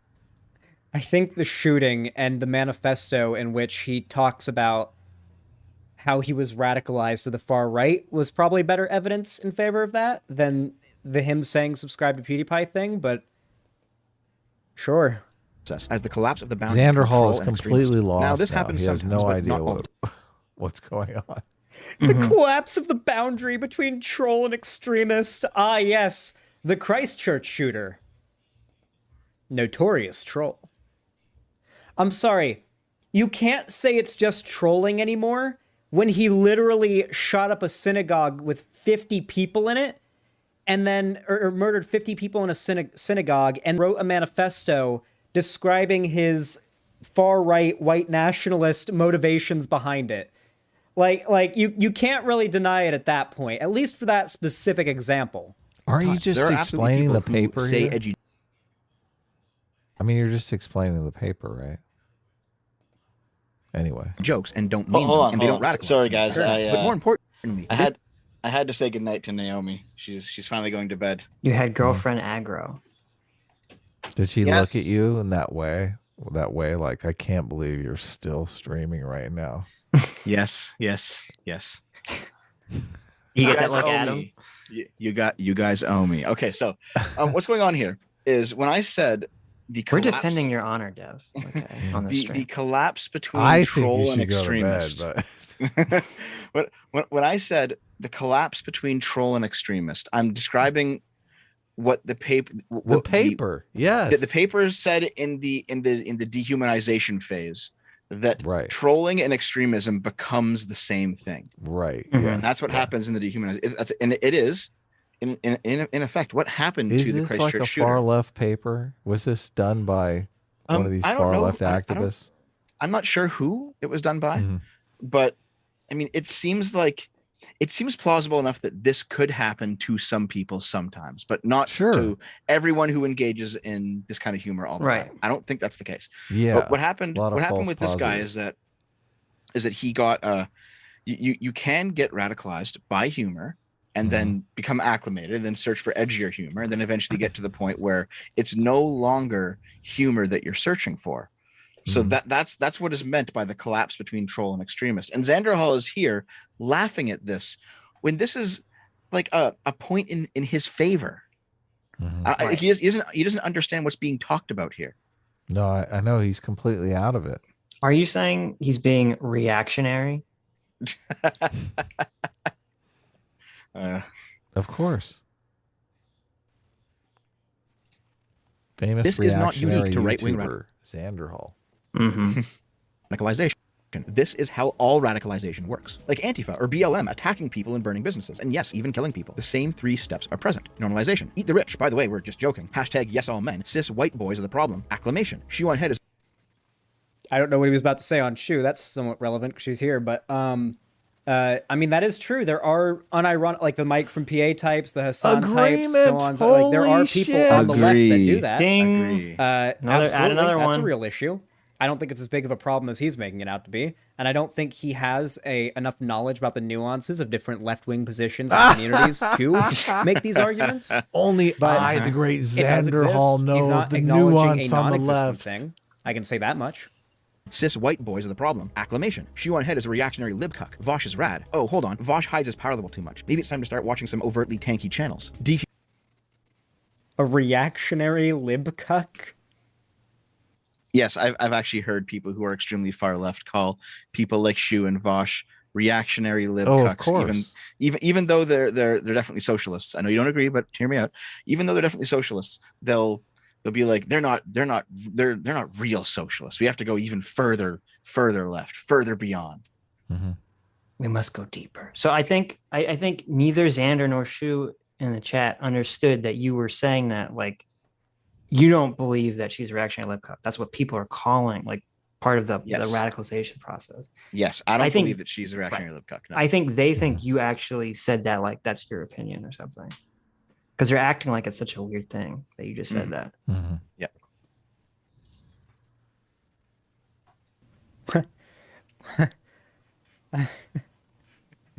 This feels even more funny to watch with Shuan Head in chat. Okay. Humanization. Let's actually... That miscommunication is always such a bitch. Such a bitch. What? You just call me a reactionary lib cuck? start killing or attacking our political opponents in the streets because we've been told that is a real problem. There are a lot of lefties who unironically believe their political opponents are ideologically evil and no act of violence against them is unjustified. by our favorite YouTubers that only power matters and winning is better than principles. You call it selling out your principles. I call it fucking winning.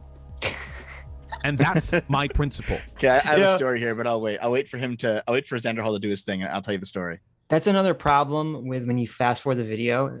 People look like they're all like so unhinged because their whole body's like trembling super fast. I mean, Vosh is unhinged, but this makes him look like he's like rapid. He's like just shaking. To win as a socialist, not to lose as a socialist. Wait, he's talking about voting for Biden here. The chat literally says bully Biden. But like he's literally talking about voting for Biden here so the left went. What is he talking about? Wait, is this an attack? Is this Vosh being a tanky? Is this Vosh being a tanky? Dev, what were you talking about? Yeah, what's Explain the context yourself. of the clip? Explain yourself. Explain. So, earlier in this stream, like 6 hours ago at this point, I said that my videos are made for my fans, and I expect people to watch them one after another because I build on concepts from previous videos. So, if you don't understand, kind of a big ask, but okay. I don't give a fuck. If you don't understand, that's on you, not on me.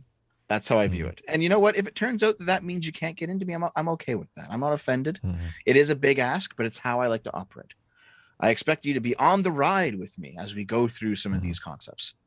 And so something I pointed out in a video a long time ago was just basically the problems with the consequentialist ethic and how it leads you down paths of basically saying, I don't have principles, I just want to win. Mm-hmm. And the issues with looking at the world in that point of view. And we talked about Vosh in that video. And I basically said, anytime we get to a point where a socialist is going to betray their principles, I'm just going to pull up this clip of Vosh openly stating it. Now, Vosh is talking about in terms of Biden winning the election. Like we must abandon our principles in order to win. He's talking about it in terms of the election, but I'm using it in a different way. I just said I'm just going to bring this up every time as a signal to the audience, as this is the point where socialists abandon their principles and start doing things that are basically hypocritical. So whenever I bring up this clip, that's what I'm saying to the audience. But he's talking about abandoning his socialist principles, which I'm in favor of. Maybe so, but the point that I'm making is every time I bring this clip up, I'm signaling to my audience this is where we are at this point in the conversation. Sure. That's what I'm doing here. I think you could be accused of clipping out of context. So just FYI. I mean, I'm sure. That's what Xander Hall is doing here. He's accusing me of clipping out of context, and that's fine. But the people who watch me know. They know that this is what I'm doing. This is what I'm saying. Well, but I think the broader point doesn't matter. Like what he's talking about, it would only matter if you're saying, looky here, Vosh is directly advocating for violence or something, which maybe you could construe because you have the overlay of the guy who was shot. But I think the broader point doesn't matter, because it's like if you're willing to, because he's not just saying, listen, we need to, he's not making an argument like we need to do this one-time thing to get rid of Donald Trump. We need this one-time thing to get Joe Biden in office. He's making a much broader claim. He's saying, no, I'm going to be on the team that wins, okay? And this is what you have to do to win. So his point isn't just about Biden. It's about anything, really. And this completely conforms. It's not like this is a weird take for Vosh. This has been Vosh's take from always. This has always been his take. He's he's always says, I'm a consequentialist. So this is a bit propagandistic, though. You got to admit. In my next video, I think I used it again, and I said, okay, I'll use a different Vosh clip this time, and I used a different one alongside it. So like I make jokes about this sort of thing, but it's an ongoing thing that I do. It's not this is not like me saying Vosh was the shooter, which is what Xander Hall says. That's not what I'm doing here. Right. Well, but I mean, honesty, I think, is one of our highest principles, though, and this does feel a little dishonest, Dev. Because you're putting this graphic behind him talking about this shooting. The graphic says shooting pro-Trump protester. I can't read it because the top court documents. So, but it implies that what Vosh is saying is about this article. Like he's willing to abandon his principles to enact violence. That's the message that this is, hinting at, which I think is a little. There are other clips. There are other clips where Vosh was like more like just straight up. He basically said something like this. Where he doesn't mind using violence against his opponents. The real context of this, though, is Vosh is saying, I want Biden to win the election, and I don't care about abandoning our socialist principles, because his audience was getting on him saying, Biden is a moderate cuck and we want a socialist or we're not going to vote. Right. That's the context of the clip that Vosh is saying this, correct? Yes. Okay. So I think it's a little propagandistic. Well, I agree that I've heard, and you sent us that picture, Vosh definitely seems to be, I do think Vosh is fine using violence. He's made arguments in the past, even when he was, it was a Destiny orbiter and his name was Irish Laddie. I think he had one of his meme conversations was with some right winger. I thought about how like all right wing policies are political violence. Therefore you can't, you can always justify political violence against conservatives. So he does believe that. He definitely does believe that. But I agree that if you're going to try to make that connection, that it's better to use a clip that is directly related to that as opposed in to context. Yeah, exactly. Yeah, if Vosh was doing this to you, we'd call him out the same way. This is right. Bad. Yeah. Bad dev. I mean, fair enough. It's like I said, like my audience knows what I'm doing when I do this, and I'm not saying okay. but I understand your point of view. Yes. Okay. Go get the clip of him having that debate. Well, I mean, and Doomer was very good about this. Doomer did basically, I mean, I'm with you on the argument, Dev, that Vosh is, has advocated for violence in the same kind of manner as this, but you just clipping together a thing is this is the problem. Like everybody's clipping everybody out of context to edit a performance for them that just doesn't exist. So, in the interest of continuing this, yeah, okay. What's that? In the interest of just continuing the video, let's move on. Yes. For Biden over Trump and bully Biden into having better policy positions. I'm pretty sure this is literally a clip Tanky spread around on Twitter to cancel him, or at least they did. That's not my principle. I don't give a fuck about principled failure. Principled failure is worth dog shit. This mechanism. What is he showing on the screen here? How is this relevant? Portland suspect waited in garage before shooting pro-Trump protester court documents. Okay. What's this? Luckily, Xander Hall is not even bright enough to understand the propagandistic. Let's see if he puts it together. I will take the L on it because people don't watch all my videos, so they don't know what's happening in my community and how this is like a signal for something other than what it looks like. So I understand. That's right. You take the L. I'll take the L on it. But yeah, Xander Hall can't even put it together. Why it's wrong from that other perspective. Yeah. Right. A lot of people, I think, put this kind of stuff together not intentionally, but I think a lot of people do put this stuff together intentionally to be dishonest, which is fucking horrible. But was it Vosh? Did Vosh do this? Wait, did Vosh shoot a guy in a like, Xander Hall is so fucking lost. It's hilarious. A pro-Trump supporter? A pro-Trump protester in a garage in Portland? Vosh, how could you do something like this? Short Fat Otaku, I'd never known. Because that's the only way I could think that this would be anywhere near relevant to Vosh. If it turns out that Vosh actually did it, I wouldn't be surprised. But well, the guy right there on camera is the guy that did it. This guy here. The guy who did it is dead now, and we know who he was. So yeah. And what he's saying here. Failure is worth dog shit. This mechanism that we're discussing, whatever it is, it's functioning on both sides of the aisle, but the left only complains about it when it happens in favor of the right. And I'm sure if the right held all the institutional power right now, they would only complain about it if it favored the left as well. So maybe outside of the like the presidency and whatnot, like the right in America at least is gaining. Like the rights, like Republicans are probably going to sweep the midterms. Well, yeah, but that's because you guys are fucking insane. Right now, a lot of not all, but a lot of the handles of government are run by leftists. All the news organizations, all of the various entertainment companies, the HR departments in all these various companies, right? The universities, like where's the right? The tech giants. Yep.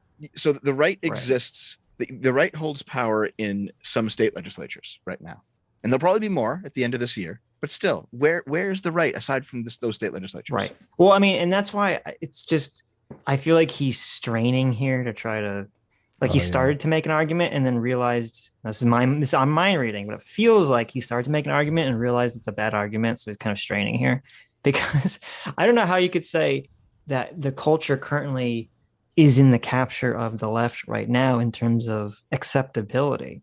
I mean, generally people who are on the left who say egregious things towards people on the right are not the ones on average getting banned or deplatformed or anything like that. Yeah. Or losing their jobs or losing their jobs. I mean, it happens sometimes. There's some examples of it, but it's far, far more rare than anyone on the right. Like, I can't imagine Hassan got temp banned for using cracker or whatever, it's like if there was some white guy who was trying to make an argument about, he should be able to use the N-word again and again and again, and he was on the right, I think he would get a far larger ban than Hassan got.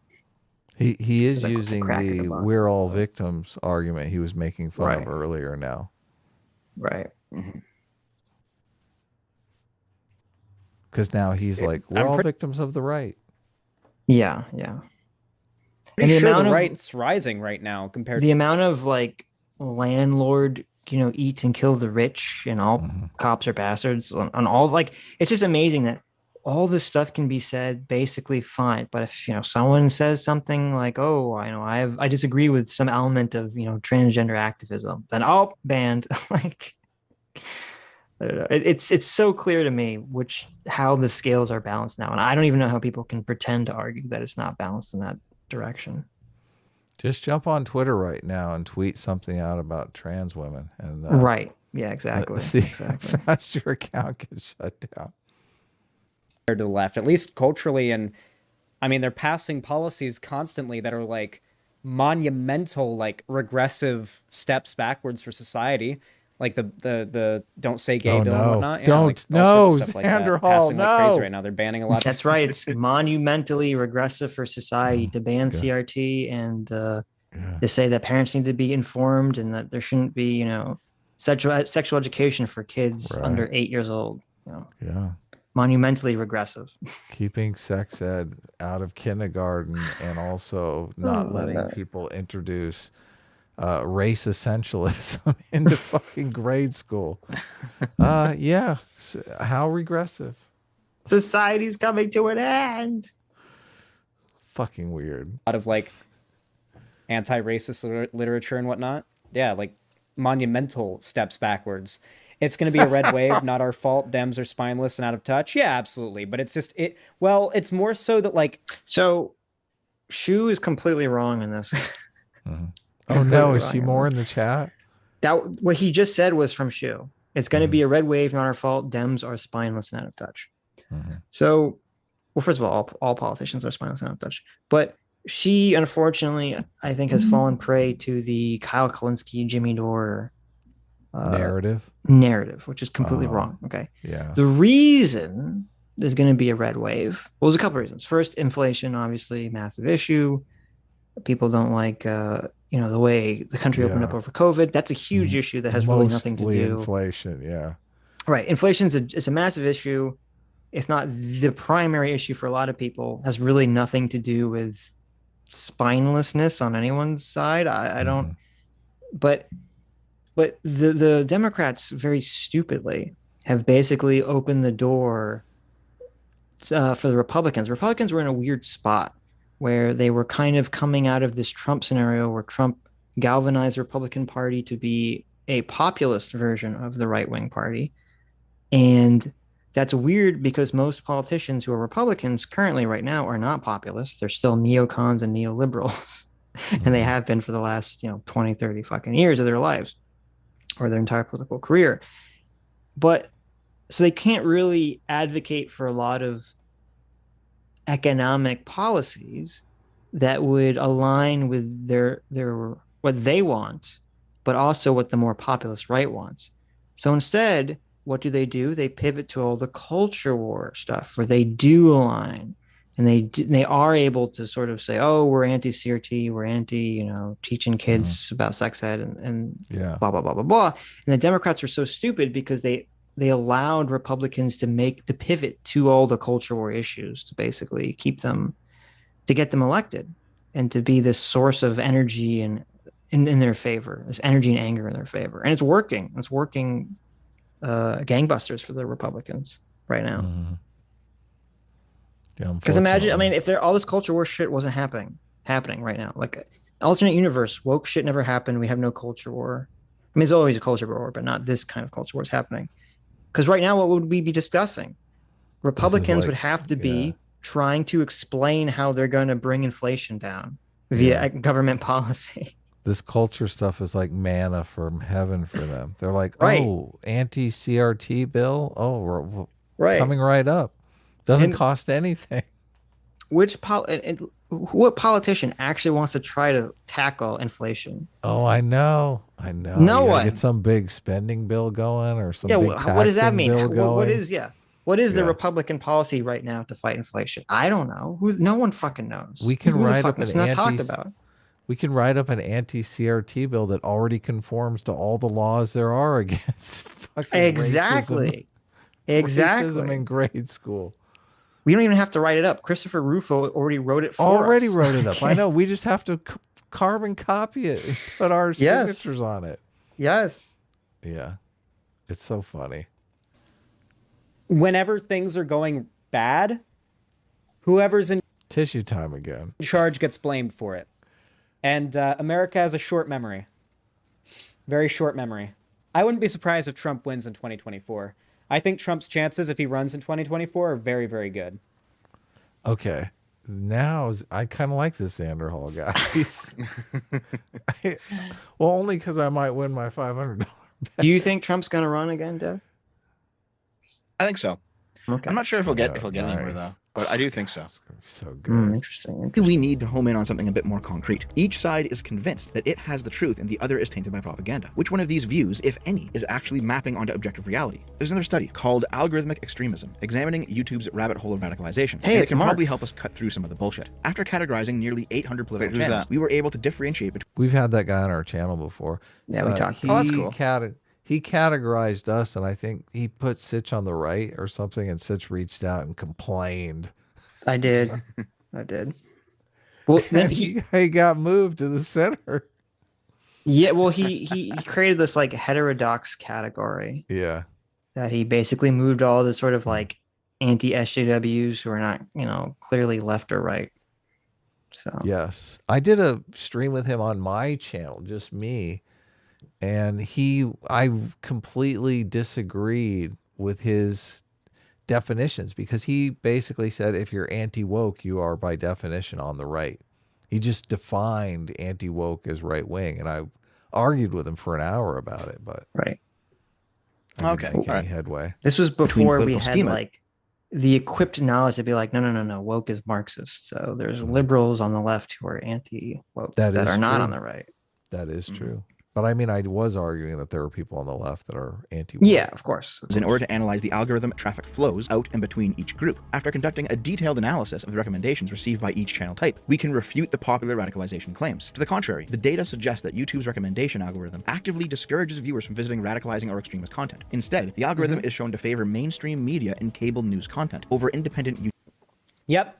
The thing that YouTube favors Agreed. most Another is one. going to be like mainstream, like your like late night show bullshit, your John Olivers, your like what's that one guy, the really annoying guy that basically just reads off lines. So, but that was the thing was- that Mark got right, though, was that he found that no, it's not radicalizing people. It's the opposite. It's pushing people towards mainstream avenues Right. of content. At least at Which the is time the that he did the opposite study. of Right, which is the exact opposite of radicalization. radicalizing people. Right. Which But goes see, I- against Xander Hall's whole argument. And he's saying, yeah, that's right. Well, it's I felt bad for Mark because Mhm. I knew, and I think I said, I don't know if I said to him or we said on stream, I'm like, I knew that he spent all this time and all this effort on his project. I knew it was going to get no traction, Right. like 'cause nobody have no wants to articles hear written it. about him. Right. Because I'm like, well, you understand that what you're saying is like more aligned and true. Because he kind of made this report in response to Rebecca Lewis's report, I thought, if I recall Which correctly. which, went around the moon and back. Right. And it's like, well, your report, even if it's more accurate than Rebecca's, and I think it was way more accurate than Rebecca's, it's not going to get traction because you're not providing a political narrative that's beneficial Yes. to anyone Yeah. except for us. Yeah. So And until you include the weapon that the one side can use against the other in your report, Right. nobody cares. Yeah. right. lines over and over again. Like John Oliver at least like has good delivery. There's this I bet if Tim Pool was doing what he was doing now, then he would have blown up this report and he would have helped Mark get a lot of traction. But Oh, that's true. Could have been on Tim's show. yep, He should still One guy, go on he's like- Tim's show. He'd be a great addition.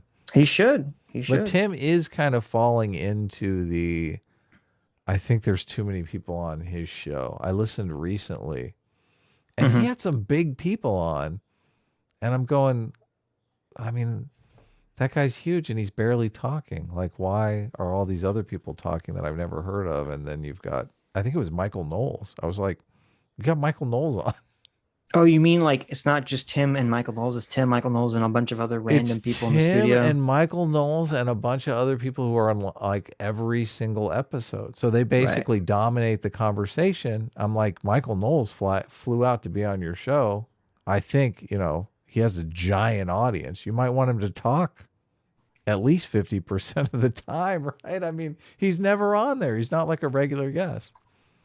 So yeah. That's a good point. And it's also something you should consider, if or something someone like Tim should consider, is that unless someone is like the social butterfly or whatever, they might not. It's way more intimidating, or can be way more intimidating for someone to come into a talk show scenario where there's all these other people who have a rhythm and way of talking that they're all used to, and then Michael Knowles or someone else is trying to like insert themselves into that framework, as opposed to just Michael Knowles is talking to Tim Pool, and it's just they have their own, way of communicating back and forth. Super awkward too, because anytime Michael Knowles talks, like the rhythm of the chatter completely just stops, and it's like, okay, now we're gonna listen to the Michael Knowles lecture for 5 minutes here, right? And then it just like goes back to normal when he stops talking, and nobody really reflects on anything that Michael Knowles has said. It's like. Interesting. It's such a weird dynamic, but I understand it. And I guess, it's a strange beat. I mean, who am I to say he's doing it wrong? I mean, he's just massively popular and stuff like that. Sure. Right. But my intuitions is like, I don't know. I was like, you understand. If you have a big guest, tell everyone else to shut the fuck up, at least for like an hour. Well, I don't know that you can do that. I don't know that you can do that. It's because it seems socially unacceptable. No. You say before the show when I'm talking to a guest, the camera's going to just be on me and Michael Knowles sitting at a table, looking and talking to each other. Bill Maher has this exact same situation, because he does the thing where it's the panel for half the show, but usually when the big guest like Ben Shapiro comes out, he sits down and talks to them for like 20 minutes before the show begins, and it's like a one-on-one thing. Well, the person joins the panel. I think a somewhat apt comparison would be Howard Stern's show, his old show. He'd have like when he was interviewing someone or talking to someone, it would generally just be him and the person he's talking to. Yes, totally. And then when that person wasn't there, he'd be talking to Robin and Gary, and I'm totally blanking on what the fuck that guy's name was. The regulars. The fat guy who had the drug overdose and was kicked off the show after that. But he had all these like other characters and people he would talk to, but he wouldn't talk to them when he was interviewing the person. Right. Yeah. Which makes sense. It totally does. But I feel like Tim has maybe 3 or 4 regulars now aside from him. So it's like it's a 4 or 5 people plus big guests that are going to come in. And that's just I don't think Bill Maher ever has more than 3 people on a panel, and plus himself is 4 people. When you start to get in the 5, 6 realm, the rhythms are really hard. It's hard to have a conversation between 6 people, but it's someone's saying that Tim was with the Daily Wire all week. Oh, was Tim on his show too? Mm-hmm. Or are you saying that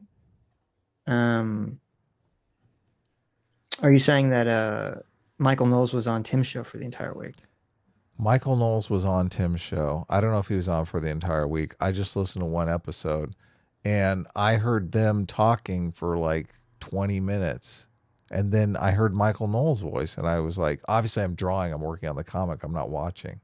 I do find it funny that some people are so like, you gave like a very light criticism of Tim Pool, and some people are like literally so triggered by it. Incredibly losing light their criticism shit of Tim Pool. Some people, a few people.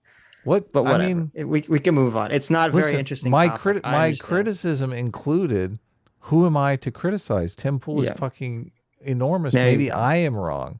Did I not say that in the criticism? There you go. Like my least favorite late night guy now. He's so fucking annoying. Not Trevor Noah. He literally just stands there and just reads jokes over and over again to the camera. Seth Meyers. Is it Seth Meyers? I think it's Seth Meyers. Oh my God. I cringe out of my skin when I watch that guy. Holy shit. Is it Seth Meyers? Let me check. Yeah, it's this guy. Oh no, I can't stand this dude. I can't fucking stand this guy. This guy makes me want to tear my fucking skin. What the fuck? Seth Meyers aged like 20 years. And like 10. What happened to him? Look, he looks awful. Jesus. God. Off. He's so cringy. He just stands there and reads clearly pre-written like jokes and then says, "That's all for tonight." And then like it ends. There's even like a laugh track. I think there's actually a laugh track. I don't even think it's an in-studio audience because of COVID. I hate every single left-wing. Yeah, but the point I thought to this whole segment that he was going off on was that he was trying to claim that the left didn't have control over most of, a lot of the mainstream culture. And even if you don't like Seth Meyers or any of these people, they all are operating under a far more left framework than, they're not operating under a right-wing framework at all. So. Talk show host except John Oliver. Yeah, John Oliver's the GOAT for sure. Let's get back to it, huh? Well, except when he talks about critical race theory, then he's pretty fucking dog shit. We talked about that.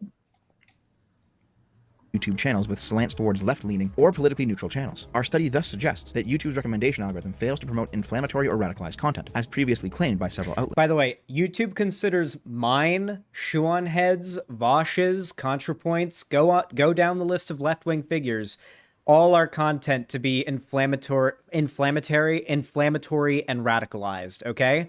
We are not mainstream. Hold on, though, Xander Hall.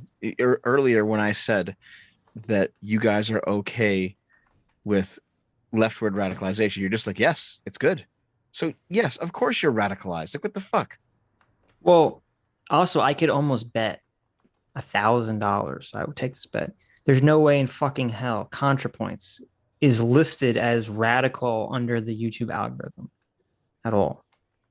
After she has all the fucking New York Times articles and all these positive articles and all this positive press written about her, and the millions of views that she gets, she is not characterized as radical by YouTube. I can almost guarantee that. Yeah, yeah. Also, I don't think YouTube knows who Xander Hall or I even are. So right. Yeah. I wouldn't be surprised if like Vosh has some automatic, this is a trouble person who causes trouble on the platform, tag attached to him. I wouldn't be surprised if we had something like that attached to us. We definitely have that tag. It's fucking evil. That's true. Stream political or news commentators. YouTube does not prioritize our content in the algorithm over the mainstream ones, okay? Trust me, you and me both are getting fucked over, short fat otaku. We're both getting fucked by YouTube. YouTube doesn't like either of us, my boy. So yeah, but the problem is that was accepted. Now we'll talk about this when he talks about it a little bit later. It didn't come about because of left-wingness or wokeness, but woke basically cheered it on, essentially. They allowed the mainstream media to use the guise of political correctness and fighting, right-wing misinformation to make it acceptable to basically censor YouTube and make the whole thing a playground for the mainstream media. That was on your watch. That was on your side, Andy. If there is a pipeline effect moving people towards the right, it's not being caused by YouTube itself. There have been other studies that have come out over the years showing that the left has independent... Okay, back in 2014 to 2016, we're talking about an era pre-adpocalypse. The dark times of YouTube essentially started the day PewDiePie said the N-word on that bridge in PUBG. Before that, you could just... Wrong! Sir, I did a whole 2 videos on this, okay? The dark day actually started, and actually this is why I said it wasn't started by a left-wing guy. The person who created the hellscape that we currently exist in on YouTube, being, shoveling everyone towards the mainstream, was none other than right-wing Rupert Murdoch. Okay, he hates YouTube, he hates Google, hates everything about Google. And his publication, the UK Times, printed this bullshit fake news story about how there was all these terrorist ads. There's all these terrorist videos on YouTube that had mainstream ads like Ford cars and Coca-Cola, and all these ads were appearing on these terrorist videos. Now, in reality, they found like a video that had 100 views, that had some, some terrorist recruitment video that had 100 views that no one ever saw, that had some ad for some product on it. And that article came out. Then a week later, the first PewDiePie hit piece article came out, which was not about him saying the N-word on the bridge in PUBG. It was, if you remember, there was this Wall Street Journal, right-wing publication, Wall Street Journal, had this whole thing about how PewDiePie was radicalizing kids. And it had a bunch of out-of-context clips of PewDiePie to make him look like he was pro-Nazi or something. And that was the thing that started the apocalypse. So, incorrect, sir. And also, I mean, maybe, I don't know. I've heard Sargon say this too, so I know it's not just me. But I never saw my ad rates go down. I know Sargon never saw his ad rates go down. Like, I don't know. Everyone keeps saying adpocalypse, but it never affected us. You know what I mean? The term adpocalypse, it's not that your rates went down. It's that, if you recall, basically the advertisers. So until this point, the advertisers on Google AdSense were basically completely captured by Google. They had very little say about what kind of content their ads could appear on, because Google was basically like, fuck you, we're the only game in town, stop whining, complaining. And that was the golden age of YouTube. But then after this, the fake stories about, ads coming up on terrorist videos and all this other stuff, all the companies basically use it as an excuse to pressure YouTube into creating all the various million, jillion different categories of different content that the ads can be on, and what kind of ads, and the whole demonetization system and all this, demonetize first, as opposed to, because it used to be someone had to report your video first, like a person had to report your video first for it to get demonetized. Mm-hmm. And now it's the opposite. Now there's some algorithm that kind of tries to figure out whether they should monetize your video before anyone actually looks at it. And that all came about from the adpocalypse. So it's not that your individual rates may have changed, it's just that the way the content is processed changed completely. They have this algorithm determine everything before anyone sees it. Right. Okay. And then on top of that, this plus all the mainstream media just complaining about YouTube again and again and again, basically they blackmailed YouTube into creating algorithms that will push people towards mainstream content, as opposed to pushing people towards content that is just popular. So. All right. No, I understand. Just about say and do anything on YouTube, your ad revenue, your clicks, your viewership would be high. YouTube wouldn't typically suppress your videos much. It was something that was a problem, but like, it was rare, Like, it was so rare that, like, when YouTube falsely, like, I don't know, like, demonetized or falsely striked the video, every other YouTuber that was friends with that YouTuber would come together to talk about it. Like, yeah, like, the Vomit Cake series, like, the cake series, the one with Vomit Cake and Hair Cake by Filthy Frank and stuff, that was monetized. There were ads before those videos. Those videos were getting tens of millions of views on the front page, trending on YouTube. That was what YouTube was like back then. Let's be clear here, okay?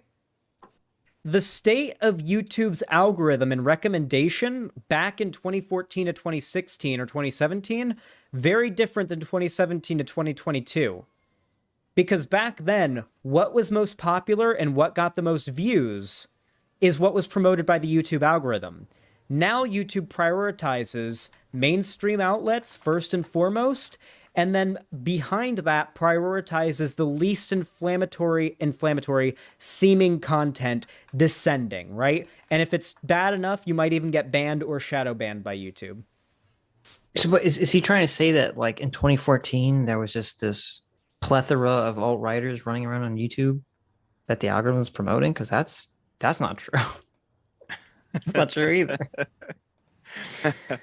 I mean, I don't know. Yeah, who are these people? I mean, JF is still around. Saying, is JF on YouTube? I mean, hasn't JF made videos where he's like super careful about not saying anything wrong, and his chat is always like trying to rile him up to get him to say something? Right.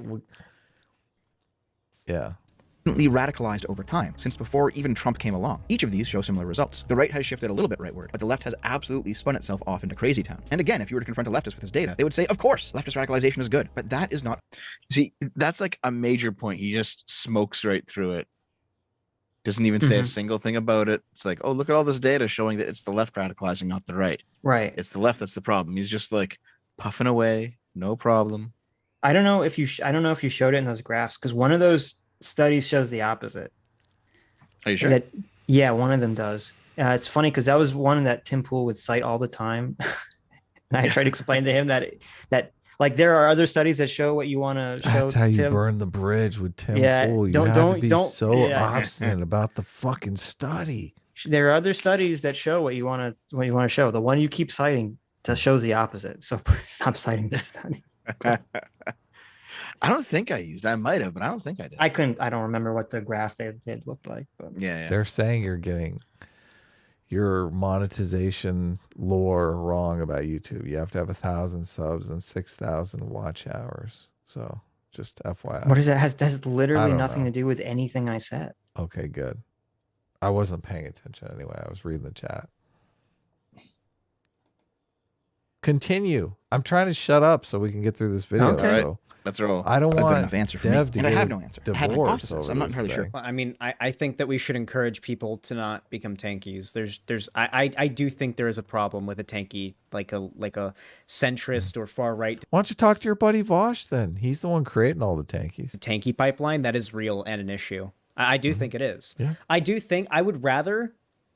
Is this an agreement? It kind of is. I don't Vosh is care if the people Vosh is a greeter at that, left wing to tanky pipeline. that Come on I in. have come out of my content, like if I have someone who becomes a Nazi and comes in my content, I would rather have them come out of my content a centrist or a traditional conservative than a tanky. What? Well, there you go. Like a center. I mean, that's a concession, right? That's a good thing. Okay. A centrist? No. I don't know if Vosh would make that concession publicly. Yeah, fair enough. I'm not sure. Fair enough. Good for him. Right winger. I would turn a Nazi into like a centrist or a like libertarian right winger than a tanky any fucking day. Because a libertarian right winger or like a centrist at the very least isn't gonna go out and like hurt somebody. And they're more likely to have more reasonable, practical, political like policy decisions or like opinions that aren't Listen, Adam, I'll take it. People. How Adam, are these I'll people take going out and hurting people? I'll take it. Mm-hmm. I'll take what we can get. I would love to have a conversation with Xanderhall because I don't know how he's conceptualizing all these different things. The Christchurch shooter. What do you mean? That's the one. There's the one example. Okay. Okay. So it's like one person. Yes. And there's always other shooters that didn't really have anything to do with politics, but that will include them too. Well, and there's all these other people that are like not the Christ shooter that are just right. Yeah. Right. Rank and file racists who would never shoot anyone. They just can't stand. They're racist. Do you think all racists turn to violence? I mean, I feel like there's a lot of racist people that just stew. Adam, we live in an evil, racist, white supremacy society. Okay, let them let them suffer. Let them stew. Okay, stewing is funny. Let the racists cope and seethe. I lived in New Orleans where there was like real racism where I saw people cope and seethe over being around black people. I was like, this is weird. They're just regular people, okay? Mm-hmm. Yeah. Like based in, let's go lynch all the rich people, guys. That's my political opinion. Like, okay, dude. Yeah, you're really saying some profound shit, my dude. Like, we need to fight against that kind of stuff, sure. And I do. But I mean, is short fat otaku really trying to fight against tankies and the far right to tanky pipeline because he has a problem with tankies, or do you think he has a problem with the left? And it seems a significant amount of the groups the left advocates for. Oh, right there. He just totally threw you under the bus, man. He's saying you're racist. Yeah, He's saying you're racist, sexist, transphobe, homophobe. He just called you out, buddy. He doesn't know he you're just a chaser. slapped you in the face. Yeah. So he said, the thing is, he said you're only concerned with the people they advocate for, which is like gay people. He's saying you hate gay people. He said that you have a little dick too, and that you can't please your woman. Oh shit! Well, I can't please her right now. That's for sure. I missed that part. What happened? When did you say that? It was implied. Okay. So he, God, Jesus Christ. No, you go, Dev. It's your turn. He avenge your honor. He just called you a homophobe. He said, for example, that I actually have a problem with the left, not tankies. Well, tankies are part of the left. I have a problem with the left. Yes. Not just because they create tankies, but because socialism itself is bad. So it's not just an anti-tanky position I'm taking here. It is an anti-socialist position. However, this whole he has a problem with the people that the left advocate for. It's like I am part of some of the demographics that the left advocates for. I don't think you guys do a particularly good job at advocating for these demographics. He's getting you, Xander Hall. He says you suck. He doesn't want you advocating for him. Yeah, he said you got a little dick and can't please your girl. Yeah, exactly. And that your hair color's bad and looks like you came out of a 90s Smash Mouth video. He's saying you're that's what worse Dev than said the public. just now. He's saying you're worse than the public defender. He doesn't want you. Well, okay, but I assume you would take what would be the word? You take the mirrored version of his statement too, where you'd say, okay, I would prefer someone to be like a sock dem over a white nationalist, or something like that effect. Oh yeah, of course, yes. So, yeah, because it sounds like he's saying he thinks you wouldn't. It sounds like he's saying he thinks you would prefer. You just don't like leftward movement, and that's what you're complaining about. It's because it's because he's retarded. Do you care about sock dems? I mean, I like them. They can be good people. Okay.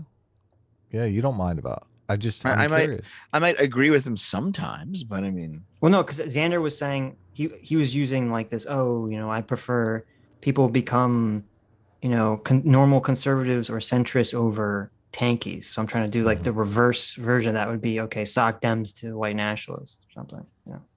The left bothers me because I don't like the anti-capitalist shit, because I think capitalism actually lifts people out of poverty, and I really am legitimately care about the dispossessed. And I don't like the fucking racist against white people shit. I thought we were supposed to be against racism, but yeah. Okay. So but other than that, I mean, I want universal health care. Come on, I want UBI. I think there should be a 3-day work week. I thought you were against UBI. People are working too hard. I think we can make UBI work. I really think we're closer than he's vacillating. He doesn't know what he wants. Well, I wondered if it was possible, but now that I understand inflation a little better, I think it is. I think we might be able to pull it off. We just need to get. I mean, Biden is just fucking up right and left. He's literally doing things that like the moratorium on paying back student loans, that's going to make inflation worse. Don't tell anyone, but sure, but it's not about lowering inflation. It's about trying to appease the electorate. So yeah, private rewards for his constituents. Yeah. Right. Yeah, he doesn't. The inflation. I don't. How much inflation is going to change if people pay their student loans for a year or two? I'm not sure it's going to make some massive difference on overall inflation caused by supply chain disruption in oil. I don't know how much the paybacks are, but it could. I mean, I'm skeptical. Listen, paying back student loans takes money out of the money supply. I understand. Yeah, I understand. That shrinks the money supply. What other way are they shrinking the money? Well, it's not shrinking the money supply. It's just because that doesn't go to the government. No, it is shrinking the money supply. When loans are paid off, that's money deleted. Are these loans to colleges, or are these government loans? Government loans. Oh, okay. That makes. I guess that makes sense. Obviously, how else could they Okay. Yeah, you're right. Yeah. You're right. So we need to be shrinking the money supply to deal with inflation, right? Paying back student loans would be a good way to. I mean, who knows if these student loans, these people could be doctors or fucking attorneys that they're not paying back their student loans. You don't know. Sure. Well, I would have to see what is the actual amounts we're talking about. I'm sure that number exists somewhere. But. Right. If it's true, but notice that the broader left fervently believes in a unidirectional view of progress, that history is meant to move along the long, straight arrow of progress over time, and that arrow, of course, it's more like a, what's a good way to describe it? You know the sailing stones in the desert in like Death Valley? You know the stones that like mysteriously kind of drag across Stonehenge, the desert, okay. like, and they have these like no one knows why it was done. Turns out the reason is when ice on top of mountains melts and fills up that part of the desert in like cold times, the ice freezes. Cold times On the surface, and then wind blows the ice, which pushes the rocks, and then the rocks move from the ice getting pushed by the wind, and the ice melts and the water evaporates and leaves the rocks the big, path, marked. So it's more like that. It's like ice getting put. That's how progress works. Slowly, and it goes back and forth, right?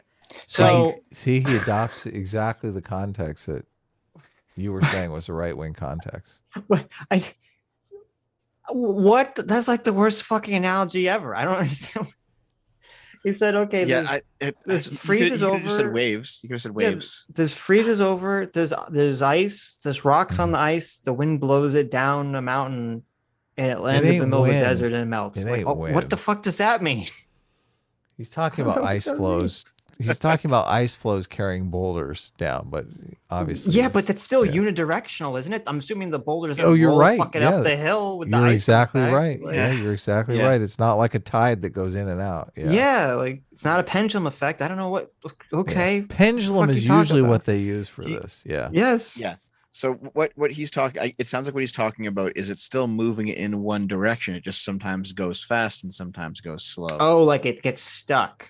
Yeah, maybe. Oh, maybe. Okay, that he should elucidate on that but he did say back and forth. He did say back and forth, which is why I got confused. We make a bunch. So it's more like that. It's like ice getting, but that's how progress works. Slowly, and it goes back and forth, right? Back and forth, like, right there. We make a bunch of progress, like a big step is taken for like the rights of a certain like marginalized group, but then like the far right gets really mad about that, and in retaliation goes like extra hard, pushing out propaganda and lies and misinformation about that. What he's not understanding is that the people that he's currently denigrating here, the dreaded far right. These people, they don't view what you've done as progress, and that's the point that I'm making. It's not like there is a single definition of progress, which is why it's unidirectional. Right. Progress is simply the left, however you. Oh, Dev went to bed. My internet. I think my internet cut out for a second. Go ahead. Oh. Well, did the chat hear what I was saying? No, I heard. Say it again. So. Oh, okay. So basically, what I was saying was, you're good. Sorry. What I was saying was that what Xander Hall doesn't understand is that the right that he's currently denigrating, they don't agree with him on the definition of progress. So when he says, well, the left makes this massive step forward, the right doesn't think that's a step forward. They think it's a step backward. And so when the right says, when he says that the right is they're going to put a bunch of propaganda and try to pull back and try to pull us backwards, they think they're moving forward. And that's what Xander Hall doesn't understand. His politics does not have a exclusive claim to the concept of what progress is. But because he thinks that they do, that's why his vision is unidirectional. Right. Well, and also, I don't know if it's really survivor bias, but it's kind of similar, is that people only look at the movements that worked and they ignore all the movements that failed. There's been, throughout history, there's tons of movements that, the left and the right sort of advocating for that just go nowhere. And then so it gets forgotten or not talked about. People only focus on the movements that actually succeeded. And then they say, oh, this shows the movement in our society is unidirectional, which I think is a conceptual is incorrect way to conceptualize what's actually going on here. Yeah, yes. I agree.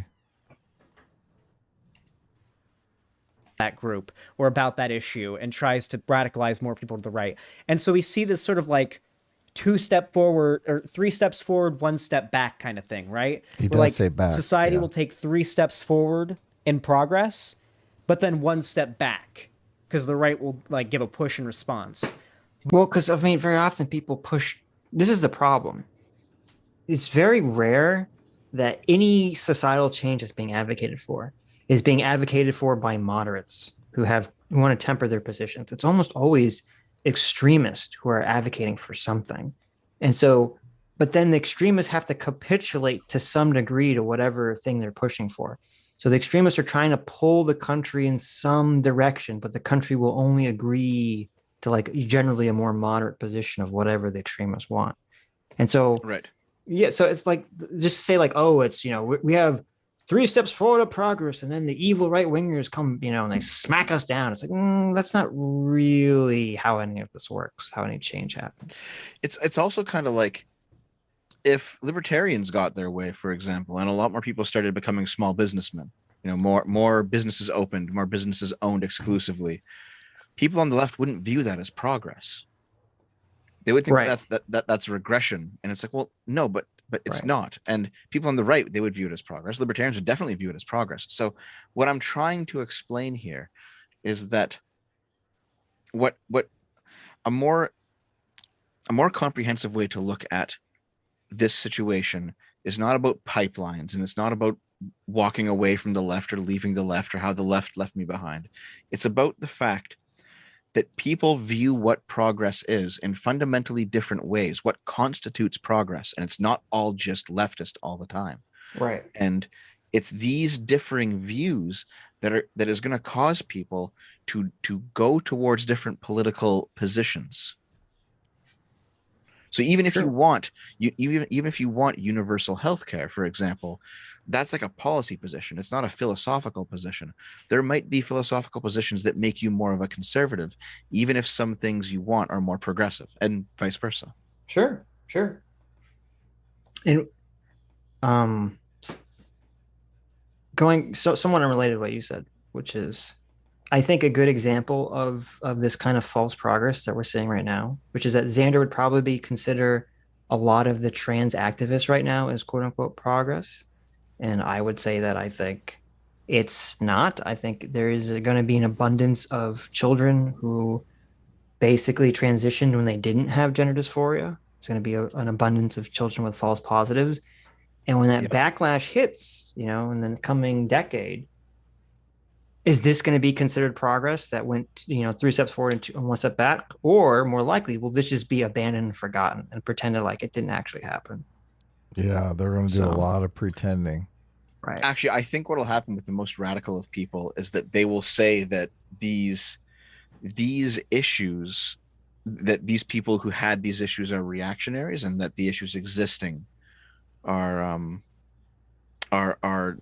them, that is themselves anti-progress. So like yeah, I think so. I think. What do you mean? I don't understand what you mean. So in 20 years, if you come out and you say, I was a detransitioner, I got caught up in this wave, and there's like 1,000 of detransitioners that are all coming out, it's a big fucking deal. The craziest of the leftists, they will say that you are anti-progress for having that problem. Oh, yeah, of course. But they're not going to be indicative of the mainstream. Those are going to be the fringe cases, and the more mainstream people on the left will just ignore all that stuff, pretend like this wasn't ever progress or being pushed as progress. I mean, maybe, but let's hope. Let's hope. We'll see. There's going to be way too many people. There's going to be way too many detransitioners, and they're all going to be suing the fuck out of their doctors. So, well, it'll be interesting. They may even try to sue the government for I don't know how it's here, but I know in Canada there's some affirmative consent models, which I think you should be able to sue the government for creating dangerous situations for minors. But that's just me. But then the left ends up taking another 3 steps forward in response. So we always do overall end up moving more progressive, clearly. Obviously, you can't deny that. We're clearly more progressive now than I mean, slavery, Jim Crow, redlining, now today, like we've clearly progressed. It's happening, but it kind of skitters back. And that's why we need a monarchy. Oh, I'm sorry. Back and forth, right? Even if we're generally moving in one direction. Course points to the left. They hold this belief because they view morality as if it were a science to be developed, the same as alchemy eventually became chemistry. He's doing the thing again. General relativity and so on. They see a steady march of history where kingdoms were replaced by republics, and republics will be replaced by socialist states, and eventually by a stateless, classless, moneyless. I don't care about theorizing about socialist societies. Okay, I care about talking about what policy will get good things to happen in the next election. Oh God, I'm not talking about you here, Xander Hall. This is usually he thinks the final this is a 20... response video to him. Yeah. For me, usually the final 20% of the video is where I talk about philosophy, the ideas underpinning some of the events that we've looked at. And so this is me.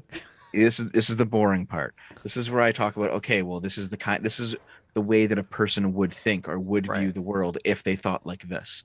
So I'm not talking about you, Xander Hall. I'm talking about the left in general.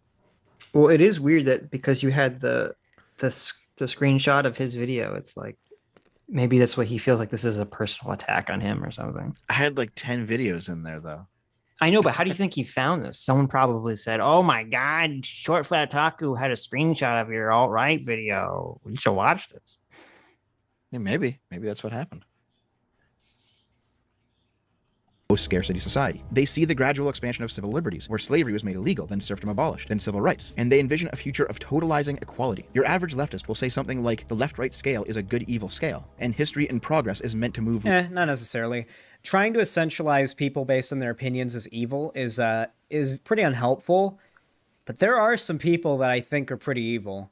Like, I think Matt Walsh is probably evil. I guess I'm gonna have to give I'll give him credit for not essentializing left right as good versus evil, right? Do we give credit for that? I mean, he only did it to low. say that he only did it to say that Dev is wrong. That's the only reason. Because then he turned around and said, "But Matt Walsh is evil." I mean, I don't call Matt Walsh evil. I call him a fuckhead, and I completely disagree with his conceptualization of a lot of trying to make America like a theocracy or whatever. But his definition of woman is pretty good. That's true. His definition of woman is pretty good. Yeah, right. Based. Well, and I think something that Distributors brought up, which I agree with, is that people will always choose, not always, a lot of people, the majority of people, the normies, will always choose restrictive order over complete chaos. Yeah. Totally. And that's kind of the trap that the left is walking into right now. And a lot of this gender stuff is along those lines of creating complete disorder. So you can have someone like Matt Walsh, who's advocating for more restrictive order and less freedom, who people will say, well, I'll take, if I have to choose between Matt Walsh and just transing kids left and right, or raising kids with no sex or gender, I'm going to choose Matt Walsh. Yeah, totally. And that's the situation that's happening all over the place. So, I mean, I do agree with that completely, that's happening. And I'd probably fall into that same camp too, if I had to choose. You go on the Matt Walsh route. You're like, don't trans my kids and teach them to be racist. I mean, it is insane. The overreach. I mean, just think if right wingers were in school going, we're going to teach, on the down low, we're going to teach your kids creationism and that abortion is baby killing. It's like they would fucking lose their minds. Yes. They would go there. Yes. That doesn't belong. No, you got to understand they need to learn this early. Abortion is baby killing. Well, that's what's so annoying and frustrating about all this stuff is that there's no, and this is what triggered me to the woke shit in the first place, was that there's no consistency of the argument, because it used to be the left that would say, no, school shouldn't be about teaching kids morals. Yes. It should be secular and should be teaching kids reading, writing, and arithmetic. Yep. Just the facts, ma'am. And I was like, Yep. okay, I'm on board with this argument. And then it's like the second that argument can be levied against the left when it comes to CRT or the don't say gay stuff, suddenly, we're throwing that argument out the window. And then the right adapts that argument. So it's just like, there's no consistency. There's no principled behavior anywhere. It sickens me. Okay. Nobody has any principles. It's I awful. know. Terrible. Well, see, I know you guys don't agree, but that's the main reason that I used that Vosh clip where I did, because this is the part of the video where I'm you don't have any principles, Dave. No. Because Dev, I was signaling that this is the part principles. I was signaling that this is the part of the video where the principles disappear from these people. Okay, I see. But you are if you're with us, and I want you to be with us, Dev. I really do.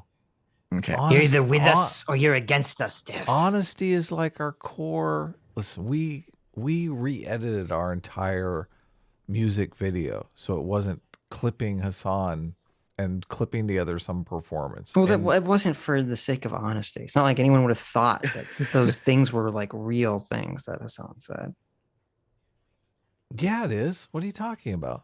Okay, that was not I didn't think anyone would think that. I just thought it just worked better if they were actual things he said. Well, it does work better that way. Yeah. But anyway, I wouldn't feel comfortable clipping someone out of context. Sitch, would you do that? Sure. No, of course not. Yeah. I feel like it's done to people I like and respect all the time, and it's of course the Twitter squirrel. That's her whole. It was done jam. literally on the stream. They're clipping us out of context. That's true. It was done to us between, on the stream. to try to start shit with actual justice for you. Yeah, Abdi, you fuck. It's bullshit. So I'm gonna take your wrench away, Abdi. I'm just saying, Dev, and I don't want to say that you did it deliberately. But you did, you fucking piece of shit. But I think it was it was an innocent act. It was an innocent mistake, okay? You fucking evil. Don't delete the video, and God, don't apologize for heaven's sakes. Don't do that. Don't go crazy. Just don't do it again. All right. But if you want to continue to use that clip, just don't set it up so it looks like he's talking about something completely different. All right, I will explain the context every single time. No, just show it out of context. But don't imply some other mischievous context. Children. Okay. And I don't even think Short Fat Otaku would disagree that people who adults who target children with negative. This is such the weird part too, because he's saying Matt Walsh targets children. What the fuck? Matt Walsh is trying to stop people from targeting children. Target children with what? Oh, with he's probably referring to the Walrus book or something, which I think is totally fine. Shit are some of the worst people out there. Leftward eternally over time with a straight face. I do agree, Xander Hall, that people who target children are some of the worst people out there. Right. Yeah. I wouldn't. So what was that? What was that viral clip of the people singing that they're coming for your children? Oh, yeah. What was that all about, Xander? Right. Well, and it's funny because he said you would agree with that coming for people's children is bad, but then he said the Don't Say Gay bill is some horrible repressive step backwards for society, which is literally don't come for my children. So yeah, it's not. I've read the don't see. Yeah. To be fair, there are other bills that are coming out in other states that kind of look pretty shitty. Mm-hmm. But the Florida 7-page Don't Say Gay bill is completely fine. Right. To contrast, the right wing believes in a cyclical view of progress, that history moves in waves, empires ebb and flow, and that this is a natural occurrence. Nose be itchy today. They point to economics, where when people engage in a free market, stop doing the coke, Xander. And market forces will tend to see industries collapsing. Listen, I don't know about you, dog. My opinion is just that I think we've progressed to the point that in the most about what? That the right wing sees things as cyclical. I think they do. Which right wing are you talking about? Yeah, social or economic. He talked. Well, no, but I mean, an example of economic though. Isn't that the whole Mencius Moldbug thing? Is that they don't see it as cyclical? They see it as there is this one unidirectional march towards leftism that needs to be stopped you know. Right. Yeah. Well, no, that is them critiquing the leftist vision, but their vision is cyclical ultimately. They No, their believe in like vision the is rise, let's the stay rise here. and fall. Things are good. Enjoy it. Well, okay, but Theocracy is beautiful. The world is flat. I mean, we are the center of the universe. No, they Let's stay. critique that that's the leftist version of thing, but they also think, not everyone, but the Mencius Moldbug. I thought my understanding of the Mencius Moldbug take, what Distributes laid out, was that that is what they think is actually going on, not just that that is what the people on the left believe. Yes, they believe that's what's going on. But I think they believe that's what's going on because it's the left that's making it go on. In a sense, Right. Yeah, exactly. I don't think it's what they want to go on. No, of course. Well, I don't even think, I would assume, maybe I'm wrong. I mean, I don't think when even the people on the left talk about this, they don't think it's like a universal fact that, you know, that society or culture moves in one direction or something. It's just what has sort of happened because of technology and kind of the way cities and markets kind of structure themselves. I think the left wants it to move in one direction, but I think that what I'm basically saying here is that the right believes that things move in cycles much more than the left does, or rather should move. If completely disagree. If they're left to their own devices, they'll move in cycles, and if they don't move in cycles, that's an unnatural event. That's what I think the right believes. All the right-wing economists, though, all they do is complain about boom and bust cycle and how we have to get rid of the boom and bust cycle and how the boom and bust cycle is caused by failure to stay on the gold standard, which I don't believe any of their argumentation on that, but it's anti-cyclical. I'm not sure about that, because if you look at like some of the older Austrians, they basically said that there's some natural part of boom and bust. Like it can be exacerbated by government intervention, but there's some part of it that is. Conservatives are about conserving tradition, conserving institutions, you know, praising us where we're at. That doesn't remotely seem cyclical at all. Well, yes, that's true, but there's like within that what maintains a static position is the oscillation back and forth between two bits around that static position, because you can't actually just be static. Now you're just reaching. Well, no, I think there's some truth to this, because the whole, like, I've seen a lot of people who are just straight up like, yes, I'm a reactionary, like the NRX types, and they've said things like, well, you know, empires do rise and fall, you know, kingdoms do, they're created and they're destroyed. Like there's this view that there's an impermanence to things, and that you can't expect the same political paradigm to exist forever. Conservatives' dream world is where I can raise my kids in the same environment I grew up in, and they can raise their kids in the same environment that they grew up in, and just nothing will change forever and ever and ever. This is the way we do things. This is our tradition. This is our God. That's the difference between talking about what someone might want and what someone says exists. Because, and I think part of the problem is they're very different. There's many different right-wing perspectives, and they have very different views on time and the sort of questions that you're talking about. Because I know obviously none of us are right-wingers here, because we're just, I don't feel like. Well, I feel like we're talking not just about conservatives, we're talking about further right-wingers. Because like when I was, listening to that video about the Italian elite theory, I mean, it definitely views time as cyclical. And that it sort of goes, the weak times make weak men, which makes strong men, which makes strong time. Like they definitely kind of subscribe to that kind of cyclical nature. I know when I was watching that weird Russian guy that fucking all the Putin simps quote, Dugin, I forget his first name.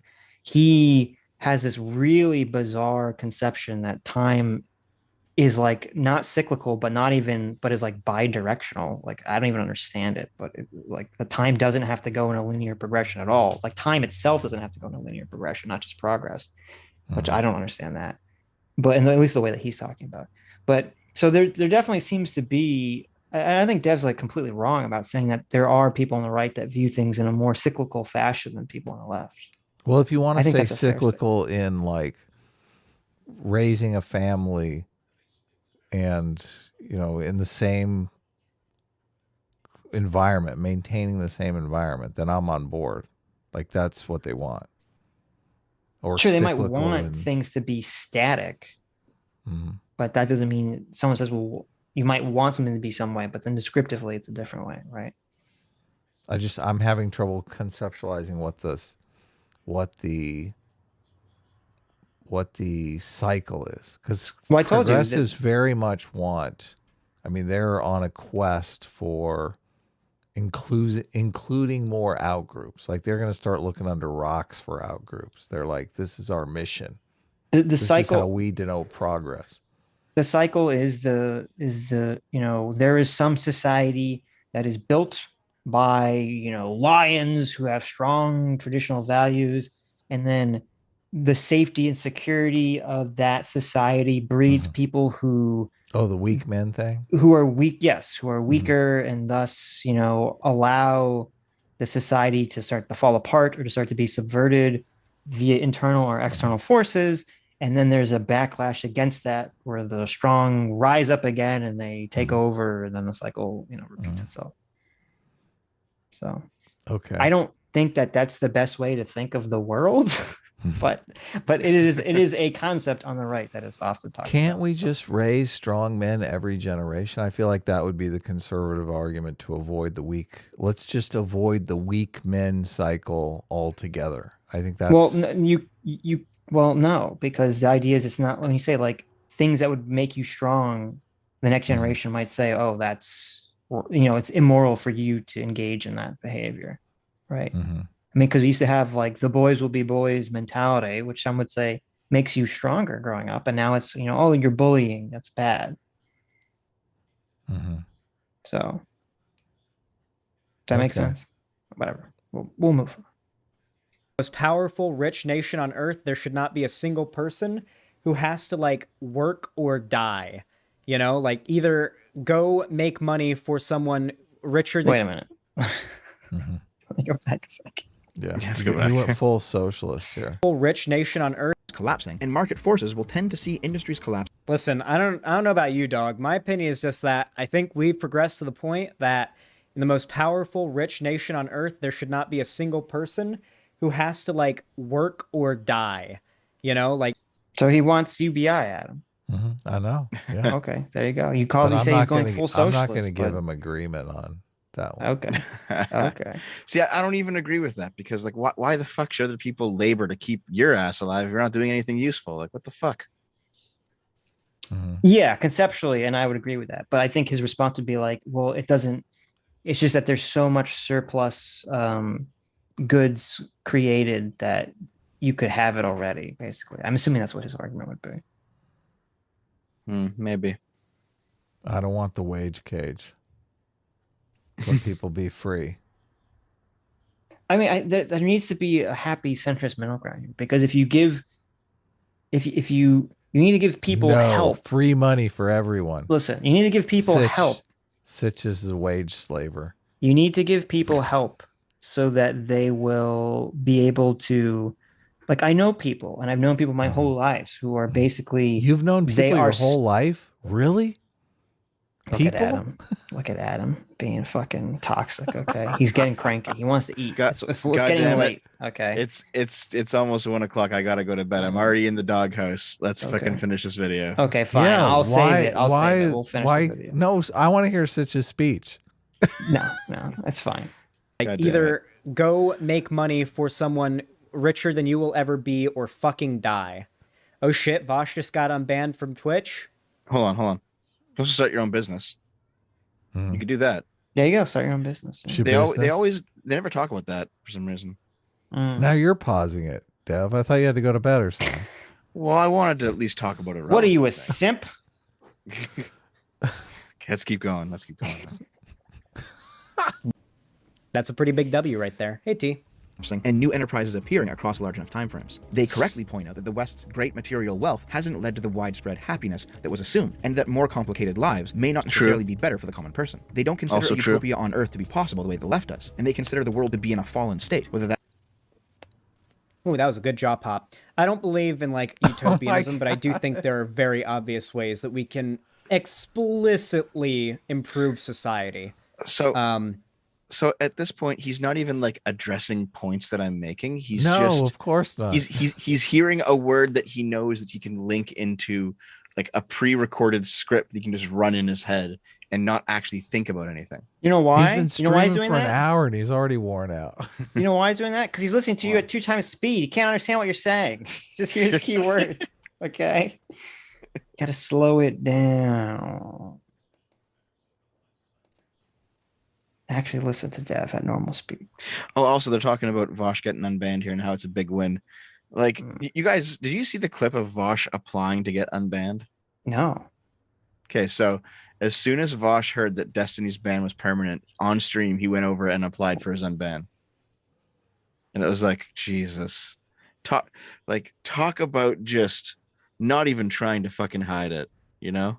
It's like, oh, Destiny can't come back. Maybe I'll go back on Twitch then and, take up the role of being Kingmaker like he had. It's like, okay, dude. Interesting. Right. He basically just conceded to you, Dev. Grats. Oh, thank you. It should go without saying. saying. There are very obvious ways explicitly in which we can improve society in this respect. There are plenty of policies that aren't utopian by any means, right? Yeah. Just checked Vosh's unbanned. W. Fuck yeah. What a W. What a big Look W. at that. That be for religious reasons, exactly or due to the what a gradual Vosh loss of orbiter traditional would culture with say. the passage of time. Sam- Your average rightist will say something like, hard times create strong men create good times. See? Good Oh you my go. God. Yep. He's saying it. You're doing the There you thing. go. I'm saying it. There you I'm go. describing what Sitch Let's was just- describing better than Let's me. just do strong men all the way around. I don't think times you create can. weak men, and weak No, we can avoid the weak men cycle. We don't need that. men create hard times with a straight face. It is pretty hard to say with a straight face. In reality, politics seems to operate like a swinging pendulum. One side pulls things too out of whack. The electorate ensures it swings back the other way in equal measure. This is more of a cyclical system. He isn't wrong here. This is what I've been saying for a Oh, while now. He's no. not wrong. Another He's- agreement. He might actually have Ding. seen my videos about this and maybe Ding. repeating my Oh take. shit! You're ripping off Xanderhall. Holy Okay, so- cow! You thief! You fucking thief! Oh no. I So- can't believe you so- content swiper. I can't So believe you go. he agrees with me so much at this point. He thinks that I stole the take from his video. Okay, I have to just straight up admit, this is the first Xander Hall video I've watched all the way through. Oh. I have not seen any of his shit. I don't give a fuck what this guy's How doing. I could don't you- care what how his could fucking you- takes are. No one is buying this. We know you're stealing his material, Dev. Yeah, Dev. We know. You're really a Xander Hall orbiter. We Okay. thought you were above this. Didn't we just give you a long lecture on honesty, and you go and pull this? I'm sorry, guys. I'm actually a How socialist. I'm dare sorry. you? I knew it. I knew it. How dare you? What next? You gonna be stealing our content? That was your problem with Shu. You're like, she needs to come out way more radical, way harder. Hiding her power level. Actually, he knows who I am. He knows who I am. He showed one of my videos and like early on. He knows who I am. Yeah, he might have heard my take. This is literally what I knows who believe. you I believe it's very much you know like what? a pendulum. I think That's true. That's true. So I did watch that back in the day, but recently I haven't seen any of his stuff. So okay, fair enough. Caught you in a lie. The Caught story you in a is lie, Dev. ouch. It's changing. It's changing. Soon enough, I'll have to walk back more and more points, and eventually What- I'll have to admit, I'll What'd have he to say? admit that I've Did you leave spent a so much comment time on with his Xander video or Hall. something? No, he What meant because in happened? the beginning he shows the screenshot of his, I left the outright pipeline video. Yeah, but he could Yeah, have and just got that in search. I mean, come on. Yeah. He didn't watch the video. Right. I mean, I watched it when it first came out because it was kind of a big deal back then, but that was like 2 years ago or something. 2 or 3. We've done a bunch of videos, but I think it's from Innuendo Studios are the ones that we always cover. God, fucking, he's like the it worst. does swing back and forth. As far as online cultural tendencies go, I do think that like the dominance of the left and right kind of swings around like a pendulum on He's a agreeing grandfather again. clock. Holy You know? shit. And the rightist view of the There's world another seems to one. map more accurately onto the political sphere than the leftist one. For decades, the left has been march of progressing its way ever leftward. Moderates were left behind and labeled as reactionaries and fascists. And Trump was the snapback. There will likely be further snapbacks, like how we've seen Republican governors in the states become more brazen in their rightism recently. That doesn't mean that the leftist view of That view of history is super reductive. not history. I'm talking about like online cultural dominance as far as the left and right is concerned. I think it's acted very much like a pendulum. Look back at the day of the early rise of the atheist community. It was all about dunking on traditional right wing like Christian types from like your what was his name? The something Thompson, the lawyer guy from Florida who was trying to ban GTA, Jack Thompson. That guy who said video games are violence and wanted to ban GTA, your like traditional Christian types, like that was the stuff that I remember back in the day being like the original political content on YouTube. And that kind of turned into the anti-SJW community, like the atheist community kind of turned into the anti-SJW community, the skeptic community, so to say. And then we saw the... And why do you think that is, Xander? Let's connect the dots here. Why could it be? Could it be because they were against people restricting their freedom? Maybe, Yeah, maybe that was exactly. Maybe they were just anti-free speech people. Maybe, and it's just that the team that was promoting free speech just changed sides. Is that the issue? Maybe, Xander? They didn't like blasphemy laws, and then all of a sudden the SJW started putting blasphemy laws everywhere. Yeah, exactly. Exactly. They're like, what the fuck? rise of BreadTube, and now we're seeing the rise of, like, I would argue this new right-wing content is a mix of right-wing TikTokers getting really popular. This is so then weird. Bitching about left-wing TikTokers, mostly ones that are kids, and bitching about cancel culture and trans people. And like critical race theory. That seems to be like where we are This is just, now culturally, as far as I mean, I feel like that describes me perfectly. The dominance of cultural You're a TikToker? things online goes. No, I'm complaining Progress about is completely wrong, though. TikTok. Certainly with stuff like hard science, acquisition of knowledge, technology, or engineering. There is a more linear model of progress happening in those fields, but politics is a fundamentally different type of field. I think what we're seeing is certainly partially a radicalization rightward. People who are disillusioned by the left are absolutely prime targets to be scooped up and radicalized by rightist actors. But I don't think that's the main cause of what we're seeing. I think the big picture leftist view of progress and history does not map well onto politics. Scientific progress may be unidirectional, but politics isn't a science. Moving leftward eternally over time does not constitute true progress, especially when the left wants to regress into older failed ideas, like the economics of socialism. I mean, there is this thing called political science, but Or the tribalism of Yeah, race I and know, but like, you know what I mean. behavioral Political science economics. isn't a hard science. It's not a I hard think, science. yeah, I agree completely with I mean, that. it's a social science. I love to tell this to people. You all know the what he time. means, Adam. Why are you being so Economics. difficult? Okay. Economics is a social science. Look, Dev is sorry. He made that clip of Vosh look out of context. Okay, he apologized. Wait, Let it go. you can't. He didn't apologize. He's doing I the left. encouraged You're right, him he not did. to. You're right. You're right. I said, Don't let it apologize. go. Keep attacking Yeah. him. I'm not attacking him. I'm just saying I disagree with this part of the video. But anyway, go ahead. Okay. Socialism, Continue. or the tribalism of race and This episode has just become the double dose of dumb. We're like attacking both Dev and. I'm not attacking Dev. I agree with Dev. gender You're politics. getting So- tired and cranky. Listen to this. I'm getting my second wind. Okay, I'm ready to go to 12 hours. He wants. Here. Adam is like, I need my Panda I could do another Express. 2 hours. Okay. We still haven't done. We got a lot of super chats to do. You better I start know. reading some. Super I know, well, chats. I was gonna save them because Vosh, because Dev is. Oh, takes who's his getting time. tired now? You're calling Dev Bosch? Someone's There getting. you go. That's There you go.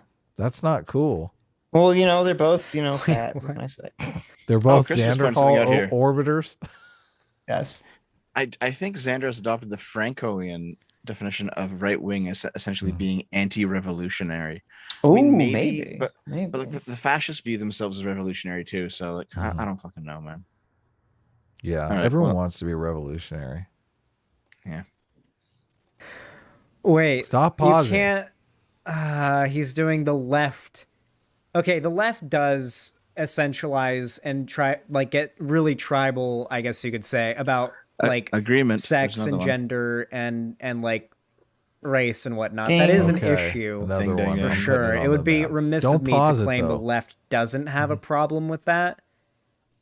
But Like when I was okay, let's be Did you real. pause? pause Don't for- The pause. people pause. most I'll pause for just 30 No, seconds. don't okay? pause. So he's saying here, like Mhm. he sat there for a bit, looking like dumbfounded and stoned, listening to me talk. He is And then totally he's just like- wasted. Maybe I could say this. And it's like, it's not even related to anything I'm saying. He's not saying anything that's meaningful. He's not saying anything that's a reply to me. He's not saying anything at this He's point. blazed out of his mind. He's been smoking weed this whole time. I know he's been I've hit. seen him. Well, is that weed or is it just like one of those vapes with nothing in I'm it? so glad you guys noticed, because I was thinking it was just me, but no, he's blazed. Well, I don't know. Maybe it's an empty vape, or just like the one that's just flavor. Just the tutti fruity flavors? No, Maybe because he's been smoking a lot. If that's I know. that's pot, he's been smoking quite a lot. he's No, going full he Snoop smokes. Dogg here. Yeah, he smokes quite a bit of pot on his streams. Jeez. Oh, does he? Okay. Yeah. So Yeah. you know Right. it's true then. Okay. Xander, good. you need to lay off. Okay. Xander, There's take a few starting to tokes see at the beginning and then things. be done. Right. So Come on. the reason that I think this is because there's a big meme in Destiny's community about it, and I think it's probably correct. Oh, really? Holy shit. About how much weed Xander. Xander smokes. Yeah. I would never smoke on stream. Definitely not. Yeah, you do it before. I'm a professional. Concern with race, sexuality, gender, etc. are the right. The people pushing policies trying to narrow the view of how people can identify and present themselves in society. Who's fucking doing It's pretty that? obvious here who's obsessed with it. Well, what's actually happening? But that's insane. I hate this fucking argument. Okay, you have the leftists, specifically the neo-Marxists, who are opening. They start this current. There's always a culture war going on, but they start the way the culture war is right now, with all this race stuff and all this gender stuff, and they're doing it not through the avenues of law. I mean, they are to some extent, but not to. I mean, they're doing it mostly through the avenues of culture and education. And then when the right decides to like fight back and say, no, we don't want this shit in our schools, then they say, oh, why are you so obsessed with kids' gender? Oh, what's wrong with you? It's like, what the fuck are you talking about? You're the one starting all this shit. It's crazy. Fuck It you. is crazy. Are we Here, at least in my the opinion, is that leftists are seeing regular people, even their own allies sometimes, rebuke their more radical elements. And in response, they're thinking everyone's a Nazi. But what's actually happening is they're simply going too far. I think we all know this intuitively. 50 years ago, if you question... I mean, I guess that applies to Hassan. The first example, I guess, of that comes to mind is Hassan. He did that with Adam something. So the where biggest he had like a biggest stupid streamer. opinion he didn't understand, and then Adam you something all do this, but yeah. made a good video, and then Hassan just called Adam something a Nazi with no evidence or proof. And You just looked like fucking an you idiot. did it to me in this. You called me a reactionary and all this shit in this fucking video, dude. Yeah, you Like, called Yeah. Sargon a white nationalist. White and nationalist, John, yeah. Yes. Paul Watson a Nazi. he does this. Yeah. You're doing it right now. Mm. Yeah. You're guilty. questioned authority, distrusted large corporations and governments, hated censorship, liked crass humor, thought schools brainwashed kids, and wanted to focus on domestic issues, you were absolutely a hippie leftist. 20 years ago, you were a normal liberal. But today, holding those opinions will see leftists label you as a fascist. The alt-right pipeline exists, sure, in some minimal capacity, but the why I left the left, or the left left me behind narrative, explains what's actually going on here with far greater accuracy than the alt-right pipeline narrative. Leftoids don't want to admit it because they don't want to look in the mirror and understand that they're the cause of a lot of the problems that they're currently facing. Wow, True. holy shit, what an outro. Cause of Jesus. a lot of the problems. Wow, True. okay. Well, that was something. Excuse me? Hold on. Welcome to my new VTuber debut. What? Is this him? This is him. Is Yeah, that what's you, going Dad? on? What's happening? What's happening What here? the Just fuck? watch it. Hi, everyone. Nice. Dev. Why is it a lolly? So it was posted on April 1st, which should tell you. Oh, that's yeah. This is your And- April Fools? Yeah, April the 1st. the April Fool's video was I got Naomi to basically be a VTuber for a short video for the VTuber debut announcement. Right. Oh wow. It was a fun little April Fool's video. to be Okay. honest. Does he say anything interesting about it? I didn't watch this part. Let's see. We've had enough. Let's go. Oh, are you done? Are you not No, I gonna- want to see. I want to see. He's making faces. He's gonna call him a pedo. I'm certain of it. You know, we don't judge here. We don't judge here, okay? There you go. We don't judge here. We Jesus don't Christ, judge. Xander Hall. April Fools, please, for the love of God, we don't judge. Yeah, Okay? He needed shoe on head to say it in the chat before he fucking figured it out. Yes. Oh yes. yeah. Just we April don't judge, Fools, okay? bro. We don't judge. I know it's probably an April Fool's joke. Anyway, I know. You didn't know if that you enjoyed before, this buddy. video, please consider dropping a like. Both on Shu should really get a producer credit on this show. I feel she's coming up with more weight. ideas than he. Yeah, she's coming up with more ideas than he is in this fucking thing. She's working Xander Hall like a puppet here. on the stream, if you're watching it over on YouTube, and on the video itself, it helps. Help us get to 10,000 likes on this video. Oh, also, someone in the chat says, "Why does it sound like a YouTube Kids video?" I used graphics and music from Kirby's Epic Yarn on the Wii. It sounds just like okay. that's where it all comes from, man. Wow, interesting. Yeah, so Cool. there's not much more here. I think it's just Dev, him chilling. So there we go. Please, go to your. What? Listen, I'm curious. Before you leave, I want to ask you one thing. I put a tweet out yesterday, and I'm curious if you saw that tweet. Oh, let me see. I'll click on it. What's Because going I was making fun of the fact that Dev, like, I never suspected you'd stick with us for the entire show. I am impressed. I am impressed. totally. Thank you, Dad. I'm in awe, and I'm in total. Yes. Those you don't know, I'm Dev, impressed. when he's on EFAP, he bails. He's like, he I know, comes in he- late, he does. leaves early. But no, Dev respects us a lot more than he respects Mahler and Rags. And I know, Frankie, that's the so important thing right there. That's the important thing. Yes. And that's the important thing. Somebody tell Mahler that this is what's going on. Okay. I've tweeted. I tweeted, Dev is coming on for the whole show tomorrow. Can't wait. Oh, that was supposed to be sarcastic. I didn't even. I missed know. that. It was totally sarcastic. I was like, this. Well, listen, But, I'm not staying for yeah. the super chat, so there's that. That's fine. Well, no, you've stayed longer, Get outta here. longer than ever expected. But Right. It's been like 9 hours. Holy shit! I thought we'd be done longer around than I 6. think that you should have. To be 9 honest hours, with yeah. you. Well, it's an hour and a half or hour 20-minute video. There's 3 of us. We all like the fucking gab, so you know. Let us know if we need to post a formal apology to your girlfriend. No, fiance. fuck that. I'm not a simp. I apologize for nothing. You put her in her place. You say, "Woman." Well, I don't. Listen. If it comes down to saving his future marriage, I'm like, You look straight into I'm her. You flexible. look straight into her eyes, Dev. You hold her tight. And you look straight into her eyes. You look straight into the windows of her soul, and you say, right. "Bitch." Listen, all I'm gonna say is that you guys definitely owe me. Okay, Mm-hmm. I am Okay. owed at this point. Owed a what? favor, a Yeah. favor of some kind, someday. Kind of soon. favor. Well, we'll Yeah, talk watch about that out. later. What is We'll this? talk Listen, about that later. I'm not into threesomes with other dudes. Okay, I don't know what you're Yeah. trying to advocate for. Well, we'll figure it out. We'll figure Okay. something out. Well, actually, listen. If you get a Catwoman costume, maybe we'll talk. All right. Mm-hmm. Well, All right. you know, if one of us feminizes, then it's not a dude anymore, right? Anyways, thanks for coming. Yeah, I'm not we certain really about appreciate you that. staying on the entire time. It was great to have Of you. course, of course, of course. So I guess as a final, as an ending thing, Yes. what did we think of this video? Pretty lame. I think your video was pretty good. I think Oh, thank you. Xander's response was pretty lame. He completely missed, I think, the entire point of the video. He missed most of your primary argument.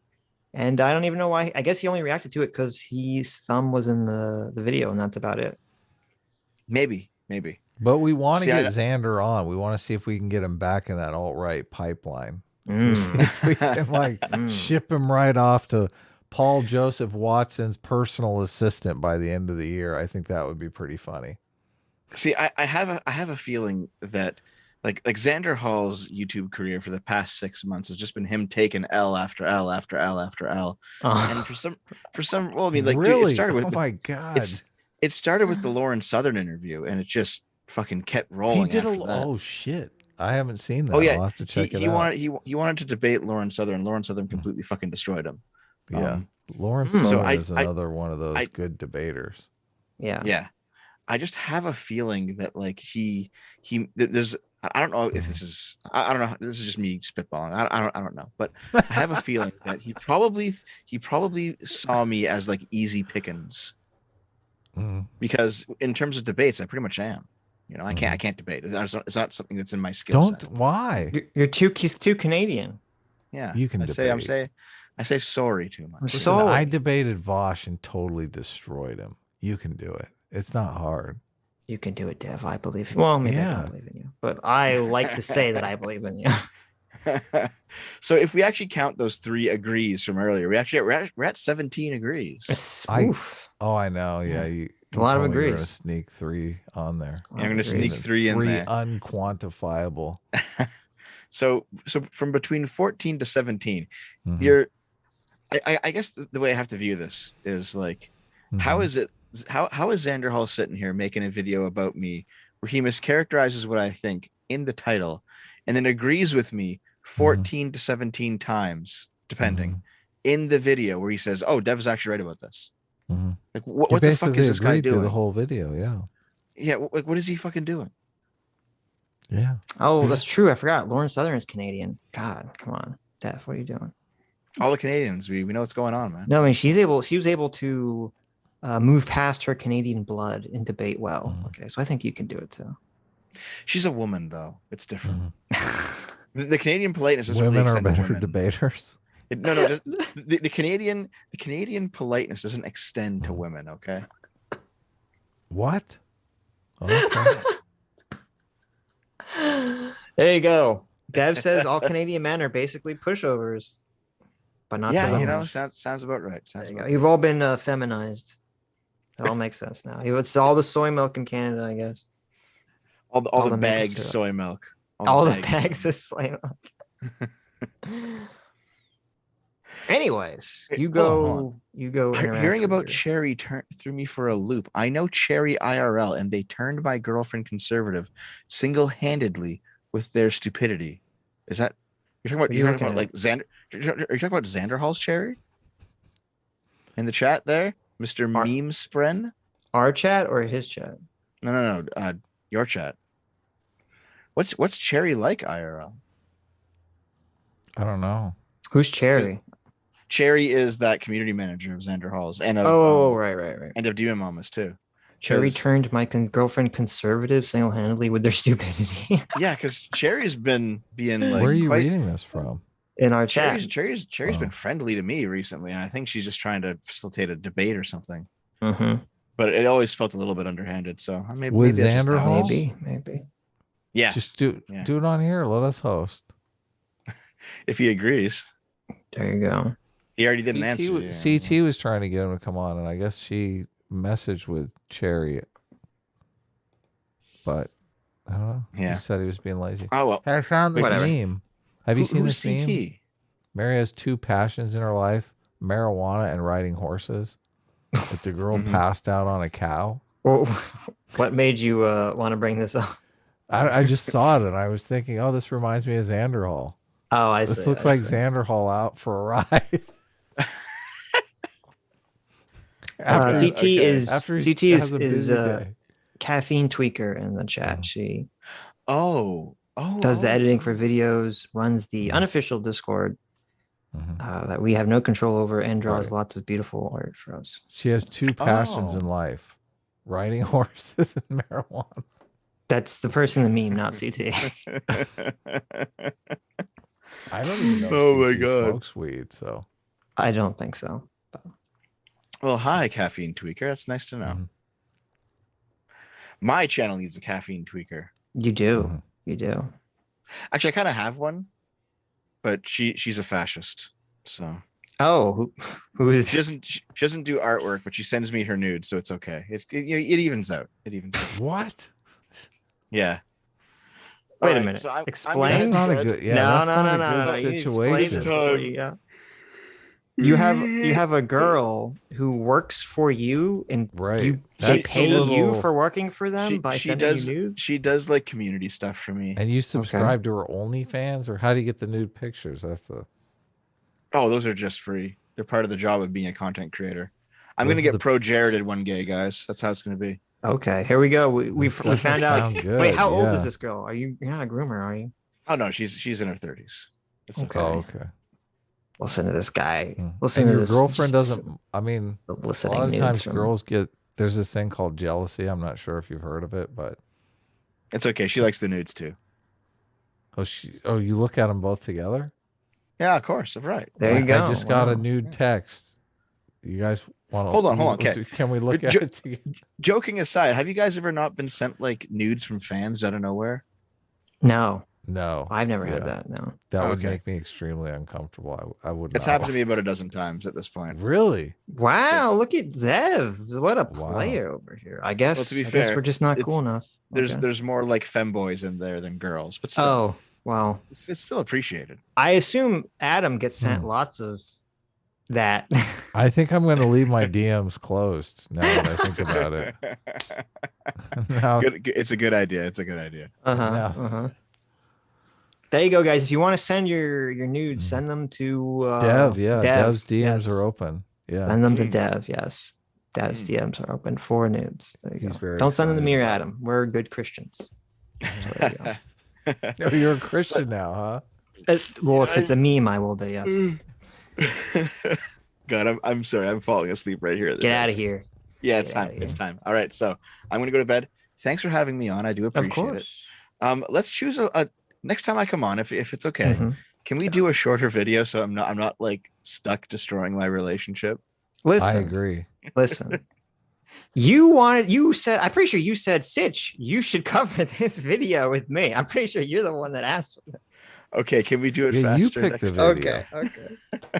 Listen, Hold it's on. one night. It's one night. What's the problem?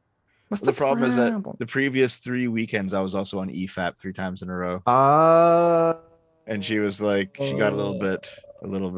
Okay, well, So, listen, you'll take a break from streaming for a while. Okay. Mhm. No more streaming.